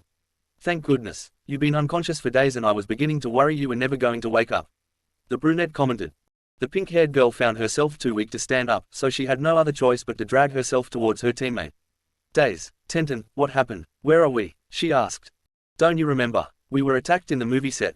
The older girl responded. You must have seen the explosion after you and the others ran after Yuki and Shion, she said. While we were trying to get the injured out, we were attacked by a weird hidden grass missing nin. Neji told Shino to get everyone out while we engaged the man, but after we defeated him, we were ambushed by a group of snow ninja who knocked us out. When I came to, we were on a ship with these things strapped to our bodies and you were unconscious next to us. The girl revealed. Us. Sakura asked as she looked around but failed to find anyone else in the cell. Neji. Tenten clarified as she pointed towards the cell's bars with her chin. Across from their prison, the Haruno could see the Byakugan user lying unconscious on the floor with 3 of the weird braces wrapped around his body. He was able to break free from these things with his kaiden, but they were on him before he could do anything and put more restraints on him. He has been unconscious since then. The brunette explained, her voice carrying an obvious touch of worry. Sakura looked down at the metallic contraption around her body. What are these things? She asked. They're some sort of chakra-absorbing braces that the snow ninjas put on us. They are the reason why you must be feeling unnaturally weak right now. The older girl informed. The pinkett nodded. Yes, I feel exhausted, she said. Suddenly, the genin's eyes widened. What about Naruto and the others? Do you know what happened to them? She asked. Tenten shook her head. No, I have no seen Naruto and Lee since they ran off from the movie set with you, and Shino after he led the movie staff to safety. A pensive look appeared on the younger girl's face as she tried to recall the details of what happened. After the explosion we were attacked by a missing nin too. Naruto and Lee stayed behind to fight him while I led Yuki and Shien back to the set. But then another missing nin showed up. The girl recalled. I tried to hold him off while the girls escaped, but I guess he must have knocked me out, she muttered. They made sure to capture us alive, that means Lee and the others were not defeated. Tenten pointed out. What about Fujiki's Yuki and Priestess Shien? Sakura asked. Those missing nins were after Yuki. The older Kanoiki gave her teammate a troubled look. They captured Yuki, the brunette revealed. I saw her when they were bringing us out of the boat. Although they were referring to her as Kazuhana Koyuki. The young woman commented. Sakura looked down. After all that, she had failed and their attackers had gotten their target. Months of training as she was just as useless at protecting anything as when Sasuke knocked her unconscious in the park. And, where are we now? The pinkett asked after a few minutes of silence. As far as I can tell, Snow Country, probably Yukigakure. Tenten answered. That explains the cold, the Haruno commented. Have they said why they capture us alive? She asked. Not that she was complaining about not being killed, but that was a fact that was bothering the young woman. Ninja died in missions all the time, it was expected, but if they were captured alive it gave the village a chance to get them back, and Sakura could not imagine why a small village like Hidden Snow would want to inquire the wrath of Konoha. Tenten shook her head. I don't know, she admitted. Another extended period of silence among the two girls followed. So then what do we do now? Sakura finally asked. I don't know that either. They took away all my tools and these things prevent us from using chakra. The brunette said in defeat. Lee and the others should have made it back to Konoha by now. I guess all we can do is wait for the village to hopefully send a team to rescue us, she said.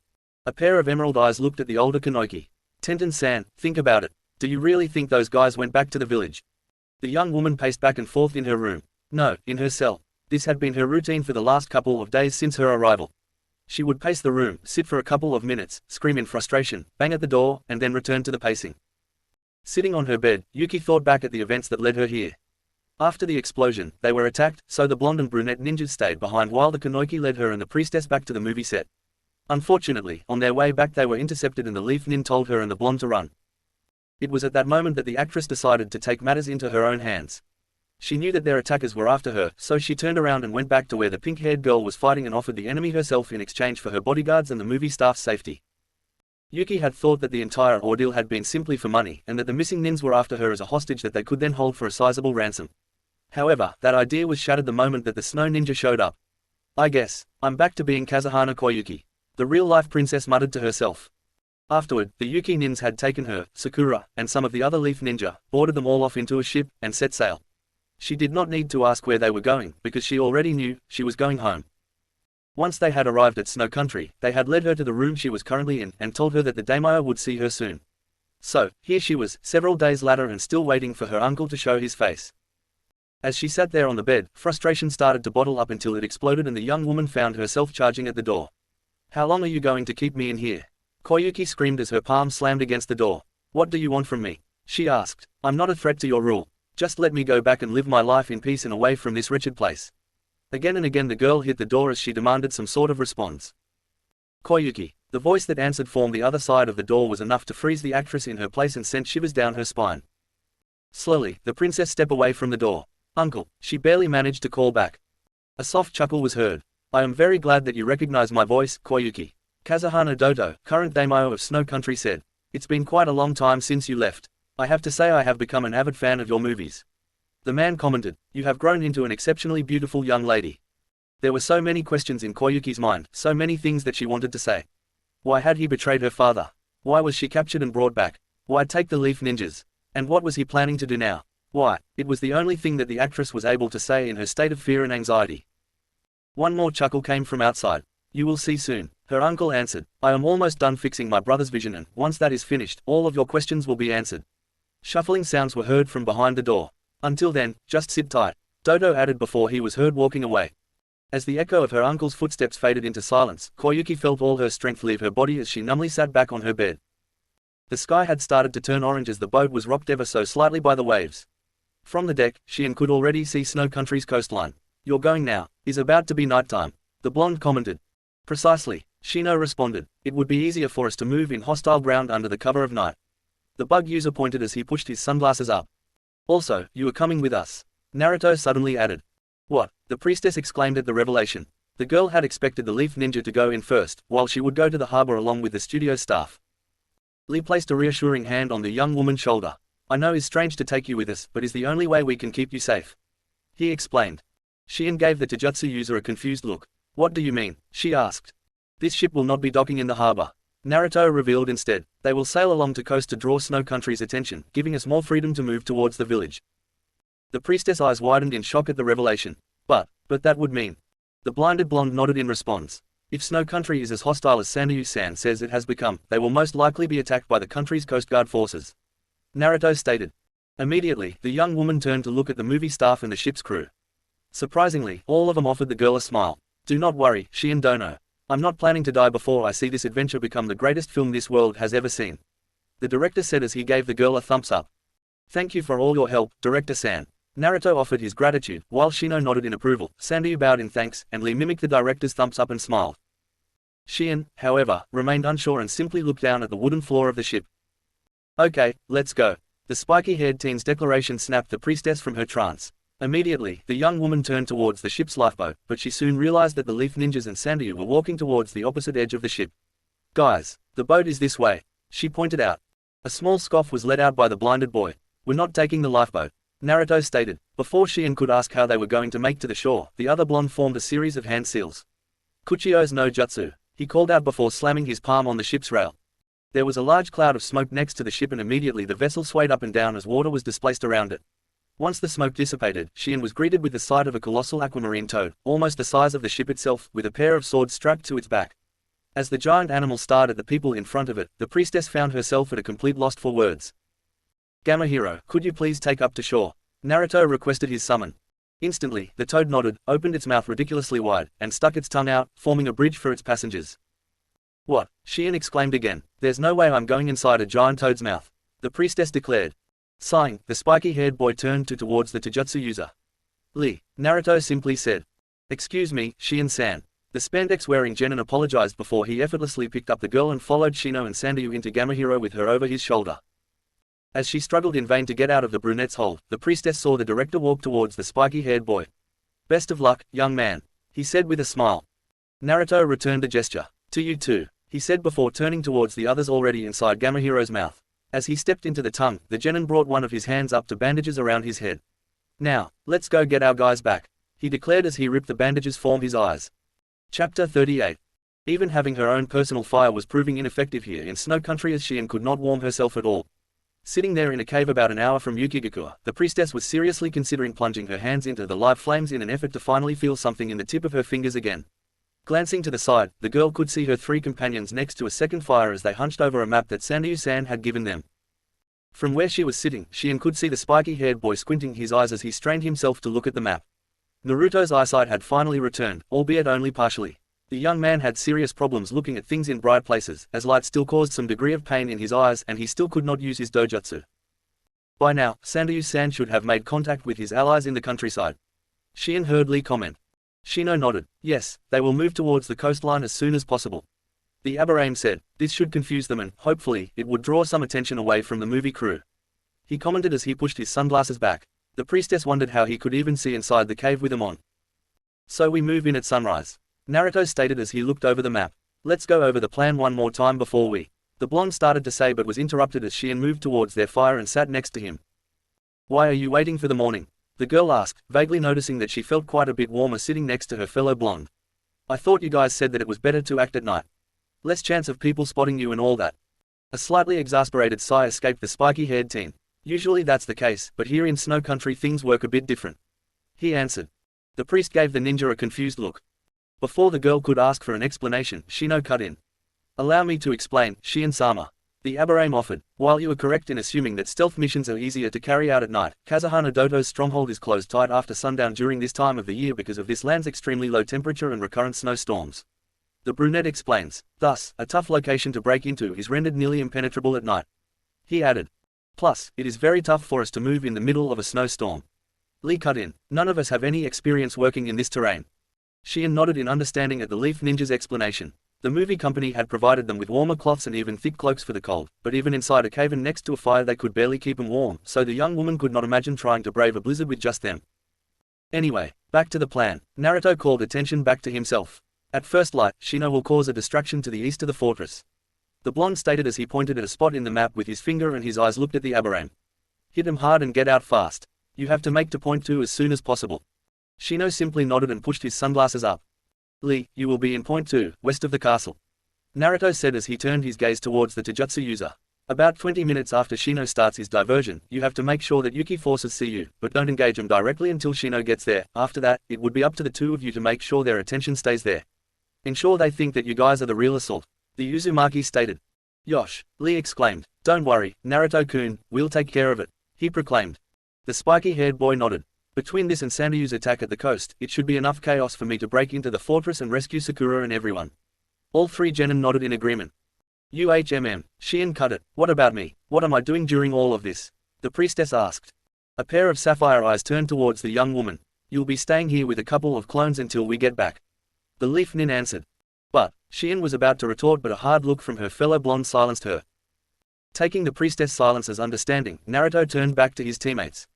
Now, let's get some sleep. I'll take the first watch, the young man stated. As Lee and Shino got their stuff ready, Shion silently turned to look at the spiky-haired teen that had his gaze towards the cave's exit and his back towards her. Inadvertently, the priestess' hand moved towards the bell pinned to her coat as she continued to watch the blonde boy. The glow of the containers in front of him was hypnotic. Breathing deeply, the current daimyo of Snow Country took it all in. In front of the man stood dozens of giant containers filled with pure and refined chakra. It had taken a long time to be gathered up, some had been from volunteers but most had been from their prisoners. Now, they stood there as the key for Dodo's future. You certainly look like a man who is quite proud of himself. A voice said from behind. Dodo turned his gaze and smirked at the bearded man that was walking towards him. Well, a good amount of credit has to be given to you, Yomi Dono. The daimyo said as the other man stopped next to him. The lanky man simply smiled. I am pleased that my expertises were of service, Dodo-sama. He said. Dodo's smirk widened as he turned back towards the container. Thinking back, he had been extremely lucky. He had originally planned to secure his niece much later down the line, but pretty much on a whim, he had decided to push it forwards and retrieve her during her shoot in Demon Country, and it had been during his scouting of the land that he had come in contact with Yomi. The strange and abnormally pale man had some modest underground dealings within Demon Country and had earned a bit of a reputation due to his unorthodox experiment regarding chakra. Before meeting Yomi, Yukigaku's chakra collection had been gathered drop by drop, but now, only a couple of months later, Dodo had at his disposal almost enough chakra to carry out his plan. Instead of decades, his goal would now be reached in a matter of days, not to mention the bounds and leaps of advancement with their chakra armors, and all of it was thanks to the man in front of him. About the matter of my payment, Yomi started to say, I trust that. Dodo gave his companion a side glance and answered before he could finish. It has already been sent to your account. After all, I am a man of my word. The daimyo responded, though I do wonder what you are planning to do with all the money I have paid you. He inquired, I mean, you now have enough money to buy a small army and take over Demon Country yourself. The smile reappeared in the bearded man's face. I assure you, any and all funding will go towards my research. He said. The country's leader narrowed his eyes slightly. He had caught a fleeting glance of the pale man's research once. The sight of those strange worms wreathing in their container would have been enough to haunt a weaker man's dream. I too have to thank you for your patronage, Yomi added as his smile widened. Scoffing, Dodo turned his gaze back to the chakra containers. It did not matter what the lanky scientist was trying to accomplish with his little monsters and disturbing experiments. Soon, all of the ninja nations would bow down to the power of Yukigaku, to the power of Kazahana Doto. Just as the first ray of sunlight broke through the horizon, Naruto heard Shino's diversion going off in the distance and, 20 minutes later, he heard Lee's From the sound of things, the Aberrame had set off a series of perfectly timed explosions on his side for his diversion. Meanwhile, on the other end of the fortress, the Taijutsu user caused an avalanche. Sure enough, whatever it was that his teammates had done, the plan seemed to be working as Naruto was able to reach the castle's outer wall without being spotted, and a single look over barricade revealed the chaos inside. Guards seemed unsure of what to do or where to go. Some were running to either side while others merely stood there and looked around in a frantic search for some guidance. Needless to say, Naruto had no problem entering the castle. If the blonde was honest with himself, he would admit that he hated his role in the plan. Nothing against Shino's and Lee's skills, but Naruto knew that he was more offensively oriented than the former and more versatile than the latter. Unfortunately, the spiky-haired boy's current condition regarding his eyes limited his usefulness and forced him to work indoors instead of outside. Perhaps he should have accepted Shino's offer and wore the Aberrame's spare sunglasses. Sighing a bit in defeat, the genin reeled his thought back to his mission. Okay, let's do this. Kage Bunshin no Jutsu, the young man whispered before a dozen copies of himself manifested around him. Okay guys, spread out and inform me as soon as you find any clue about their whereabouts. The blonde commanded. The group of clones nodded in understanding before fanning out in every direction. Meanwhile, the real Naruto started his own search as well, dispatching any oblivious guard who had the misfortune of standing his path as he quickly moved through the castle. By now, Shino would have reunited with Lee, which meant that the two of them were probably engaging Snow's forces directly, and while the pair were great fighters, Yukigiku's technology was a wild card that they could not possibly account for or plan around. So the quicker Naruto found Sakura and others, the less time the Snow Ninjas would have to use some sort of device that would screw everything up. As the genin continued to run through the stronghold's halls, he sensed that one of his clones dispelled himself as his memories rushed into his head. A grin appeared on the young man's face as he learned of the dungeon's location. Making a right at the next turn, Naruto rushed towards his captured teammates. A pair of well-aimed shuriken took care of the guard in charge of the elevator, and a few seconds later the blonde was descending towards the dungeon. Sakura, he called out as soon as the elevator stopped. Neji, Tenten, he shouted as he started checking cell after cell. Naruto, the pink-haired girl's voice answered a few cells ahead. Is that you? She asked. Immediately, the spiky-haired boy rushed towards the voice. Sakura, are you guys alright? He asked as he looked down at the two Kunoichi sitting inside the cell with a weird, metallic device strapped around their bodies and noticing that they both looked exhausted. You guys really did come after us. The older girl commented as the blonde broke the prison's lock and opened the door. Thank you, she added. What are those things? Naruto asked, pointing at the strange devices attached to the two girls as he knelt in front of them. They're some sort of chakra absorption restraints. Sakura answered, we can't mold chakra with these things on us. Slowly, Naruto brought his hand up towards the Haruno and placed it on what he believed to be the device's lock. Already he could feel a small electric current coming from the object. This might hurt, he said before gathering chakra in his and abruptly yanking the braces away from the girl. There was a small electric discharge from the device, but nevertheless his gave way and came off the Kunoichi's body. Better, the young man asked, receiving a nod from his pink-haired teammate as he turned towards the older genin and repeated the process. Where's Neji? The boy now asked. Tenten rubbed her arms as the metal bindings fell off her body. Behind you, she answered. He was able to break free from the device. So they strapped a bunch more on him. And he has been unconscious since then, she revealed with her voice filled with worry. Naruto turned around and, immediately, his sapphire eyes frowned at the sight in front of them. Neji lay down on the floor of his cell completely out cold. Quickly, the Uzumaki moved towards the opposing cell, busted the door open, and proceeded to tear all the restraints off the Hyuga. Unfortunately, unlike the girls, the Chunin did not wake up. Where are Lee and Shino? It was Sakura's turn to ask as she and Tenten stood up and exited their cell while Naruto picked Neji up. They're outside keeping everyone busy. The blonde responded as he started to lead his teammates towards the elevator. As the machine started to ascend, the spiky-haired boy received the memories of another one of his clones. Do you know where they are keeping Yuki? Tenten asked him at that moment. A smirk appeared on the boy's face. As a matter of fact, I just learned her location, he answered as the elevator reached its destination. As the girls exited the platform, Naruto created a new shadow clone and gave him Neji's body to carry. My clone will lead you out while I go get her, the spiky-haired boy said. Just wait with Shien there until we get back, he added. Those words got a reaction from the pink-haired girl. Wait, Shien, you brought the priestess with you? She asked in bewilderment. Naruto fought the impulse to roll his eyes at his teammate's outburst and instead he merely shrugged his shoulders. You try to get her to stay put, he simply said. Quickly, the young man ran off ahead before Sakura could say anything else. Shien tapped her finger on her arm impatiently as she was forced to wait things out in the cave while the others were out there risking their lives. You wouldn't happen to know how things are going? She asked her two bodyguards at the entrance of the cave. To keep her safe, or more accurately to keep her out of trouble, Naruto and Shino had left a shadow clone and a bug clone respectively to guard her. It doesn't really work that way, the blonde answered. I can receive some general commands, but not an actual account of how the battle is faring. The brunette elaborated as he pushed his sunglasses up, exactly as the real Abraham would have done. For her part, Shion simply groaned from her seat. The priestess hated being stuck in the cave like this, especially since, as long as she was trapped here, she would be unable to accomplish the one thing that had led her to sneak on board that ship. All of a sudden, the Abraham clone perked up. "What is it?" the spiky-haired boy immediately asked. "I am being called," the brunette answered. "The battle might be tougher than we have expected," he added. A gasp escaped the blonde girl at the clone's words as dread started to instantly well up in her. "Then go," Naruto's shadow clone said in response. The bug clone regarded his comrade for a second. "Are you sure?" he asked. A pair of sapphire-colored eyes glanced at the priestess for a fraction of a second before turning back to the brunette. "Yes, go," he exclaimed. With a nod, the Abraham disintegrated into a swarm of bugs that immediately flew out of the cave. The two blondes were left behind in awkward silence for several minutes until the Shion walked towards the spiky-haired boy and sat next to him. "Everything is going to be fine, right?" she asked, looking for reassurance. Sighing a bit, the shadow clone sat down as well. "Yeah, I'm sure that everything is going to turn out alright," he said. "I've seen both of their strengths first-handed. Well, the real Naruto has. But I know how strong they are, and those Yuki ninja don't stand a chance." The young man added as he offered the girl a smile. "But, what about you?" Shion then asked. "Is the real you going to be okay?" A small scoff escaped the clone. "Of course, do you even have to ask?" he responded. "The fact that I am standing here means that the real Naruto is doing just fine," the spiky-haired teen revealed. Nodding, Shion went quiet and the awkward silence returned to the cave. "Hey, Shion," the Naruto clone suddenly started. "Why did you sneak onto the ship?" he asked. "It's something that has been bugging Naruto all this time. Why would you put yourself in danger like this?" The demon country priestess looked at the other blonde but remained silent for several seconds before responding.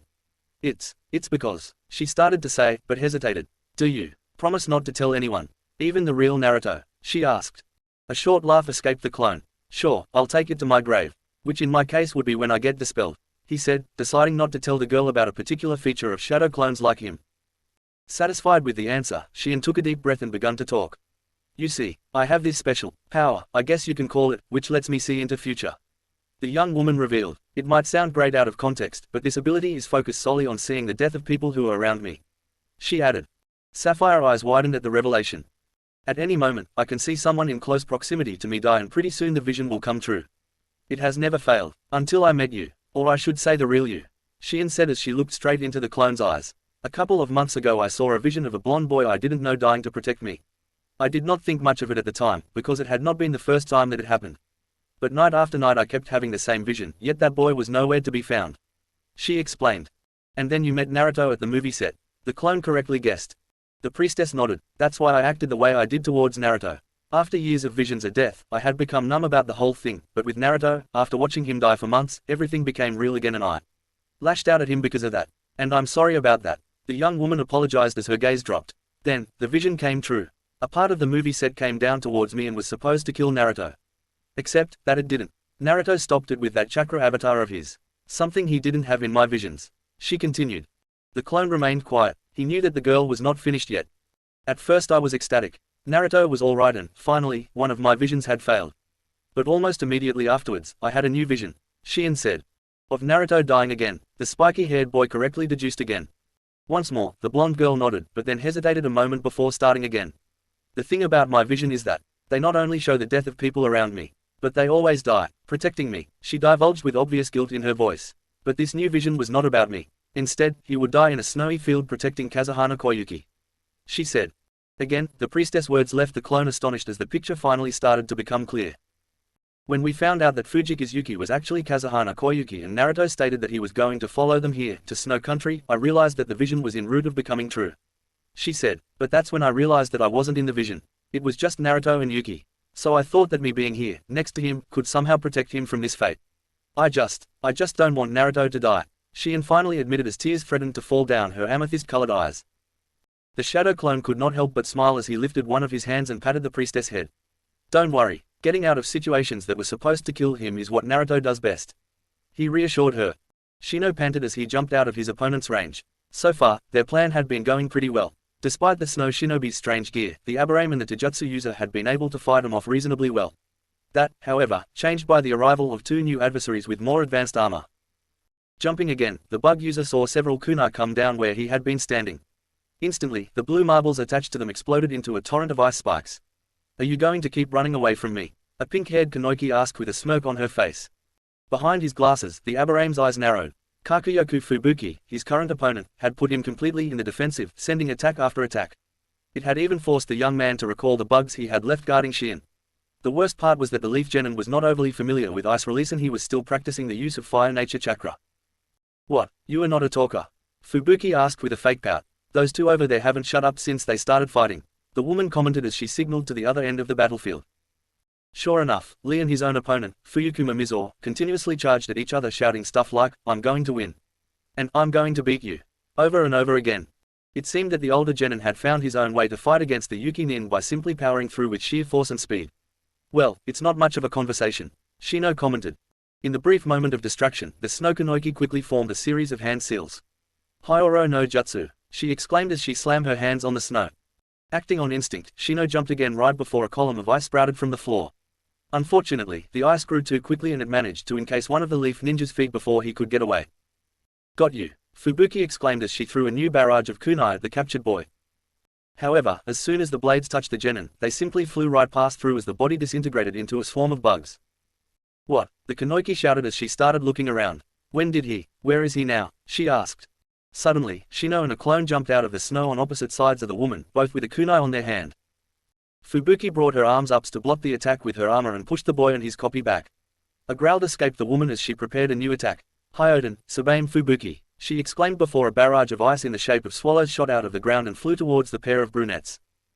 Shino and his clone ran in different directions, forcing the Kanoiki to choose between the two targets. The woman decided on the boy to the left and commanded her frozen flies to chase after him and come crashing down on the young man. Once more, Shino simply crumbled into bugs. Cursing under her breath as her frustration grew, the Ice Ninja ordered the Ice Swallows to become airborne again and chase after the real Leaf Shinobi. However, before her attack could reach him, the insects from the clone had already made their way back to their master and formed a barrier to protect him from the barrage. Damn it, fight me, Fubuki roared as she sent more kunai and Ice Swallows at the Abarame's direction. For his part, Shino continued to dodge the attacks as best as he could and use his bugs as a shield when he could not. Kiba would hate what I am doing, but, the young man thought to himself as he leaped out the range of another ice spike explosion. Stop running, you coward, the Kanoiki screamed. Suddenly, the pink-haired woman stopped moving as her armor seized up. What? She was about to ask when sparks and smoke started to come out her armor. What is happening? Shino walked calmly towards his bewildered and helpless opponent. That would be my doing, the Genin revealed as bugs started to come out of the woman's armor. I had no effective way to fight your ice release, so my best option was to attack your armor. I planted those bugs when I attacked you directly earlier, the young man stated. I had to stall for time until they did their work. Fubuki managed to give her opponent a look of fear mixed with hatred before Brunette sent a kunai with her explosive tag at her. The moment the weapon and the pinket's armor touched, they exploded and she disappeared in fire and smoke. The Aberrane watched what was left of his opponent for a couple of seconds before pushing his sunglasses up and turning towards the direction of his teammates' fight. Lee's bandages had come loose on his right arm. Daisen Simon Kai, the Taijutsu user shouted before his skin turned dark red. Tsuchi no FUNN, he added as his right arm started to glow. With impressive speed, especially considering all the snow, the Leaf Nin charged at his opponent. Konoha-on, Lee exclaimed as he jumped at the Snow Ninja and sent a flurry of punches at the man. Mizo brought his armored arms up to protect himself, but soon enough the man's protection gave way to the younger ninja's onslaught, which buried the Snow Ninja deep into the frozen ground from where he would never get back out. I told you that I was going to win, Lee pointed as he panted before he started to make his way towards his teammates. What do we do now, Shino-kun? He asked. We do not know if Naruto has found the others yet, the Aberrane answered. We need to keep their attention here so that he. The Genin's words were cut short by the sudden sound of clapping. A man in Yukigaku armor applauded as he walked towards the two-leaf ninja. I have to admit, I am quite surprised. I never expected Fubuki and Mizo to be done in by a couple of brats. The lilac-haired man commented. But now is time to get serious, he added as he did a hand seal. Immediately, the snow around the two boys seemingly came alive. Koyuki sat anxiously in her room. There had been a lot of noise not too long ago, but now everything had gone silent again, which for some reason made her very nervous.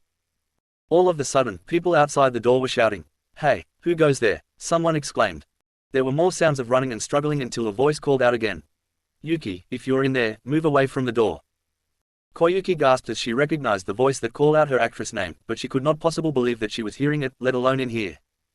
Despite the girl's disbelief, an unconscious Yukigaku guardsman came busting through the door and, in its threshold, stood the spiky-haired blonde from the Leaf Village.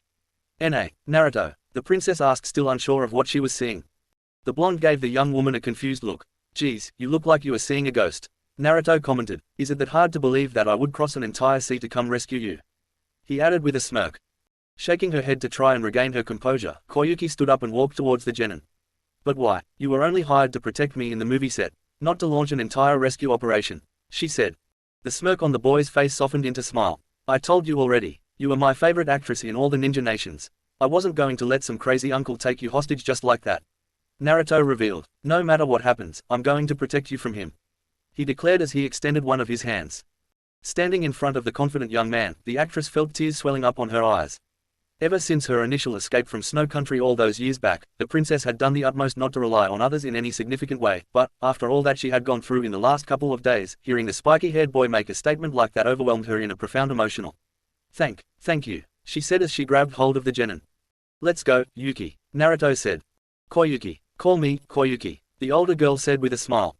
The pair started to make their way out of the fortress, running past the guard that had been taken out in the blonde's wake, until they reached the grand hall. I am hurt that you are leaving like this, Koyuki, Kazuhana Dodo said as he entered from the other end of the room. A gasp escaped the young woman at seeing her uncle for the first time since he betrayed her father. I take it that's your uncle, Naruto said, receiving a nod of confirmation as a response as he put himself between the princess and the usurper. Dodo was a large, broadly built man, with long dark hair and a square face. He wore an ornate robe, fitting of the station he stole. Having learned what the man in front of him had done from Sanryu, the spiky-haired boy did not waste any time and started to form hand seals. Don't worry, Koyuki, he won't be able to hurt you again. Kakugan Kangoku no Jutsu, he said before slamming his hand onto the floor. Immediately, 4 walls sprout out around the daimyo, trapping him. Well, Leaf Shinobi are more aggressive than I remember, the man casually commented from inside his prison before the granite walls suddenly started to crack. Soon enough, all 4 broke and crumbled down into dust. However, the sight that greeted Dodo through the cloud was that of the young ninja and his clone coming at him with their attack ready. One blonde's hand was on fire while the other blonde carried a sphere of chakra. Huyoku. Rasengan. The pair called out as they slammed their jutsus onto the older man. The explosion that followed was strong enough to dispel the shadow clone and push the real Naruto back. Koyuki herself had to cover her face to protect her from all the dust that was blown in every direction. That's some impressive chakra you have there, young man, Dodo's voice commented from inside the cloud of smoke. As the dust settled, the actress gasped at the sight of her uncle completely unharmed after a direct hit by the blonde. The only thing that the attack had caused was to burn away the usurper's robe and revealing the high-tech black armor that he man wore underneath. So those are the armors Sanryu-san was talking about, Naruto observed. Let's see if they live up to the hype. Gukukyu no Jutsu, he called, breathing a fireball at the man across the room. From within the flames, the silhouette of Kazuhana Dodo continued to stand tall. The mere sight of it caused Koyuki to take a step back in fear. It's a shame to waste that chakra, the daimyo said as he extended one of his arms and a device shot out from his wrist and through the flames, impaling itself on the Leaf Genin's body before he could dodge it. Naruto glanced down at the device that dug into his body. This is the same thing you put on Sakura and the other. To drain their chakra, the blonde commented through gritted teeth. But you'll find that I am a far tougher prey to capture, he declared. Chakra started to visibly leak out of the young man and, for a brief second, Koyuki could have sworn she saw a flash of orange in the blonde's eyes before the device seemingly short-circuited and fell off. My, that is impressive, Dodo stated. Tell me, what is your name, young man? He asked as he started to walk forward. I'm Uzumaki Naruto, the Leaf Nin answered, and I'm the guy who is about to kick your ass, he declared. Both ninja and daimyo charge at each other with weapon and armored fist ready. However, before they could clash, the spiky-haired boy was shot from all sides of the room. No, the princess screamed as she watched the machines that had targeted her protector return to their hiding place inside the castle walls. Immediately, Koyuki rushed towards the blonde who had fallen onto the floor. Naruto, answer me, she begged, but the blonde merely continued to writhe in pain with 5 of the chakra-draining devices attached to his body. Hyoro no Jutsu, Ice Prison Jutsu. Hyoden, Subame Fubuki, Ice Release, Swallow Blizzard. Daisen Simon Kai, Third Gate of Life Open. Tsuchi no Fuin, Earth Seal, made up. Konoha, Heavy Leaf Rain, made up. Kakugan Kangoku no Jutsu, Granite Prison Jutsu, made up. Huyoku, Phoenix Wing Beat, made up. Gukukyu no Jutsu, Great Fireball Jutsu. Chapter 39. So, after Iruka-sensei found out who was responsible, he immediately went running after Naruto, but he had already gotten a nice head start, so sensei chased him across the village all the way until nightfall. The blonde shadow clone said with a wide grin on his face. As much as she tried holding it in, she could not help but burst out laughing at the tale the Bunshin had told her of Naruto's pranks back at the Ninja Academy. I cannot believe a sourpuss like Naruto used to do stuff like that, she commented between fits of laughter. The clone laughed a bit. Yeah, he used to smile a lot more back in the day, he revealed, but the ninja world eventually caught up to him. For the longest time he was left full of anger and resentment that threatened to consume him. The copy's words were punctuated by a heartrending look in his eyes. Though he eventually managed to regain some of his light. It's nothing like it once was, but at least he is smiling again. The Bunchen said with a smile of his own. Shion looked down at the ground. I wish I could have met him back then, she commented with just the tiniest bit of melancholy. Maybe we would have gotten along better. A short laugh escaped the clone. I sincerely doubt it. Naruto tended to rub people the wrong way a lot back then. He stated, hell, I'm pretty sure even his team hated him at first. The pair of blondes laughed as they sat by the entrance of the cave. This was the only thing they could do to pass the time and keep their mind off the mission that the real Naruto and the others were currently undertaking. The topic that had proved most successful and interesting ended up being Naruto's life before he had suddenly become so serious and irritated. The girl was particularly interested in any embarrassing moment in the Genin's life. Now, the Naruto restarted talking. Let me tell you what happened when Team 7 was tasked with finding the cat belonging to the Fire Daimyo's wife. The clone suddenly stopped as his eyes suddenly winded. Naruto, the copy struggled to say. The demon country priestess was barely able to register the look of pain in the clone's face before it suddenly disappeared in a cloud of smoke. Shion gasped. No, she whispered as she stared at the place where the Bunchen had been sitting. Unconsciously, the young woman stood up. If the clone was dispelled like that, it must be that Naruto. Immediately, the girl whipped her head towards the exit. Quickly, the familiar feeling of dread started to overtake the young priestess as fear of her vision returned in full force. Without even thinking about it twice, the blonde dashed out of the cave. She was not sure where she was going, but Naruto was in trouble and that was all she needed to know. Straining her neck as she trekked through the snow, Koyuki tried to look at the machine that her uncle's henchmen were pushing just a few steps ahead of her. However, tried as she might, she could not get even a glance of its prisoner. After those strange devices attached themselves to Naruto and caused the blonde to pass out, Dodo have ordered his servants to put the young man inside the weird contraption before turning to face his niece and informing her that the time had come for her to witness the greatest moment in Snow Country's history. These chakra readings are incredible, the fake daimyo muttered as he examined an electronic device in his hand. As I expected, with the Leaf Ninja's chakra potency, the machine will be ready in just a matter of hours. He commented. At that moment Koyuki was torn between wanting to check on Naruto and wanting to claw her uncle's eyes out, but the restraints that were put on her would not budge, no matter how much she struggled against them. Ah, here we are, Dodo announced as they arrived at their destination. The young woman immediately recognized it as the old Rainbow Glacier altar, however the place was now almost completely filled with machines. The site of my brother's greatest folly. And now my greatest masterpiece, the man proclaimed. Koyuki narrowed her eyes as one of the henchmen freed her from her restraints. What do you mean? She asked as she rubbed her bruised wrists. The daimyo gave his niece a short glance before directing his henchmen to attack Naruto's container to one of the machines. Do you remember that silly little dream you had about spring when you were a kid? He asked, but did not bother to wait for an answer. Nothing but a child's foolish wishes, but my dear brother took it a little too literal. The black-haired woman gave a confused look at her uncle's words. After I replaced him as leader of the Land of Snow, I quickly realized that Sosatsu had wasted all of the family's money and resources attempting to build a machine that would bring spring to this country. He revealed. Koyuki's eyes widened. What? But that's impossible, she commented, though her mind immediately brought back memories of her father telling her to wait for spring. A snort escaped Dodo. Apparently he found a way. Imagine my disappointment when my researchers finally figure out what the device my brother hid in here was for. Imagine my anger. He finally turned to face his niece. The man's expression was not of anger, but of overwhelming glee. After years of salvaging my brother's foolish endeavor into something useful, my masterwork is finally ready. All it needs is the final key, he exclaimed as he walked towards the young actress. Taking several steps back, Koyuki looked up at her uncle with dread in her eyes as one of his hands stretched towards her neck. However, instead of strangling her, the usurper simply yanked the hexagonal crystal necklace from her neck. With this, no one will be able to stop me, Dodo said as he held the crystal over his head, before turning around and walking towards the main altar in the middle of the structure. The princess watched as her uncle inserted the crystal into the machine. The entire structure lighted up with all the colors of the spectrum as a large mass of chakra started to build up altar. Thanks to this young ninja's help, the machine will have enough chakra by the end of the day. But I think we can spare some now for a small demonstration, Dodo commented as he pulled a cord out of his armor and attached it to the machine. Despite never being trained in ninja arts, Koyuki could still feel the great pressure the mass of chakra was exerting on their surroundings. What does this thing do? She struggled to ask as the fear of whatever her uncle had built threatened to overwhelm her. A small chuckle escaped the fake daimyo. It turns me into a god, he declared as he activated the machine. Suddenly, the entire altar started to shake as the light emanated by the chakra sphere intensified. The next moment, a powerful blast shot out of the chakra mass towards a mountain in the distance. Blue eyes widened in shock as the explosion that followed swallowed the mountain. Impossible, Koyuki whispered. This is my power, Dodo stated as the explosion finally dissipated. Where once stood a mountain, now showed an unobstructed view of Snow Country's horizon. Once the machine finishes absorbing the boy's chakra, I would even be able to reach all the way to hidden sand with it. None of the 5 great nations will be able to oppose me," he declared. Finally snapping out the stupor that the machine's demonstration had left her, Koyuki reached into her robes for the item that Naruto had given her back when he found her at the castle. Her uncle must have deemed the princess not to be a threat when he instructed his henchmen to remove her restraints. In the man's mind, there was nothing a young actress could do to stop him at this point. "That's his mistake," Koyuki thought as her hand wrapped around a metallic object. With iron determination, the young woman charged at her uncle with as much force as her legs could muster. Spotting a gap on the man's armor, Koyuki thrust the kunai Naruto had given her to defend herself into it.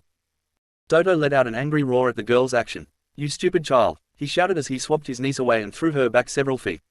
The man then went to remove the weapon stuck in his armor, but his eyes widened at the sight of it. "What?" he barely managed to say before the explosive tag that Naruto had wrapped on the kunai was ignited by the chakra that ran through the armor. The strong explosion savagely threw Dodo back onto the altar, severely damaging it. The usurper's eyes immediately widened in realization. "No," he shouted as he stood back up and quickly started fiddling with the machine as the chakra sphere over it started to become unstable due to the blast. "No, this can't be, this can't end like," the man was shouting when the entire altar blew up. Shino grimaced behind his collard as he and Lee ran as fast as they could in snowy field. Their opponent, Nader Roga, was proving to be a more difficult adversary than the previous 2 Yuki ninjas. So far, the pair of genin had managed to fight him by chipping away at the older shinobi, but they had been forced to be on the defensive most of the time. "Here comes another one," Lee shouted right before a pair of beasts made out of ice charged towards the 2 boys. Instantly, the Aberame swung his arm, sending a stream of Kikai bugs at their pursuers, destroying one of them. The second ice construct rushed at the brown-haired boy, but was intercepted by one of Lee's kicks. Shino gave his teammate a nod of gratitude before the pair restarted their run. The Aberame glanced down at his watch. Naruto should have found the other by now. But what was that huge flash earlier? The genin pondered as he ran. "Shino." The genin heard a familiar voice. "Lee," it shouted. "That's Sakura," the Taijutsu user exclaimed as the 2 turned towards where voice was coming from. Out in the distance, the young men could see Tenten and Sakura running through the snow towards them. However, the moment of relief was abruptly ended by their pursuer. "Oh my," after going through all the trouble of capturing them without killing them, Nader commented. Shino quickly turned around just in time to see the snow ninja finish a set of hand seals. "Hyoden, Hayu Moko," the lavender-haired man shouted before a large tiger made out of ice sprouted from the snow and charged at the group of genin. Acting out of reflex, the Aberame created a wall of bugs between the ice release and them, pouring as much chakra into the Kikaichu as he could. Behind the bug user, Lee took out a scroll. "Tenten, catch," he shouted as he threw the parchment at the weapons expert. The brown-haired Kanoiki caught the scroll and her eyes widened in recognition and understanding. Quickly opening as she bit her finger, she turned to her pink-haired teammate. "Sakura, hold this end," she instructed before quickly moving away from the younger girl while smearing her blood on paper. Once the scroll was fully unrolled, the 2 Kanoiki pointed it at the snow ninja. The seals on the parchment immediately activated, releasing over a dozen explosive kunai at the lavender-haired man. Looking at the incoming barrage, Nader recalled his icy beast and willed the ice to rearrange itself into a wall in front of him. The wall protected the man from the explosive projectiles before crumbling due to the blast. Suddenly, Lee shot out of the cloud of smoke left behind by the kunai with a fist flying directly at the Yuki ninja's face. Unfortunately, the older shinobi caught the punch with ease. Nader's smoke was short-lived as the green-clad genin unexpectedly crumbled into a swarm of bugs that completely covered the snow ninja. "What the?" the man started to exclaim but stopped once he became aware of the shadow hovering over him. Looking up he was just in time to see Lee's foot coming down on him. "Tsuchi no Fuin, Konoha Kako Ida," the Taijutsu user shouted as he brought his foot down. The older man tried to block the incoming attack, but quickly found his movement restricted by the bugs covering his armor before receiving the full force of Lee's attack. Seeing their opponent head being driven into the ground, Shino let out a sigh of relief before allowing his body fall back into the soft snow. "Shino, are you alright?" he heard Sakura shout as the 2 Kanoiki rushed towards him.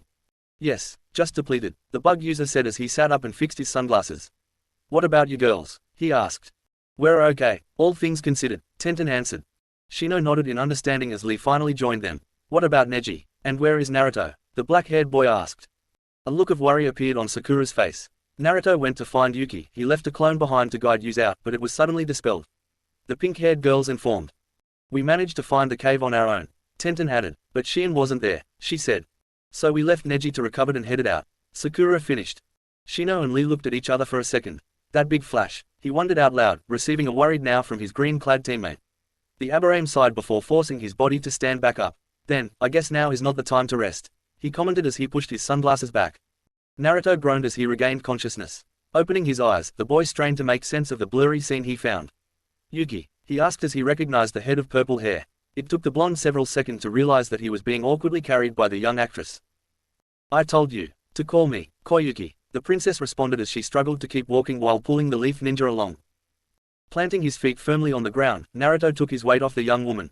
"What happened?" he asked as he looked down to find 5 of the chakra-draining devices attached to him.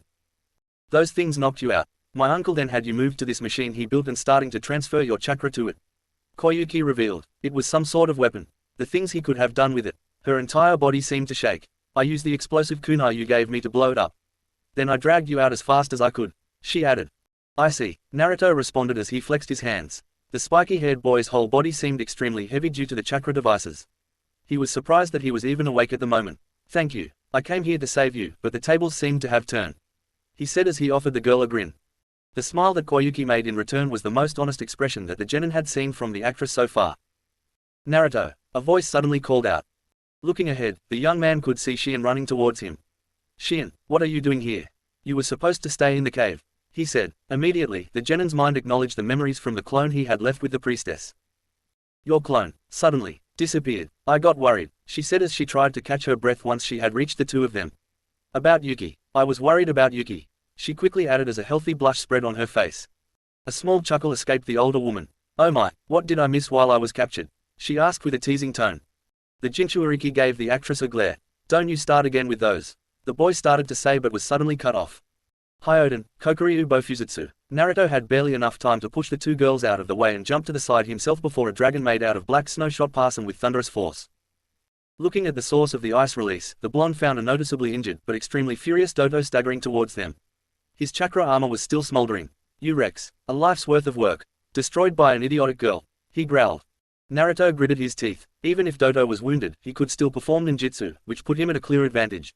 "You girls run," he said without taking his eyes off the older man. "You keep running until you find Shino and the others," he added. The Jinchuuriki knew that the only thing he could do at this point was buy them time to get out safely. "But," Shion started to said but was silenced when the other blonde finally turned to look at her. "Remember that you promised to obey my instructions," the leaf nin shouted. "Now, go," he roared before charging at the fake daimyo. With the restraints on his body, the young man found it difficult to even run. Nevertheless, Naruto took out a pair of shuriken and flung them at the armored ninja. Dodo simply brought his arms up and let his armor block the incoming projectiles. "I should have killed you right there on the spot," he shouted. Kokuryu Bofusutsu. Another black dragon seemingly shot out of the man's palm. The blonde was barely able to evade the incoming attack directly, but the impact of the dragon crashing down on the floor was still able to throw the young man off his feet. While airborne, the genin launched another pair of shuriken at his opponent. Immediately, Dodo brought his armored arm up to block the spinning blades. While he managed to stop one of them, the second had enough curve to get around his defense and cut him right next to his eye. "Gah, you little piece of shit," the fake daimyo angrily screamed. Soryu Bofusutsu. This time a black dragon shot out of each of the man's palms. Struggling to even stand up, Naruto looked up as the two ice worms flanked him. In his weakened state, the spiky-haired ninja knew he had no chance to dodge this attack. The blonde gritted his teeth as he readied himself to try and endure the attack when suddenly a pair of arms enveloped him from behind. Looking back, Naruto's eyes widened in horror at the sight of Shion and Koyuki. "I can't leave you. You can't die," Shion pleaded as tears escaped her purple eyes. All the while, Koyuki simply gave him a strong look and nodded. Gritting his teeth harder, the Jinchuuriki forced his body to stand up and focused in trying to bring out his chakra. The pair of dragons arced down towards the blonde and the girls he was protecting. Feeling the chakra restraints searing his body, the genin continued to push through. "Okay, stupid fox. If you're still in there, I need your help now," he thought. Both dragons opened their maws. "I'm going to save them, goddammit. This is not the day that I die." The young man's mind raged. "I'm going to prove those visions wrong. So come out already, Kyuubi. Suddenly, the chakra restraints short-circuited. "It's about damn time, kid." Naruto heard a familiar voice. Just as the pair of black dragons were about to reach the group, a massive amount of chakra exploded from the leaf shinobi's body and blasted the two snow creatures away. The spiky-haired boy noticed that his body assumed the same fiery form he took during his fight against Sasuke. However, the next second it was gone and the boy returned to normal as all the chakra devices fell to the ground. Dodo took several steps back. Impossible," he stammered. "You should not have been able to break free from all those restraints." "Hey, it's nice to know that nothing ever changes around here." Kyuubi's voice echoed inside the Jinchuuriki's head once again. "You still manage to get yourself into certain death situations." The fox joked. "You know, I'm actually glad to hear you again," Naruto thought, "but we will have to catch up later. I'm in the middle of something right now," he added before straightening up and looking back at the two girls. "You two should take a few steps back. the young man suggested before turning back to his opponents. Now is time for round 3, he announced before pumping chakra to his eyes. The blonde's gut feeling was proven right as the Sora Sharingan immediately manifested itself. With renewed strength, the Leaf Shinobi brought out a kunai and charged forward. Skillfully baiting and dodging another snow dragon, the young man quickly closed the distance between himself and his opponent and thrust the blade forward. Dodo quickly blocked the kunai with his armored arm, but the strike carried enough strength to forcibly push the black-haired man back. Gokukyu no Jutsu. The spiky-haired boy swiftly continued his attack by releasing a massive fireball on the older man. The large ball of fire caused a powerful explosion once it hit its target, raising smoke and steam in equal measure. Among all the smoke, the fake daimyo continued to stand. "You bastard, my armor might be damaged, but it would never break against a feeble attack like that," he growled. "Is that so?" Naruto asked as a smirk appeared on his face. "Then let me bring in the big guns," he said as he pumped a large amount of chakra into his eyes. "Enten, Shinsei Hejitsun," the Sharingan user called out before a black fireball appeared in front of him. Suddenly, the dark flames turned into a pair of large fiery foxes that shot towards the armored man. Dodo sent out another pair of snow dragons that quickly flew to meet the incoming attack. One of the Amaterasu fire foxes jumped at the worms, erupting into a large explosion of black flames upon contact that engulfed both snow dragons. Meanwhile, the remaining fox continued on its warpath towards the black-haired man. The fake daimyo tried to get away, but the fiery beast quickly caught up to him, sinking its teeth into the man's armored shoulder right before exploding as well. "It's over. Your armor won't protect you from those flames," Naruto stated as he watched the badly burned man tried to stand up after the explosion. His high-tech armor was crumbling apart as the Amaterasu flames continued to burn his body. "You are already dead," the Leaf Ninja added.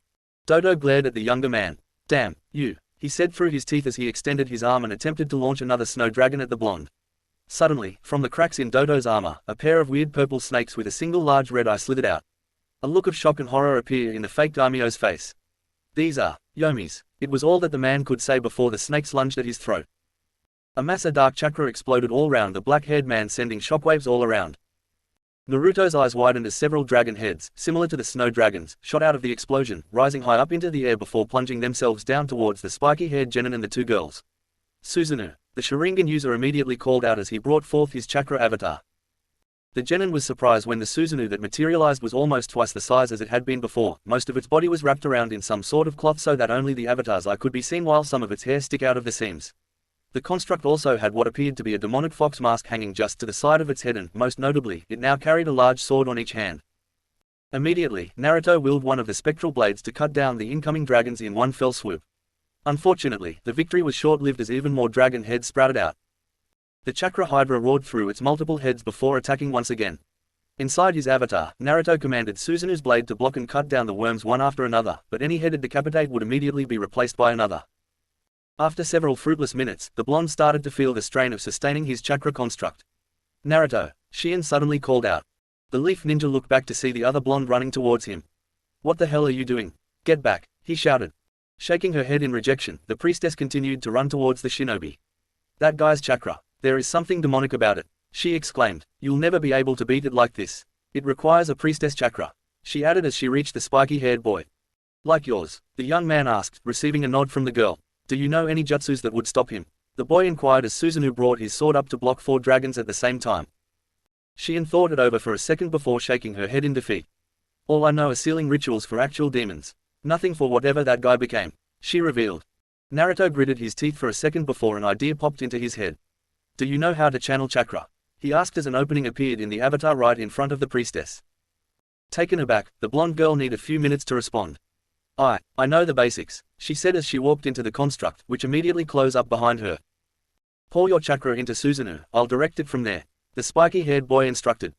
After a couple of deep breaths, the demon country priestess nervously put her hands in the avatar's inner wall and started channeling her chakra. Naruto felt the foreign energy seep into Susanoo and immediately redirected upwards towards the sword held on the construct's right hand while the left kept the Hydra's heads at bay. The right blade started to glow with a purple hue before it crystallized, giving an extremely sharp edge. Exhausted, Shien fell back, only to be caught by the Leaf Ninja. "You did great," he assured her. "Now let's finish this." The Sharingan user called out as he willed Susanoo to swing his left sword sideways to push the Hydra back before raising the right blade over its head and the weapon stared to glow again. The light of the sun making it seem like all 7 colors of the spectrum ran across the blade. "Shikio Tekken," the young man roared.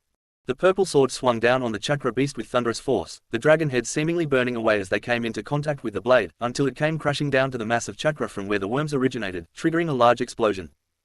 Inside the avatar, Naruto waited for any signs that the enemy was still standing. Once the dust dissipated, revealing simply the remains of Dodo's chakra armor, the blonde dispelled the construct. "Is it over?" Shien asked as she regained her composure.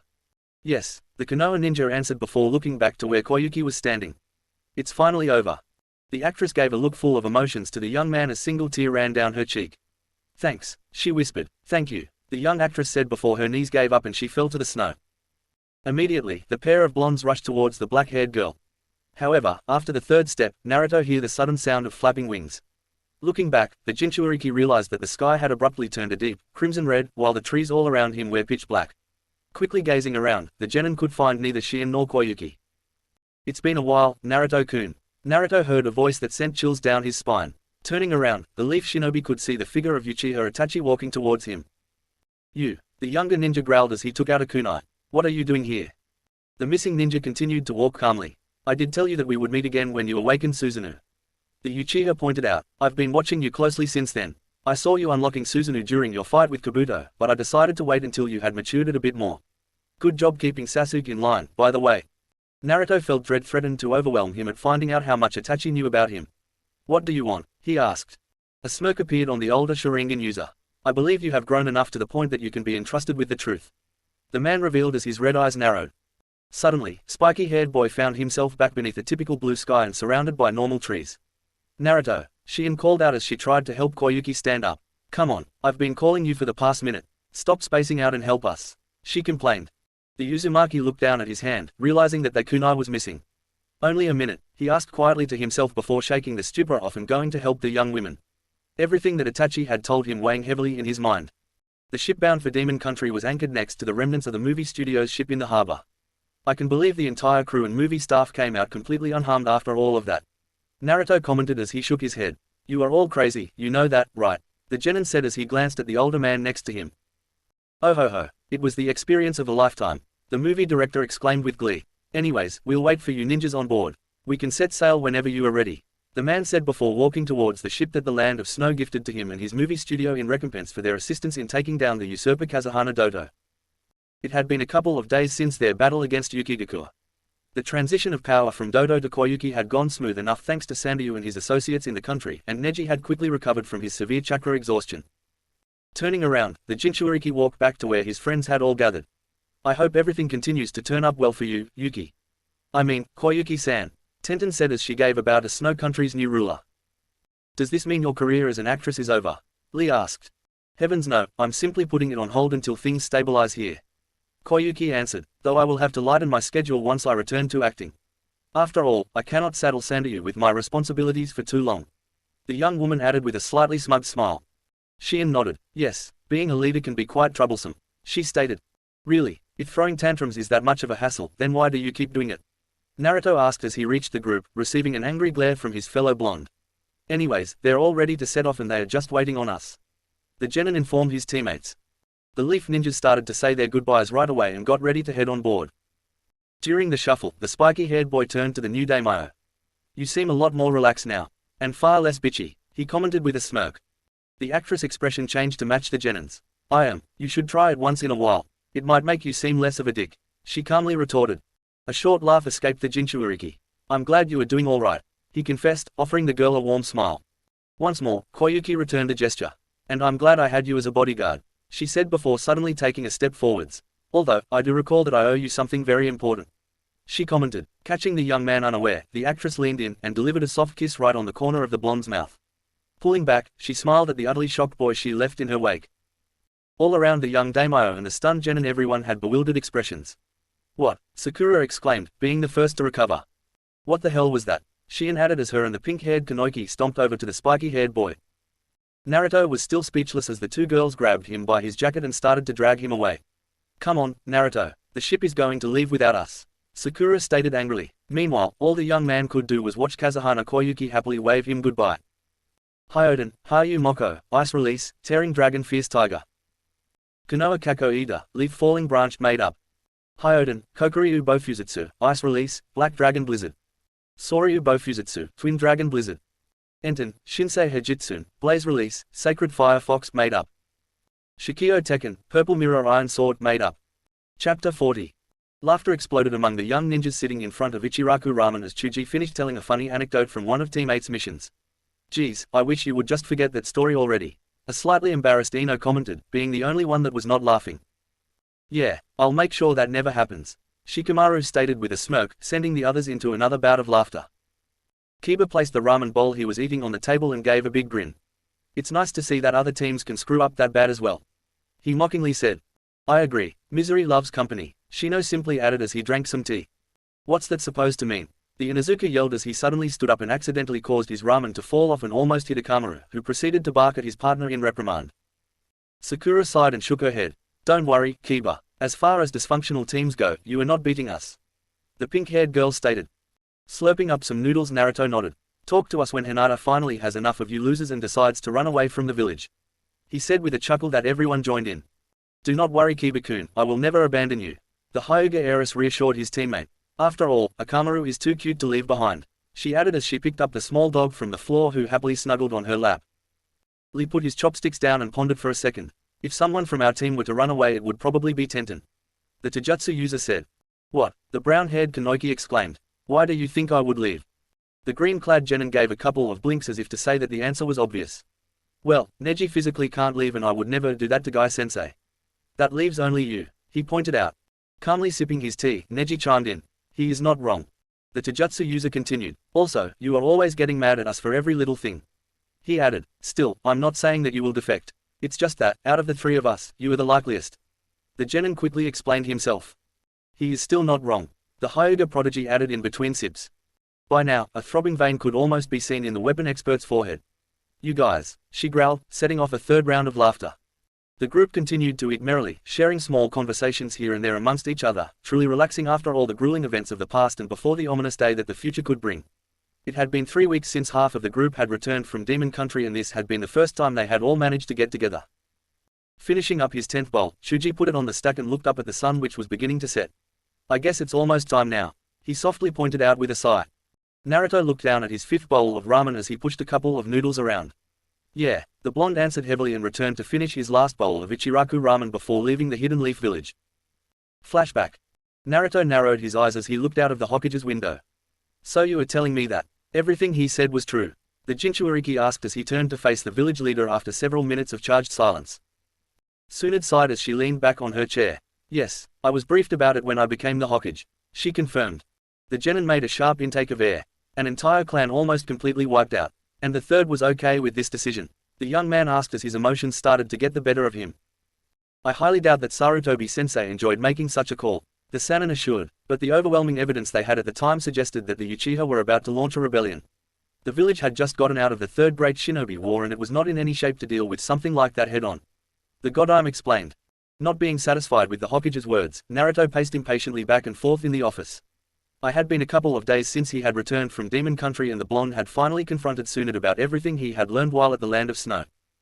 During his time trapped in the weird genjutsu, the Jinchuuriki had learned a lot of shocking revelation from Itachi that had left the young man questioning his own understanding of his role as a shinobi of the Hidden Leaf.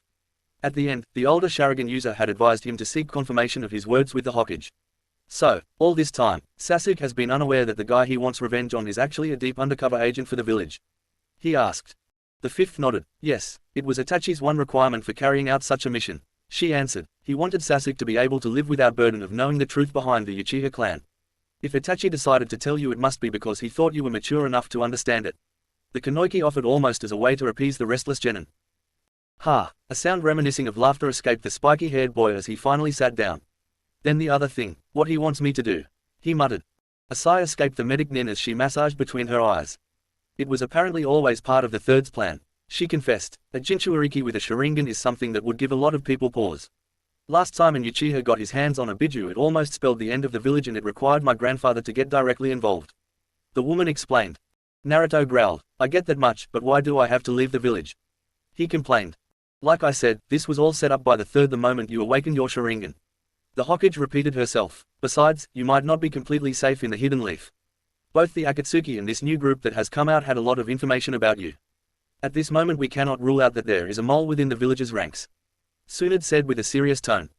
The Hokage's demeanor was enough to make the angry teen settle down a bit. I still don't like it, the Jinchuuriki said softly.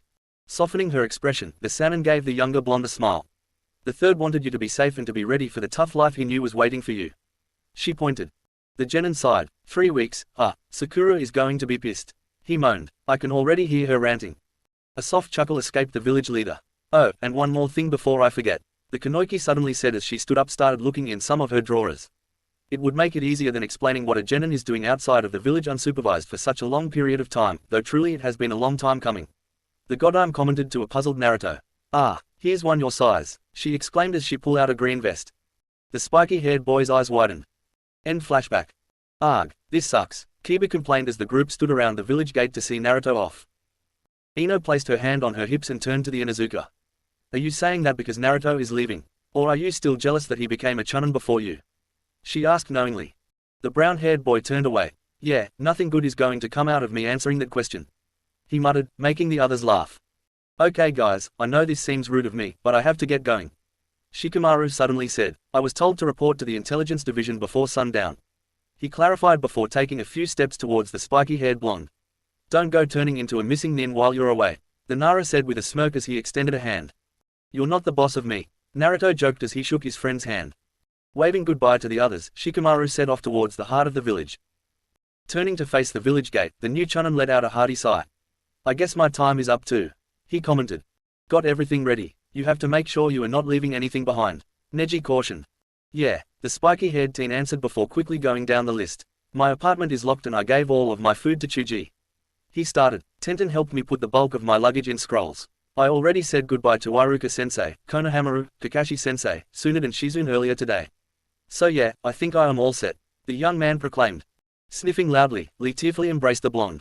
Oh, Naruto-kun, I can't believe you are leaving us too. He whined. It's not fair, we were supposed to spend the next several months training together. I even asked Guy-sensei to prepare a special set of spandex for the two us and Neji. The young man exclaimed through sobs. The spiky-haired boy had to fight the urge to roll his eyes. There, Lee. If it's any consolation, I was never going to wear that. He revealed as he patted the older ninja on the head to calm him down. Come on, Lee, that's enough embarrassment for one day, Tenten commented as she pulled her teammate off the blonde. Naruto chuckled under his breath when Hinata stepped forward. So, where are you supposed to meet Jiraiya-sama's friend, Naruto-kun? The heiress asked. Near River Country's border, the chunin answered. As the words left his mouth, Naruto had to look away, because he felt that his friends would realize that he was not telling them the truth. The fact that the real nature of his departure was supposed to be a secret from his friends was eating the spiky-haired teen from the inside. Hinata remained silent for a couple of seconds while her lavender eyes were fixed on the blonde as if questioning his reply. Eventually, she shook her head and smiled. I hope everything turns out well, Naruto-kun, she said, and that you return to us safe and sound as soon as possible. The Byakugan user said with a bright smile and a soft blush. Returning the gesture, the chunin secured his backpack and started to give the last round of goodbyes to his friends. Ah, Naruto, Sakura suddenly called out. Turning around, the spiky-haired teen found his teammate with her eyes fixed on the floor. Sakura, the young man questioned, everything all right? The pink-haired girl shifted a bit before answering. Of course not, I'm being abandoned by a teammate yet again, she commented. Sakura, you know that it's not like that, Naruto protested as he took a step towards the girl. A sigh escaped the Kunoichi. I know, I just feel like you two keep going far away from me. The Haruno confessed, every time I think I'm getting close, the two of you suddenly dart away out of my reach. She said as she looked away, still refusing to direct her eyes at the chunin. Naruto decided to remain silent and let his teammate air out her grievances. After all, this would be her last chance for a long while. When you suddenly changed right before the chunin exam, I thought that I had lost you. As teammate, and as a friend, she revealed. It took a long time for our relationship to become at least somewhat like it was before. And now you are leaving again. Her eyes finally looked up and, unsurprisingly, they were filled with tears. You changed when I took my eyes off you, and now I am afraid of what kind of Naruto will come back this time. Placing a hand on the girl's shoulder, the blonde mustered his most reassuring smile. No matter what happens, I will always be me. The person who comes back will still be Uzumaki Naruto of Team 7. The young man stated. A few tears ran down the pink-haired girl's cheek, but she nodded nonetheless. The spiky-haired teen finally started to walk towards the gate, but suddenly stopped and looked back. When Sasuke left, you told him that he will always have a place to come back to. He pointed out, does the same promise apply to me as well? The Uzumaki asked. Wiping her tears away, Sakura made it seem like she was pondering her answer. I don't know, she said. How about I give you the answer when you come back? The girl said with a smile. A chuckle escaped the blonde. Oh well, now I have to come back for sure, he exclaimed. Otherwise, I will never be able to live with the suspense. Naruto said and, after one last wave and one last smile, left the village hidden in the leaves. Having heard the footsteps, Okina looked up from his desk right before the door opened. "Oh, I was wondering when you were coming by," the aged man commented. "I do believe congratulations are in order, Shubu-kun," the former Taki ninja added. The young man at the door had neat, brownish blonde hair, slightly tanned skin, and plain white clothes, carrying a hidden sand headband with an X carved on it strapped to his right upper arm. Itsuri Shubu smiled back at the older man. "I see word travels fast." A soft chuckle escaped the grey-haired man. "Well, it's not every day that the organization gives such a high promotion, especially to someone so young and full of potential." It was Shubu's turn to laugh now. "You talk as if I was going to be running this place," he said.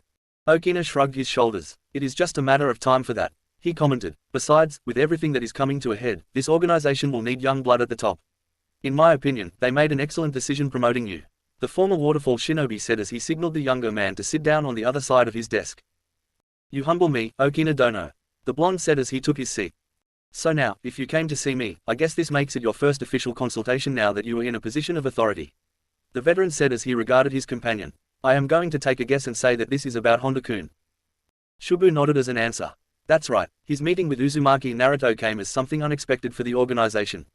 He started in a serious tone. "Needless to say that the council is on an uproar about it, especially the ones who believe that he may have divulged too much information about us." The young man explained. "It's true that Honda-kun has always been eccentric and at times unpredictable," Okina offered, "but at the same time, the council has always been quick to panic when things deviate even slightly from their plan. You should have seen them during the Third Great Shinobi War. They were acting so ridiculous that I actually started feeling sorry for them," he said as he leaned back on his chair and smiled at the old memories.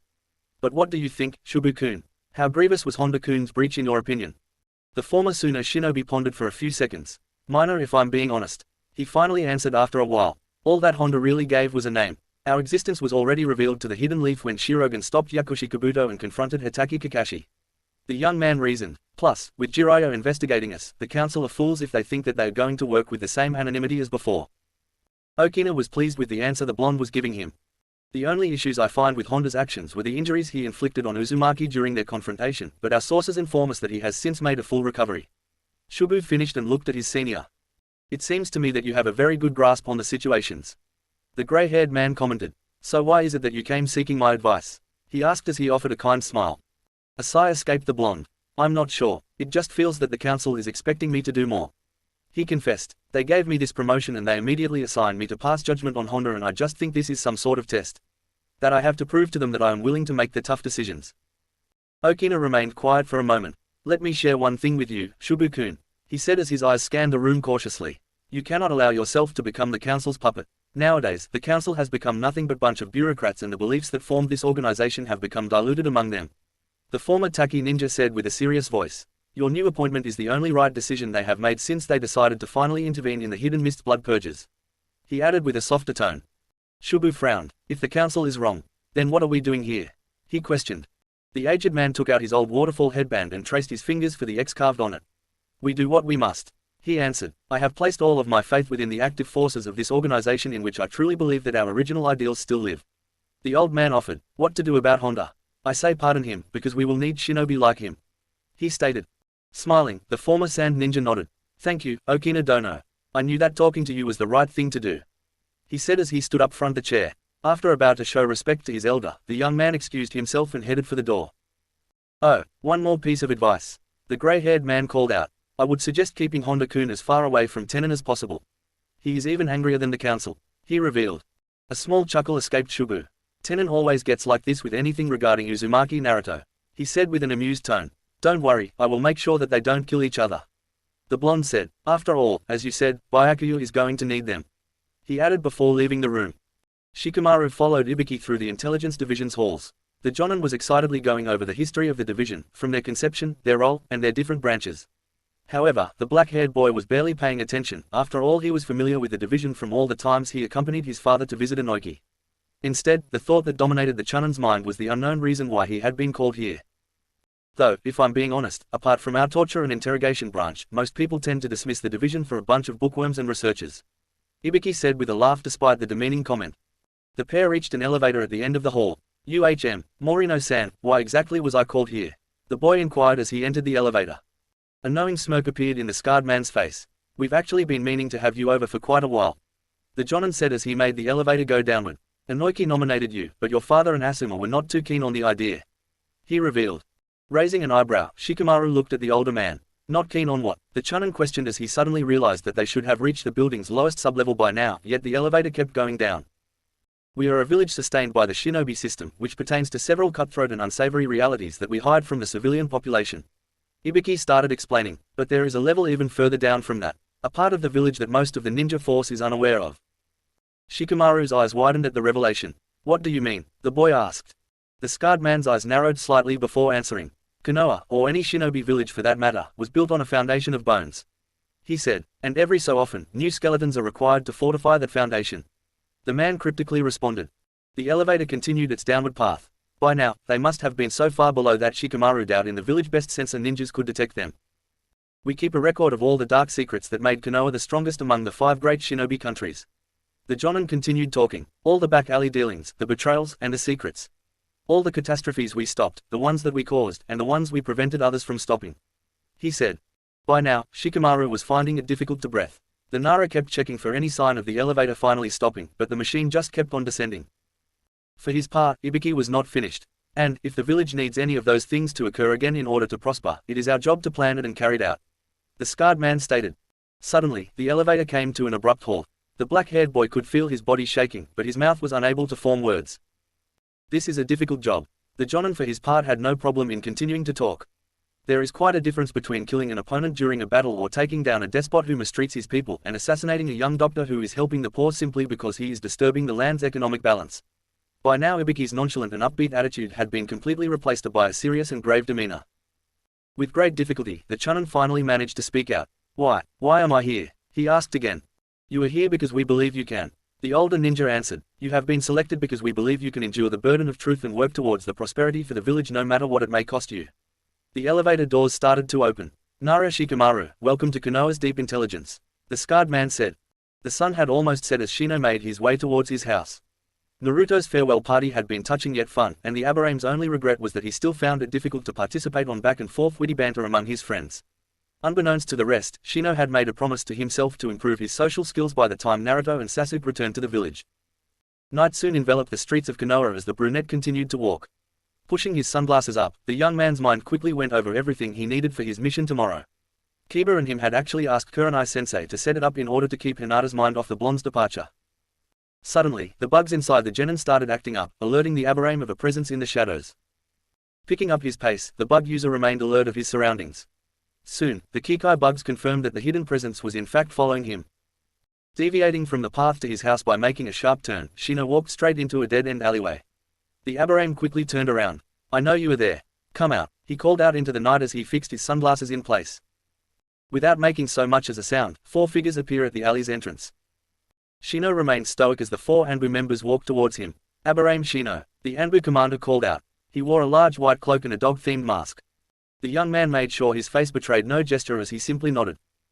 It has been a week, the commander simply said as he stopped just a few steps away from the genin. My answer has not changed since then, Shino stated with a voice full for resolve. The Anbu commander nodded. Very well, the man said before all of a sudden he and the other 3 Anbu disappeared into a large cloud of smoke. Shino waited for the smoke to dissipate before his eyes fell on the object they left behind on the ground. Kneeling down, the Abarame picked up the blank mask given to new Anbu recruits. Whack! It took several seconds for Sasuke's sight to return after the massive blow to the head. Rubbing the back of his head, the sitting Uchiha saw his cursed seal retreated to its dormant state. You lost control again, Sasuke-chan. A small green toad holding a large black club said. Sorry, Fukasaku-san, Sasuke apologized to the elder toad. I must have left my mind wander off without even realizing it. A chuckle caught the young man's attention. See, I wasn't the only one that had problems with this, Jiraiya commented as he jovially walked towards the pair. Hey, I certainly remember you with way more bumps when you first started, the sage commented. Letting out a sigh of exhaustion, Sasuke leaned back. This is incredibly though, it's like walking on a tightrope. Backwards, while upside down, the genin complained. After several months meandering through Earth Country, Jiraiya had only just recently started the raven-haired boys training in full effect. The pair decided that the first order of business was to make sure that the Uchiha could reign in the cursed seal on his shoulder.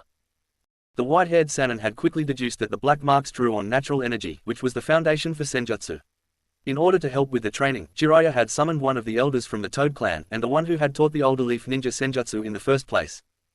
Sasuke training consisted is channeling chakra to his cursed seal and trying to keep the balance of the senjutsu chakra spread throughout his body without letting the seal take control. Unfortunately, Fukasaku's method of keeping the seal in line was to whack the raven-haired teen in the head with a special staff he brought from Mount Myoboku, which forcibly expelled the natural energy from the Sharingan user's body. By now, Sasuke had lost count how many times he had been hit by the Sage Toad's club. Well, senjutsu training is notoriously difficult, Jiraiya offered. I had problems with it. The fourth Hokage found out that it was the one area in which he didn't excel at, and even Orochimaru was obsessed with it, but couldn't even get the Snake Sage to give him the time of day. He revealed, I wonder if that's why he went ahead and created something like that cursed seal, as a sort of replacement for senjutsu. For his part, Fukasaku merely shrugged his shoulder. Perhaps is for the best. He commented, the ninja world is chaotic enough as it is. If anyone could easily become a sage, things would get out of hand quickly. That's also why we, sages, are so selective in our teachings. The elder Toad informed before hopping closer to the raven-haired boy. Okay, let's try it one more time, Sasuke-chan. The Uchiha sat up straight and took a deep breath. Closing his eyes, Sasuke wiped away all thought from his mind except for the cursed seal and his chakra flow. Carefully, he let his chakra seep into the black mark on his shoulder, and soon he could feel the natural energy permeate through his body. Nudging, probing, and pulling the senjutsu chakra along, the Uchiha made sure to keep his breathing even, his body unmoving, and his mind focused. Ever so slowly, he could feel as the natural energy evenly covered his entire body. Whack! The sudden impact of Fukasaku's staff against the side of his head snapped Sasuke's out of his concentration. What happened? I was sure I had it under control, the young man exclaimed as he rubbed the bruise on his cheek. Next to the boy, Jiraiya had fallen over to the ground laughing while the elder Toad looked away with a blush on his face. I'm sorry, Sasuke-chan. He apologized, but a fly landed on you.